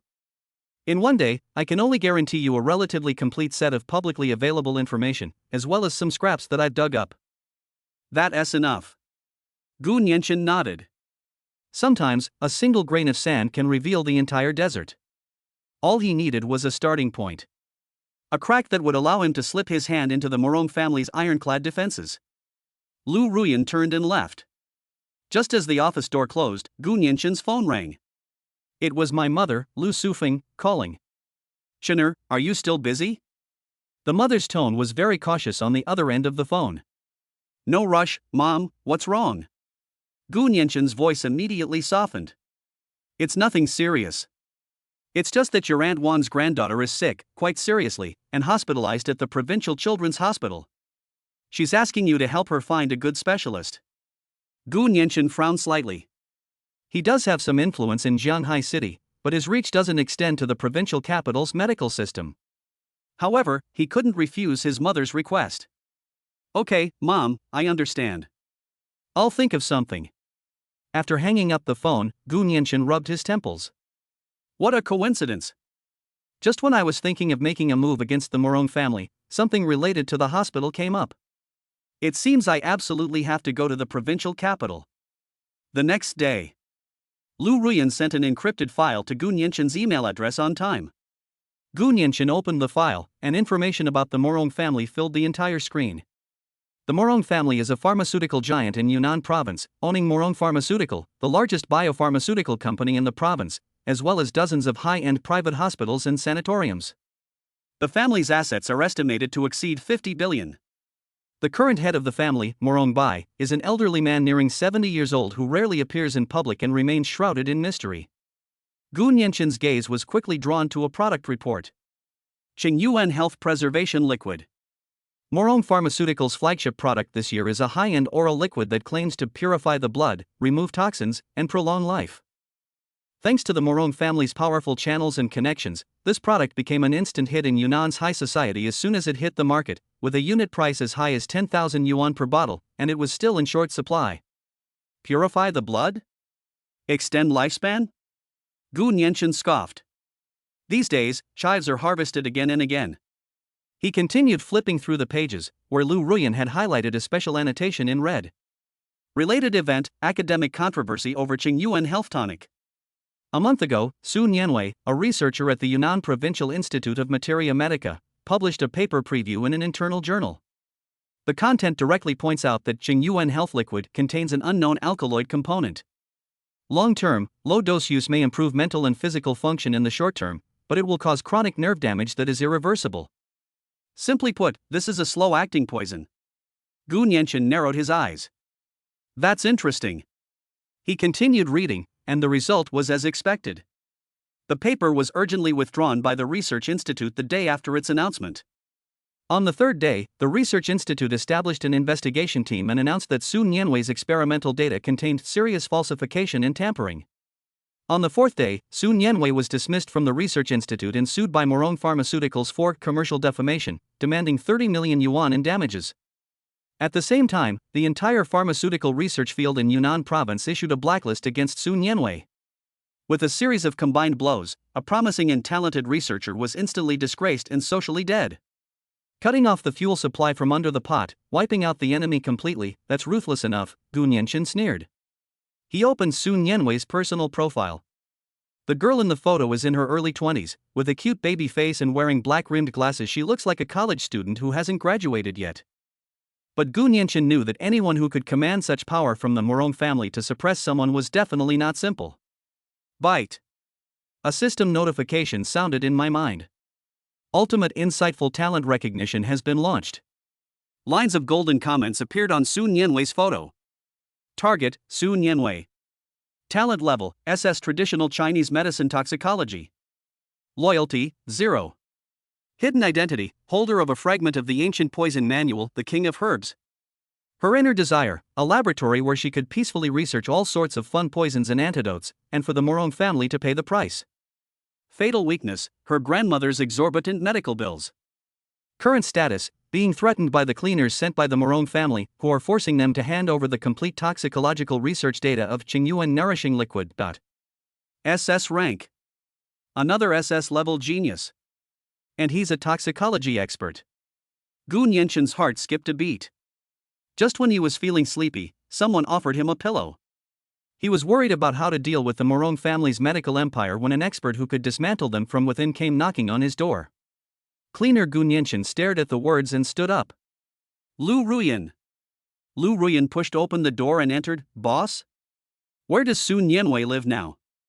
West of the city, Desheng residential area, building 5, apartment 502, Lu Ruyan immediately gave the address. Do you need me to send someone over? No need. Gu Nianqin picked up his coat. Prepare the car. I'll go myself. Some talented people must be invited in person to show sincerity. Moreover, now is the perfect time for a hero to rescue the damsel in distress. Desheng residential area is a well-known old and dilapidated residential area in Jianghai City. Gu Nianqin's Cullinan couldn't get into the residential area after reaching the entrance, as the narrow road was lined with parked cars. He and Yi Qiuli got out of the car and walked inside. The air was filled with the smell of dampness and food. We found building 5.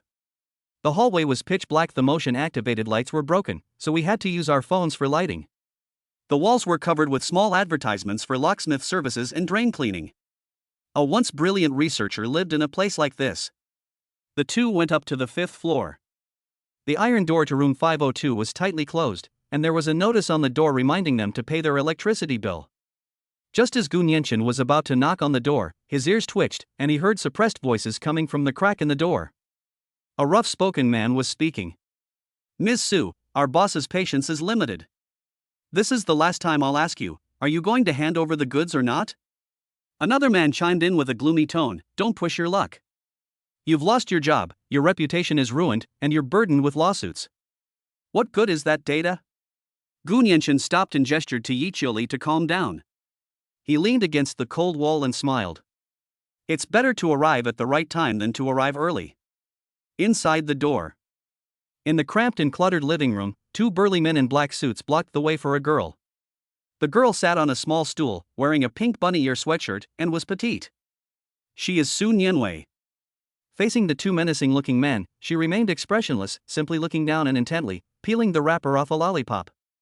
I've already deleted the data backup. She didn't look up, her voice soft and gentle, as if she were talking about something that had nothing to do with her. Deleted it, one of the scarred men sneered. Do you think we're fools? The Institute's surveillance footage shows that before you left, you copied all the core data using an encrypted USB drive.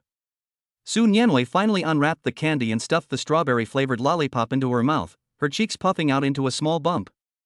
She raised her head, her large, clear eyes looking at the 2 burly men. Oh, so what? This matter-of-fact tone startled the 2 burly men. Another man with a crew cut lost his patience. He stepped forward and stared down at her. Little girl, I advise you to think this through. Your grandma is still lying in the first hospital of the provincial capital, right? I heard they haven't raised enough money for a kidney transplant yet. TSK, that cost is no small sum. Threaten. A blatant threat. Sun Yanwei paused for a moment while chewing her lollipop. A second later, she casually twirled the candy in her mouth, making a soft sound. She looked at the crew-cut man and suddenly smiled. Her smile was sweet and innocent, and with her baby face, she looked like a girl next door. Using my grandma to threaten me, she tilted her head and asked. This is not a threat, it's a reminder.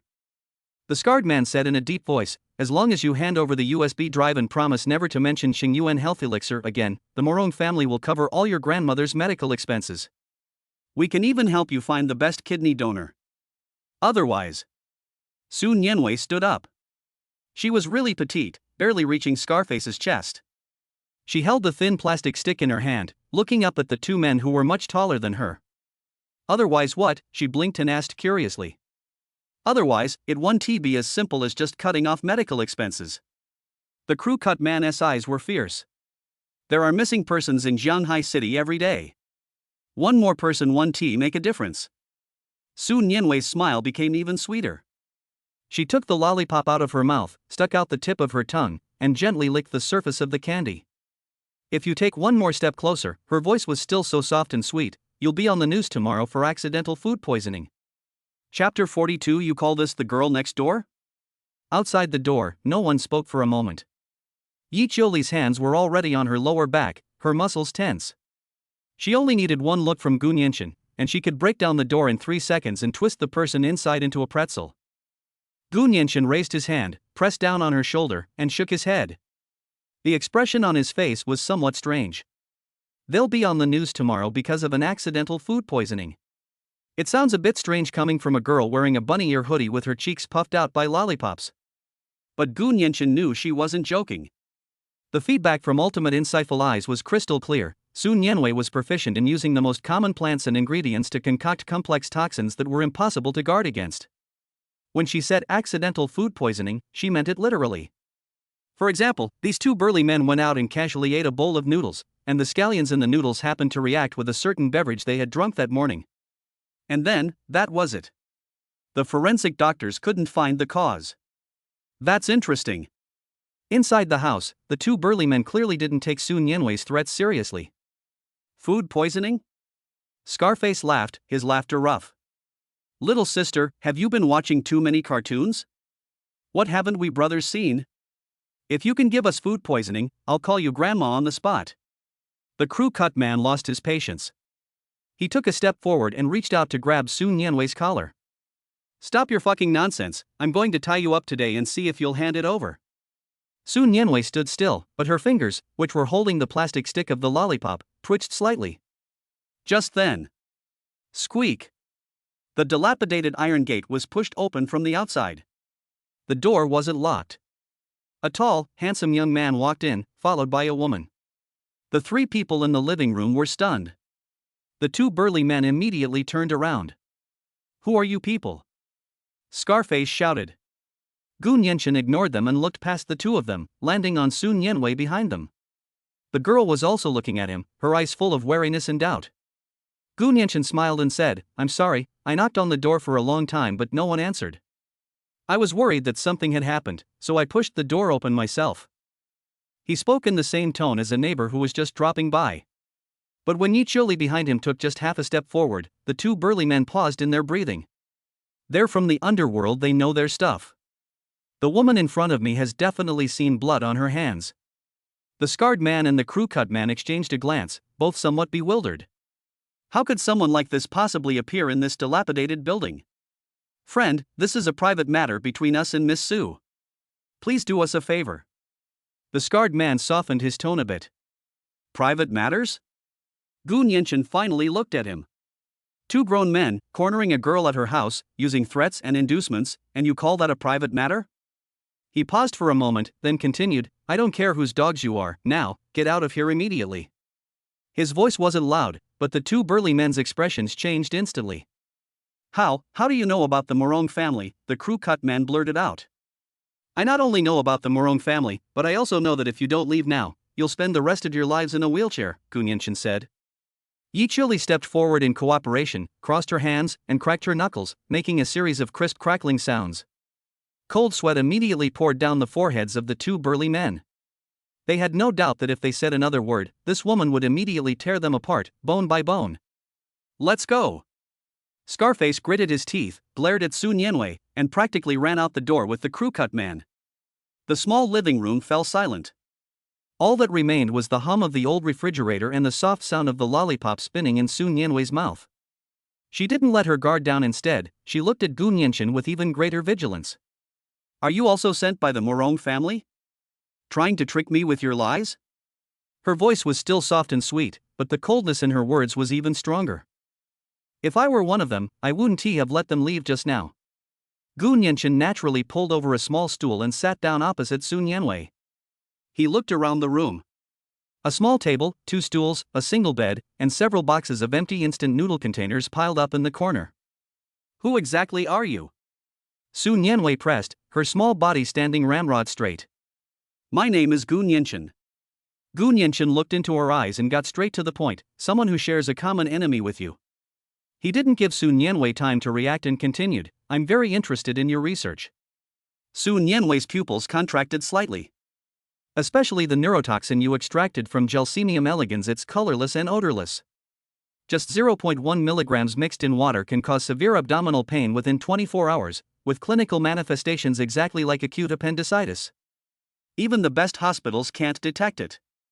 Isn't that amazing? Su Nianwei's mind went completely blank. The lollipop in my hand fell to the ground with a thud. Her eyes widened, her face filled with horror. Gelsemium elegans neurotoxin. Her most closely guarded research findings, her trump card for survival. She didn't store any data for this project on any electronic devices. All the recipes and processes were in her head. How could this man have known? Gu Nianchen continued. And the hallucinogen you isolated from the spore powder of the ghost mushroom is airborne. Inhaling even a small amount can cause short-term memory confusion and cognitive impairment, which seems to be no different from the aftereffects of a concussion. Use this on those 2 people from earlier. They probably won't even remember how they got out of this neighborhood. Su Nianwei's body began to tremble. No. Impossible. How could this person know? The ghost mushroom was her last trump card. She didn't even record any data about it, everything was in her mind. She looked at the man in front of her and felt a chill run down her spine. He wasn't guessing. He knows everything. He saw right through her. Who are you? Her voice trembled. Someone who can help you, Gu Nianchen said. The Morong family wants to bury your research results and ruin your reputation. But I want to use your results to carve an epitaph for them. He stood up, walked to Su Nianwei, and extended his hand. Get me the complete toxicological data and evidence for Qingyuan Health Preservation Liquid. In exchange, I'll help you resolve all your troubles. I'll cover all your grandmother's treatment costs at the first affiliated hospital of the provincial capital. The best doctors, the best wards, and the fastest kidney match. I'll get the best legal team in Yunnan province to handle the lawsuit the Morong family is suing you for. I will make them pay back 10-fold, 100-fold, for how they have treated you.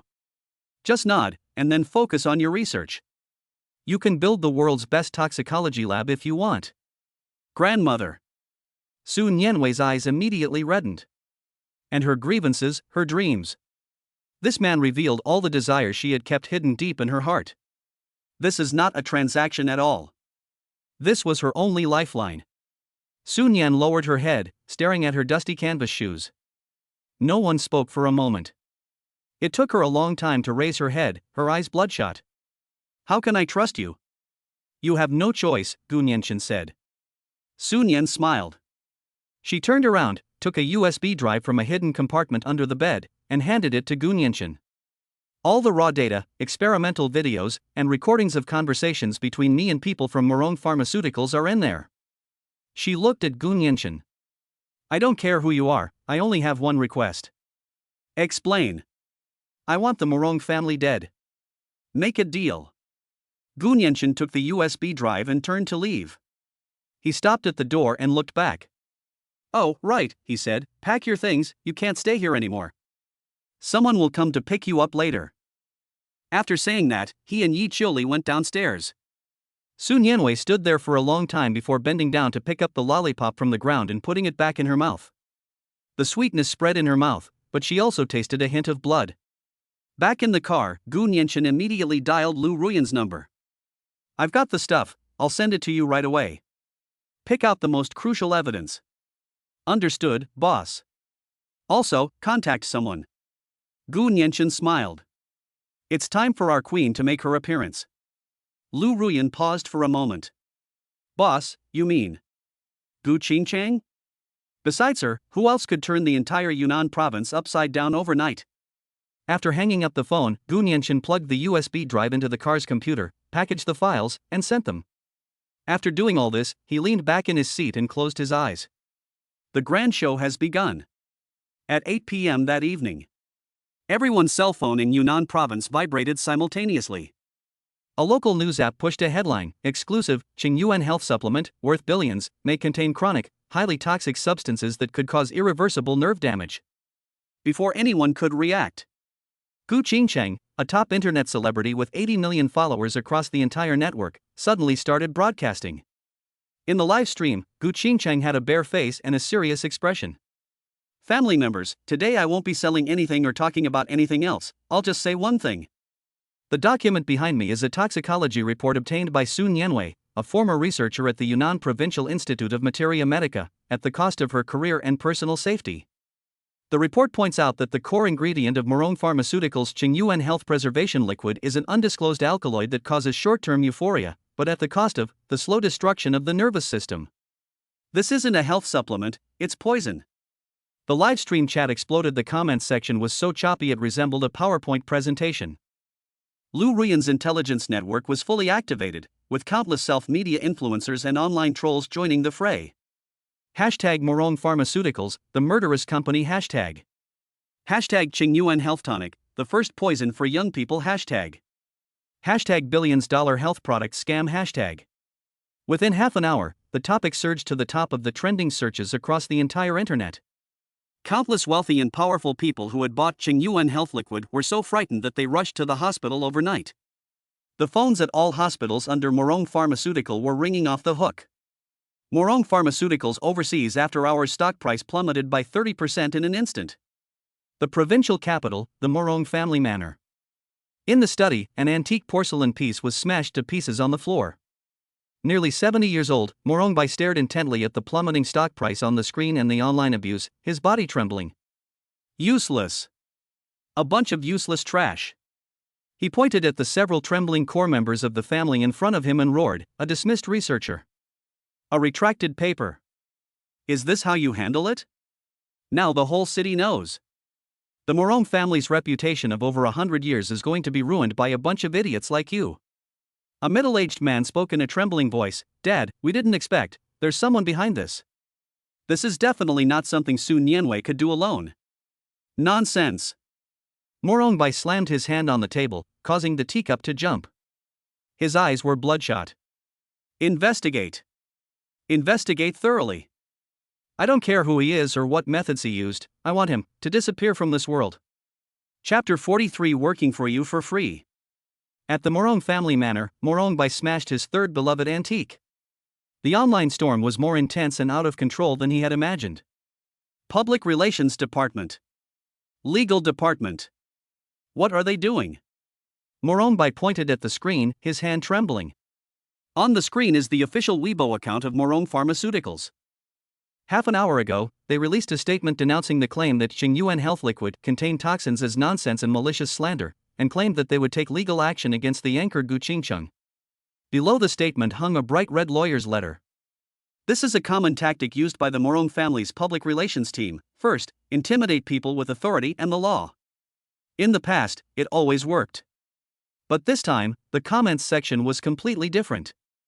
"Oh, he's getting anxious, he's getting anxious." A lawyer's letter warning? "I'm so scared." Doji emoji.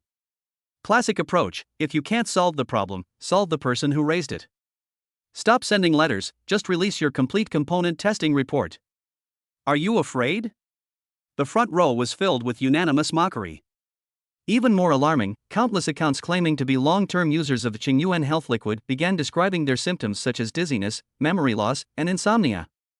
Each vivid case is more impactful than any report. The Morong family's PR director was sweating profusely. "Chairman, we've already organized an online army to control the comments, but it's completely useless.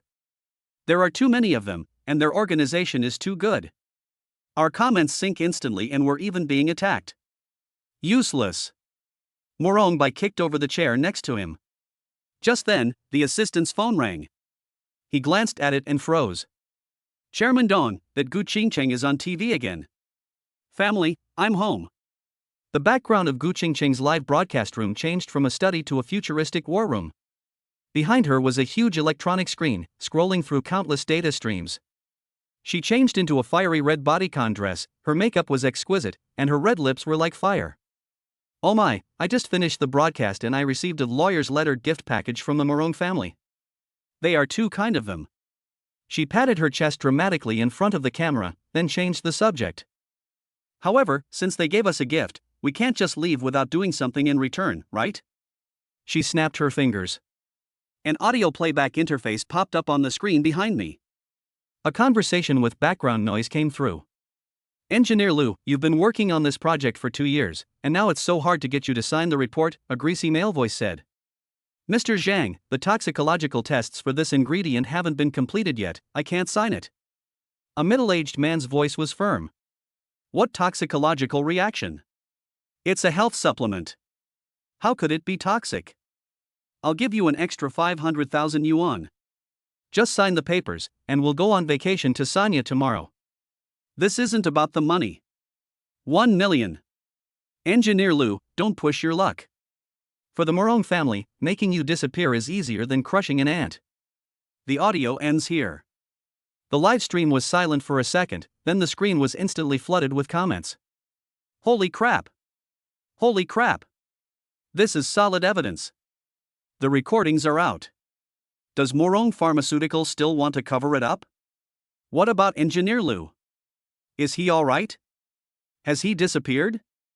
This is outrageous. This is utterly blatant disregard for human life. Gu Qingcheng smiled as she looked at the scrolling comments. Family members, please don't get excited. This recording was accidentally sent to me by one of my fans, and I don't know if it's real or not. She blinked. Please don't spread it around, or the Morong family will send me another lawyer's letter. She said don't spread this around, but her face had a knowing look on it.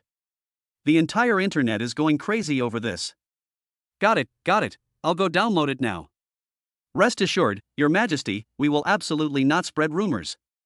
We will only spread information in an organized and disciplined manner. Hashtag Morong Pharmaceutical recording screen hashtag let's get started. The new term, at an even more alarming speed, has once again surged to the top of the trending search list. Morong Pharmaceutical stock price plummeted again in after-hours trading overseas. A precipitous drop. Inside the Morong family manor, Morong Bai suddenly felt dizzy and collapsed into a chair. He knew it was over. This female anchor named Gu Qingcheng is a madwoman. Change direction. A middle-aged man, Morong Hai, the second son of the Morong family, gritted his teeth and said, don't get entangled with her about the product, start with the person. Dig up dirt on Sun Yanwei. Wasn't she fired by us? Say she's holding a grudge and fabricated data in revenge. Also, find a few so-called experts to endorse her and question the professionalism of that report. Since they can't clear their own name, they might as well smear their opponents. Go and do it. Morong Bai ordered, panting heavily. Half an hour later. New voices have indeed emerged online. Several experts and professors with considerable prestige in the medical field began posting on social media.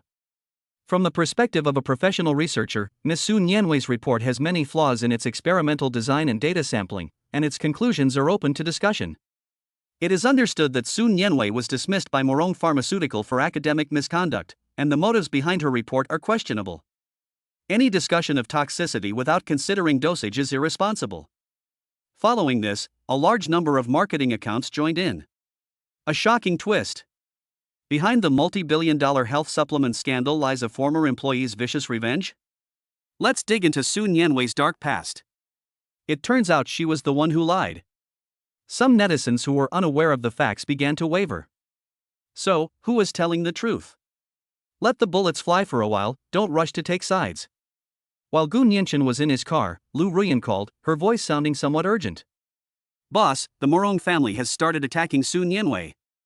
They've hired a bunch of experts to support them, and our online army is starting to lose control.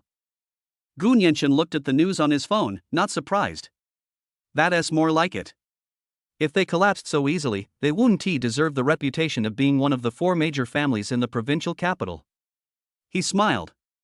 Have Gu Qingcheng hold them off. Don't panic. She doesn't seem flustered at all, Lu Ruyan said. She just sent me a message. Say what? She said it's a good match for my major family. Gu Nianchen was stunned for a moment, then burst out laughing. This woman is interesting. At 10 p.m., Gu Qingcheng went live again. This time, she didn't mention Xingyuan Health Liquid at all, nor did she mention Sun Yanwei. On the screen behind her were high-resolution photos.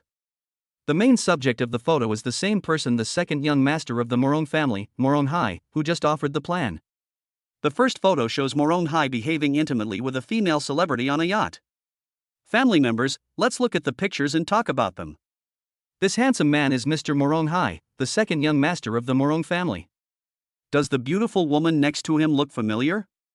Yes, she is the actress Shang, who just announced her marriage last month. The second photo shows Morong Hai in an underground casino, with a mountain of chips piled up in front of him. This one is at a private club in Macau owned by the second young master Morong. I heard that he wins and loses 8 figures a night. He's really extravagant. The third photo is a screenshot of a tax document, with a key figure highlighted in red. This last one was accidentally sent to me by a friend who works at the tax bureau. It seems that several companies under the name of the second young master Morong haven't paid taxes for several years. Oh dear, is this what they call legal tax avoidance? Gu Qingcheng smiled the whole time, her tone as relaxed as if she were gossiping. But the 80 million fans in the livestream have completely gone crazy. Holy crap! The best actress cheated on her husband? Gambling? Tax evasion? That's a fucking crime. Isn't the Morong family a century-old family of physicians? How could they produce such a scoundrel? On a slightly off-topic note, Queen Qingqing's intelligence network is amazing. How did she manage to get this? Netizens who were previously discussing the toxicity of health supplements were instantly drawn to the shocking revelation about the second young master of the Morong family. No one cared anymore whether Sun Yanwei had committed academic misconduct, and no one paid attention to the opinions of those experts. Everyone's anger was directed at the Morong family. Can you believe a single word a family says that made its fortune selling poison and whose members are also suspected of gambling, tax evasion, and chaotic private lives? Morong Pharmaceuticals' official Weibo account was completely overwhelmed by angry netizens. Morong family manner. Morong Hai looked at his own photo on his phone, his legs went weak, and he knelt on the ground. He couldn't even finish a sentence. Morong Bai stared intently at Gu Qingqing's smiling face on the screen, and before he could catch his breath, he coughed up a mouthful of blood. Investigate. He pointed at the screen, his voice hoarse. I want her dead. In a luxury penthouse apartment in the CBD of Yunnan province, Gu Nianchen looked at the news on his phone that Morong Bai had vomited blood and been rushed to the hospital. He said to the woman in front of him, "Well done." The apartment was decorated in an extremely luxurious style, exuding an air of "I'm rich." A woman with a stunning figure, wearing a silk robe, sat at the bar, swirling the red wine in her glass. She is Gu Qingcheng. Offline, she sheds the exaggeration of her live streams, exuding a sense of languor and sharpness. Gu Nianchen's gaze swept over her, and a few lines of data appeared in his mind. Name, Gu Qingcheng. Talent level, S-rank queen of public opinion. Loyalty, 10 trading partner. Hidden identity, Phantom, a top domestic public relations strategist. My inner desire, to build a media empire that can truly give a voice to the vulnerable and use the power of public opinion to change injustice. Fatal weakness, her only younger brother was framed and imprisoned 3 years ago for exposing a company's pollution problems, and has not returned home since. Basic stuff, don't praise me, I'll get arrogant. Gu Qingcheng took a sip of wine and looked at Gu Nianchen. But you, Boss Gu, are quite a surprise. I thought you'd be a greasy middle-aged man. Did I disappoint you? Gu Nianchen sat down opposite her. No, it's a surprise. Gu Qingcheng put down her wineglass, leaned forward, and a pleasant perfume scent wafted over. I've investigated you. Lungting Group, a rising star in Zhanghai City, suddenly appeared with a background as clean as a blank sheet of paper. But what you've done is anything but a blank sheet of paper. So, you took this job. I only take 2 kinds of jobs, Gu Qingcheng held up 2 fingers, jobs that pay well enough and jobs that I feel I should do. Your job falls into both categories. She paused, then continued, the Morong family is a tough nut to crack. This time, we've only crippled them to kill them, public opinion alone isn't enough. I know, Gu Nianchen nodded, that's why I came to find you. Looking for me? Gu Qingcheng laughed. The final payment hasn't been settled yet, and you're already thinking about the next deal? Boss Gu, my team is very expensive. I don't want you to take on a single order. Gu Nianchen looked into her eyes and said very seriously, I want you, and your team, to work only for me from now on. The apartment fell silent. Gu Qingcheng's smile slowly faded. She stared at Gu Nianchen for a long time, as if trying to read something from his face. But Gu Nianshin's expression remained calm. Mr. Gu, do you know what you're saying? Gu Qingcheng picked up her wine glass again. Gu Qingcheng, never work for anyone. I don't want you to work for me, Gu Nianshin said. I want to give you a bigger stage. A stage where you can realize all your ideas and overturn all the people and things you can't stand. Gu Qingcheng tightened her grip on the wine glass. She smiled again, but this time the smile was somewhat complicated. Mr. Gu, I've seen plenty of empty promises before. Let us get practical, Gu Nianshin said. Your younger brother, Gu Qingfan, was imprisoned 3 years ago for negligent assault and sentenced to 5 years. I can get him acquitted and released within a month, so he can return to your side. The smile on Gu Qingcheng's face vanished completely. She stood up abruptly, her chest heaving violently. How did you know? I not only know him, but I also know that the person who framed him back then was from a branch of the Song family. That so-called victim is now a vice president in a subsidiary of the Song family, Gu Nianshin said calmly. Gu Qingcheng swayed slightly and had to grab the bar to steady herself. She looked at Gu Nianshin with shock, doubt, and a glimmer of hope that she herself dared not admit. Her throat was dry, and she couldn't utter a single word. Come with me, I'll help you get him out of here and get revenge. Gu Nianshin stood up and walked to her. Then, together, we'll change the world in this provincial capital. Gu Qingcheng looked at the man in front of her. Young, handsome, with unfathomable eyes. She simply couldn't refuse the conditions he offered.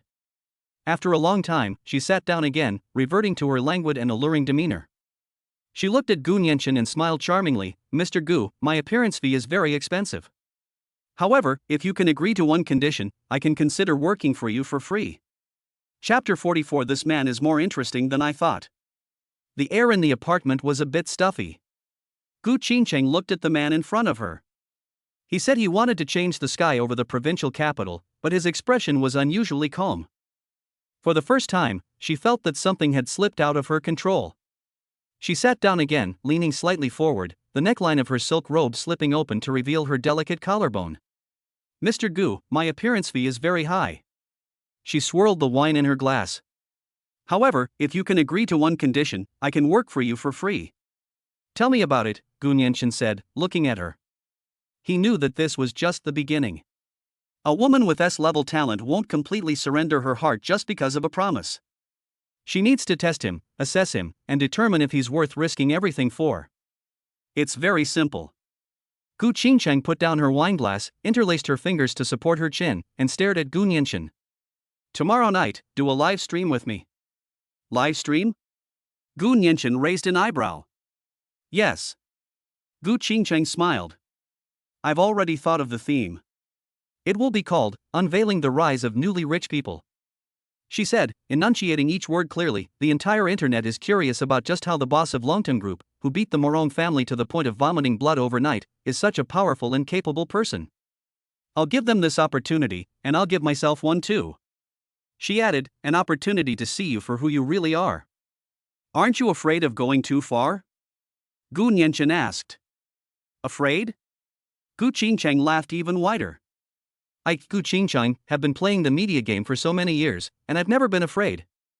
What I'm afraid of is that you, Boss Gu, don't dare to accept it. What she wanted to see was not how much money or power he had. What she wanted to see was whether this man would remain calm and composed or be at a loss when he was in the eye of the storm. She wanted to put him to the test herself and see if he was real gold or just a pretty face. Gu Nianshin looked at her and smiled. Interesting. He stood up and straightened his collar. Time, place. Tomorrow night at 8 o'clock, in my live stream. Gu Qingcheng's heart skipped a beat. He agreed too quickly, so quickly that all the words she had prepared to say were swallowed back. Okay. Gu Nianshin nodded, turned and walked towards the door. See you on the live stream. The smile on Gu Qingcheng's face slowly faded after the door closed. She walked to the huge floor-to-ceiling window, looked at the endless stream of cars below, and muttered to herself, Gu Nianshin, don't worry, I know what I'm doing. He paused, then said to Lu Ruyan, also, prepare a set of clothes for me. Lu Ruyan was taken aback. What do you want to wear? I'll contact a haute couture brand right away. No need. Gu Nianshin waved his hand. Just my usual white t-shirt, as long as it's clean, is fine. Lu Ruyan and Yi Qiuli exchanged a glance, neither of them understanding. 7:50 p.m. Gu Qingqing's livestream has attracted over 30 million viewers, and the number is still skyrocketing. The barrage of comments completely covered the screen. They're here. They're here. 10 minutes left, my heart is pounding. I wonder what the big shot looks like. Is he some greasy, balding middle-aged man? Don't talk nonsense, upstairs. Anyone who can get the Queen of Allure to personally intervene is definitely not an ordinary person. 8 o'clock sharp. Gu Qingqing, dressed in a fiery red dress, appeared in front of the camera right on time. Hello, family, have you missed me? She greeted them skillfully. Alright, I know you're all impatient. Without further ado, let's welcome today's main character, Mr. Gu Qingqing, chairman of Longtong Group. The screen split in two, and a new screen appeared on the right. There were no luxurious offices, no rows of bodyguards. A young man dressed in a simple white t-shirt sat at an ordinary desk. Behind him was a white wall, almost too clean. The young man had black hair and black eyes, and handsome features. He waved and smiled at the camera. Hello everyone, I am Gu Qingqing. The live stream went silent for a second. The next second, the comments section went wild. Holy crap! Holy crap! Holy crap! So handsome? He's got looks he could debut as a celebrity. Where's the balding, middle-aged man we were promised? He's clearly the nation's heartthrob. Ah, honey. Stop struggling, I'll take care of you. With looks like that, I'd believe him even if he said he created the earth.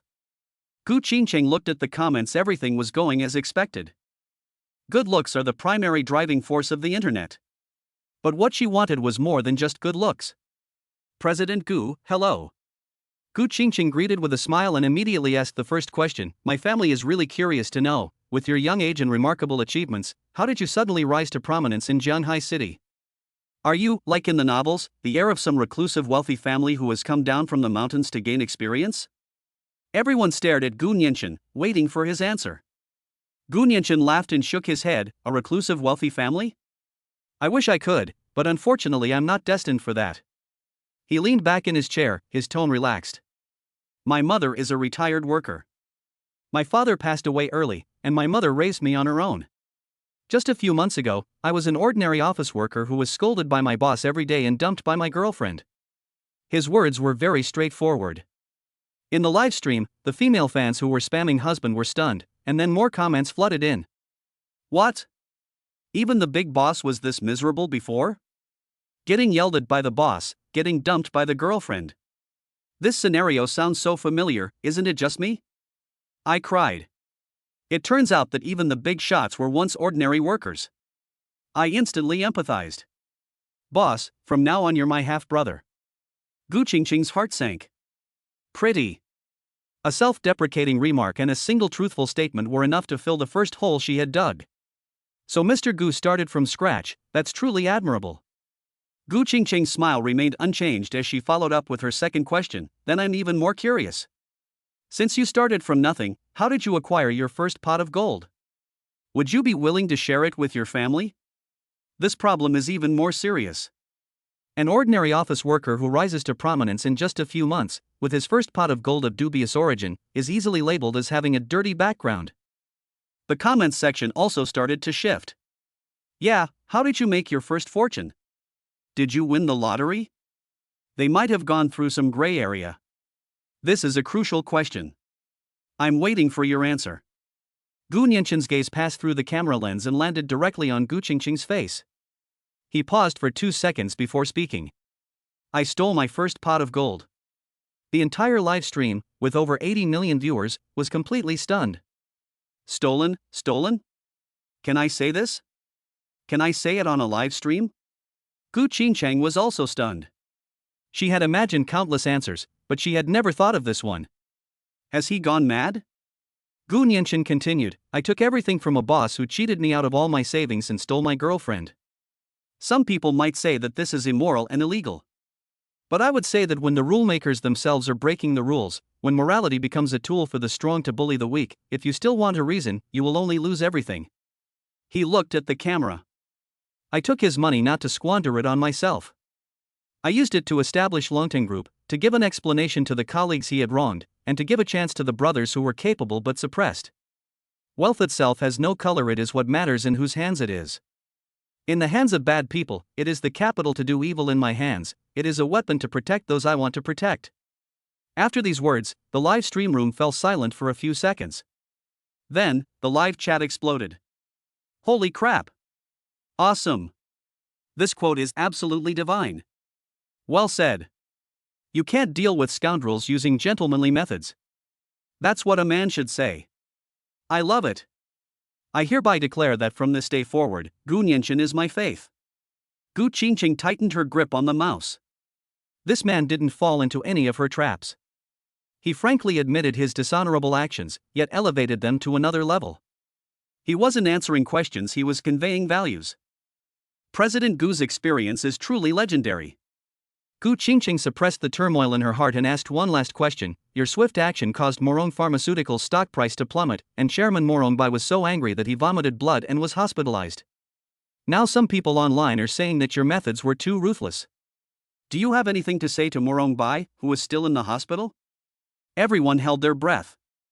Gu Nianchen's face remained expressionless. He simply said, I have nothing to say about him personally. My target has never been him, but Morong Pharmaceuticals behind him. A company that makes a fortune by selling potentially risky health products to countless ordinary families by taking advantage of information asymmetry is itself an evil. All I did was lift the lid and let everyone see what it really is.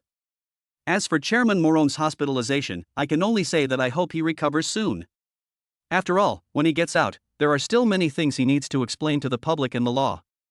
After speaking, he paused and added, as for whether my methods are ruthless or not, I want to ask everyone, when your family members suffer from memory loss or even more serious consequences because of taking these health supplements, would you still think my methods are ruthless? Instantly, the live chat exploded. Not ruthless. Not ruthless at all. To deal with such unscrupulous companies, we should crush them to death. My grandma bought Qing Yuan health tonic and took it for 6 months. Now the doctor says she has mild liver damage. I fucking want to devour the Morong family whole. Support President Gu. Let's crush Morong Pharmaceuticals. This scale. My god, he's not targeting any one person at all, he's challenging an unreasonable phenomenon. Gu Qingqing was completely speechless. She looked at the man on the screen and suddenly understood. What he considered his so-called traps were probably just child's play in his eyes. He wasn't just going through the motions of an interview, he was using her platform to announce his existence and his beliefs to the entire provincial capital, to all his enemies and friends. At the end of the live broadcast, Gu Qingqing subconsciously asked, President Gu, what are your goals for the future of Longting Group? To become the richest person in the provincial capital? Or? Gu Nianchen smiled. The richest man is too vulgar. He said, what I want to do is simply build a stage. A stage where all those who are talented but have been buried, suppressed, or betrayed can shine brightly. I am not the main character on the stage. His gaze pierced through the network and landed precisely on Gu Qingqing. And someone like you, Miss Gu, is the most dazzling star on the stage. The live stream has ended. Gu Qingqing remained seated, not moving. Her assistant was gesturing wildly beside her, Sister Qingqing. It's a bombshell. It's a bombshell across the entire internet. The name Gu Nianchen has dominated the trending topics on all platforms. Our live stream just now had a peak of 98 million concurrent viewers. Gu Qingqing didn't listen. Gu Nianchen's last words kept echoing in her mind. I'm just the one who sets up the stage and turns on the spotlight. And someone like you, Miss Gu, is the most dazzling star on the stage. Building a media empire, giving a voice to the weak, changing injustice, isn't this the dream she's always wanted to have but could never achieve? She always thought she was fighting alone, but she never expected that someone would be willing to build a stage for her and turn on the spotlight. Ring ring. My phone rang. The 3 characters Gu Nianchen appeared on the screen. Gu Qingqing looked at her phone, then at her own face reflected in the dark live stream screen. She suddenly smiled. She answered the phone. Ms. Gu Nianchen's voice came from the other end of the phone. Was the interview satisfactory? Gu Qingqing leaned back in her chair, looking at the myriad lights outside the window, her voice carrying a languidness and trust that she herself was unaware of. You're a more interesting man than I imagined. She paused, then said, word by word, fine, from today onwards, I, Gu Qingqing, am yours. Chapter 45, A Show of Force. The call ended. Gu Nianqin tossed his phone onto the table, leaned back in his executive chair, and let out a long sigh. It's done. S-class hero, the queen of public opinion, Gu Qingcheng, has officially returned to the team. The office door was pushed open, and Lu Ruyan and Yi Qiuli rushed in one after the other. Boss, it's a bombshell. It's a total bombshell. Lu Ruyan slammed her tablet on the table, the data curves on the screen dazzlingly bright. Half an hour after the live stream ended, the search index for the keyword Gu Nianqin across the entire internet increased 1,000-fold. Our Longting Group's official website even crashed its servers 3 times. Yi Qiuli crossed her arms, a wide grin spreading across her face. She was unusually talkative. Boss, those last few lines of yours were so cool. Lift the lid and the weapon of protection. I wanted to applaud you for it. She paused, then added, he speaks better than my former military leaders. Gu Nianqin smiled but didn't reply. He looked out the window at the night view of the provincial capital, where thousands of lights stretched out in one continuous line. One live stream attracted 98 million online viewers, making him and Longting Group's names resound throughout Yunnan province overnight. This feeling is really good. But he knew in his heart that this was just an appetizer. The Morong family and those enemies lurking in the shadows would never sit idly by and wait for their doom. He set up Gu Qingcheng, the most powerful cannon, and at the same time, he pushed himself to the very center of all the firepower. Yunnan province, a private sanatorium, VIP ward on the top floor. The air was filled with the smell of disinfectant. Morong Jia stood by the hospital bed, staring intently at the steady waveform on the electrocardiogram monitor, his face grim. His father, Morong Bai, the head of one of the 4 major families in the provincial capital, had been so enraged by watching a live broadcast that his blood pressure spiked, and he vomited blood and fainted on the spot. This is incredibly embarrassing. On the sofa in the ward sat another man, Zhao Likun, the current head of the Zhao family, whose expression was equally grim. Zhao Rui, the Zhao family's beloved son, had his hand crippled by Gu Nianqin in Zhanghai City and is still recuperating at home, looking gloomy and withdrawn. This incident has made the Zhao family lose face in the provincial capital's social circles. Old Zhao, you saw it too. Morong Jia turned around, his voice hoarse. That little bastard named Gu Nianqin is too arrogant. He doesn't play by the rules at all. Zhao Likun held the teacup, his hand trembling slightly. Of course he saw it. He watched that live stream too. He watched as that young man, with just a few words, turned black into white and portrayed robbery as acting on behalf of heaven. The most terrifying thing was that those idiots online actually believed it. He felt like vomiting at the sight of Gushin and People's Entrepreneur. In this business war, we've already lost half the battle. Zhao Likun put down his teacup.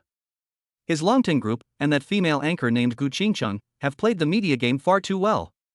Whatever we say now will be labeled as a heartless capitalist excuse. What can we do? Just watch him climb to the top by stepping on the Morong family's honor? Morong Jia slammed his fist on the table, making the water glass rattle. Xiao Jia, calm down. Zhao Likun looked up at him. Doesn't he like to flip the table? Then let's flip the whole game over for him. Morong Jia was taken aback. What do you mean? He's a peasant, he has no connections, that's his greatest strength, and also his greatest weakness. Zhao Likun's eyes narrowed. He thinks he can compete with us just because he knows a little about the internet? How naive. In Yunnan province, the real rules are not written online, but in the documents. Zhao Likun stood up, walked to the window, and looked at the outline of the provincial government building in the distance. I have already contacted Deputy Director Liu of the Industry and Commerce Bureau and Director Wang of the Tax Bureau. They will conduct a joint investigation into Longting Group on the grounds of receiving a large number of complaints from the public. Illegal business operations, vicious competition, tax evasion, commercial monopoly, there's bound to be one that suits him. Morong Jia's eyes lit up. Drain their firewood. That's not enough. Zhao Likun smiled. If we just investigate, he can still maneuver. I want to make sure he doesn't even have a chance to maneuver. He turned to look at Morong Jia. I used my connections to get the case directly submitted to the provincial procuratorate. Moreover, I specifically requested that one person handle it. Who? Ning Xian. Upon hearing this name, Morong Jia shuddered. Ning Xian, a sharp sword of the Yunnan Provincial Procuratorate, is nicknamed Iron-Faced Yama. This female prosecutor was ruthless and unyielding. From high-ranking provincial officials to local thugs, The number of people who fell from grace in her hands could stretch from the prosecutor's office to the outskirts of the city. What she hates most are criminal gangs and outsiders who disrupt market rules. Will she answer? Morong Jia was a little uncertain. She will, Jolly-kun said. I've already had the materials prepared. Lungting Group, a new type of criminal gang that started in Shanghai City using shady methods and then used violence to suppress its competitors in the provincial capital, causing a terrible social impact.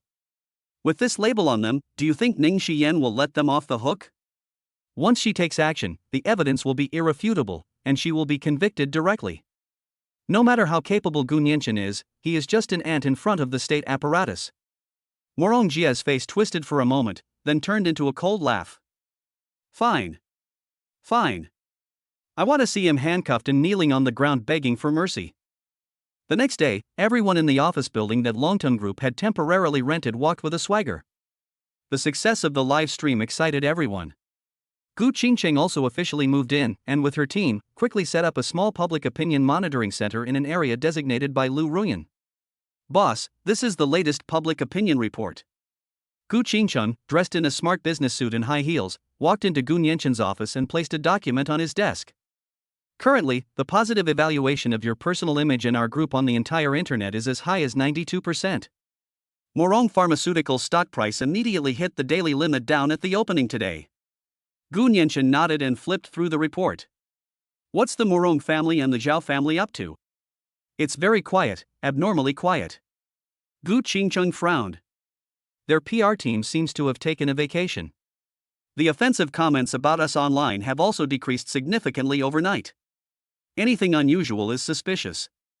Gu Nianchen put down the document. Have Lu Ruyan check if there have been any personnel changes or rumors of new policies in the provincial departments recently. Okay.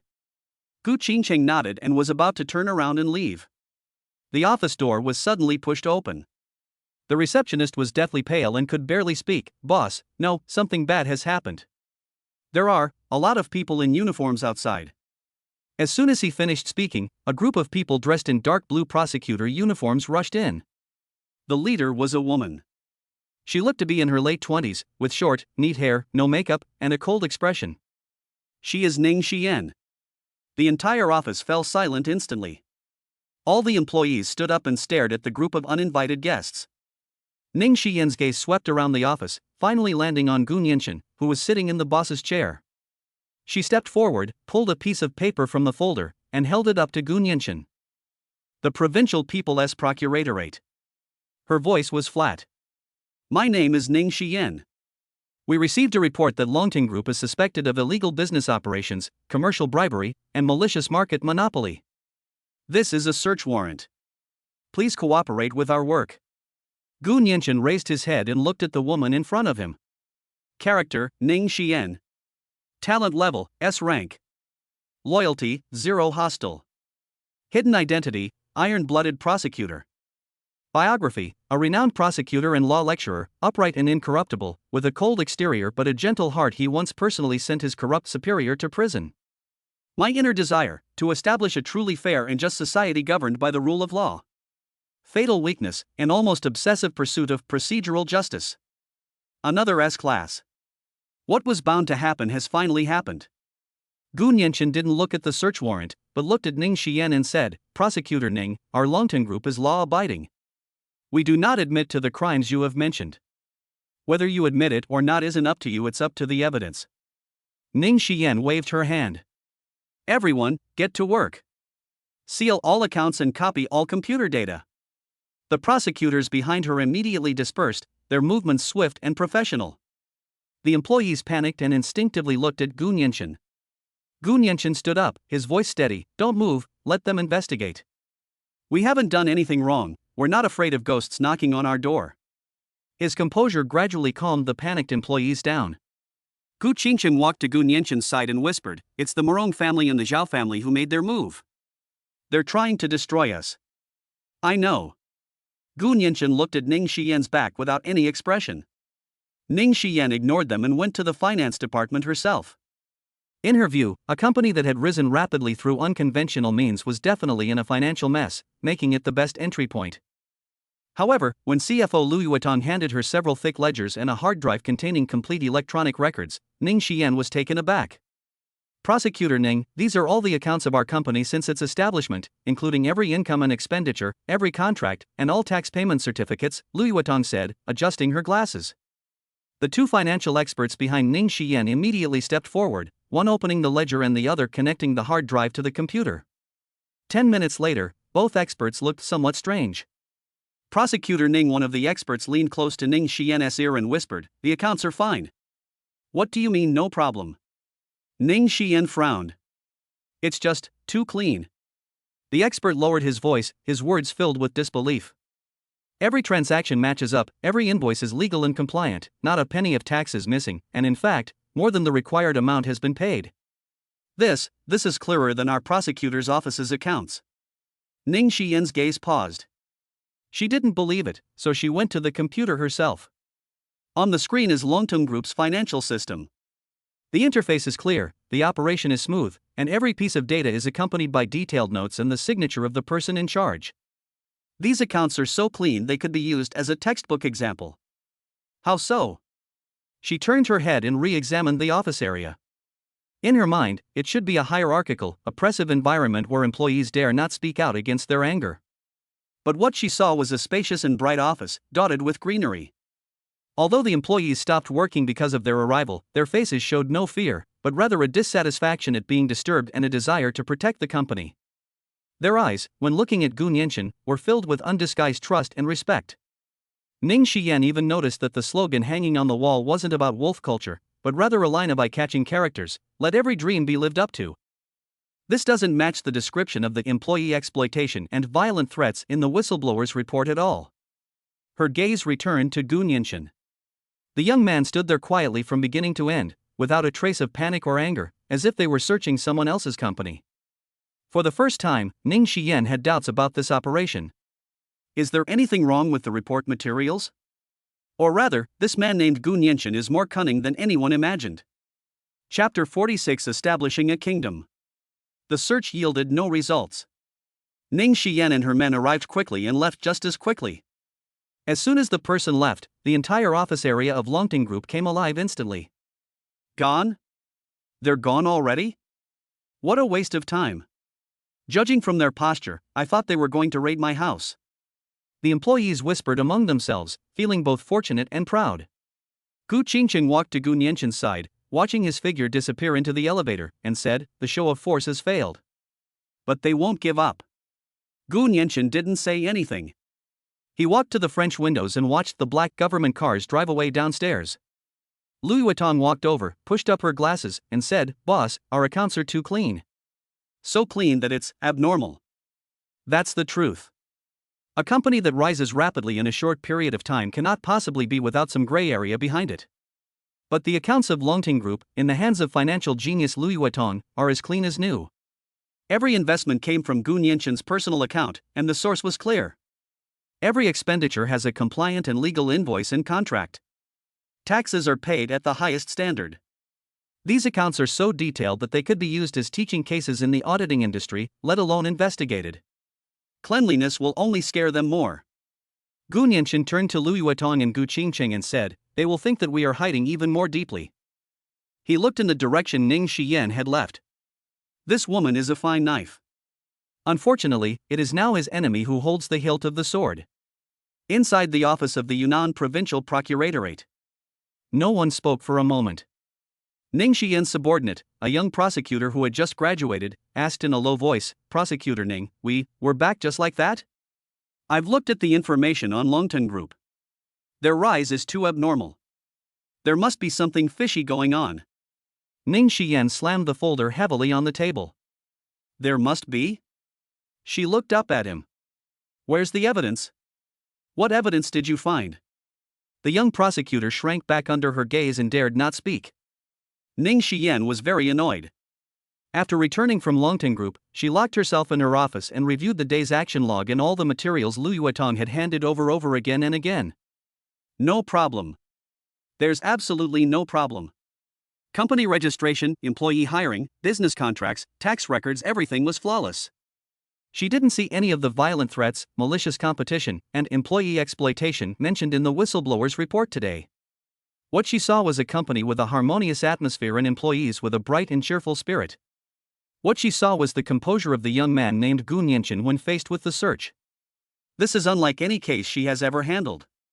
Those gang leaders and corrupt officials she sent to prison either bluffed or were terrified when they faced her. There was no one like Gu Nianchen. He was too quiet. He was so quiet, it was as if he were the judge. The internal phone on the table suddenly rang, its ringing shrilly. Ning Xiyan glanced at the caller ID. It was her direct supervisor, Deputy Chief Prosecutor Zhang. She answered the phone. "Hello, Inspector Zhang." "Xiao Ning," the voice on the other end of the phone sounded very friendly. "How's the investigation into the Longting Group case going? I heard you guys made quite a splash today." Reporting to Prosecutor Zhang, "We conducted a surprise search of Longting Group today, but found no evidence of illegal activity consistent with the allegations," Ning Xiyan stated truthfully. There was a few seconds of silence on the other end of the phone. Immediately, Deputy Chief Prosecutor Zhang's voice became much more serious. "Xiao Ning, weren't you too careless? These new types of companies use very covert methods to commit crimes. Clean accounts don't mean the company is clean. The Zhao family and the Morong family have both sent messages the social impact is very negative, and the higher-ups are paying close attention to this case.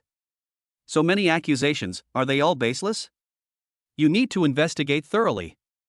Don't be fooled by appearances." Ning Xiyan tightened her grip on the phone. "Prosecutor Zhang, investigations require evidence. Without evidence, I cannot convict a company out of thin air. What kind of attitude is this?" Deputy Chief Prosecutor Zhang's voice turned completely cold. "Ning Xiyan, let me remind you, your duty is to maintain market order and combat crime, not to be a protector of criminals. This case must be investigated thoroughly. I'm giving you 3 days. You must make a breakthrough within 3 days." Smack. The call was disconnected. Ning Xiyan's face turned cold as she listened to the busy tone on the receiver. She knew that the Zhao and Morong families were putting pressure on her. Unable to use their own power, they began to use their superiors. They used her most cherished procedures and discipline to force her to prove a wrongful conviction. A surge of frustration and anger welled up inside me. She always believed that the law in her hands was for slaying demons and monsters. But now, someone is trying to force her to use this sword to assassinate a potentially innocent person. She picked up the whistleblower's report on the table. The charges listed on it were completely different from what she had seen today. Which side is true? Just then, her personal cell phone vibrated. It was a text message from an unknown number. The content is very simple. "At the Evening Breeze Cafe in the south of the city, I have something that Prosecutor Ning might be interested in." There was no signature. But Ning Xiyan knew instantly who it was. Gu Nianchen. How did he get his own private phone number? What is he planning to do? Commercial bribery? Private settlement? Ning Xiyan's first thought was to delete and block her. But the finger remained on the screen, without pressing it. She remembered Gu Nianchen's calm eyes. I recalled the eerily clean accounts of the Longting Group. I also remembered the unquestionable order my boss had given me on the phone just now. Let's go take a look. What if the truth is right there? She hesitated for only 3 seconds between procedural justice and seeking the truth. She stood up, took off her prosecutor's uniform, changed into casual clothes, grabbed her car keys, and walked out of the office. Evening Breeze Cafe. The location is quite remote, and there aren't many customers. Ning Xiyan pushed open the door and immediately saw Gu Nianchen sitting in the corner. He was wearing a simple white t-shirt and jeans, with a glass of lemonade in front of him, looking down at his phone. Hearing the noise, he looked up and saw Ning Xiyan. He smiled and waved to her. Ning Xiyan walked over and sat down opposite him. What do you want from me? She asked directly. If you want to settle this privately or offer a bribe, I can arrest you right now. Prosecutor Ning, relax. Gu Nianchen placed his phone face down on the table and leaned back into the sofa. I just wanted to invite you for a coffee. And maybe have a chat. He snapped his fingers, and the waiter came over. An Americano, no sugar, no milk, Gu Nianchen ordered for her. Ning Xiyan raised an eyebrow. How did you know what I drank? People who drink Americano usually don't like to waste time talking, Gu Nianchen said.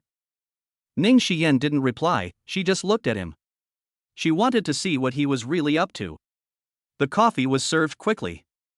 Gu Nianchen then took out a black USB drive from his pocket, placed it on the table, and pushed it in front of Ning Xian. "What is this?" Ning Xian asked. "What you want?" Gu Nianchen said. Ning Xian stared at the USB drive without moving. "What I want is evidence of Longting Group's crimes." "No." Gu Nianchen shook his head. "What you want is the truth." "You've already seen the truth about Longting Group today. It's a law-abiding company." He pointed to the USB drive. "Here lies another truth. Real evidence of the crimes committed by the Morong and Zhao families." Ning Xian sat up straight immediately. She looked at Gu Nianchen. "What do you mean?" "What I mean is, you've targeted the wrong person." Gu Nianchen picked up his lemonade and took a sip. "Prosecutor Ning, you are a fine knife, sharp and impartial. Unfortunately, the person holding your hilt is crooked. They sent you to investigate me just to use you to eliminate an opponent." "Absurd!" Ning Xian retorted instinctively. "We only look at the evidence when we investigate cases." "Is that so?" Gu Nianchen smiled. "Then have you obtained evidence of my crime?" "No." "But has your superior given you a strict order to create an airtight case within 3 days?" Ning Xian's expression changed instantly. How did he know about this? Looking at her expression, Gu Nianchen knew he was right. "Look, this is their game," Gu Nianchen said. "They can use a fake report to initiate a state prosecution, keeping you running around in circles. They can use their power to pressure your superiors and force you to do things you don't want to do. In this game, they are both players and referees." "Prosecutor Ning, do you think you can beat them using the rules they set?" Ning Xian remained silent. She couldn't refute it. Every word Gu Nianchen said struck her most painful spot. The procedural justice she had always been so proud of was utterly vulnerable in the face of absolute power. "What's in here?" She finally reached out and pointed to the USB drive. An internal document stating that Morong Pharmaceutical produced substandard drugs, resulting in injuries and disabilities to dozens of people. Video recordings of the Zhao Group illegally seizing land and violently demolishing houses. And these two families also have detailed ledgers of their bribery to officials at all levels in Yunnan province over the years, complete with the time, place, people, and amount. Your deputy chief prosecutor Zhang should be among them." With each word Gu Nianchen spoke, Ning Xian's face grew paler. In the end, she looked at the small USB drive and couldn't say a word. If all of this is true, it would be enough to cause a major earthquake in the entire Yunnan province. Where did you get these?" Her voice was a little dry. "That's not important," Gu Nianchen said. "What's important is that they're real. And they're in your hands now." Ning Xian stared intently at him. "Why are you giving this to me?" she asked. "Wouldn't it be more useful for you to leak these things yourself? You could directly bring down your opponent. Because you are Ning Xian." Gu Nianchen looked into her eyes. "You are the only sword in the entire Yunnan provincial procuratorate system that will not rust or be tainted. These things may be a transaction in other people's hands. But in your hands, they are justice." Ning Xian's heart was in complete turmoil. She couldn't tell who the man in front of her was. He obtained this evidence through illegal means. He was doing things on the fringes of the law. But what he was fighting was real evil. He was carrying out what he considered justice in his own way. "The law has loopholes, Prosecutor Ning." Gu Nianchen's voice was very soft. "Where there are loopholes, there will be people who will exploit them. When bad people are exploiting loopholes, if good people still stick to the rules, then in the end, only the good people will be eliminated. What I'm doing is not breaking the rules. I'm just using my own methods to patch up the loopholes they've exploited, one by one." Ning Xian's breathing was a little erratic. She felt that the beliefs she had built up over the past 20 years were being torn down by this man, word by word. He doesn't just want to bring down the Zhao and Morong families. He wants to do far more than that. He is establishing his own rules, his own order. Ning Xian's throat went dry. She looked at this mysterious and powerful man and asked a question that made even herself tremble. "What kind of kingdom do you want to build?" Chapter 47 Make it impossible for them to stay in Yunnan province. The air conditioning in the coffee shop was strong, but Ning Xian felt a tightness in her chest. Gu Nianqin's words kept replaying in her mind. What kind of kingdom do you want to build? She looked at the man in front of her. Young, calm, with a slightly lazy smile. But the moment he opened his mouth, he shattered everything she had built up over the past 20 years. She didn't answer. After a long while, she reached out and picked up the black USB drive on the table. The item was very light, but she felt like she couldn't hold it steady. What if what's in here is fake, or just a trap you set? Ning Xiyan stared into Gu Nianqin's eyes. I'll show you that the word private settlement doesn't exist in a prosecutor's dictionary. Gu Nianqin smiled and gestured for him to proceed. Ning Xiyan stood up, didn't touch the coffee, and turned to leave. She didn't go back to the prosecutor's office, she drove straight home. That 2-bedroom apartment was bought with money she saved up over several years of work. It wasn't big, but every corner, like her, was clean and tidy. But today, for the first time, she felt a chilling emptiness in this place. She plugged the USB drive into her personal laptop. This computer was never connected to the internet, it was her safe haven. Open the folders one by one. The first one is a video. The scene is shaky, it's nighttime. Excavators roar as half of a residential building that hasn't been emptied is demolished. Crying, shouting, cursing, all mixed together. The camera zooms in, showing the Zhao Group's security team, dressed in black and wielding batons, knocking several residents who tried to rush in to grab their belongings to the ground. The image was clear, and she recognized the face of the security captain leading the group. He was a distant nephew of Zhao Lixiong, the head of the Zhao family. Ning Xiyan turned off the video, her hands were a little cold. She opened the second folder, Morong Pharmaceuticals. They were all scanned internal documents. The publicly released version of the clinical trial data for the new drug Suxiakang was flawless. But in another hidden file was the raw data, the disability rate, 5%. Below the document was a list of compensation claims. Each name was followed by a sum of hush money and a disability assessment report. Ning Xiyan's breath hitched for a second. She forced herself to open the last file, whose file name was Simple the Ledger. There were no forms, just screenshots of transfers and handwritten notes. Time, place, people, amount. Stroke by stroke, line by line. She saw many familiar names, they were all prominent figures in Yunnan province. Then, her gaze stopped. Zhang Qingji, Deputy Chief Prosecutor. 300,000, reason, handling the investigation case of Longting Group. The time was yesterday afternoon. Ning Xiyan leaned back in her chair and closed her eyes. She always thought of herself as the sharpest sword. Now she knew that the hand holding the sword hilt was already dirty. Procedure? Discipline? It's a joke. A fire ignited in her chest. Not for Gu Nianqin, but for herself, for the 2 words she had believed in for half her life: justice. She opened her eyes, picked up her phone, and without contacting any colleagues, dialed a number she hadn't dialed in a long time. Hello, Teacher Wang, this is Xiao Ning Xiyan. On the other end of the phone was her university mentor, who is now working at the Provincial Commission for Discipline Inspection. Over the next week, the weather in Yunnan province quietly changed. Ning Xiyan took a long leave of absence, citing health reasons. Deputy Chief Prosecutor Zhang called, first inquiring about her health, then urging her to handle the Longting Group case as soon as possible, to give the Zhao and Morong families an explanation.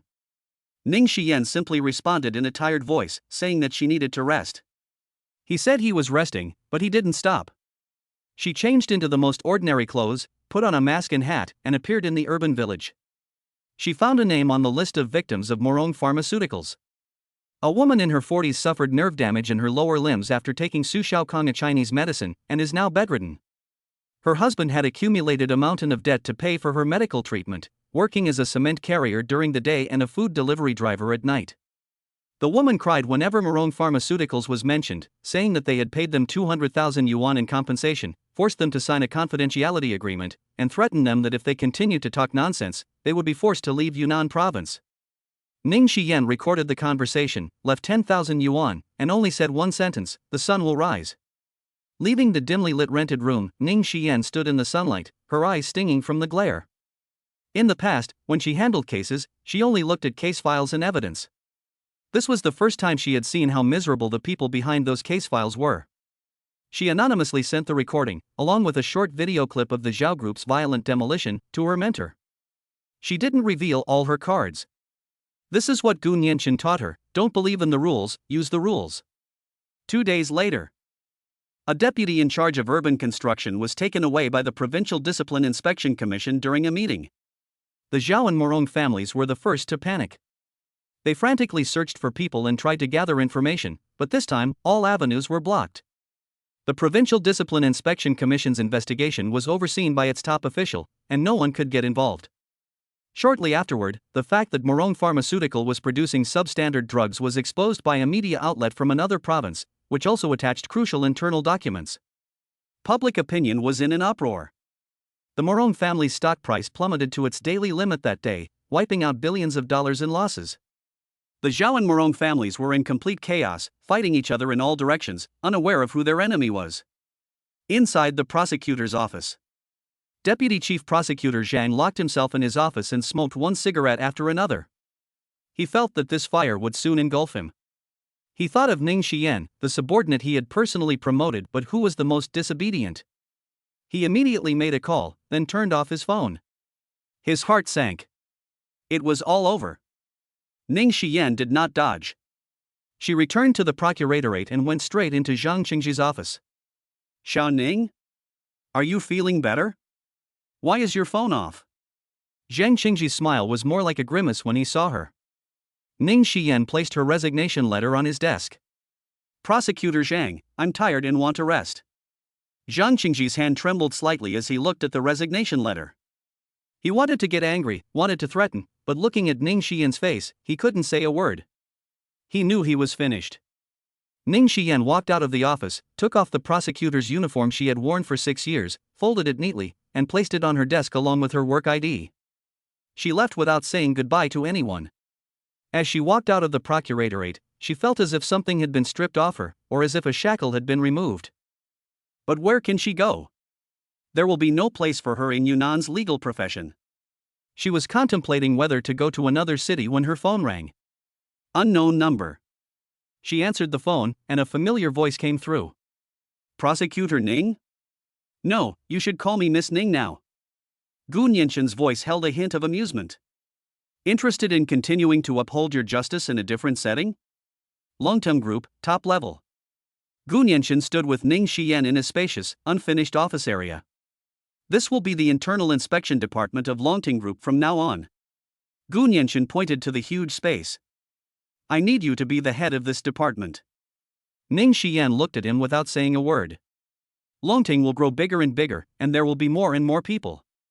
With more people, their minds will become more complicated, and betrayal and corruption will be inevitable. Gu Nianxin turned around and looked at her.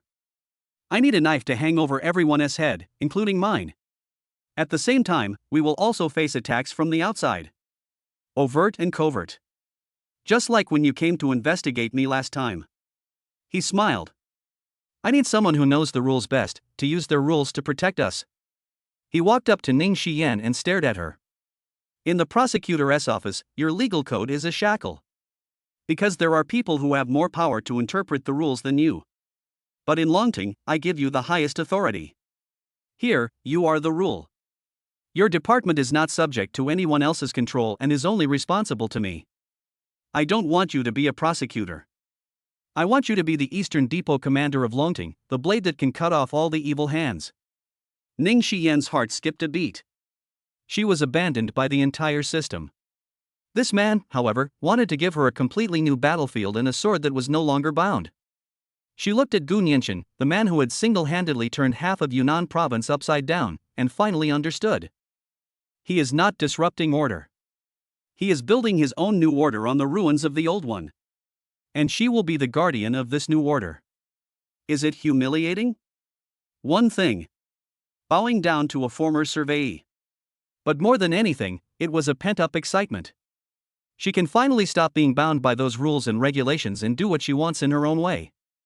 "I need manpower, budget, and absolute investigative authority," Ning Xian said, her voice regaining its composure. "You can pick anyone you want from within the group. There is no budget limit," Gu Nianxin said. "As for investigative powers, as I said, here, you are the law." Ning Xian took a breath and then slowly exhaled. She reached out her hand to Gu Nianxin. "Mr. Gu, it's a pleasure doing business with you." From Gu Nianxin to President Gu, a title that signifies a queen bowing her head. Bite. Congratulations, host. You have successfully recruited your 15th beautiful heroine, the iron-blooded prosecutor Ning Xian. Ning Xian, talent level, SS. Loyalty, 85 die hard. Unlockable abilities, judicial support, internal liquidation officer. Bond bonus, all recruited heroes and their hosts gain +10 spirit and +10 willpower. Unlock Legion combo skill 1530, 15 stars invisible law. Gu Nianxin took her hand and smiled. Meanwhile, on the other side of Yunnan province, a quaint tea house was shrouded in mist. Ouyangzhen, the head of the Ouyang family, and Song Qiming, the head of the Song family, sat facing each other, representing the four major families in the provincial capital. Old Zhao and old Morong, they've really messed up this time. Ouyangzhen put down his teacup, his voice deep. They're not just fallen, they're ruined. Song Qiming shook his head. I just received news that more than half of their businesses have been seized and more than a dozen key personnel have been arrested. When a wall falls, everyone pushes it down. Within 6 months, there will be no more Zhao family or Morong family in Yunnan province. No one spoke for a moment. After a long while, a cold glint flashed in Ouyangzhen's eyes. That Longting group can no longer be allowed to exist. It's devouring us too quickly and too aggressively. Today it can swallow up the Zhao and Morong families, and tomorrow it can hold a knife to our throats. Song Qiming picked up his teacup and gently blew on it. What do you mean? Join forces. Ouyangzhen stared at him. Use the combined strength of both families, the business world, the underworld, and the government to strike together. Crush it completely in one fell swoop. Let everyone in the provincial capital see that even a dragon crossing the river can't defeat a local snake. Song Qiming smiled and drank the tea in his cup in one gulp. I agree. Chapter 48 Uprooting. The alliance between Ouyangzhen and Song Qiming, made in the tea house, spread like a silent radio wave throughout the upper echelons of Yunnan province's online community. The war broke out the next day. Without warning, without shouting, it was fast and fierce. Longtung Group, President's Office. Lu Yuaton's phone kept ringing. She had just hung up when her phone screen lit up again. Hello, Mr. Wang. Mr. Lu. It's over. Our largest raw material supplier, Guanyuan Materials, has unilaterally broken the contract. The voice on the other end of the phone trembled. They said that even if they pay us 3 times the penalty for breach of contract, they won't sell us a single screw again. Lu Yuaton tightened her grip on her phone. Guanyuan Materials is the lifeblood of several manufacturing subsidiaries under Longtung. The reason, she said, her voice steady. No reason. Just say someone higher up said they don't want to stay in Yunnan province anymore, so they should continue supplying us. New. Lu Yuatong had just hung up the phone and hadn't even caught her breath when the office door was suddenly pushed open. The general manager of a newly acquired logistics company, a man in his 40s, rushed in, sweat streaming down his face, forgetting to even knock. Mr. Lu. Something's happened. More than a dozen of our trucks have been stopped by the transportation authorities on the highway. They say we're overloaded and our documents aren't complete, and they're going to impound all of them for inspection. Lu Yuaton looked up at him. Are all the cars problematic? Impossible. The general manager waved his hands frantically. Every vehicle was inspected before departure, and all the paperwork was complete and absolutely compliant. This is clearly an attempt to sabotage us. If they impound the vehicles, it will take at least half a month, and the entire logistics chain will be disrupted. Lu Yuaton's phone vibrated again. She glanced at the caller ID. It was the manager of one of the group's high-end restaurants. She immediately pressed the speakerphone button. Mr. Lu. Help. People from the Health, Fire, and Industry and Commerce departments suddenly conducted a joint inspection and shut down our store. They said there were major safety hazards and we have to suspend operations for rectification. One by one, one by one. From raw material supply to logistics and transportation, and finally to end-user sales. Every step was tightly controlled. Every tactic is within the rules, leaving you with no way to complain. In the office, several newly promoted executives looked grim and fidgeted. President Lu, what happened? How did everything suddenly go wrong? I heard it was the Song family who made the move. The Song family? And the Ouyang family too. A friend of mine who works at the docks said that the Ouyang family has declared that not a single piece of Longting's goods will be loaded onto the ship smoothly. Panic began to spread. These were all professional managers that Gu Nianchen poached from outside with high salaries after he acquired the Zhao and Morong families. They were there to make money, not to risk their lives. A finance vice president wearing gold-rimmed glasses wiped the sweat from his brow and tentatively spoke up. President Liu, how about we talk to them? The Song family and the Ouyang family have joined forces. No one in Yunnan province can withstand that. We don't need to confront them head-on. Business is about making money amicably. Lu Yuetong glanced at him. That cold look made the CFO swallow back all his remaining words. Harmony brings wealth? Lu Yuetong stood up, walked to the huge floor-to-ceiling window, and looked at the endless stream of cars below. They want us dead now. If you go and tell someone who wants to kill you, let's be peaceful, do you think he'll listen? She paused. He'll just think you're an idiot and then stab you in the back. For a moment, no one spoke in the office. Lu Yuetong picked up the internal phone, had the heads of the security department, legal department, and supervision department, as well as the general managers of all subsidiaries, meet in the top-floor conference room in half an hour. Meanwhile, war also broke out in the underground world of the Longteng Group. A construction site in the suburbs.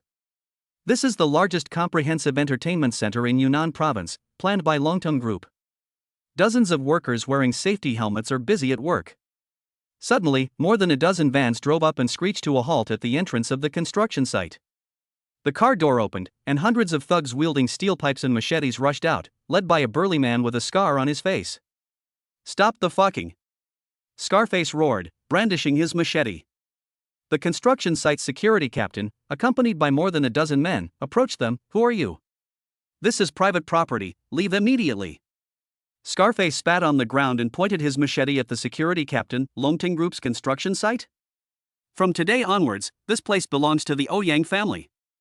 If you know what's good for you, get out of here. Otherwise, we'll break your legs and bury you along with these cement piles. You.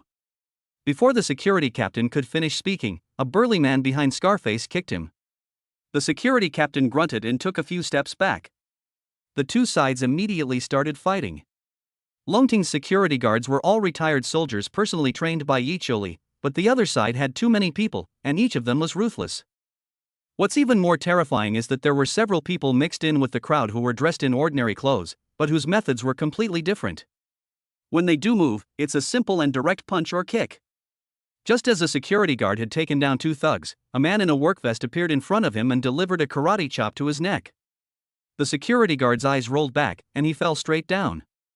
These people are masters of ancient martial arts. Hold on. Wait for backup. The security captain, bleeding profusely from a knife wound, was still shouting. Just then, with the roar of an engine, a black SUV crashed through the construction site's iron gate and rushed in. Before the car had even come to a complete stop, the door was kicked open. A figure jumped out of the car. Xiao He. She was wearing a black, tight-fitting sportswear outfit today, with her long hair tied in a ponytail.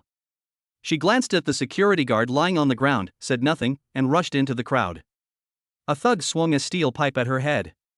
Xiao He dodged to the side, reached out with her right hand, grabbed the other person's wrist, and twisted it. Snap. The sound of bones breaking was crisp and piercing. Before the thug could even scream, Xiao He's knee had already slammed into his lower abdomen. The thug, hunched over, flew backward, knocking down a group of people. Xiao He didn't pause. Every movement she made was a killing technique. Elbows and knees, fists, each strike could be fatal. Wherever she went, people and horses fell over. Those thugs couldn't even last a single move against her. The martial arts experts exchanged a glance, immediately abandoned the others, and surrounded Xiao He. Attacked together. 4 people, from 4 directions, blocked all of Xiao He's escape routes. Longteng Building, top-floor conference room. The huge round conference table was filled with the core senior executives of the Longteng Group. Lu Yuetong, Yi Choli, Ning Xian, Lu Ruyan, all the beautiful heroines in Yunnan province were present. There are also the heads of more than a dozen subsidiaries. No one spoke in the meeting room. The atmosphere was oppressive and suffocating. Each person had a document in front of them summarizing all the attacks the group had suffered in less than 8 hours, from morning until now. In business, there are problems such as raw material supply disruptions, logistical paralysis, channel blockades, and hostile takeovers.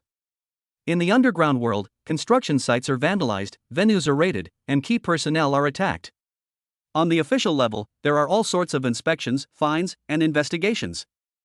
3 fronts were opened fire simultaneously. A net has been fully cast. Everyone, this is the situation, Lu Yuetong said, her voice slightly hoarse. The Song family is mainly engaged in commerce, while the Ouyang family is mainly engaged in martial arts. This time, they are determined to crush us once and for all. A subsidiary general manager dropped his pen on the table without even realizing it. Then, what do? We can't fight like this. Our working capital can only last for a week at most. If the raw materials still can't get in after a week, we'll have to shut down production completely. Stop production? We can't even ship our goods out now, another logistics manager lamented. Yi Choli's face was grim. 7 of my men were injured, 2 of them seriously. The other side sent ancient martial arts experts, and we don't have enough manpower. Ning Xiyan, the newly appointed Minister of Supervision, flipped through the documents in his hand. All the official inspections found no problems with the procedures. They only found minor issues, but imposed the maximum penalties. This is procedural violence. We wanted to pursue administrative reconsideration, but by the time we finished the process, the company had already collapsed. For a moment, no one spoke. The opponent is too strong. Even with 2 of the 4 major families that had dominated Yunnan province for decades falling, the remaining 2, when joined together, were still a behemoth. The roots are too deep. Just then, the conference room door opened. Gu Nianchen walked in. He was dressed casually, glanced at the unpleasant faces in the conference room, pulled out the chair at the head of the table, and sat down. He didn't look at the reports, but picked up a pen from the table and twirled it between his fingers. What's wrong? Everyone looks so miserable. Anyone who didn't know better would think the company is going to go bankrupt tomorrow, he said. An executive couldn't help but stand up. President Gu. It's not just a thought. It's really about to go bankrupt. The Song family and the Ouyang family have joined forces. Wei. Gu Nianchen raised her hand, interrupting him. He looked at the executive and smiled. Old Zhang, how long have you been with the company? 3 months. You've had your salary paid in 3 months, haven't you? You've had your bonus paid in full, haven't you? No. Then why are you panicking? Gu Nianchen's gaze swept across the room. I, the boss, am not panicking, so why are you all panicking? The meeting room fell silent instantly. All eyes were on him. The young chairman showed no sign of nervousness. Only peace. Gu Nianchen slammed the pen in his hand onto the table. With a smack, everyone turned to look at him. I've been waiting for this day since the Zhao and Morong families fell. He leaned back in his chair, staring at the ceiling. If you injure a tiger, it will run away. But if 2 tigers are together, and you hurt one of them, the other will only pounce on you more fiercely. They think they are tigers, and that by banding together they can devour me. Gu Nianchen's gaze returned to everyone's faces, and he smiled. But they don't know that what I'm waiting for is for them all to pounce on me at once. He stood up, placed his hands on the conference table, and leaned forward. They finally couldn't hold back anymore. Are you ready? He paused, then said, word by word. Let's uproot them. Chapter 49. I have a condition. Gu Nianchen's words instantly ignited the tense atmosphere in the conference room. Everyone's eyes lit up, staring intently at the young man in the main seat. Uproot it completely. These 4 words struck a chord with everyone, and the panic they had felt earlier dissipated considerably. But after the initial excitement, the realities remain. President Gu. Old Zhang, the CFO who wore gold-rimmed glasses, hesitated for a moment, but still stood up. You're right, we can't afford to lose morale. But our cash flow really can't hold up anymore. He pointed to the report in front of him, his voice bitter. To find new raw material suppliers, we have to prepay the full amount, or even pay a premium. We have to smooth things over with the seized goods. We have to rectify and appease the closed stores. And then there are the employees' wages. Right now, every single item is only going out and not coming in. Mr. Lu just estimated that our working capital can only last for 5 days at most. After Lao Zhang finished speaking, everyone's attention turned to Gu Nianchen again. When it comes to war, money is the deciding factor. Lu Yuetong added, I contacted several banks and investment institutions to apply for emergency loans. They all refused, citing too high risk assessment. I've already spoken to the Song and Ouyang families. This is tantamount to completely cutting off Longting Group's path to survival. The breath that had just been lifted in the conference room immediately deflated. Gu Nianchen looked at everyone, his expression blank. He pulled out a chair and sat down, tapping his fingers lightly on the table, making a tap, tap sound. They want to wage a financial war against us and cut off our supplies? Gu Nianchen asked. Lu Yuetong nodded, her expression solemn. Yes, this is the most direct way. That's easy. Gu Nianchen stopped tapping his fingers and leaned forward slightly. If they cut off our supplies, we'll just raid their granaries. Ransomware warehouses? Everyone was taken aback. Lu Yuetong frowned as well. President Gu, what do you mean? Gu Nianchen smiled and said a place name, Cloud Top Heavenly Palace. As soon as those 4 words were uttered, the expressions of several people in the conference room changed. A subsidiary general manager, promoted from the provincial capital, asked in a trembling voice, President Gu, you mean, the Ouyang family's Cloud Top Heavenly Palace? Right. You absolutely can't go to that place. The man stood up anxiously. That's the Ouyang family's biggest cash cow, and also the largest underground casino in Yunnan province. It's full of experts, heavily guarded. I heard that the Ouyang family's most capable retainers are stationed there year-round. It's a den of dragons and tigers. A dragon's den or a tiger's lair? Gu Nianchen leaned back in his chair and asked rhetorically, wasn't it a dragon's den or a tiger's lair when the Zhao family and the Murong family joined forces? Where are they now? One sentence left the man speechless, and he awkwardly sat back down. Gu Nianchen's gaze swept across the entire room. Everyone, what do we need right now? Money. A huge sum of cash that can instantly revive the group. Banks won't lend, institutions won't invest. Where are we supposed to get the money? Robbery? He paused, then answered himself, yes, it's about robbing. But it has to be legal. Cloud Top Palace is one of the Ouyang family's core businesses, with an astronomical daily cash flow. They use this table to extract money from the pockets of countless people in Yunnan province. Today, we're going to keep this money for them. He looked at Lu Yuetong, Yuan Tong, I need you to prepare all the financial instruments as quickly as possible. Once the funds are in place, immediately launch an attack on the Song family's businesses. We'll fight back twice as hard as they've attacked us. He then looked at Yi Chuli, you and Xiaohe, take everyone and keep a close watch on the Ouyang family and the Black Dragon Society's territory. If something happens at the casino, they will definitely send people back to defend it. I want you to create some minor trouble for them on the way. Finally, his gaze fell on the newly appointed Minister of Supervision, Ning Xian. Minister Ning, prepare all the legal documents. Once we get the money, we'll face the Ouyang family's fiercest counterattack. I need you to use the law to keep all their tricks at bay. One instruction after another was issued clearly. He managed to clear up the previously chaotic situation with just a few words. The framework for the counterattack was formed instantly. Did you understand everything? Gu Nianchen asked. Understood. This time, everyone answered without the slightest hesitation. Half an hour later, in the underground parking garage of Longting Building, 2 women were standing next to a black Mercedes-Benz van. Lu Yuetong changed out of her business suit and into smart casual trousers and a shirt, holding an ultra-thin laptop in her hand, looking somewhat nervous. Beside her was another woman.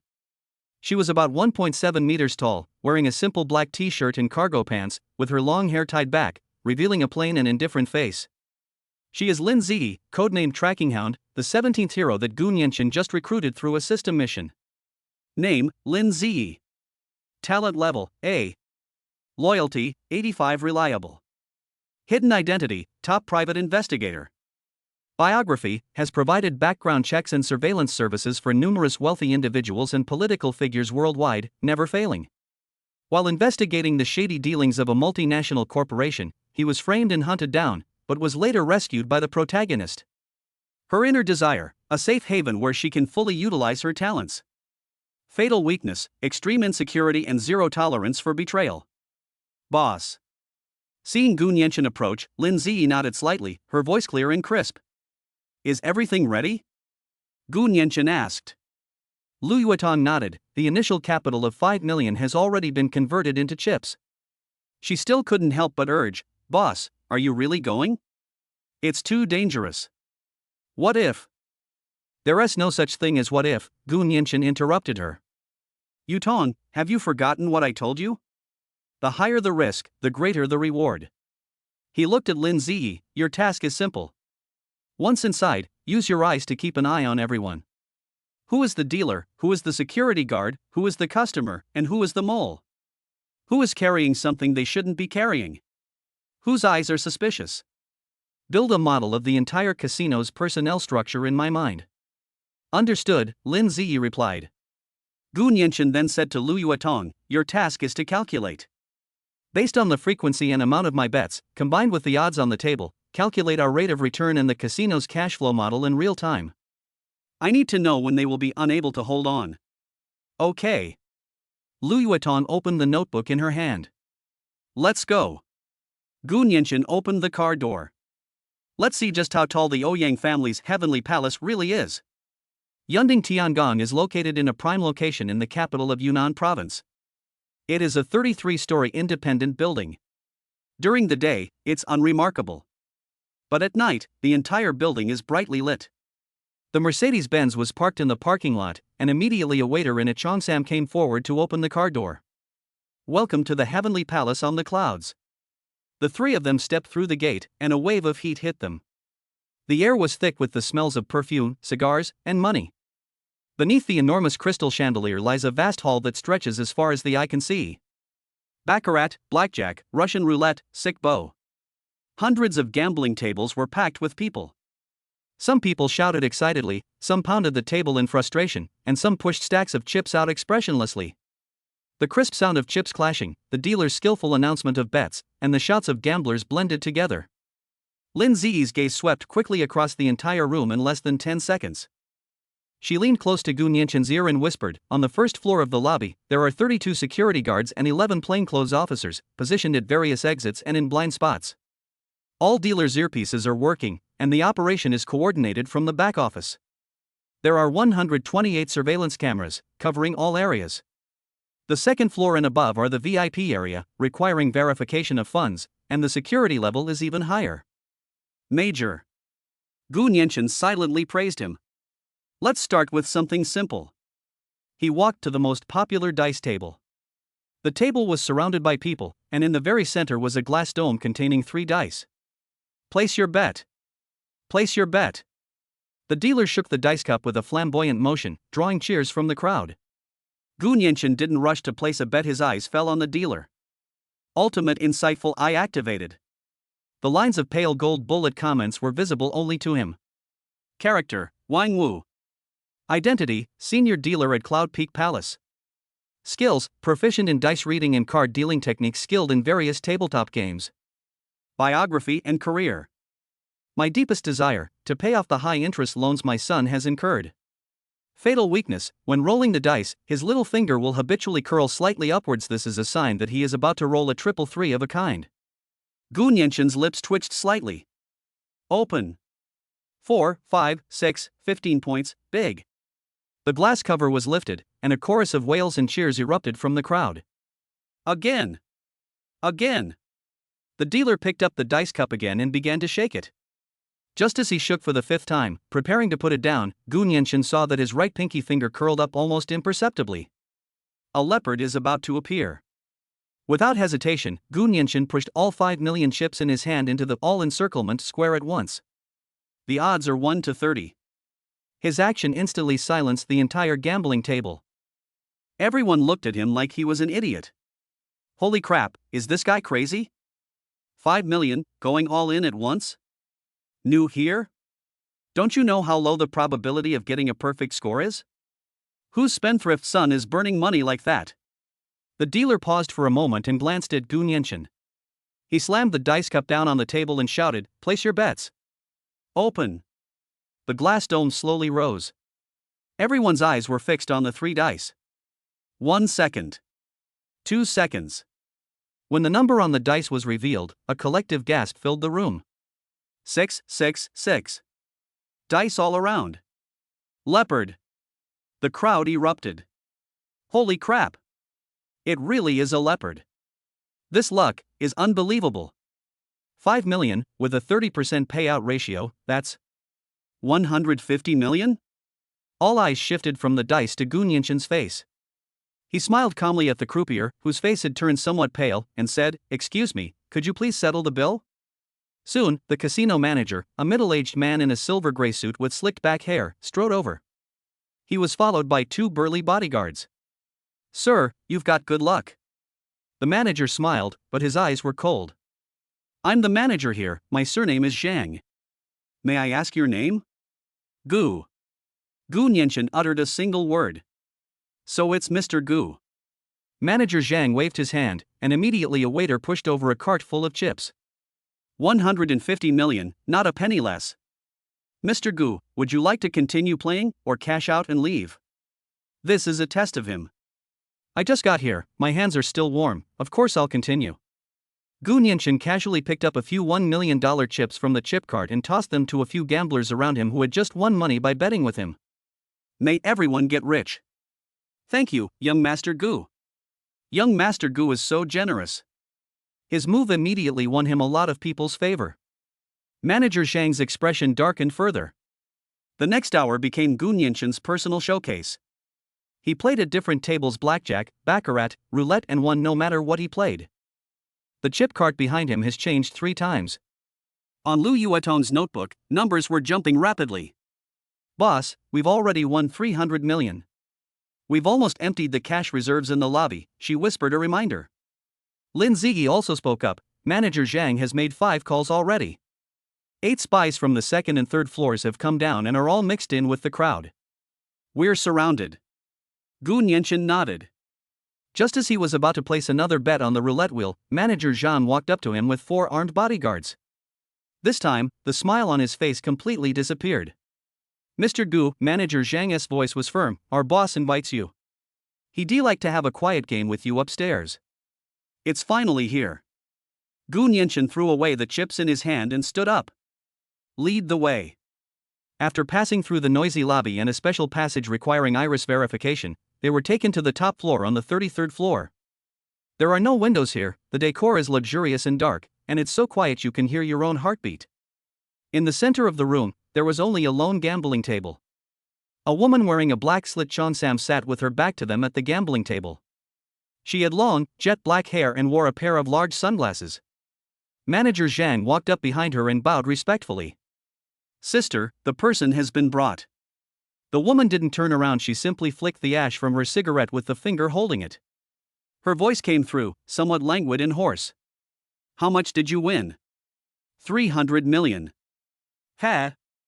The woman chuckled softly. "Interesting." She turned her head, her gaze behind her sunglasses landing on Gu Nianchen. "The stakes are the 300 million you won. The game is baccarat. 1 round decides the winner. You win.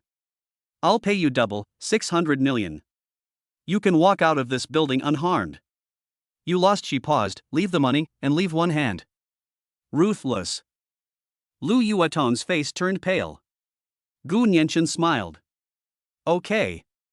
He pulled out the chair opposite the woman and sat down. "However, I have one condition." "Explain." "Before I gamble, I want to see what the person I'm gambling with looks like." Gu Nianchen looked at the sunglasses on her face. "Isn't it impolite to always wear sunglasses?" The air was still for a few seconds. Just as Manager Zhang was about to lash out, the woman raised her hand and stopped him.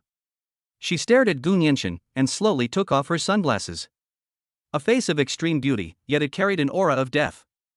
Her eyes were beautiful, almond-shaped eyes, but the bottom of her eyes was empty, devoid of anything.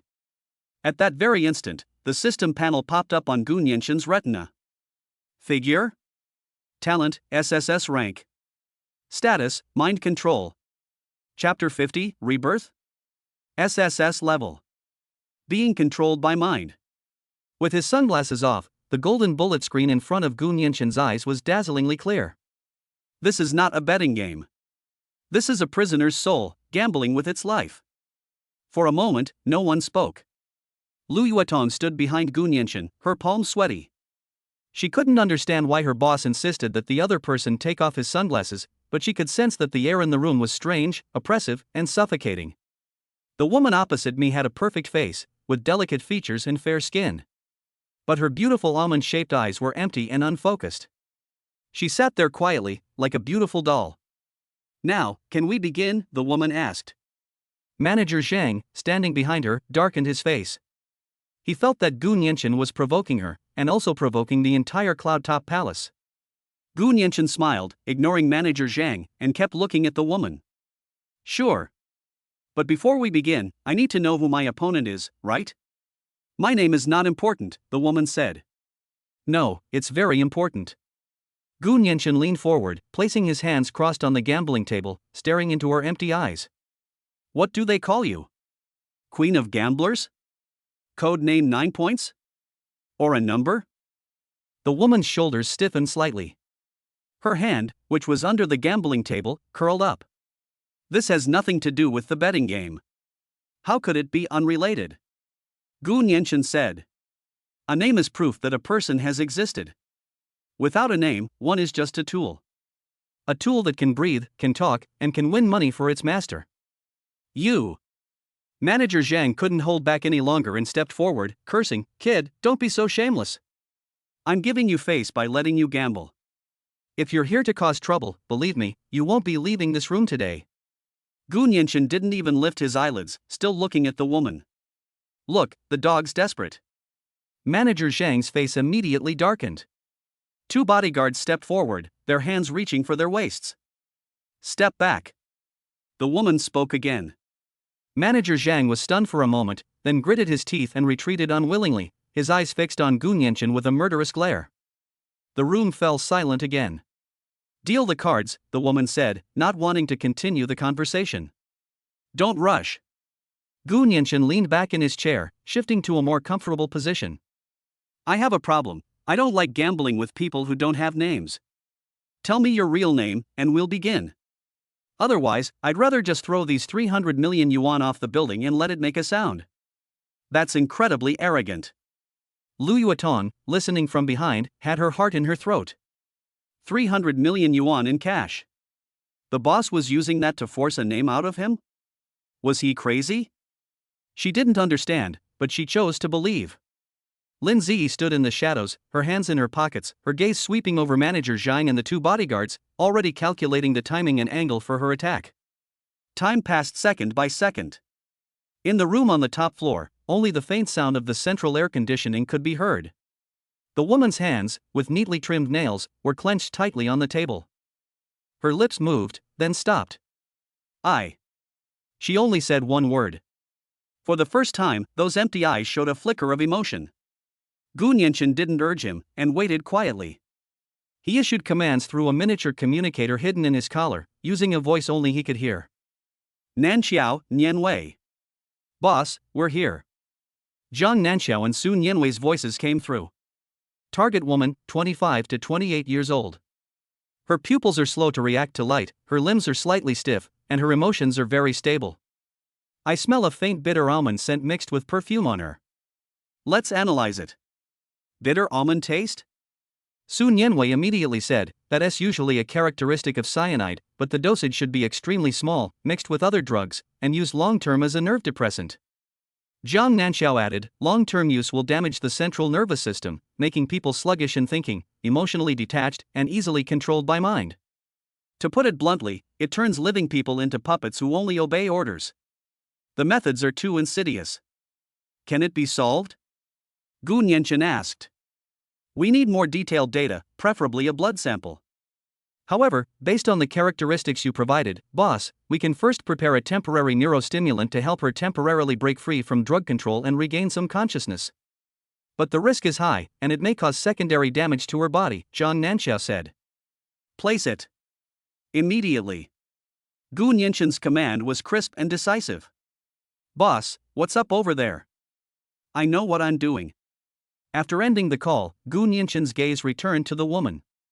He saw the light in her eyes dim again, returning to the numbness they had shown moments before. We can't let her go back. Can't remember? Gu Nianchen suddenly spoke up. That's right. Locked up in a dark place, facing the card table every day, all you can think about is winning and losing. I wouldn't be able to remember either. What exactly are you trying to say? I was wondering what you used to do, Gu Nianchen said to himself. Looking at your hands, they're very steady. There are thin calluses on the base of your thumb and knuckles, but they're not calluses from martial arts training. They look more like the result of years of practicing some kind of delicate hand skill. Like magic? The woman's hand trembled suddenly. Did I guess right? Gu Nianchen laughed. I know a magician who said that top card magicians have hands that are faster and steady than any dealer. Dealers pursue fairness within the rules, while magicians pursue miracles that break the rules. You must have really enjoyed performing magic tricks before, right? You loved seeing the surprised and happy expressions on the audience's faces. That must have been much more interesting than facing a bunch of gamblers who've lost everything. Shut up! The woman suddenly roared, her chest heaving. In her lifeless eyes, something else finally appeared: anger and pain. I told you to shut up. Why should I shut up? Did I say something wrong? Gu Nianchen ignored her and continued, who pulled you off the stage and forced you onto this gambling table? Who told you that your hands weren't for creating miracles, but for making money? Was it the Ouyang family? If you win money, they take it. If you lose money, they punish you. You're just a goose that lays golden eggs for them. No, a goose can move around on its own, but you can't even leave this room, can you? What you see every day are these four walls and this table. What you hear every day is the sound of chips being rolled. What you smell every day is this drug smell that makes you nauseous, yet you have no choice but to rely on it. You. The woman's lips trembled, and her face turned pale. She had a splitting headache. All those suppressed memories rushed out. The stage bathed in sunlight, the children's adoring gazes, the joy of a successful first card throw. Then came darkness. Kidnapped, imprisoned, cold needles piercing the skin. Scene after scene, it's going to tear her apart. Enough. Manager Zhang couldn't stand it anymore.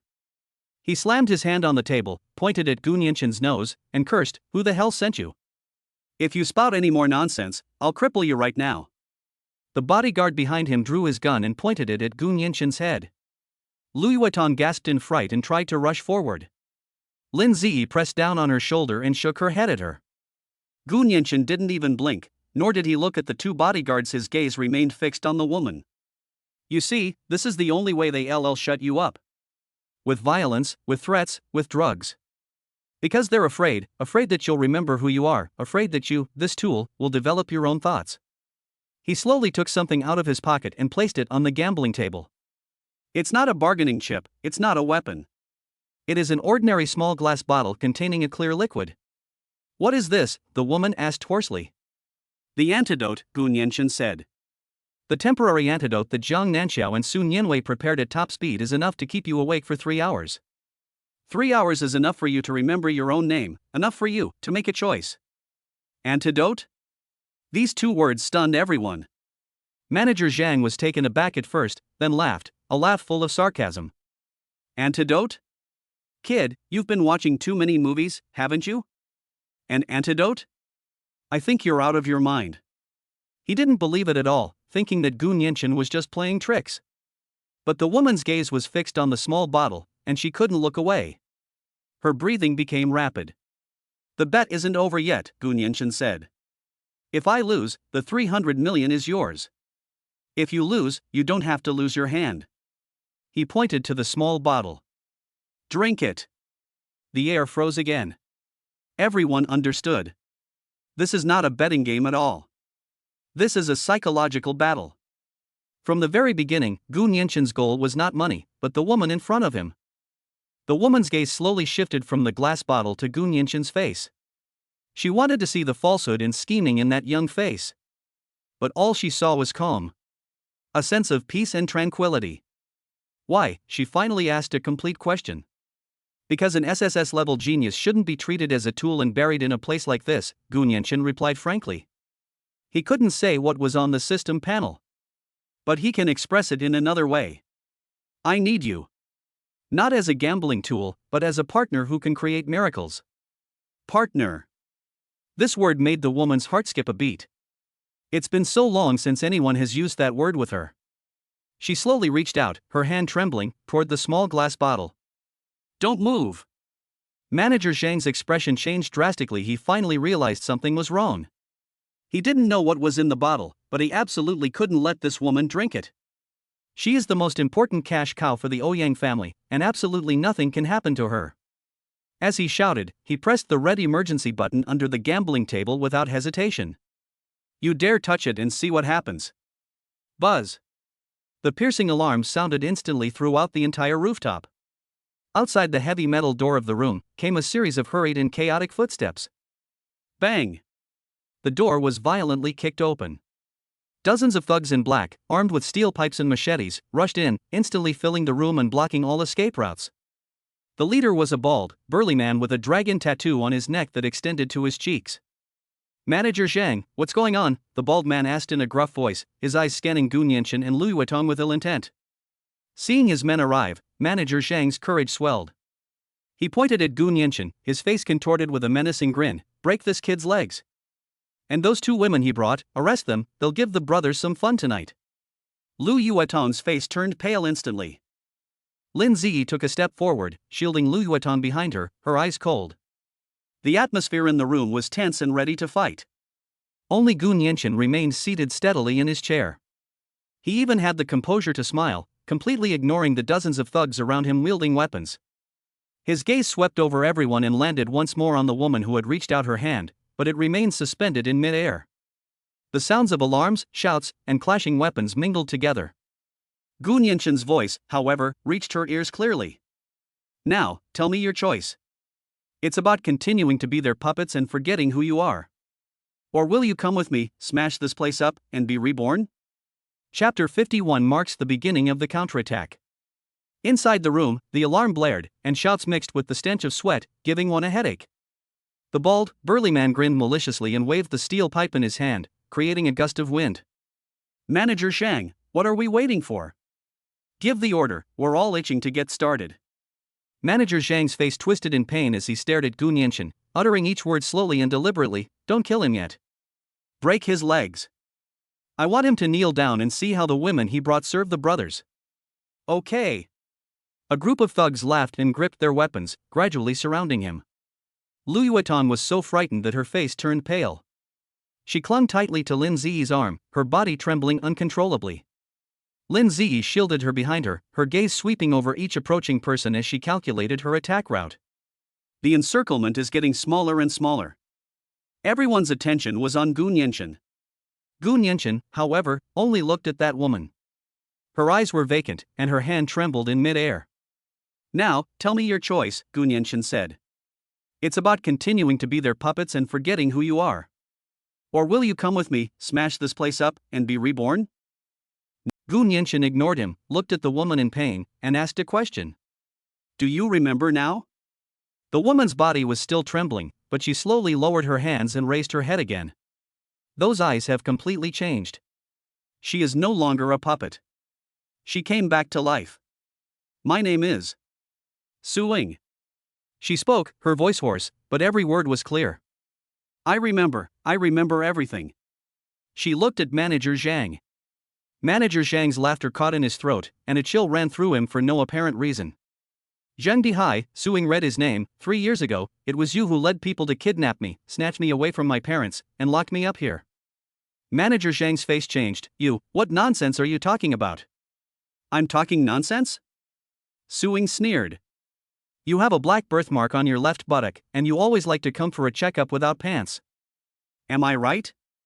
Manager Zhang's face turned a deep purplish red. Only he and a few close confidants knew about this. She really remembered everything. Kill her. Kill this bitch. Manager Zhang panicked, pointing at Suing and screaming, and that kid, kill them both. Now. The bald, burly man was a bit bewildered by this turn of events, but he had to obey his boss's orders. He gritted his teeth, raised the steel pipe, and roared, Brothers, let's go. Dozens of thugs pounced on them again. Boss. Lu Yuetong screamed in fright. Lin Ziyi moved. She stepped to the side, dodging the cleaver of the man in front, and struck his Adam's apple with her elbow. Snap. The man couldn't even scream, he clutched his neck and collapsed. Lin Ziyi seized the knife from his hand and swung it backhand, slashing the other thug's wrist with the back of the blade. With one step forward and one step back, one collision and one slash, the 2 thugs fell instantly. That's too fast. The thugs were stunned. Gu Nianchen knew that this was just the beginning. He took out his phone, turned on the screen, and sent a message. Let's get started. He stood up and walked to Su Ying's side. Leave this to me. He glanced at the restless thugs, then looked at Su Ying.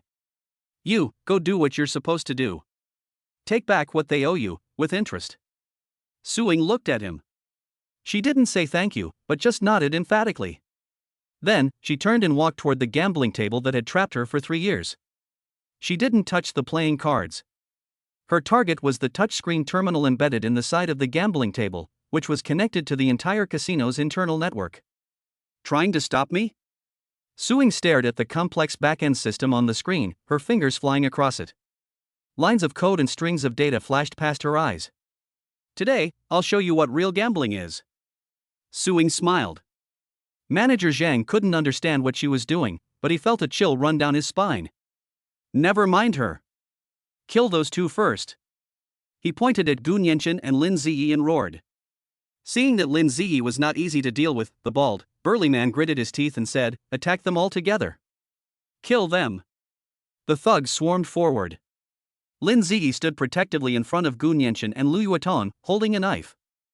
Just then. Boom! A loud bang came from downstairs.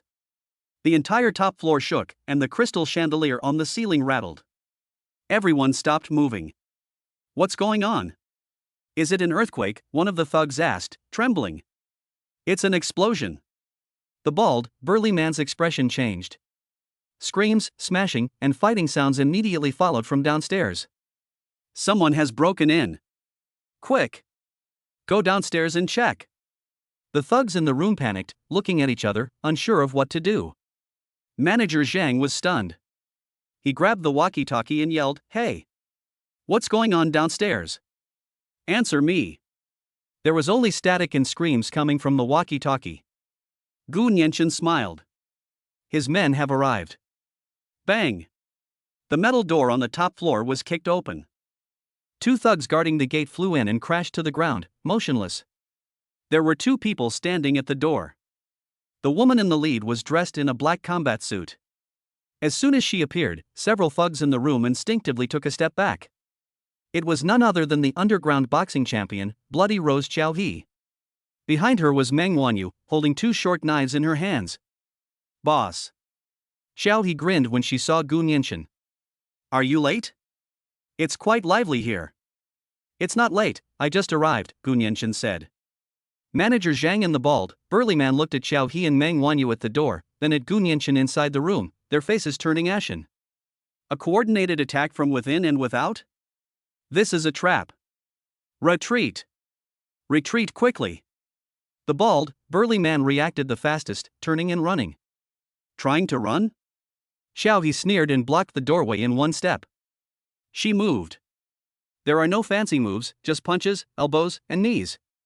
Every strike was fast, accurate, and ruthless. A thug charged forward wielding a knife, but Xiaohe delivered a powerful roundhouse kick to his wrist, sending the knife flying. She then stepped forward and delivered a knee strike to his abdomen. The thug flew backward, his body bent, knocking over several people. The whole process took less than 2 seconds. Xiaohe charged into the crowd, and no one could stand where her fists and feet landed. Meng Wanyu moved along the edge of the crowd, her short knife always finding an opening to take down anyone who tried to sneak up on her. In less than a minute, the only people still standing in the room were Gu Nianchen's men, Manager Zhang who was paralyzed on the ground, and the bald, burly man. Lu Yuatan opened her mouth, unable to speak for a long time. She knew her boss was not simple, but she didn't expect him to be this kind of not simple. This isn't a company employee, this is a mafia boss. Well done. Gu Nianchen clapped his hands, walked up to the trembling Manager Zhang, squatted down, and patted his face. Now, can we talk? At the same time, a beep sound came from Su Ying's side. She raised her head and let out a long breath. It's done, she said. What did you do? Gu Nianchen asked. It's nothing, Su Ying said. I just transferred the more than 2 billion yuan in the Cloud Palace S account to a place where no one can find it. Then the data self-destruct program was activated. 3 minutes later, all member information, accounts, and monitoring records were formatted. Finally, Su Ying looked at a wall not far away, that's the vault, and the door is already open. As she finished speaking, the wall slid open to both sides, revealing a vault filled with bundles of cash. Red banknotes were piled up like mountains. Gu Nianchen whistled. SSS level genius, awesome. Xiao He, Meng Wanyu, get to work. Gu Nianchen stood up. Take as much as you can, time is running out. Yes. The two immediately called to the team members outside, and rushed into the vault with large bags to fill them with money. Gu Nianchen walked to Su Ying's side. Welcome back to the team, Su Ying. Su Ying looked at him. You gave me my life, she said. From now on, I, Su Ying, will only cheat for you. 5 minutes later. Gu Nianchen and his group left the Cloud Palace carrying more than a dozen bags of cash. All that remained were groaning thugs and a crippled casino. At the same time, Yunnan Province, the Ouyang family mansion. In the study, Ouyang Jin listened to his subordinate's report and smiled. That girl from the Song family didn't disappoint me. Longting Group's stock price has fallen below its IPO price, hasn't it? Yes, Patriarch, we'll be going into bankruptcy liquidation tomorrow morning. Good, very good. Ouyang Jin nodded. A country bumpkin from out of town dares to fight against my Ouyang family. The study door was kicked open, and the butler scrambled in. Master, master. Something terrible has happened. Ouyang Jin frowned. What's the panic? The Cloud Top Heavenly Palace has been smashed, the steward shouted. What? Ouyang Jin's hand trembled, spilling tea all over his hand. He stood up abruptly. The vault has been emptied. The accounts have all been destroyed. Su Ying is also missing. Puff. Ouyang Jin's vision went black, he spat out a mouthful of blood, and fell straight backward. On the other side. Longtung Group, President's office. Song Qinghuan stood in front of the floor-to-ceiling window, holding a glass of red wine. On the screen, the K-line chart of Longtung Group was a dismal green, plummeting downwards. Gu Nianchen, the game is over, she said softly. The office door was pushed open, and the chief trader rushed in a panic. President Song. Something terrible has happened. What is it? Song Qinghuan turned around, somewhat displeased with him. Longtung Group. Their accounts have suddenly seen a huge sum of money deposited. The trader's voice trembled. They've started to fight back. Song Qinghuan's smile froze on her face. She turned sharply to look at the computer screen. The green line plummeted to the bottom, and suddenly, a blinding red line shot up from the ground, tearing through the green screen and rushing upwards. Chapter 52: Utter Defeat. The smile on Song Qinghuan's face disappeared. She turned around abruptly and stared intently at the computer screen. The green line representing Longting Group's stock price, after falling to an unbelievable low, suddenly turned around without warning. A dazzling red pillar rose from the ground. Tough, domineering, and unreasonable. An unseen hand, clutching countless banknotes, forcefully pulled this stock out of hell, and then it soared to the sky. What's going on? Song Qinghuan's voice changed. The chief trader was sweating profusely, his fingers flying across the keyboard, and he could barely speak. President Song, there are countless huge buy orders. They're pouring in from all directions, and all our sell orders have been wiped out in an instant. Eaten it all? Song Qinghuan frowned. Don't you know how deep our fund pool is? Who could eat it all up in one go? Not just one lot, the trader nearly cried. It's tens of thousands. They're insane, buying regardless of cost. The price is jumping up every second. The relaxed atmosphere in the office was completely gone. The sounds of ringing phones, keystrokes, and panicked shouts from traders mingled together. President Song, the first line of defense has been breached. The second line of defense has also been breached. Their financial resources are terrifying. No, we can't control them at all. No matter how much we throw, they'll eat it all. Song Qinghuan forced herself to calm down. She is the most dazzling jewel of the Song family, having experienced countless business battles and never been defeated. What's the panic? She snapped, and the noise in the office quieted down a bit. It's just a last gasp. Song Qinghuan walked to the control panel. He thinks he can turn things around by finding some money? How naive. She sat down and took over the operation herself. All departments, listen up. Execute the second phase of the strangulation plan. Increase short selling pressure and drive the stock price down as hard as you can.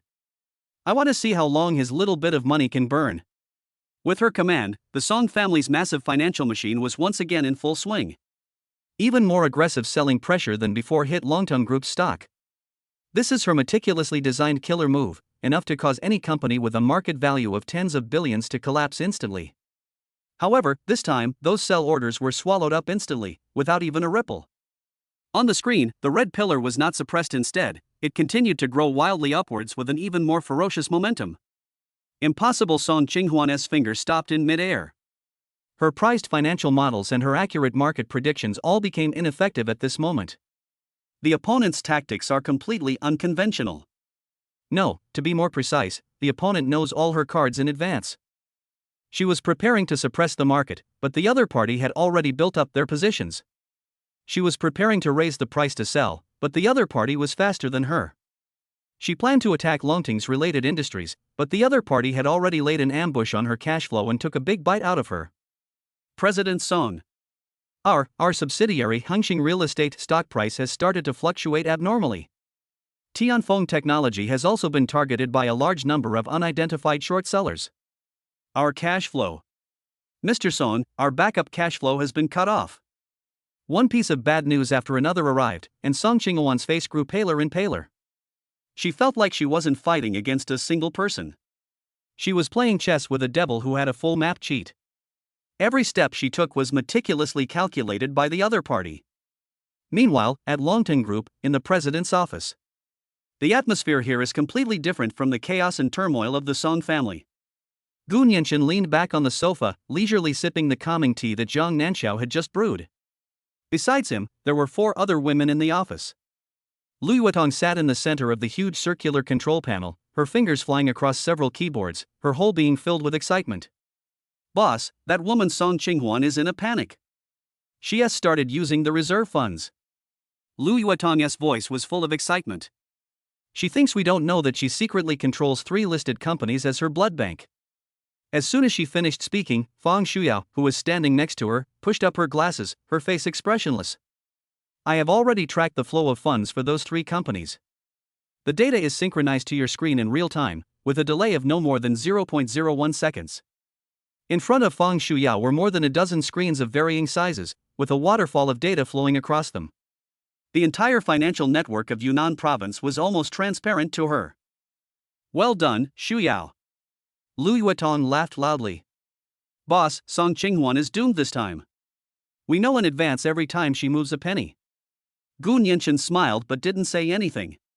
He looked to the other side. Lu Ruyan was holding a tablet and spoke calmly. It's a small matter, don't get too excited. Lu Ruyan didn't even look up. I just received news that the Song family patriarch couldn't sit still anymore. He slammed his fist on the table at the family meeting and approved another 50 billion yuan in funding for Song Qinghuan, telling her to crush us at all costs. 500 billion? Lu Yuetong was stunned for a moment, then her fighting spirit intensified. Good. The more the better. Today, let the Song family know what it means to trap a dog behind closed doors. Statistically speaking, the phrase closing the door to beat the dog is not accurate. A straightforward female voice came from the speakers. Everyone looked in the direction of the sound and saw that the large screen on the wall was lit up, and a woman wearing black-rimmed glasses appeared in the video conference. Calculate the money, SS level hero. Position, Chief Risk Actuary of the world's largest insurance group. Skills, risk assessment, probability calculation, mathematical model building. These are top talents that Gu Nianchen just recruited from overseas through a system task. At this moment, Qian Suansuan pointed to the complex data model on the screen. According to my calculations, after obtaining new funds, there is a 92.7% probability that Song Qinghuan will abandon a direct offensive and instead adopt a besieging the point and attacking the reinforcement strategy, attacking our weakest profitable subsidiary, Xinfeng Logistics, forcing us to redirect funds back to defense, thereby disrupting our offensive rhythm. Lu Yuetong opened her mouth. Then what do we do? Qian Suansuan pushed up his glasses. The optimal solution is to turn the tables on them. Not only should we not defend ourselves, but we should also actively sell some of our Xinfeng Logistics shares to create the illusion that our cash flow has been cut off and we are forced to cut our losses to survive. This will induce Song Qinghuan to devote all his main resources to the strangulation of Xinfeng Logistics. Meanwhile, we can concentrate all our funds to short the Song family's core asset Song's global. Based on the model's projections, the success rate of this plan is 99.8%, Qian Xuanxuan concluded. The office was silent for a few seconds. Lu Yuetong opened her mouth wide and turned to look at Gu Nianchen. Boss, did you invite a deity back? There are hackers who leak enemy instructions in advance. There is an intelligence queen who can obtain the enemy's highest decision-making power. Now, another actuary has arrived who can calculate the enemy's next move, or even 10 moves ahead. How can we possibly lose?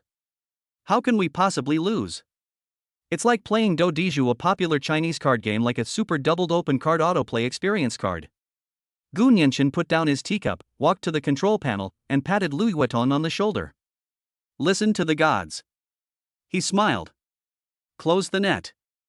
Yes, boss. Lu Yuetong nodded emphatically. She put her hands back on the keyboard. Attention all units. Execute the god-slaying plan. Target, Song's Global. Give me a full position, short it. Song Group, President's Office. Ha ha ha. It's done. On the screen, the stock price of Xinfeng Logistics began to plummet. Song Qinghuan smiled. Gu Nianchen, you're still too green. She stood up, picked up the glass of red wine, and swirled it. Trying to play finance with me? You think you can make up for the gap in experience and intelligence by bringing in a sum of money? President Song is wise. I knew it. Longting Group is like a grasshopper in autumn, it won't last much longer. Congratulations, Mr. Song, on your successful start. The executives in the office breathed a sigh of relief and began to flatter him. Song Qinghuan raised her wine glass. Pass on my order. All funds, pour them in. Today, I will make sure the name Longting disappears completely from the Yunnan stock market. Yes. However, her order had just been issued. Mr. Song, the chief trader suddenly screamed. Song Qinghuan frowned, somewhat displeased. What is it now? Look. Our stocks. Song Qinghuan turned her head away. With just one glance, all the color drained from her face. On the screen, the candlestick chart representing the Song family's core asset, Song's Global, suddenly plummeted downwards without warning. That's not a decline, that's a crash. It's a free fall. The screen was filled with a glaring green. A market value of tens of billions evaporated in just a few seconds. How could this be? How could this happen? With a crash, the wine glass in Song Qinghuan's hand fell to the ground and shattered into pieces. It's short sellers. It's an astronomical number of short sellers. The trader's voice trembled. They've wiped out all our support funds. Our money is gone. It's over, it's all over. No one spoke in the office. Everyone slumped into their chairs. Their business empire and their proud financial barriers crumbled before Gu Nianchen's offensive. The bell rang, signaling the end of trading time. Everything has settled down. Song Qinghuan swayed as she looked at the number on the screen that had fallen to the point of suspension. She lost. They lost decades of the Song family's wealth, and hundreds of billions of dollars. Her lips moved, but the sound was so soft that only she could hear it. I lost. I lost miserably. Chapter 53, Taking Control of Your Business World and Expanding Your Territory. The bell rang to close the transaction. The office was deathly quiet, with only the chiming of the clock. Song Qinghuan remained motionless, staring at the glaringly green curve on the screen. Everything she had was destroyed today by that man's punch. Those who were just moments ago praising President Song's wisdom are now cowering in their seats, not daring to utter a sound. A few shrewd ones have already begun quietly packing their things, preparing to be the first to flee. She understands. I just didn't expect it to happen so quickly and so thoroughly. The cell phone on my desk rang.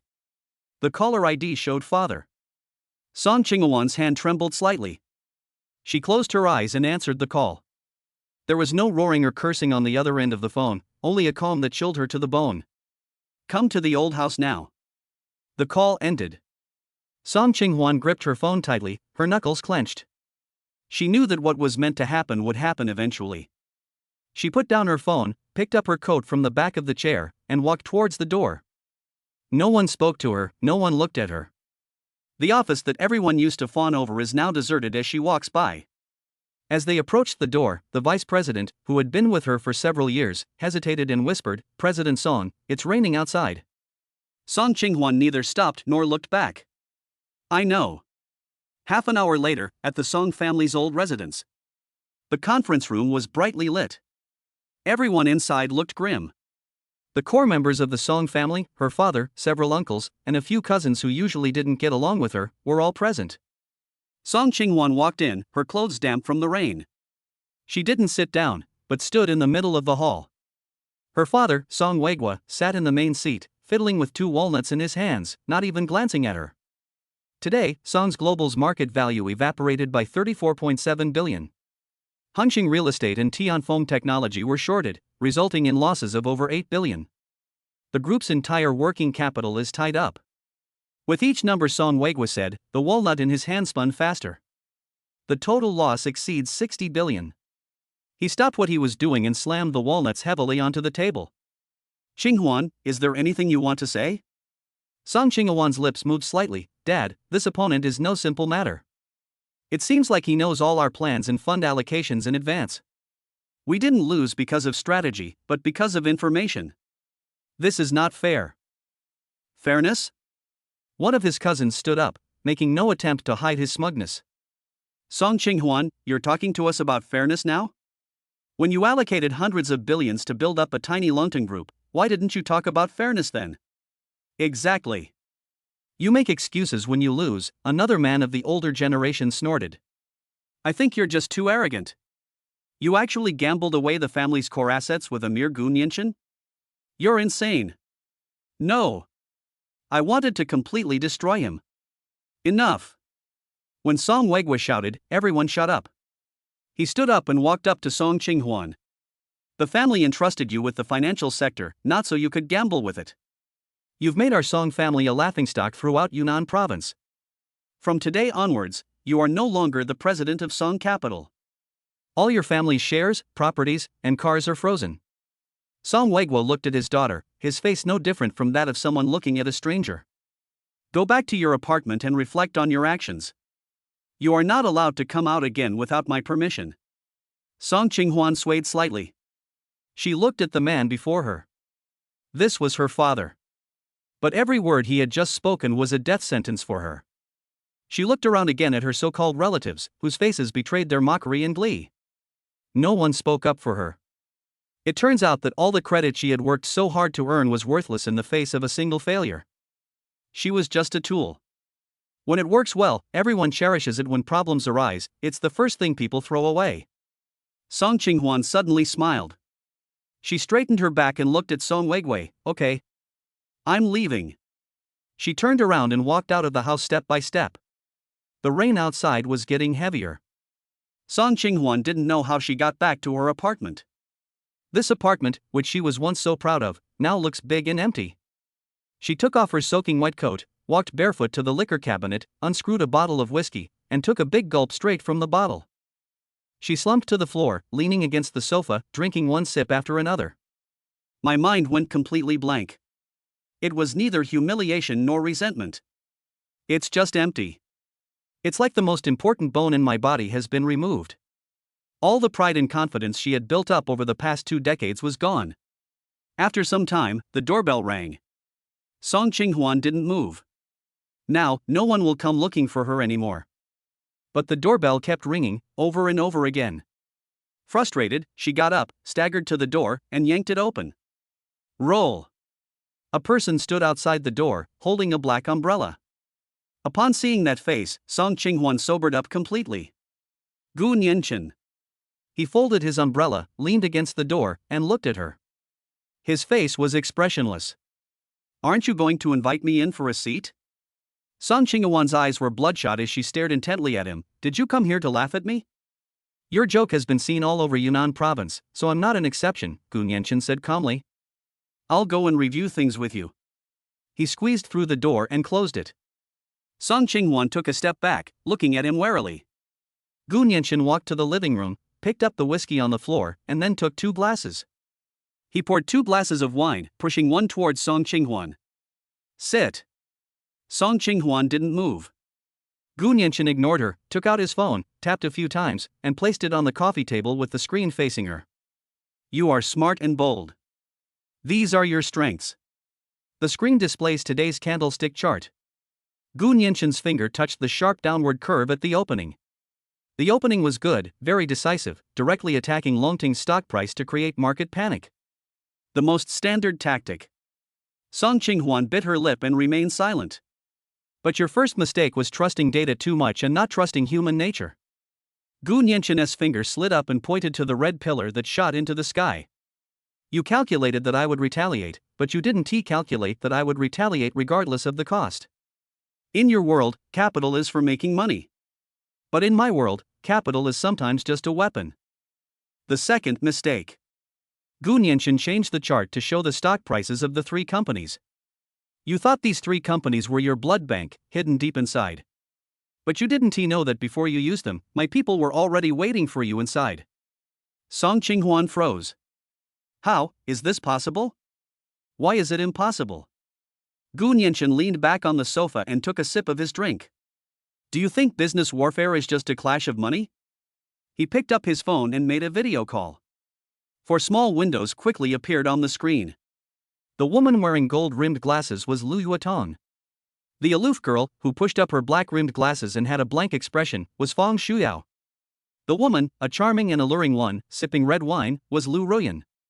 There was also a top student girl with thick glasses, Qian Suansuan. Give Miss Song a greeting, Gu Nianchen said.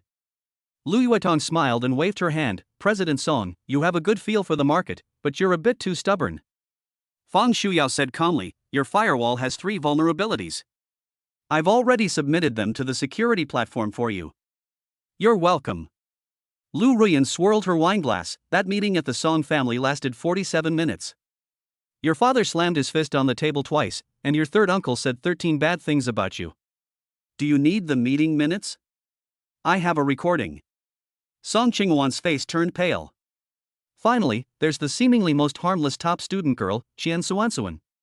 She adjusted her glasses and said in a completely emotionless tone, Ms. Song, according to my model, after being abandoned by your family, there is a 36% chance that you will give up on yourself, a 28% chance that you will go abroad, and a 15% chance that you will try to make a comeback.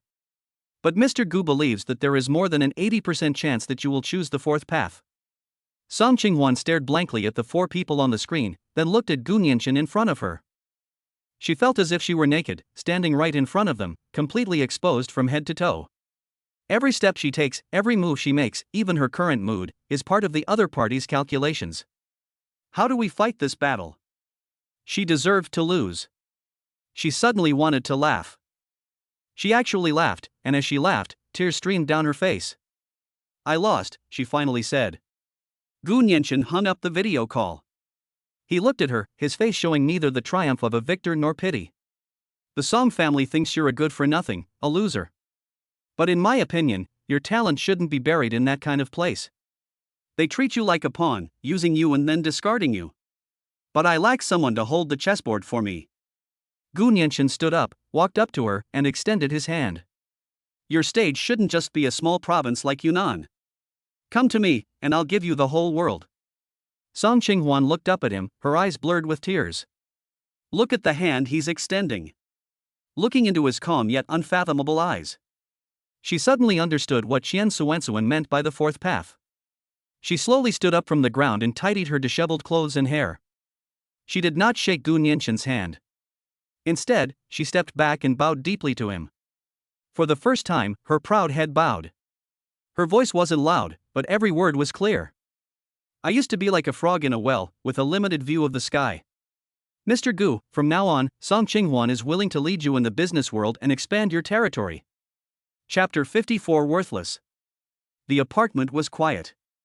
Song Qinghuan bowed deeply, her long hair falling down and obscuring her face. She remained motionless. This was the first time in her life that she had bowed her head to someone. It's not acting, it's not a scheme, it's admitting defeat. Gu Nianchen didn't say anything, nor did he try to help her up. He walked to the liquor cabinet, took a clean glass, poured himself another half glass of whiskey, and swirled it gently. Time passed by, second by second. Every second felt like a dull knife cutting into Song Qinghuan's pride. Her body began to tremble. Just when she was about to give up, Gu Nianshin's voice rang out. Stand up straight. Song Qinghuan stiffened, slowly raised her head, her eyes vacant. My people don't need to bow to anyone, not even me. Gu Nianshin took a sip of wine and looked at her.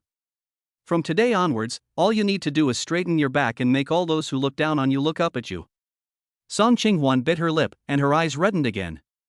She nodded vigorously and stood up straight. Did your dad kick you out? Gu Nianshin asked. All assets have been frozen, and all positions have been revoked. Song Qinghuan's voice was hoarse, but calm. That's good. Gu Nianshin nodded. No destruction, no construction.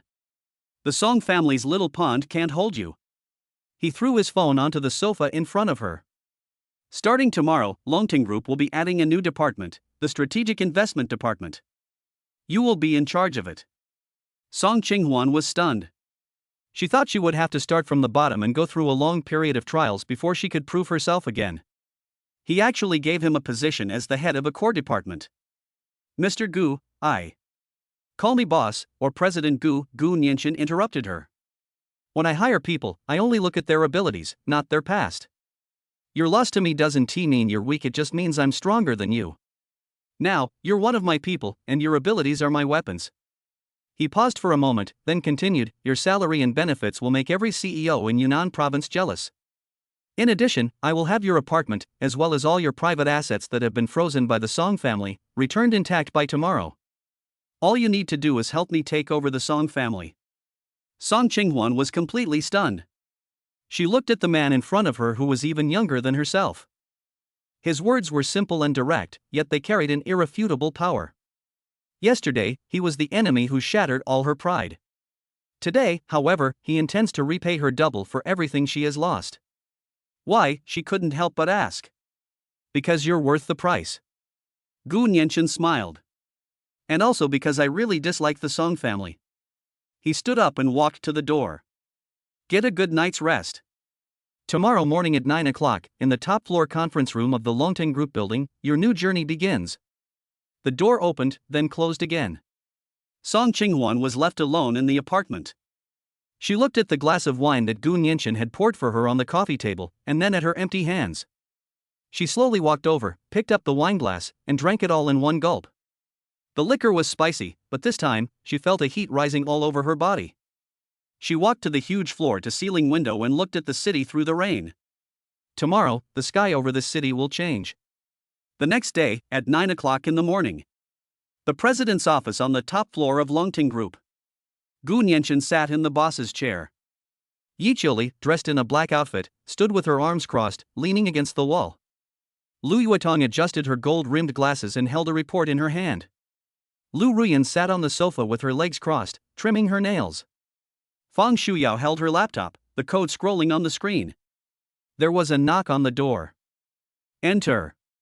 Song Qinghuan pushed open the door and walked in.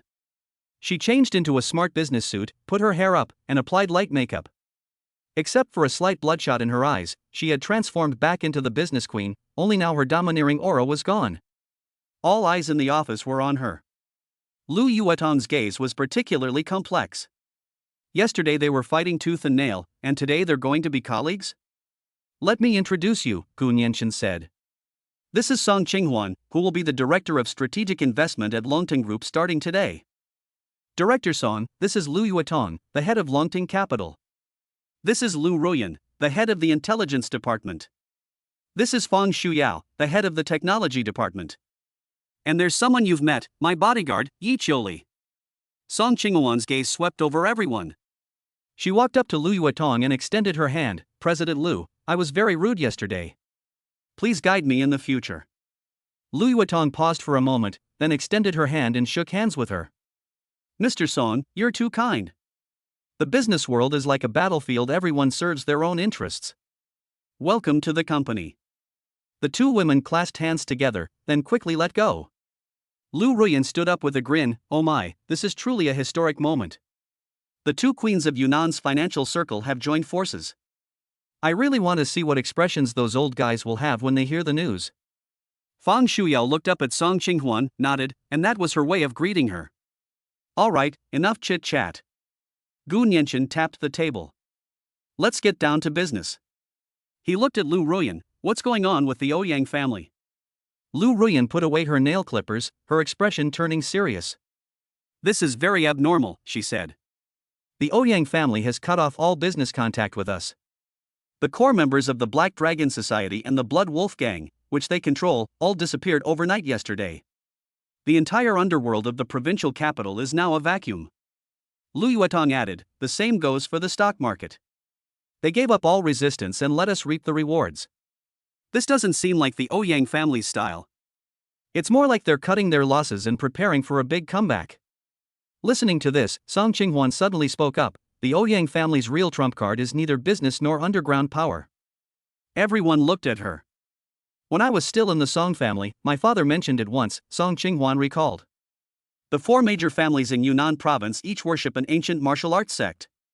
Our Song family worships the star-pointing sect, the Zhao family worships the 8 trigrams sect, and the Morong family worships the Wind Shadow Pavilion. The Ouyang family worships the most domineering and unreasonable sect in Yunnan province, the Iron Palm sect.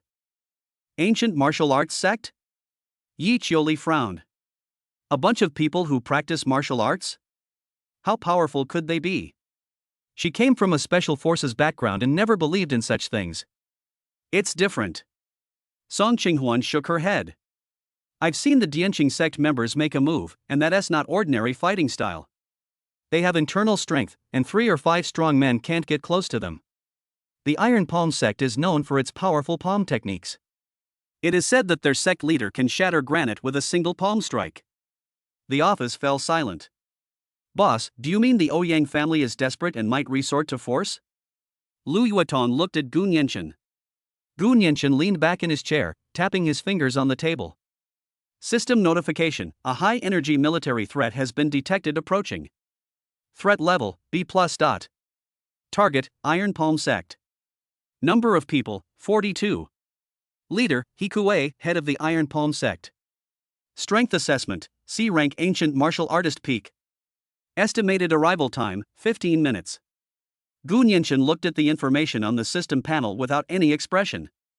He looked up at Lu Ruyan and said, notify the group's security department to seal off all entrances and exits, and tell employees not to leave the building for the time being.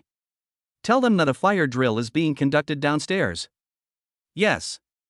Lu Ruyan immediately picked up her phone to make the arrangements. He then looked at Yi Qiuli, Qiuli, you, Qiui, and Bai Qingqin, go down to the lobby and wait. Yi Qiuli's eyes lit up. Boss, are we about to start fighting? Maybe. Gu Nianqian said calmly, don't kill him, just cripple him. Understood. Yi Qiuli clenched her fist, then turned and left. Only Lu Yuetong and Song Qinghuan, the non-combatants, remained in the office. Both of them were a little nervous. Boss, what are we supposed to do? Lu Yuetong asked. You guys? Gu Nianqian laughed. You don't need to do anything. He stood up, walked to the huge floor-to-ceiling window, and looked downstairs. You can just stand here and watch the show.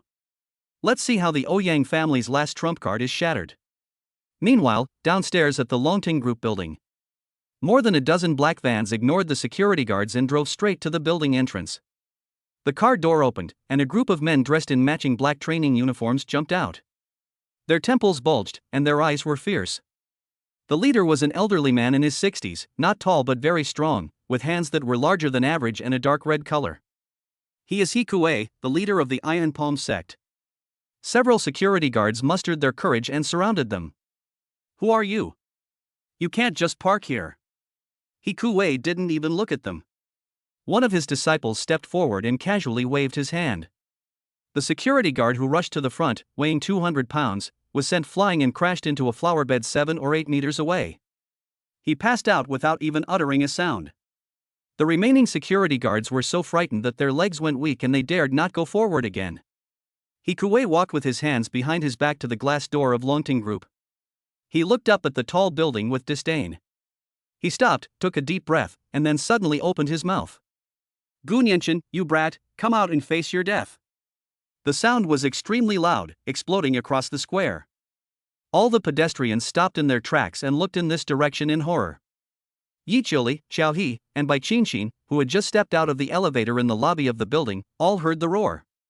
He Kuei's voice still echoed. Today, I, the Iron Palm Sect Master, will show you that in the face of absolute force, all your schemes and tricks are worthless. Chapter 55. Welcome to my home ground. Hikuei roared, the sound waves rolling across the square in front of the Longting Group building. In the hall, Yi Qiuli and the other two could hear it clearly. Xiao He moved her wrists, and her joints cracked. Bai Qingqing frowned. Hikuei of the Iron Palm Sect has been famous for 30 years. His palm technique is fierce and he is known in Yunnan province for being unreasonable. Unreasonable? Yi Qiuli laughed, clenching her fist so her knuckles cracked. Perfect, I'm unreasonable too. She licked her lips, a hint of excitement in her eyes. In the army, she was a top soldier. Now that she's out in the military, she's been feeling restless and frustrated because she has nowhere to use her skills. Finally, someone who looks capable has arrived today. Bai Qingqing glanced at her, said nothing, and placed her hand on the hilt of the soft sword at her waist. Hikuei is not easy to deal with. This will be a fierce battle. Top floor, CEO's office. Gu Nianqin stood in front of the floor-to-ceiling window, his hands behind his back, looking down at the dense crowd below. Behind him, Lu Yuetong and Song Qinghuan stood ramrod straight. Song Qinghuan's palms were covered in cold sweat. It's Hikuei, he really came. Her throat was dry. As a former core member of the Song family, she knew very well who these patrons were. They were the last resort when the four major families couldn't solve their problems. Hikuei's iron palm could shatter stones. More than 40 elite members of the Iron Palm Sect could crush any undefended family in Yunnan province. Lu Yuetong didn't speak, but her tightly pursed lips betrayed her unease. She had witnessed Gu Nianqin's shrewdness, but that was in the business world, in his schemes. Now, the other party has flipped the table and brought people directly to our door. How do I block it? Boss, should we call the police? Lu Yuetong asked in a low voice. Call the police? Gu Nianqin turned to look at her and smiled. Why call the police? This is a big gift from the Ouyang family, I have to accept it properly. He walked to his desk and pressed an internal communicator. Jian Lanshi. A female voice came from the communicator. Boss, I'm here. The guests have arrived downstairs, let's prepare to begin the meal. Received. Maze Plan 1 is ready and can be activated at any time. Song Qinghuan and Lu Yuetong were both stunned. A maze? What maze? Gu Nianqin pressed another button. Du Jiani. Another voice immediately rang out, speaking rapidly. Boss, boss. The swarm has been deployed, covering a 500-meter radius around the building, ensuring not even a mosquito can escape. Should we go live and give them a public execution online? No need, just clear the area and don't let anyone unrelated in, Gu Nianqin said.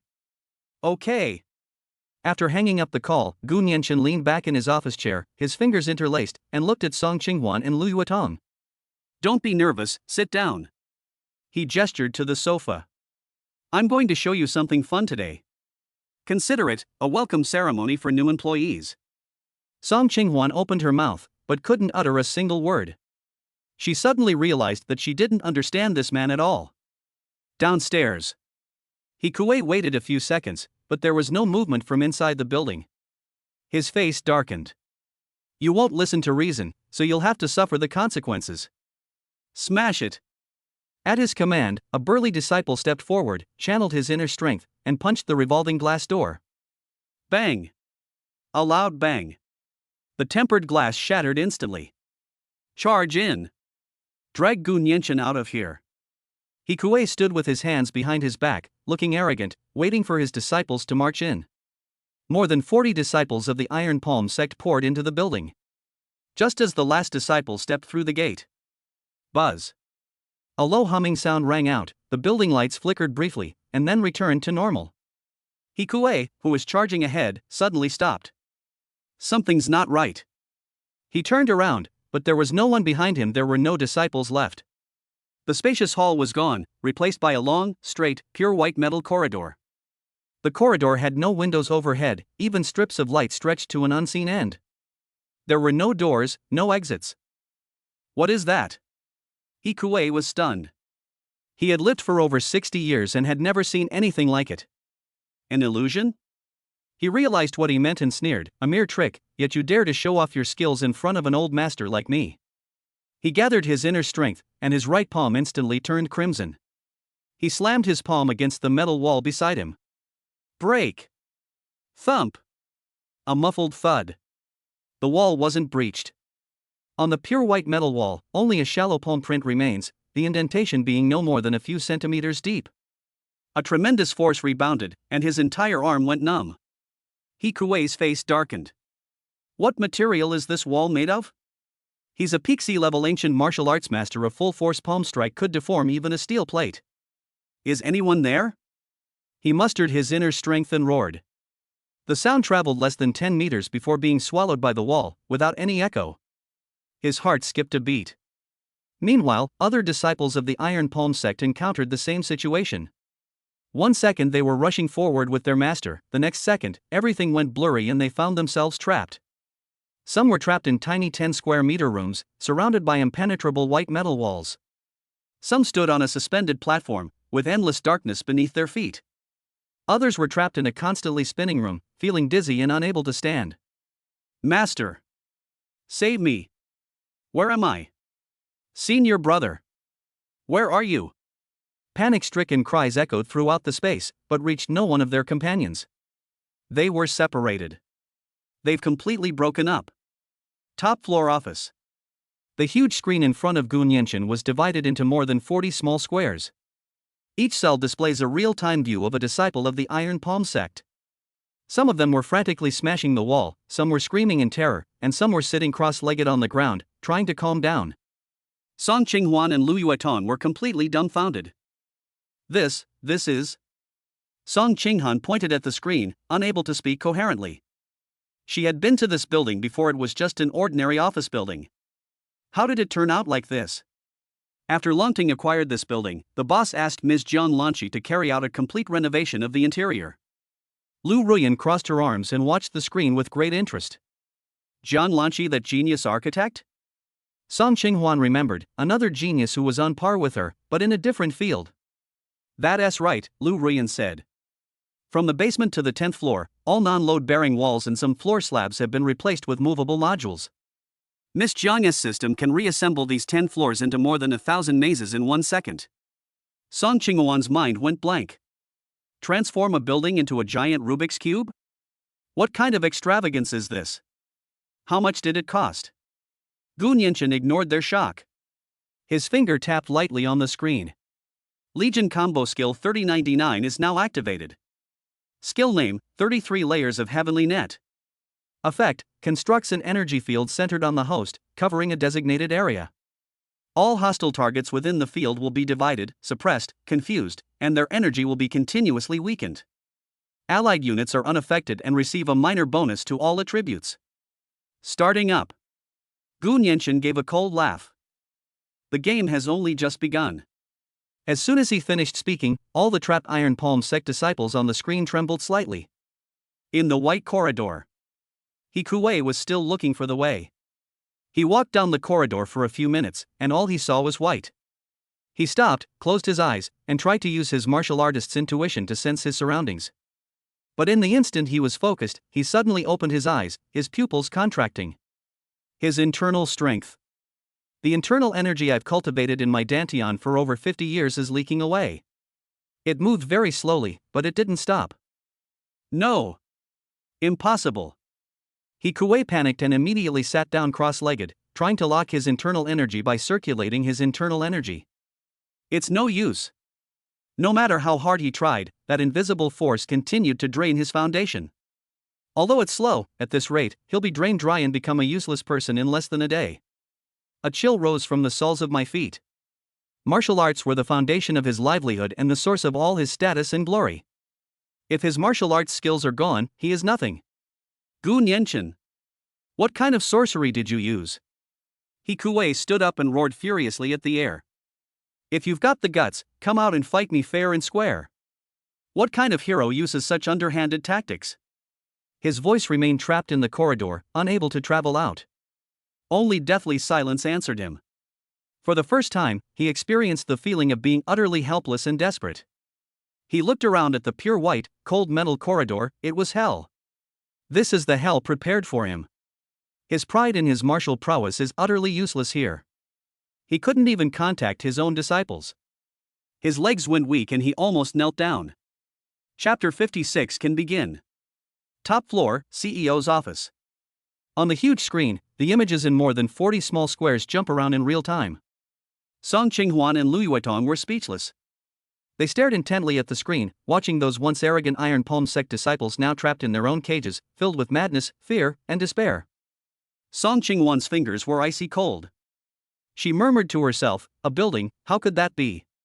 She considered countless possibilities, calling the police, negotiating, and even the possibility that Gu Nianchen would bring in a stronger martial artist for a duel. But she never imagined that the battlefield would be the building itself. This is not a confrontation of force or wealth. This is a dimensional reduction attack. Lu Ruyan crossed her arms, looked at Song Qinghuan and Lu Yuetong's expressions, and chuckled, "Don't be so surprised, it's just an appetizer." She pointed to the constantly moving white walls on the screen. Miss Jiang Lanqi called this Transformers, but the boss said it was too childish and changed it to Heaven and Earth Net. I think both are quite fitting. Gu Nianchen leaned back in his boss's chair, his fingers tapping lightly on the armrest. He didn't look at his two new subordinates. His gaze fell on the old man sitting cross-legged in the center of the screen, whose face was growing increasingly grim. He Kuei. Watching them slowly have their inner strength drained is too slow, Gu Nianchen said. Meng Wanyu, we can begin.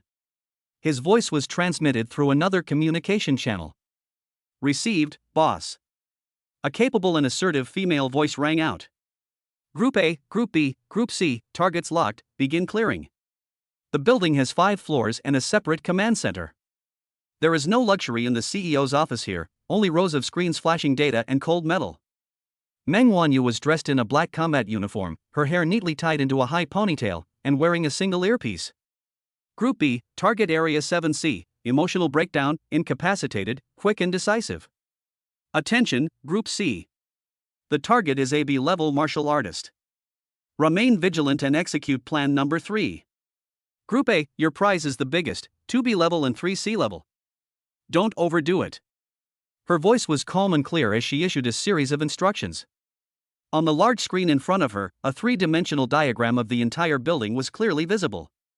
Red dots moved through the maze, while green dots representing her team were systematically flanking them in small groups. This is a hunt. On the 8th floor, in a white room of 30 square meters. A disciple of the Iron Palm sect leaned against the wall, panting heavily. He had just unleashed a full set of palm techniques with all his might, leaving not even a mark on the wall, but instead causing his blood and chi to surge.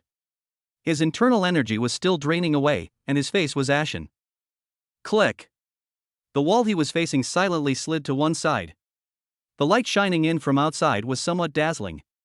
He squinted and saw 2 women standing in the doorway. A tall, hot woman with short hair was cracking her knuckles, making a crisp crackling sound. Another person, dressed in training clothes, with a stern face, stood ramrod straight, holding an unsheathed sword in his hand.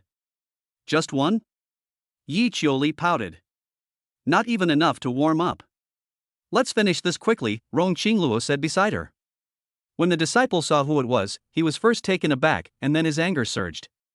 Are 2 women blocking the door? Utter disgrace. You're courting death, he roared, squeezing out the last bit of internal energy from his dantian. His palms turned slightly red as he lunged forward. Yi Qiuli's eyes lit up. Good timing. Instead of retreating, she advanced, taking a step forward, her body slightly lowered, and her right fist simply and directly slammed upward. There are no fancy moves, only power and speed. Bang. Fist and palm meet. Snap. The sound of bones breaking. Ah! The disciple screamed in agony as his right arm twisted and he flew backward, crashing heavily into the metal wall before sliding to the ground, clutching his arm and rolling around in pain. One move. Yi Qiuli shook her hand and looked at the man on the ground, too weak. Rong Qingluo didn't speak, but stepped forward and gently tapped the man's neck with the scabbard of her sword. The disciple's body stiffened, and he fainted. Next. Rong Qingluo turned and left. Yi Qiuli followed behind her, still complaining, can't you find someone more capable next time? Meng Wanyu really underestimates me. The door closed again, and the room returned to silence. Another place. Chao He and Bai Qinshin were facing 3 Iron Palm sect disciples gathered together. The maze system trapped the 3 of them in a space the size of a basketball court. Who are you people? The leading disciple shouted, remaining relatively calm. Xiaohi ignored him, stretched her neck, and said to Bai Qianqin beside her, "I'll take the one on the left." She was referring to the tallest of the three, with bulging temples, clearly a master of external martial arts. Bai Qianqin nodded, her hand resting on the soft sword at her waist. "Attack together." "Take them down," the leading disciple roared, charging forward first. The other two also flanked from the left and right. Xiaohi moved. She was incredibly fast, crashing directly into the arms of the tall disciple. "Do not block, do not dodge. A head-on, close-quarters combat style." The disciple felt a tremendous force strike him, his chest tightened, and he stopped breathing. Then, elbows, knees, and fists rained down on him. Bang! Bang! Bang! Bang! The dull, resounding impacts continued.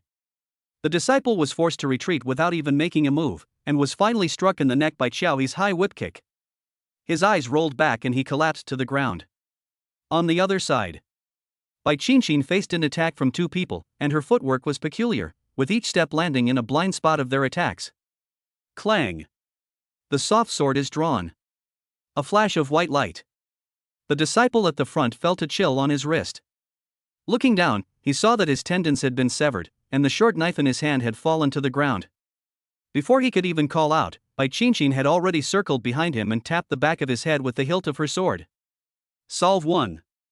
The last disciple was so frightened he almost lost his soul and turned to run away. Bai Qianqin flicked her wrist, and the soft sword flew out of her hand, the hilt striking him precisely in the back. The man stumbled, fell to the ground, and passed out. The entire process takes no more than 10 seconds. Xiaohi whistled, "Your swordsmanship is getting faster and faster. Your punches are getting heavier." Bai Qianqin sheathed her soft sword. "Let's go." Soon, personnel dressed in Longtan Group security uniforms came in, tied up the three people with special restraints, and dragged them out. The basement level. This place has been transformed into individual interrogation rooms and temporary medical points. The defeated Iron Palm sect disciples were sent here in batches. An interrogation room. And Jingyi was wearing a white lab coat and gold-rimmed glasses, holding a tablet in her hand, and was looking through the information of a person who had just been brought in. Zhang Hu, 33 years old, inner disciple of the Iron Palm sect, C-level martial artist, skilled in the stone tablet breaking hand technique. He is reckless, impulsive, and easily angered, but highly loyal to his sect. After she finished reading, she looked up at the man who was tied to the chair. The man had blood at the corner of his mouth and glared at her with resentment. "Stop looking, I won't say anything," Zhang Hu said stubbornly. And Jingyi ignored him and tapped a few times on the tablet. "Inject him with reagent A3. Beside him, Sun Yanwei, wearing the same white coat and with a soft and cute appearance, nodded slightly, took out a syringe from a suitcase, and walked up to Zhang Hu. "What are you trying to do?" Zhang Hu began to struggle. "Don't move." Sun Yanwei's voice was sweet, but her hands moved quickly, and the needle was inserted into Zhang Hu's neck. The medicine was slowly injected. Zhang Hu's body quickly went limp, and his eyes began to glaze over. "All right." Sun Yanwei clapped her hands. "Sisterin, you have 10 minutes. And Jingyi walked up to Zhang Hu and asked calmly, "Who orchestrated this operation?" It's the Ouyang family, Ouyang Xiong." Zhang Hu's eyes were unfocused, but he answered every question. "What benefits did the Ouyang family give He Kuei?" One grade 3 pill, and the Iron Palm sect's resource allocation in the provincial capital for the next 10 years. As Jingyi asked questions, she quickly took notes on her tablet. In the adjacent medical room, Jiang Nanxiao was treating the wounds of one of her injured security personnel. The security guard only had a cut on his arm, but he was extremely nervous. "Dr. Jiang, my hand, it's not ruined, is it?" Jiang Nanxiao smiled and said, "Don't worry, it's just a small wound. Apply my ointment, and it will be healed in 3 days without even leaving a scar." Her voice has a reassuring power. The security personnel immediately relaxed. The entire underground level is like a sophisticated machine, operating efficiently and systematically. Combat, capture, interrogation, and treatment are all interconnected. Top floor office. Song Qinghuan and Lu Yuetong had gone from being shocked to being numb. They watched as red dots were swallowed by green dots and then turned gray, indicating that the process was processed. Of the more than 40 red dots, only the last one, which was also the brightest, remained in less than half an hour. He Kuei. Boss Wi Song Qinghuan's throat went dry. She wanted to say something, but found that she couldn't say anything. She thought she was a business genius who could contribute to Gu Nianxin's business empire. Only now does she realize that what she saw may only be the tip of the iceberg. This Longting Group is not a simple commercial company at all. It is a heavily armed fortress. Gu Nianxin smiled and stood up. Let's go and meet our last guest. He turned off the screen and walked out of the office. Shall we go too? Lu Yuetong asked softly. Of course. Gu Nianxin turned and glanced at them. There will be many more scenes like this in the future, so you have to get used to it. At the end of the white corridor, a door slowly opened. He Kuei, with bloodshot eyes and disheveled hair, stumbled out. Most of his internal energy had been drained away, and he was now having difficulty even standing. He saw Gu Nianxin. The young man stood not far away, calmly watching him. Behind him stood Lu Ruyan, and two other women he didn't recognize, but who exuded a strong aura. Further away, there were several more figures. Gu Nian Shan. He Kuei squeezed out 3 words through gritted teeth, his overwhelming hatred making him temporarily forget his weakness. He could not contact any of his disciples. It's over. His life's work, the elite of the Iron Palm sect, has all fallen here today. Who are you? He roared. Who I am is not important. Gu Nianxin walked up to him and looked at him. What is important is that from today onwards, there will be no more Iron Master in Yunnan province. Arrogant. He Kuei laughed in anger, then bit his tongue hard, and a bloody taste filled his mouth. He forcefully activated the secret technique, squeezing out the last bit of life essence, and the depleted internal energy in his dantian surged instantly. His right palm turned crimson once more, even shrouded in black mist. This was the final blow he delivered by burning his life. Even if I die, I'll drag you down with me. Die. He mustered all his strength, roared, and slammed his palm into Gu Nianxin's chest. This palm strike, imbued with all his life's skill and hatred, was so fast that its trajectory was impossible to discern. Lu Yuetong and Song Qinghuan turned pale with fright and closed their eyes. Lu Ruyan also frowned, preparing to make a move. Gu Nianxin didn't move at all. Just as that palm, burning with life, was about to strike his chest, a figure moved sideways slowly from Gu Nianxin's side. She was a quiet, bespectacled girl who stood in the corner organizing files, completely unremarkable. She is the archivist, Song Qingru. She simply took a step to the side, which happened to block Gu Nianxin and He Kuei. Then, she took a light, floating step to the side. He Kueina's earth-shattering, life-burning palm strike, just like that, through the gap she left, grazed the hem of her clothes and struck her. The wind from her palm lifted a few strands of her hair. She didn't even lift her eyelids once from beginning to end, as if she just felt that the place she was standing in was a bit in the way, so she moved to another place and continued to look at the documents in her hands. He Kuei's body stiffened. His eyes widened as he stared at his empty palm strike, his mind blank. Did he dodge it? No. That's not hiding. The girl didn't even look at him. She simply stepped aside. Chapter 57 Decades of Arduous Cultivation, Gone. He Kuei's all-out palm strike landed on empty air. The palm strike ruffled Gu Nianxin's hair, but didn't even touch the hem of his clothes. The girl named Song Qingru only moved a small step to the side. It's that simple. She didn't even look up after taking another step, she looked down at the documents in her hand again. He Kuei's body froze in mid-air. Humiliation. This is even more humiliating than being killed by a single blow. For a moment, no one spoke in the corridor. Lu Yuetong and Song Qinghuan suddenly opened their eyes and saw this scene. The Grandmaster's desperate attack missed. The target was unharmed. He Kuei remained in the palm strike stance, his chest heaving violently as he gasped for breath. The power generated by the secret technique was rapidly dissipating, and a profound sense of weakness washed over him. His bloodshot eyes were fixed on Gu Nianxin, then slowly moved to the girl wearing glasses. How is that possible? How did she dodge it? No, that wasn't hiding. She didn't even look at him. You. He Kuei managed to squeeze out a single word, his breath coming in gasps. Gu Nianxin didn't look at him, but said softly to Song Qingru, "You've worked hard, stand behind me." Song Qingru nodded, holding the documents, and stepped behind Gu Nianxin, bowing her head again. This action snapped the last thread in He Kuei's mind. Ah! He let out a roar. Underestimate me. You will all die.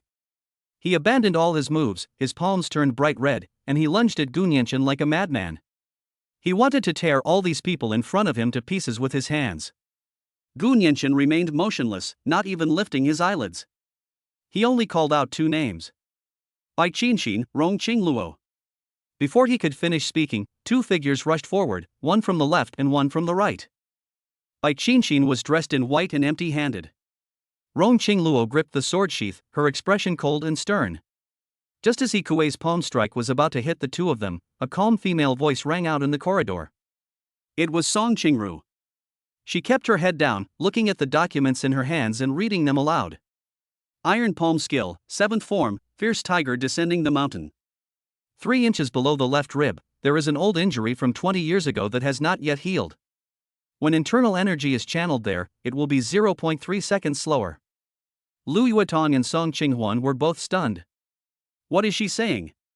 Is this what you say when you're fighting? He Kuei's heart clenched. This secret is known only to him. His mind went blank for a moment, and then Rong Qingluo moved.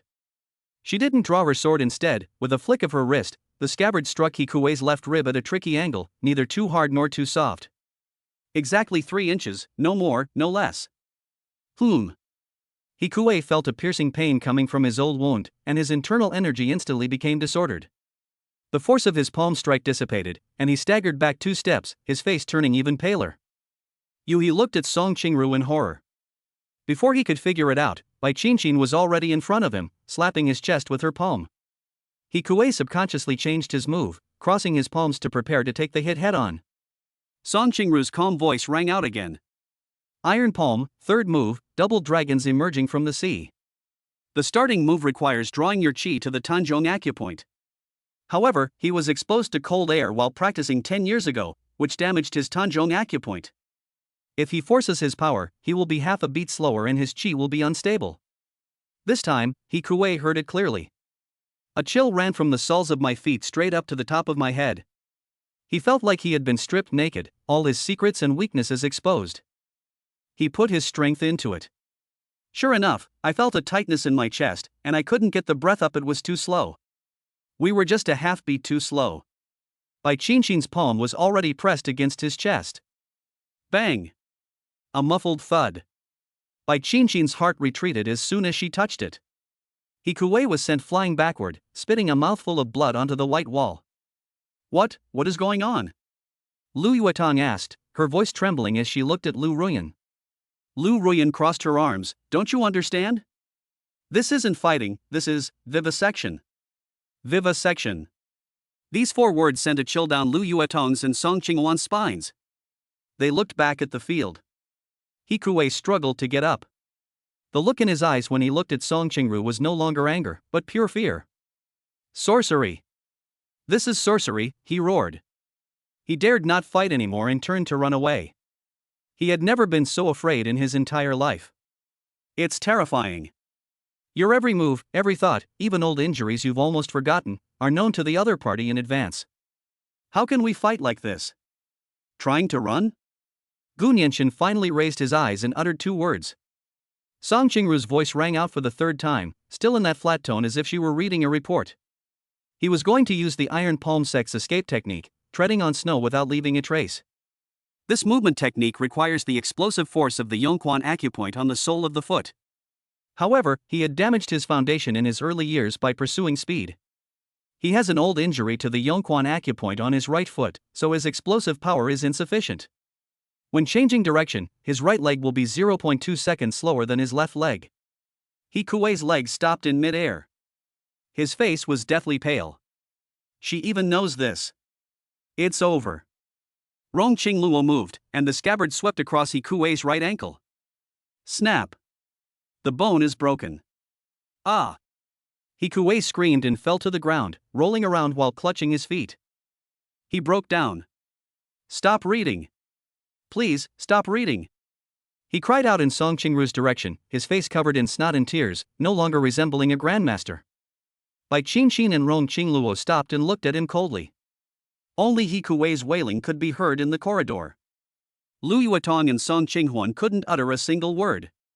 So this is what fighting can be like. A quiet girl, with just a few words, can turn a renowned master into a dog rolling on the ground. Is this Longting Group? Is this Gu Nianqin's team? Gu Nianqin walked up to He Kuei and looked down at him. Now, can we talk? He Kuei's eyes were filled with resentment and malice. I have nothing to talk to you about. Kill me if you want. Gu Nianqin, I'll haunt you even as a ghost. He suddenly rolled over, gathered his last bit of inner strength in his left hand, and slapped it against his head. He's going to commit suicide. Just then, Song Qingru's voice rang out again, flat and without any inflection. He's going to fight desperately. The Iron Palm Sect's forbidden technique, Shattering Jade Hand, can also sever one's own heart meridian. The vital point of this move is the Jigo acupoint on the right forearm. He had a hidden injury in his early years, which prevented his power from flowing through. He is now using his left hand, but his power generation habits remain unchanged. The Huizong acupoint on his left arm will subconsciously contract, which is the fatal point of his entire body's power. He Kuei stopped slapping his head. He was stunned. Shattered Jade Hand, Jigo point. That was a flaw in the technique that the Iron Palm Sect's founder discovered in his later years, 300 years ago. It was the sect's top secret, known only to the sect leader. Even his closest apprentice didn't know. How could this girl have known? He was stunned. Bai Qin was moved. Her hand gently pressed on He Kuei's lower abdomen, on his dantian. There was no sound. He Kuei's body trembled violently. The madness, resentment, and unwillingness in his eyes vanished instantly, leaving only a blank. He felt something being pulled out of his body. That internal strength, cultivated over decades, was gone just like that. He collapsed limply to the ground. His martial arts skills are ruined. Decades of arduous practice, gone. The corridor fell silent. He Kuei lay on the cold floor, staring blankly at the ceiling. He didn't look at Bai Qin, who had crippled his martial arts, nor at Gu Nianqin. With his last ounce of strength, he turned his head with difficulty and stared intently at the girl, Song Qingru, who had been looking down at the documents the whole time. His lips trembled, and his voice was soft and shaky. Who are you, and why do you know about the flaw in the technique left by our Iron Palm Sect's founder 300 years ago, the secret of that Jigo acupoint? Chapter 58. A huge secret. He Kuei's throat made a hoarse sound as he stared at Song Qingru, using the last of his strength to ask, Who exactly are you? Song Qingru adjusted her black-rimmed glasses and looked up. Ignoring He Kuei, she closed the file and bowed to Gu Nianqin. Sir, the personal information, weaknesses in martial arts techniques, and records of old injuries of the core members of the Ouyang family have all been verified. The report has been submitted. After saying that, she stepped back behind Zhang Nianqin and remained silent. He Kuei's pupils suddenly contracted. Data? Report? His decades of arduous self-cultivation and lifelong secrets have become just a page in someone else's file. Gu Nianqin looked down at He Kuei on the ground and said, Drag him away and lock him up. 2 security guards stepped forward, one on each side, and dragged He Kuei away. He Kuei stopped struggling and went limp. A martial arts master, gone just like that. In the corridor, Lu Yuetong and Song Qinghuan remained motionless. What they just witnessed left their minds blank. They had witnessed Yi Qiuli's strength and heard of Bai Qin's prowess, but Song Qingru merely moved her lips. Is this your team? Song Qinghuan's throat went dry. She looked at Gu Nianqin and felt a sense of fear for the first time. Gu Nianqin didn't answer, and took out his phone. The screen lights up, and messages pop up one by one.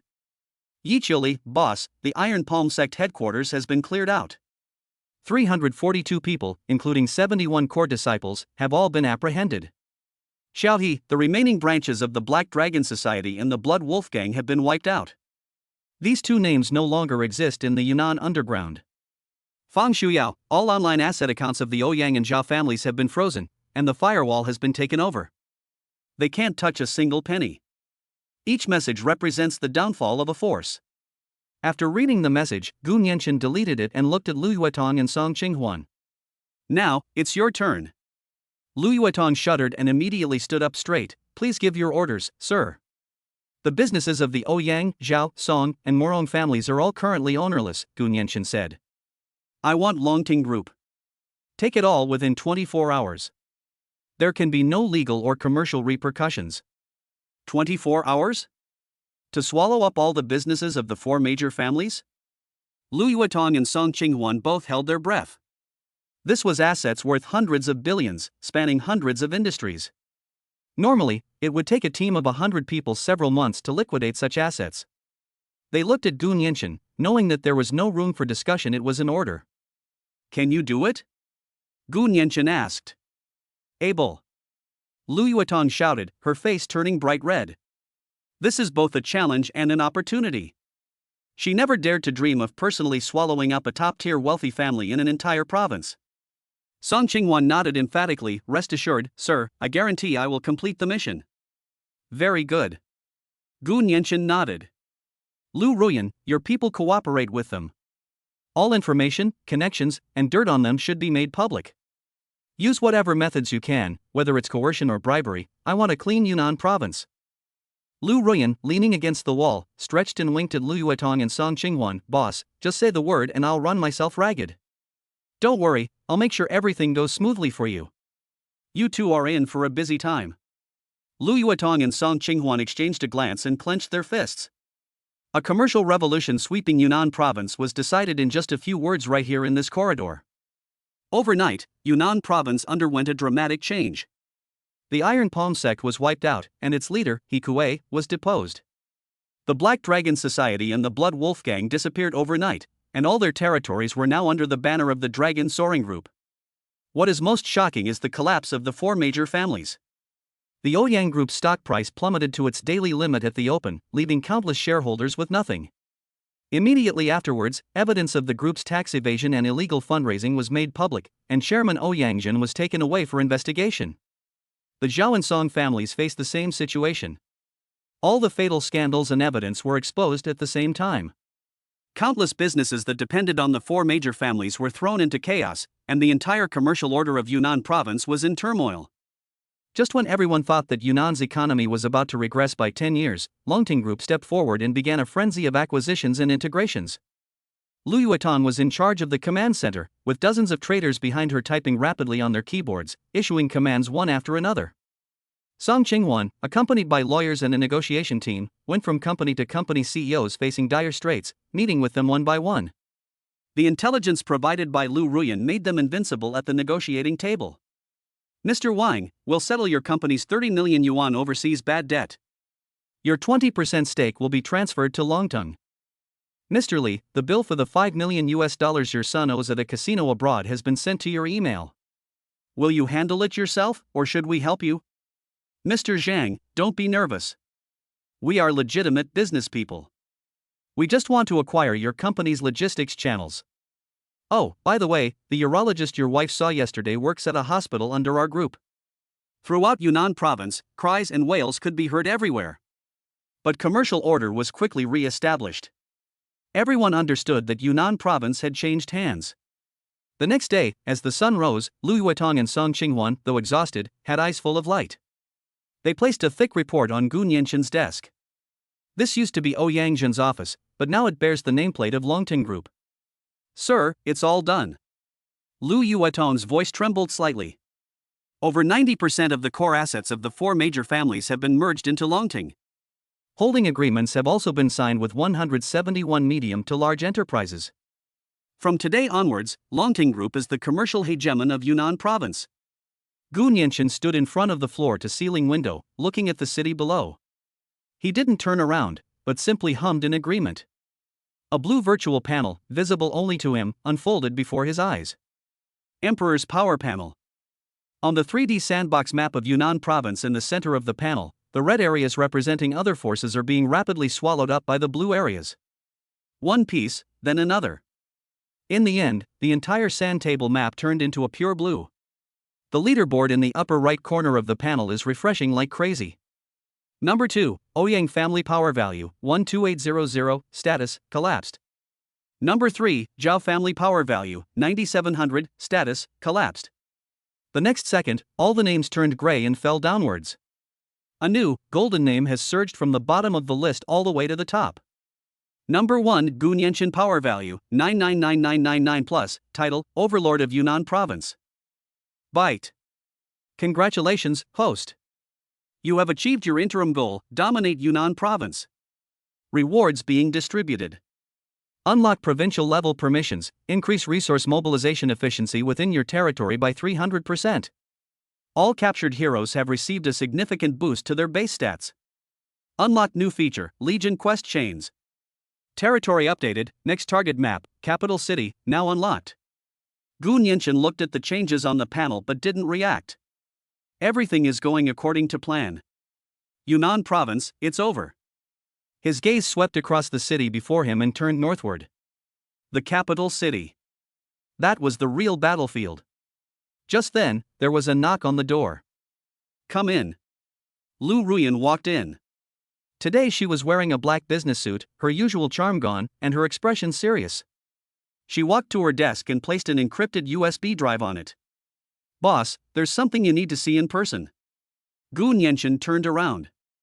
Lu Ruyan rarely spoke like this. What is that? It was found in a hidden compartment in Ouyangzhen's study, covered with lead plates to block signals, Lu Ruyan said. It took Xu Yao and me 8 hours to crack the first layer of the code. Gu Nianchen picked up the USB drive and plugged it into the computer. An encrypted file popped up. Lu Ruyan stepped forward and entered a long password. The file has been extracted. It's not a trade secret, nor is it smear material. It's a list recording personnel changes and financial transactions. The name Taiyang is a code name, Zhulong. Gu Nianchen scanned the unfamiliar names and code names. These records all pointed to the capital. A mysterious organization hidden in the capital.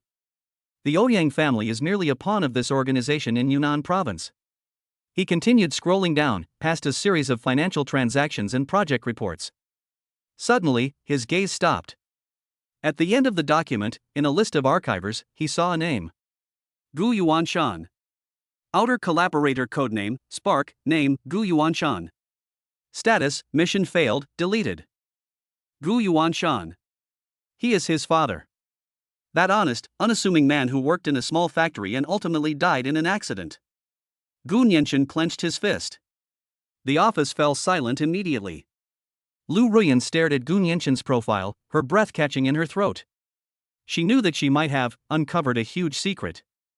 Chapter 59. I must come back alive. The office was quiet. Lu Ruyan stood to the side, barely daring to breathe. She could only see Gu Nianchen's profile. He was staring motionless at the computer screen. There was only one line of text on it. Outer collaborator codename, Spark, name, Gu Yuanshan. Status, mission failed, deleted. Gu Yuanshan. Gu Nianchen's father. Lu Ruyan felt her heart was about to leap out of her chest. She knew she might have made a grave mistake.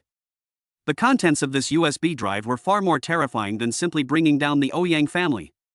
Time passed second by second. Gu Nianchen finally moved. He didn't get angry or ask anything. He simply raised his hand and closed the laptop. Clatter. A soft sound. He turned around and looked at Lu Ruyan. His expression remained unchanged, as did his eyes, as if he had just seen an ordinary weather forecast. Lu Ruyan felt a chill run through her body. "Boss, are you all right?" she asked softly. Gu Nianchen didn't answer, but instead asked, "Who else has seen this document?" "No, nothing more." Lu Ruyan immediately shook her head. "From the discovery to the cracking, only Fang Shuyao and I had contact with it. The original files are on the USB drive, and there are no records on the computer." "Very good." Gu Nianchen nodded. "This matter ends with you. Erase all related traces, including your memories. Understand?" "Understood." Lu Ruyan nodded emphatically. She knew this was no joke.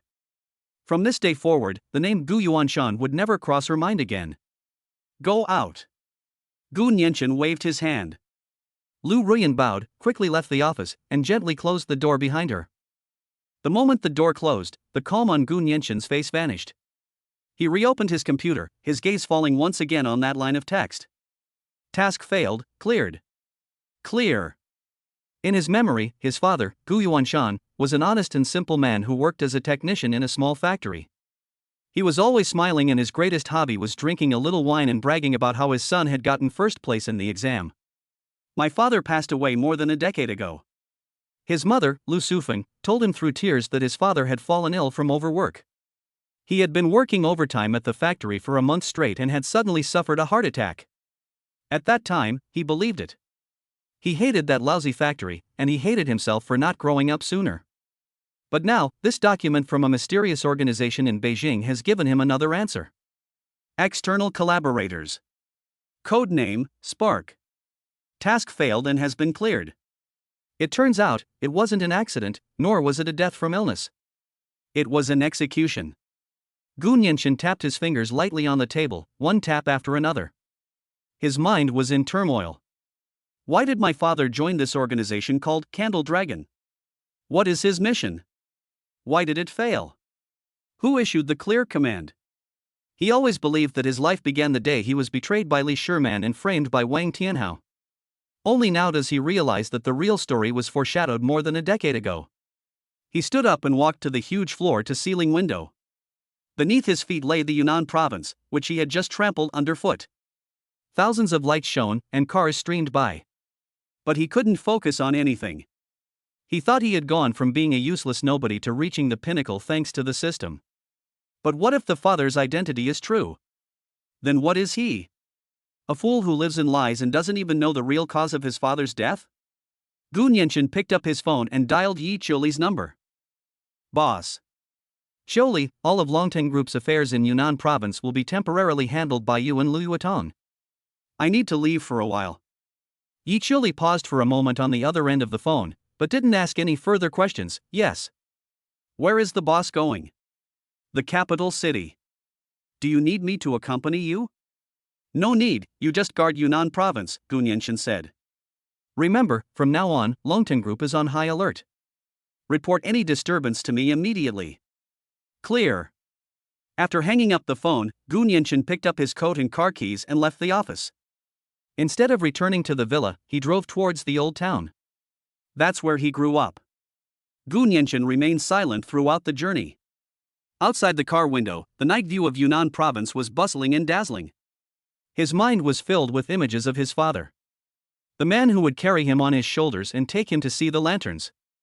The man who would scold him for being stupid while secretly giving him pocket money after he failed his exam. The man who, on his deathbed, held his hand and told him to study hard and take good care of your mother. Is it fake? What else is hidden behind all of this? The car came to a stop in front of the old residential building. Gu Nianchen sat in the car for a long time before finally getting out. He looked up at the window on the third floor, which was lit by a warm yellow light that was his home. He walked up the stairs step by step, and the dim motion-activated lights in the stairwell lit up one by one with his footsteps. He took out his key and opened the door. The aroma of food wafted over. Mother Lu Sufeng, wearing an apron, brought out a steaming plate of braised pork from the kitchen. Chen, why are you back? Lu Sufeng smiled when she saw him. Didn't you say you were busy at the company? Have you eaten yet? Mom made your favorite braised pork. Mom, Gu Nianchen called out, his throat tight. He changed his shoes and sat down at the dining table. What's wrong? Lu Sufeng took off her apron, sat down opposite him, and looked at his face. You seem distracted. Is something wrong at work? It's nothing, Mom, I'm just a little tired. Gu Nianchen picked up her chopsticks, took a piece of meat, and put it in her mouth. It has no taste at all. Lu Sufeng didn't say anything, she just looked at him. She looked at it for a long time, then sighed. You've never been able to lie since you were little. She stood up and went into her bedroom. Gu Nianchen stood there, stunned. A few minutes later, Lu Sufeng came out with a small, locked mahogany box in her hand. The box was old, and the edges were worn smooth. She placed the box on the table, then took a small brass key from around her neck and unlocked it. When your father passed away, he asked me to give this to you. Lu Sufeng's voice was very soft. He said that you could see it when you were really grown up. Gu Nianchen's heart skipped a beat. He stared intently at the box. Lu Sufeng opened the box. Inside, there was no gold or silver jewelry, only something wrapped in red cloth. She took the items out and untied the red cloth layer by layer. It is a slightly worn dragon-shaped jade pendant. The jade pendant is made of ordinary material, but the carving is exquisite, depicting a lifelike dragon coiled around it. After years of wear, the surface of the jade pendant has developed a warm, lustrous sheen. This is your father's personal possession, he never takes it off. Lu Sufeng pushed the jade pendant in front of Gu Nianchen. Gu Nianchen reached out his hand, his fingertips touching the jade pendant. It's warm. He picked up the jade pendant and turned it over. On the back of the jade pendant is engraved a small character in seal script. Fire. Gu Nianchen's body stiffened. Spark. He suddenly raised his head and looked at his mother. Lu Sufen's eyes reddened as she looked at Gu Nianchen. I don't know what happened to you today, or what you found out, she said, her voice steady. But I think it's time. Mom, you. Gu Nianchen's voice trembled slightly. I'm just an ordinary housewife. There are many things about your father that I don't know or understand. Lu Sufeng shook her head, interrupting him. All I know is that he was a good man and a hero. In his life, he never did anything that betrayed his country or his conscience. She reached out and gently grasped Gu Nianchen's hand that was holding the jade pendant. You're all grown up now, and it's time to find the answers to some things for yourself. Lu Sufeng looked into her son's eyes. Let's go to the capital. But, Shen'er, you must promise your mother. You must come back alive. Chapter 60 I Am the Sky. 3 days later, at Beijing Capital International Airport. The private jet's gangway slowly descended, and Gu Nianchen was the first to step down. He was dressed in simple casual clothes. After getting off the plane, he looked up at the gray sky. The air in Beijing felt heavy and refreshing when I breathed it into my lungs. Behind him were Yi Qiuli and Lu Ruyan. Yi Qiuli, dressed in a black outfit with short, neat hair, warily scanned her surroundings. Lu Ruyan changed into a fitted white dress, her long hair cascading down her shoulders, and she wore a pair of large sunglasses. Before leaving Yunnan province, Gu Nianchen entrusted all matters to Lu Yuetong and Jiang Nanxiao. He only brought 2 people with him. One person is responsible for doing the work, and the other is responsible for thinking. This trip to Beijing is not for expansion, but to uncover a secret that has been buried for over a decade. The cause of his father's death. The Candle Dragon Organization. These things all hung over this vast city. Boss, where are we going? Lu Ruyan walked up to Gu Nianchen and asked softly. She had already booked a hotel and arranged transportation in Beijing in advance. No rush. Gu Nianchen looked away, put his hands in his pockets, and stroked the dragon-shaped jade pendant with his fingertips. That was his father's only possession. It was also his only clue on this trip. Let's just wander around for a bit, Gu Nianchen said. Yi Qiuli and Lu Ruyan remained silent, following behind him. They knew that their boss was in a bad mood. Since that night, Gu Nianchen has spoken very little, and the smile on his face has almost disappeared. The 3 of them walked through the VIP passage and headed towards the airport exit. Throughout the journey, Lu Ruyan attracted a lot of attention. Many men couldn't resist taking out their phones to secretly take pictures. TSK, look, that girl's hot.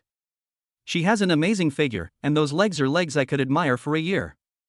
The one in black next to her is pretty good too, an ice queen, she's got guts.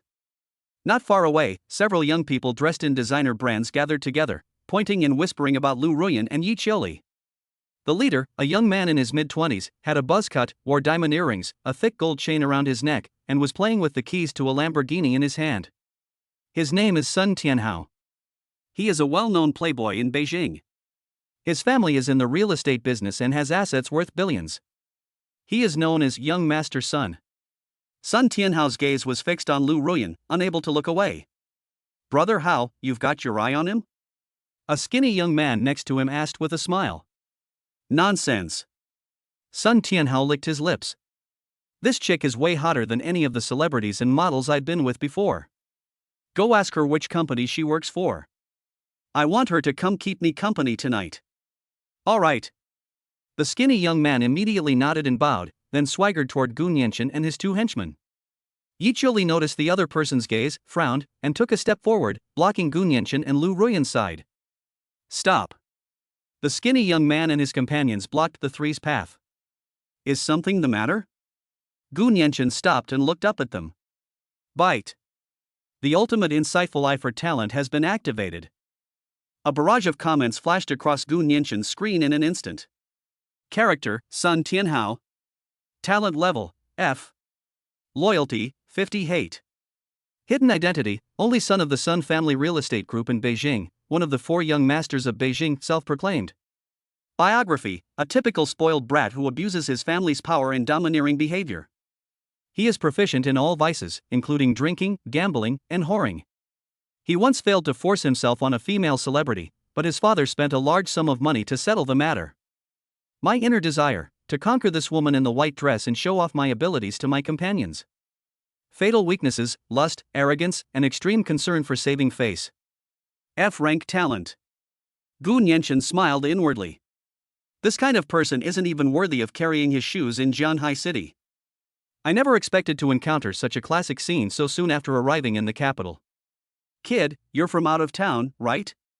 The skinny young man sized up Gu Nianchen. Gu Nianchen didn't say anything. The skinny young man raised his chin and pointed at Lu Ruyan. Our brother Hao has taken a liking to this young lady next to you. Tell her to come over and have a drink with our brother Hao and make friends. Lu Ruyan frowned behind her sunglasses. Yi Qiuli's eyes turned cold. What if I say no? Gu Nianchen finally spoke. Not going to talk? The skinny young man was stunned for a moment, then burst into laughter. Ah, brothers, did you hear that? This kid said no? Where did this bumpkin come from? Don't you know whose territory this is? Kid, don't you understand the situation? In Beijing, whatever brother Hao tells you to do, you have to do. The henchman also burst into laughter. Sun Tianhao, who was in the distance, saw the commotion, frowned, and walked over with a cigarette in his mouth. What's going on? Why are you dragging your feet? Can't you even handle one girl? Sun Tianhao cursed. Brother Hao, this kid doesn't know what's good for him, the skinny young man quickly complained. Sun Tianhao then looked at Gu Nianchen properly. Kid, I'll give you a chance. Leave this woman here and get out of here. Otherwise, I'll make sure you don't leave this airport alive today. Some passengers around noticed the conflict, but seeing Sun Tianhao's appearance and his entourage, they all walked around him, and no one dared to interfere. Oh? Gu Nianchen raised an eyebrow. Quite the boast. Pretty cocky, huh? Sun Tianhao laughed, taking the cigarette from his mouth and blowing a smoke ring in Gu Nianchen's face. In Beijing, if you're a dragon, you have to coil up for me. If you're a tiger, you have to lie low for me. Who do you think you are, daring to challenge me? He pointed to his nose. Open your dog eyes and look carefully. My name is Sun Tianhao. My dad is Sun Guoqiang. Half of the real estate projects in Beijing are related to my family. I'm telling you to get lost, that's giving you face. Lu Ruyan's face turned cold. She was about to speak when Gu Nianchen glanced at her, and she fell silent. Gu Nianchen smiled. Sun Tianhao, right? Okay, I'll remember you. Sun Tianhao took this as an admission of weakness, raising his chin even higher. Just remember that. Now, get out. Before he finished speaking, he reached out to Lu Ruyan, trying to grab her wrist. Beautiful lady, come with me. I'll protect you in the capital. His wrist was caught in mid-air. A hand grabbed him. It is Yi Qiuli. Sun Tianhao felt as if his wrist bones were about to shatter, and excruciating pain shot from his wrist straight to the top of his head. Ah! Damn! It hurts. Let go. You fucking let go. Sun Tianhao's face instantly turned red, and cold sweat broke out on his forehead. Court death. Brother Donghao. The skinny monkeys and their gang roared and pounced on Yi Qiuli. Yi Qiuli raised her other hand, ready to make a move. Qiuli, stop. Gu Nianchen spoke. Yi Qiuli paused, glanced at Gu Nianchen, and then let go of his hand. Sun Tianhao staggered back several steps, clutching his bright red wrist tightly. When he looked at Yi Qiuli again, he dared not move forward any further. That woman's grip is fucking strong. Damn it, you dare touch me? Sun Tianhao caught his breath, his face contorted in pain. None of you are leaving here today. Get him. Break the legs of the men. Grab the women. Upon hearing this, several henchmen mustered their courage and surrounded them again. Airport security personnel noticed the commotion and rushed over with walkie-talkies. Gu Nianchen didn't look at the security guard.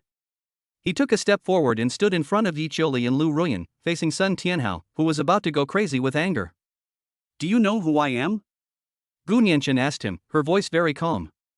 The shouting and cursing around them stopped. Sun Tianhao was stunned, as were his followers. Is this kid crazy? At a time like this, instead of begging for mercy, he asks something like this? Shouldn't these lines be his own? After a brief silence, Sun Tianhao seemed to have heard the biggest joke in the world and burst into laughter, clutching his stomach. Ha ha ha ha. I don't care who you are. He laughed until tears almost streamed down his face, pointing his uninjured finger at Gu Nianqin's nose and shouting, enunciating each word clearly. In the capital. I, Sun Tianhao, am the god. Chapter 61. This is luck. Sun Tianhao's maniacal laughter echoed in the airport terminal, sharp and piercing. I don't care who you are. He laughed until tears streamed down his face, pointing his uninjured finger at Gu Nianqin's nose and shouting, in the capital. I, Sun Tianhao, am the king. Several henchmen joined in the commotion, clenching their fists, ready to watch the show. Airport security guards had already run over, calling for help on their walkie-talkies as they ran. Stop it. What are you doing? Gu Nianqin ignored Sun Tianhao and the security guard. He just chuckled very softly. Sun Tianhao was waiting for him to make a move or beg for mercy when a calm male voice rang out from not far away. Sun Tianhao, is this how your father taught you to act like a king outside? The sound wasn't loud, but Sun Tianhao's body instantly froze. His arrogance vanished instantly, and he slowly turned around, his face deathly pale. Outside the crowd, a middle-aged man in a Zhongshan suit walked over, followed by two bodyguards in black suits. Uncle Wu. Uncle Wu? Sun Tianhao's voice trembled, and he lowered his hand, stammering as he called out. The man called Uncle Wu walked up to him, but didn't even look at him. His gaze lingered on Gu Nianqin for 2 seconds before turning to Sun Tianhao. If your father, Sun Guoqian, knew you were making a fool of yourself here, he'd probably break your legs himself, Uncle Wu said calmly. Sun Tianhao broke out in a cold sweat, bowing and scraping, Uncle Wu, I was just joking with a friend. Joke? Uncle Wu glanced at his friends, then looked at Lu Ruyan, whose face was pale. You call it a joke to block a girl at the airport? You've completely disgraced the Sun family. I was wrong, Uncle Wu, I was really wrong. Sun Tianhao quickly admitted his mistake, almost kneeling down. Get lost, Uncle Wu said, uttering only one word. Yes, yes, yes. Sun Tianhao breathed a sigh of relief, glared at the skinny young man, and led his gang of followers to slink away into the crowd. And just like that, the farce came to an end. The security guards who ran over stopped when they saw Uncle Wu, stood at attention, and didn't dare to ask a single question. Uncle Wu nodded slightly to Gu Nianqin, said nothing, and turned to leave with his men. From beginning to end, Gu Nianqin didn't say a word or move a finger. Yi Qiuli watched the middle-aged man's retreating figure and asked in a low voice, Boss, do you know him? I don't know him. Gu Nianqin shook his head. The capital city is a very murky place. Just moments ago, this arrogant young master was calling himself heaven, but in front of another person, he didn't dare utter a single word. Let's go. He didn't linger. He led Yi Qiuli and Lu Ruyan through the crowd and into a black minivan that was waiting outside. 3 days later. Top floor suite of China World Trade Center Phase 3, Beijing. Lu Ruyan placed a document on the coffee table in front of Gu Nianqin. Boss, these are a few office locations I've shortlisted. They're all in the core business districts within the Third Ring Road, with top-notch transportation and business environment. For Longton Group, the first step in entering Beijing was site selection. A good headquarters location is the face of a company, and also its foundation. Gu Nianqin picked up the document and flipped through it page by page. The photo shows rows of impressive office buildings. Lu Ruyan added from the side, the first place is Global Center, the core of the CBD, facing Chang'an Avenue, with a wide view, and surrounded by Fortune 500 companies. Gu Nianqin looked at the photo. In the corner of the photo, an overpass was directly facing the building. He pointed at the photo, this building won't do. Lu Ruyan was taken aback, why? The rent here is the most expensive, and it also has symbolic significance. The sickle demon, Gu Nianqin uttered 3 words. Lu Ruyan's expression was a bit strange. She worked in intelligence and business analysis, and wasn't particularly interested in these mystical things. She refrained from refuting and continued to introduce the second one. The second place is the Financial Twin Towers, 2 buildings standing side by side, a landmark of the financial district, where many investment banks and fund companies are located. Gu Nianqin looked at the 2 buildings in the photo. The gap between them was very narrow. Heavenly/demon.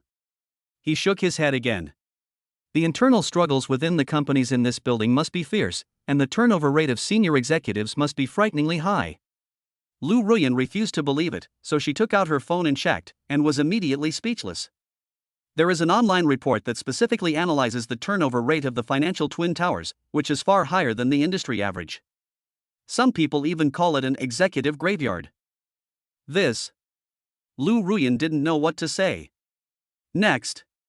The third place, Future City, is the core building of the science park. It has a very strong design since it's triangular. Fire-shaped evil.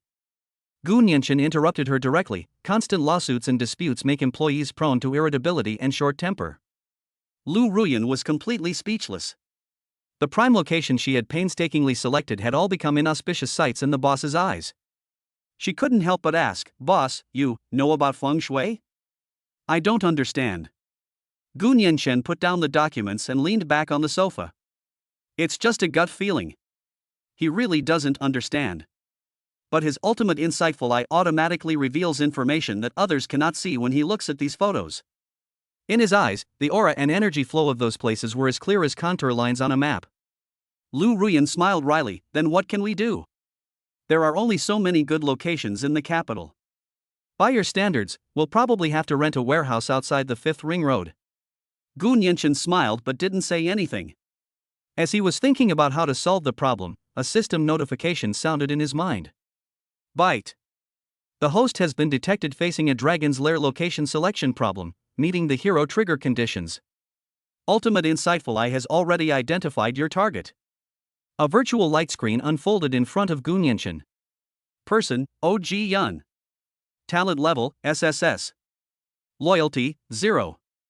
Hidden identity, contemporary successor of the reclusive metaphysical sect Tianjimen, and a go-to feng shui master for the top elite circles in Beijing. Life experience, he could read divination at the age of 3, interpret water divination at the age of 5, and at the age of 10, he was able to locate the dragon vein and select the auspicious burial site for the ancestral grave of a great figure, laying the foundation for the family's fortune for 30 years. He is extraordinary and otherworldly, detached from worldly affairs, regards money as dirt, and only acts according to fate. A Middle Eastern tycoon once offered him $1 billion in cash, only to be turned away with the words, "Our time together is not yet ripe." My inner desire, to find a true hidden dragon's lair, to set up an earth-shattering formation, to test all my life's learning, and in order to break through my own limits. Fatal weakness, an extreme pursuit of luck and fate, and a disdain for all ordinary people obsessed with money. Current location, Hohai, Yarahudong, Beijing, Silent Tea House. SSS level talent. Gu Nianchen's heart skipped a beat. She's the one. For Longting Group to establish itself in Beijing, it cannot be like a dragon crossing the river, it must be like a dragon lurking in the abyss. Gu Nianchen stood up. The foundation must be solid and deep. He said to Lu Ruyan, "Prepare the car, we're going to see someone." Lu Ruyan asked curiously, "Who are you seeing?" "Someone who can help us find the dragon's lair." Half an hour later, the car stopped at the entrance of an alley near Hohai. The car couldn't go any further in. Gu Nianchen got out of the car and looked at the gray walls and green tiles of the alley in front of him. There was a smell of old Beijing in the air. Yi Qiuli and Lu Ruyan followed behind him, both feeling somewhat out of place. Lu Ruyan couldn't understand why such a big shot who could solve the group's site selection problem would live in a place like this. The three walked along the alley, making several turns, until finally, deep inside the alley, they saw an inconspicuous wooden door. A small wooden plaque hangs on the door, engraved with 2 words, "Silent." The door knockers were all rusty. Gu Nianchen stepped forward and gently knocked on the door. After a while, the door creaked open. The person who opened the door was a woman wearing a plain-colored long dress. She looked to be in her late 20s, with long hair tied up with a wooden hairpin, no makeup, and very fair skin. Her features are beautiful, and her eyes are serene.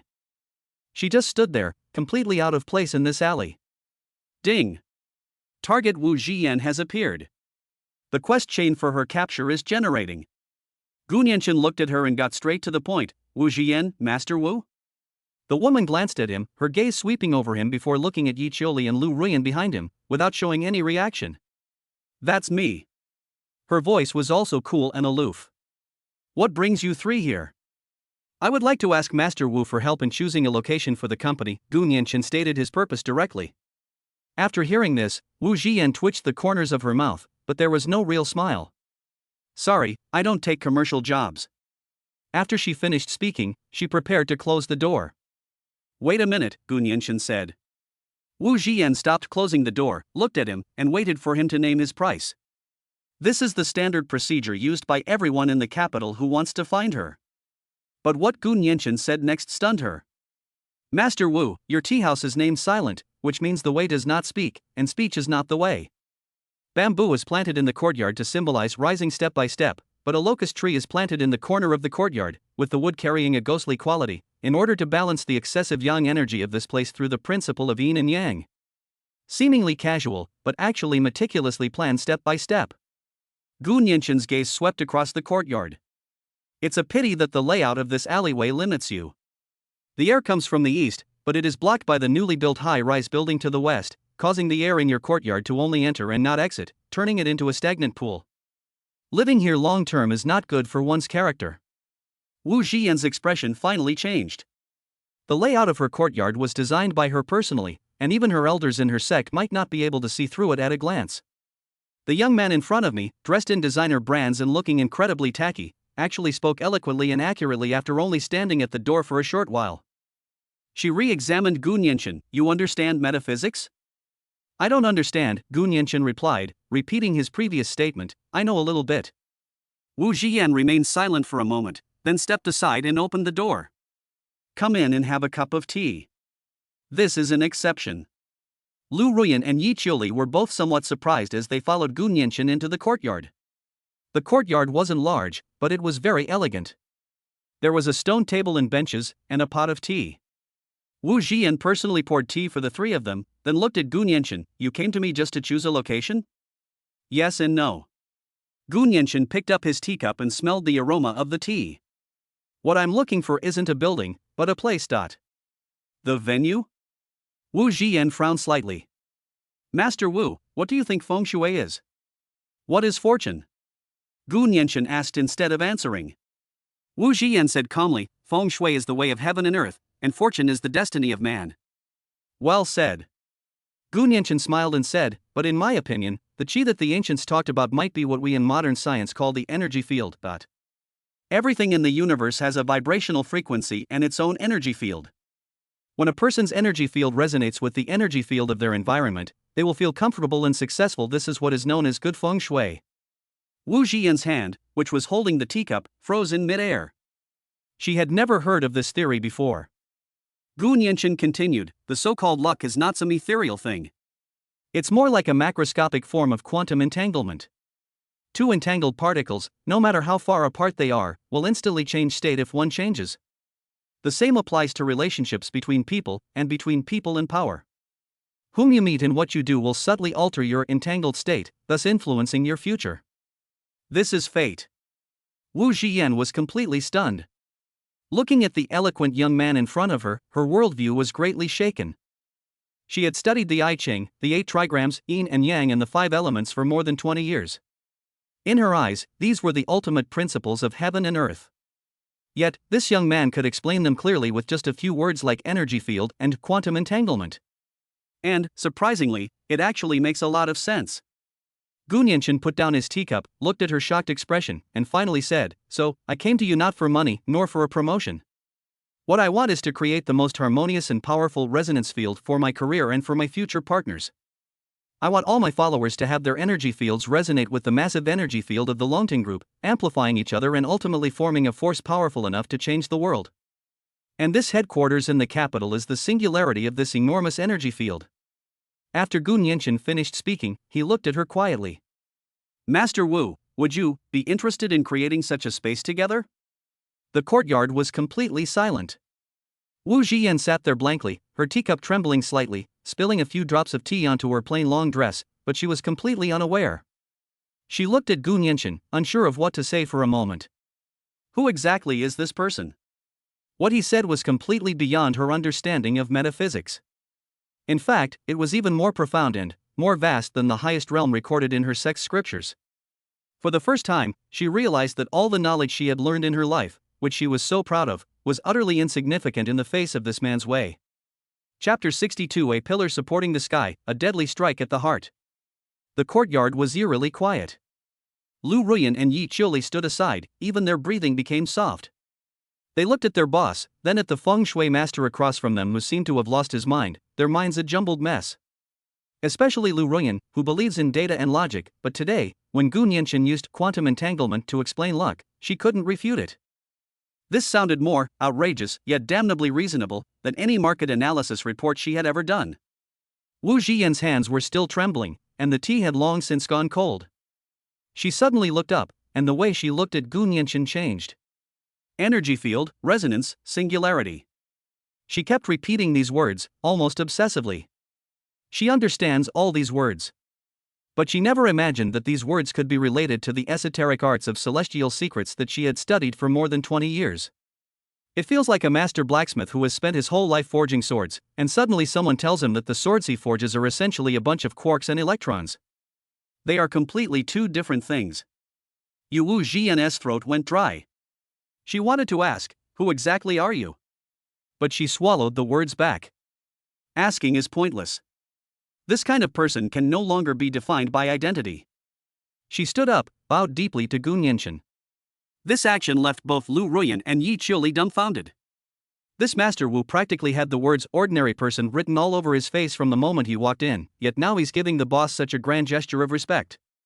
Mr. Gu, Wu Zhiyan's voice trembled slightly, "I was so narrow-minded. Your words just now have opened a new door for me." Gu Nianqin accepted her greeting, picked up his teacup, and took a sip. The door is always there, it's up to you whether you want to push it open. Wu Zhiyan gave a wry smile. It wasn't a matter of whether she wanted to or not, she simply hadn't seen the door at all. She sat down again, her attitude completely changed, like a student listening to a teacher's lecture. Mr. Gu, if I may be so bold, how do we find the resonance field and singularity you mentioned? The capital city is so vast, and the vital energy of the capital has been scattered and disrupted by modern buildings. It's very difficult to find a place that can support your grand ambitions? She was asking for advice. Leave professional matters to professionals. Gu Nianqin put down his teacup and looked at her. I'll be responsible for coming up with the concepts, and you'll be responsible for implementing them. I don't understand feng shui, but I understand people. I know you're the professional I've been looking for. His words were very direct, even a bit domineering. But as Wu Zhiyan listened, an indescribable excitement welled up inside her. To outsiders, her skills are either seen as feudal superstition or a way to swindle money. No one has ever stood at such a height as this man before us, giving metaphysics a completely new, even scientific, core. To create the most powerful resonance field for his career. Let all those who follow him unite into a force that can change the world. This is way more exciting than being a national advisor or looking after ancestral graves for the rich. Wu Zhiyan felt her blood boiling. The realm she has always wanted to break through, perhaps, lies in this man. I understand. Wu Zhiyan raised his head, his eyes shining brightly. Mr. Gu, from today onwards, Wu Zhiyan will be at your service. She stood up again, speaking each word with utmost seriousness. Leave the search for the dragon's lair to me. If I can't find it, I'll offer my head. Lu Ruyan, who was listening nearby, was terrified. This is changing way too fast. One second she's an ethereal fairy, untouched by worldly concerns, the next she's making a solemn pledge. My boss's abilities are truly outrageous. Ding. SSS level hero Wu Zhiyan's loyalty plus 30, current loyalty, 30 wavering. Quest chain, first link, locating the dragon vein, now activated. Mission objective, assist Wu Zhiyan in finding a true hidden dragon in the capital. Mission reward, Wu Zhiyan's loyalty plus 30, unlocks part of her talent Eye of Geomancy. Gu Nianqin smiled and stood up. No need to bring your head to me. I need your brains to help me plan for the future. He extended his hand. Welcome to the Longting Group. Wu Zhiyan paused for a moment, then reached out and shook hands with Gu Nianqin. Her hands were cold, but Gu Nianqin's hands were warm and strong. A surge of heat rushed down her arm and into her body, and her long stagnant internal energy began to loosen slightly. Her heart skipped a beat, and when she looked at Gu Nianqin again, her eyes had changed from awe to fervor. This person himself is a walking energy field. Over the next few days, Wu Zhiyan went completely insane. She closed the tea house and moved directly into Gu Nianqin's presidential suite, setting up her stall in the living room.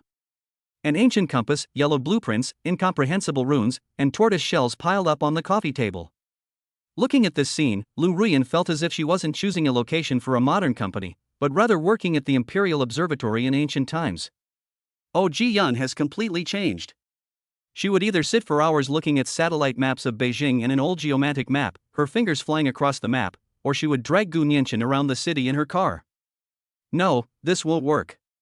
In front of a newly built commercial center on the East 3rd Ring Road, Wu Zhiyan shook her head, pointing to the distant television tower. A pillar reaching to the sky is a heart-piercing evil. If a boss works in such a place, he is easily sidelined by his subordinates and will not have a good ending. Lu Ruyan silently made a note of it, thinking to herself that it was a good thing she hadn't chosen this place. This place won't work either. Next to a lakeside park on the North 4th Ring Road, Wu Zhiyan pointed to an arc-shaped office building. It's a reverse bow formation, which means wealth can't be accumulated and people can't be retained. It looks impressive, but it's actually all show and no substance. Yi Qiuli was completely confused and couldn't help but ask, Master Wu, isn't this just a building design? Is it really that mysterious? Wu Zhiyan glanced at her and asked, if someone pointed a bow at your house every day, would you sleep soundly? Yi Qiuli thought for a moment and shook her head. The same applies to aura, Wu Zhiyan said. The form of a building can affect a person's psychology, and then affect their fortune. This is not metaphysics, but environmental psychology. She was already quite adept at using the words Gu Nianchen had taught her to explain her theories. Gu Nianchen remained silent throughout, simply watching quietly. Every time Wu Zhiyan went to a place, the system in his brain would automatically analyze the energy field of that place, and the conclusion would be exactly the same as what Wu Zhiyan had said. This woman is quite something. SSS level talent isn't something given away for nothing. After running around for 5 or 6 days and looking at more than 20 places, including several prime locations that Lu Ruyan had carefully selected, Wu Zhiyan rejected them all with various curses. Lu Ruyan was almost at her wits' end. Master Wu, if we keep searching like this, we'll really have to rent an office in Hebei, she joked. Better to have none than to have something of poor quality. Wu Zhiyan said with a serious expression, Longting Group is not an ordinary company. Its singularity must be a true dragon's lair. Even the slightest imperfection will not suffice, otherwise, it cannot bear the weight of Mr. Gu's destiny, nor his future fortune. The way she addressed him as Mr. Gu became more and more natural and respectful. That afternoon, Wu Zhiyan stared at an old, yellowed map, and her eyes suddenly lit up. Found it. She stood up abruptly, her face flushed with excitement. Where?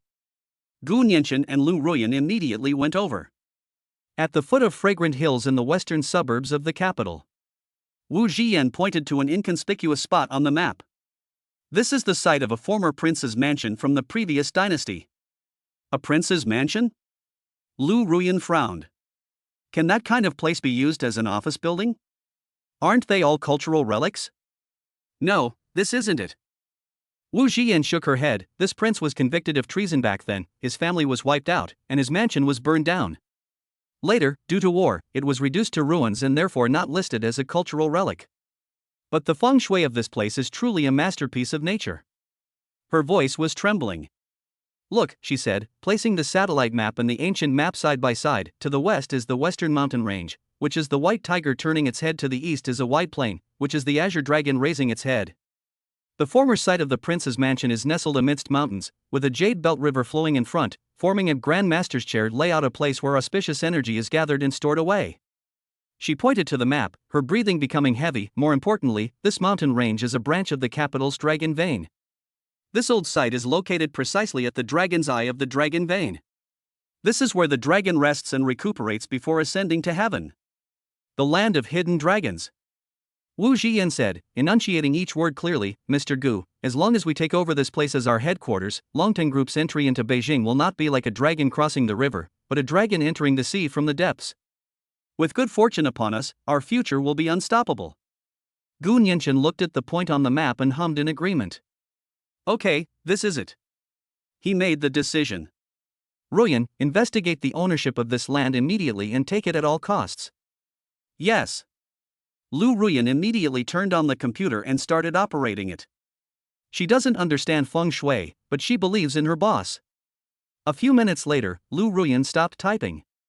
Boss, she looked up, her face looking rather grim. This piece of land will probably be difficult to acquire. What's wrong? 3 months ago, the land was bought by a company. Lu Ruyan's voice lowered. The buyer is the Sun Group. The Sun Group? Gu Nianchen raised an eyebrow. What a small world. It's that family of Sun Tianhao, the guy who calls himself Tian from the airport. Wu Zhiyan's face also darkened. Why would they buy this land? Lu Ruyan moved the mouse to bring up more information.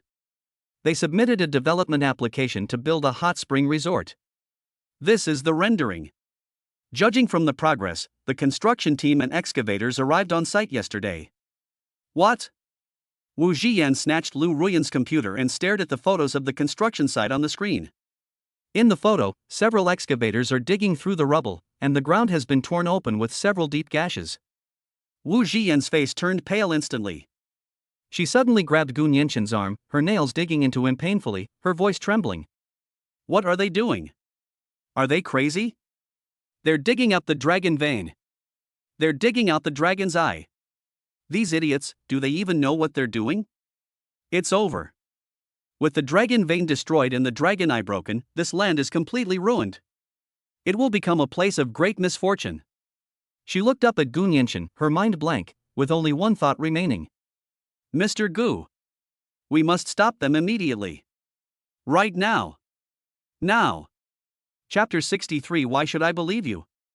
Wu Zhiyan's voice was shrill, and she didn't even realize that she was trembling. She clung tightly to Gu Nianchen's arm. Mr. Gu. We must stop them immediately. Right now. Now. Yi Qiuli and Lu Ruyan were also shocked. One clenched her fist, while the other picked up her phone and started checking. Gu Nianchen didn't move. He let Wu Zhiyan hold him, his gaze shifting from the photos of excavators on the computer to Wu Zhiyan's deathly pale face. Don't panic. He pried open Wu Zhiyan's fingers and stood up. Panic won't solve anything. They've just entered the site and they're trying to destroy the atmosphere of the entire area. It won't happen that quickly. Wu Zhiyan gasped for breath, her chest heaving. She looked at Gu Nianchen, and her wildly beating heart finally slowed down a beat. Yes, I've been studying metaphysics for over 20 years, how come I've lost even this much composure? Mr. Gu, You did a great job, Gu Nianchen interrupted her. You found the right place, and that's enough. The rest is my job. He turned to Lu Ruyan. Ruyan, check all the approval procedures for the Sun Group's hot spring resort project. I need the most detailed ones, including the environmental impact assessment, land planning, and cultural relic exploration report. Not a single one can be missing. Yes. Lu Ruyan's fingers flew across the notebook. He then looked at Yi Qiuli. Qiuli, take a few people and go to Shanshan to keep an eye on things. Remember, just observe, don't move, but record all the construction details. How many vehicles and people are there each day, where they're digging, recorded all on video. Understood, boss.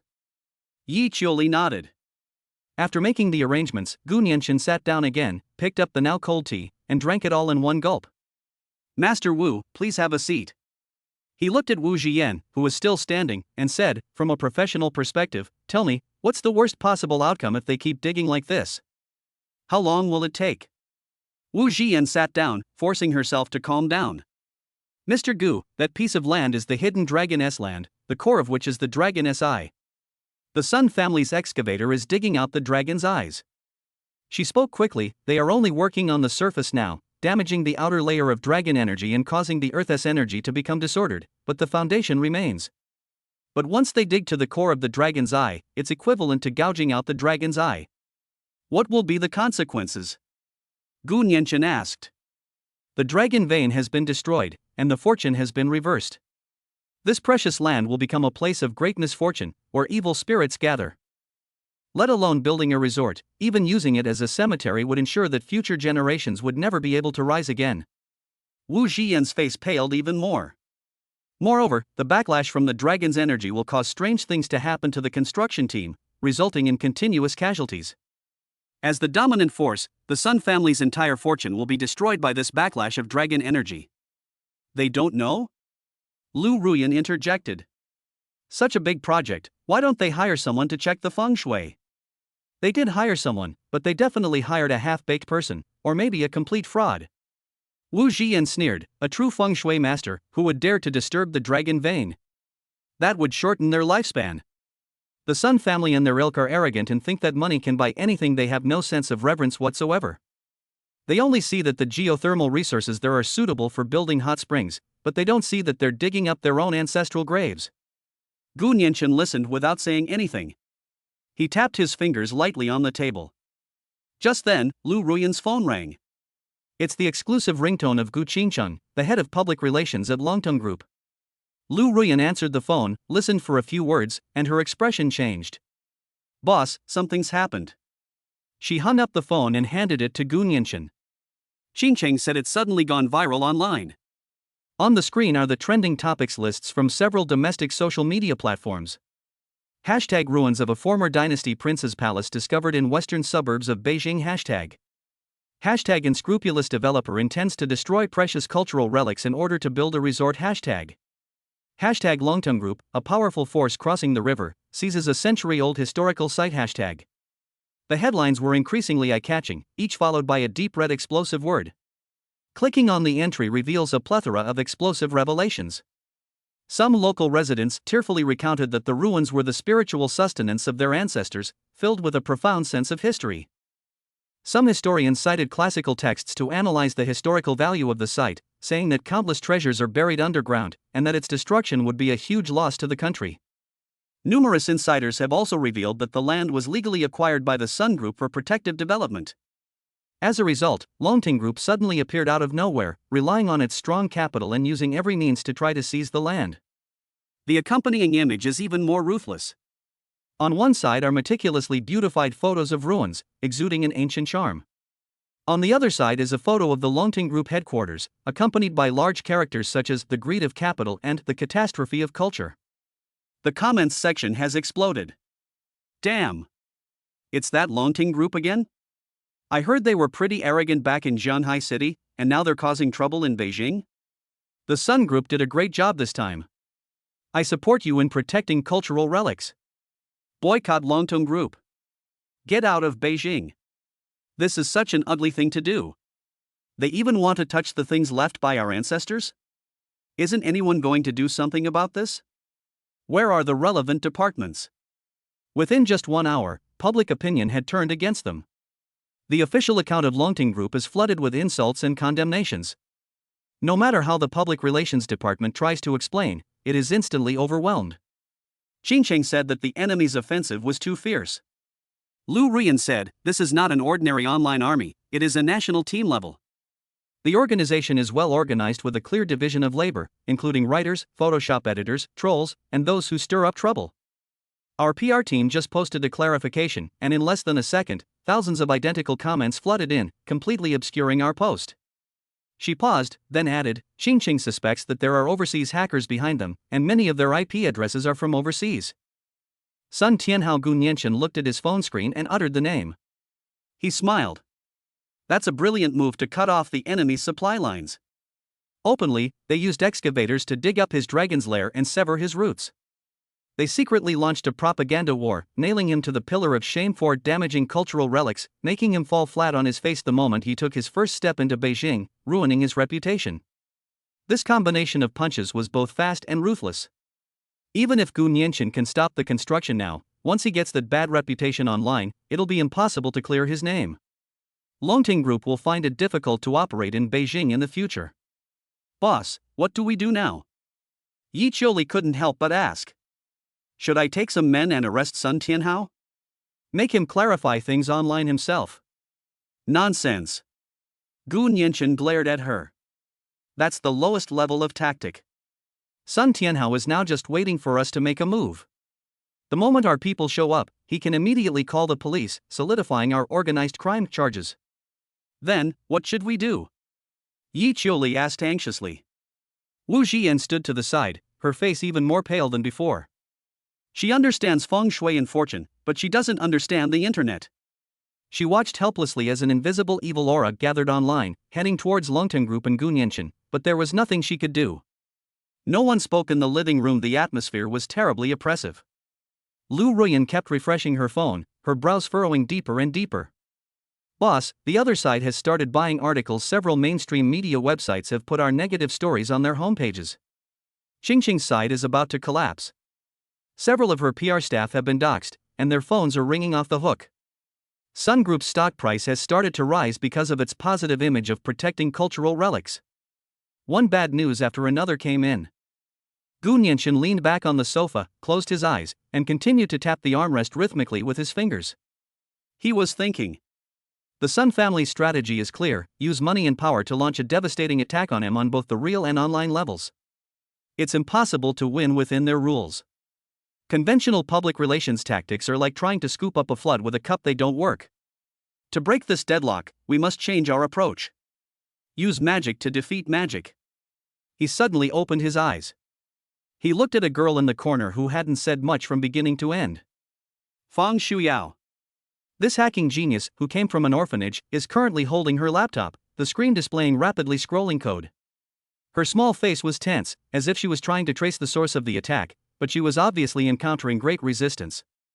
Shuyao, Gu Nianchen said. Boss. Fang Shuyao looked up, her eyes filled with frustration. The other side is very strong. They used several layers of proxies and dynamic obfuscation technology. I can't reach their core server. I'm not telling you to chase after them, Gu Nianchen said. I'm asking you, who is the strongest white hat hacker in China? Fang Shuyao paused for a moment, then replied, Xiao Ruogu, the founder of S.H.I.E.L.D. His online name is S.H.I.E.L.D. When she mentioned this name, there was a kind of respect in her voice that she herself was unaware of. She is known as the guardian of cyberspace, the ceiling that all hackers in China look up to. It is said that she and her team quietly resolved several national-level cybersecurity crises. She and her shield are a sword hanging over the heads of all the black market activities in the country. Can you get in touch with her? Gu Nianchen asked. Fang Shuyao was in a dilemma. Boss, Xiao Ruogu is very mysterious and never appears in public. S.H.I.E.L.D. isn't a commercial organization. They never take on private jobs. Finding her is harder than climbing to heaven. It's all up to human effort. Gu Nianchen looked at her. I believe in your abilities. Tell her that Longting Group wants her to work for them, and she can name her price. There's only one goal: to dig up all the evidence of the Sun family colluding with foreign forces and polluting the online environment, and post it all publicly so everyone can see it. Fang Shuyao looked at Gu Nianchen, bit her lip, and nodded heavily. I'll give it a try. For the next few hours, Fang Shuyao completely entered another world. Her fingers flew across the keyboard, and lines of complex code flowed like a waterfall across her screen. Lu Ruyan and Yi Qiuli couldn't understand it, but they could sense that Fang Shuyao was waging a war they couldn't even imagine. Time passed second by second. Fang Shuyao's forehead was covered in sweat, and her face was getting paler and paler. Finally, she stopped and let out a long breath. Boss, we found it. Her voice was a little hoarse. I found an encrypted communication channel inside S.H.I.E.L.D. However, the other party's firewall is too strong. I can only send one text message, and I only have one chance. That's enough. Gu Nianchen stood behind her. How so? Fang Shuyao asked. Gu Nianchen thought for a moment and then slowly said, just say that I am Gu Nianchen. The Sun family is shaking the foundation of the country, and I would like to ask S.H.I.E.L.D. to take action to protect the integrity of China's internet. Fang Shuyao was stunned. That's an overstatement. But she still followed Gu Nianchen's instructions, typing in the message word by word, and pressed the send button. After the message was sent, the encrypted channel fell silent. 1 minute. 5 minutes. 10 minutes. There was no response. Fang Shuyao's heart sank little by little. Boss, maybe. Just as she was about to say maybe it failed, the silent channel suddenly lit up. A reply appeared on the screen. I know the Sun family. There are only 4 characters. Fang Shuyao's heart jumped again, and she looked at Gu Nianchen. Gu Nianchen gestured for her to continue. Fang Shuyao took a deep breath and typed again, we need your help to expose them. Name your price. Another silence followed. So long that everyone thought the other person had gone offline. A new line of text popped up. Why should I believe you? Your Longting Group also has a dirty online presence. As soon as the words were spoken, the encrypted channel was instantly shut down, the firewall was completely locked, and all traces were erased. Fang Shuyao stared blankly at the blacked-out screen.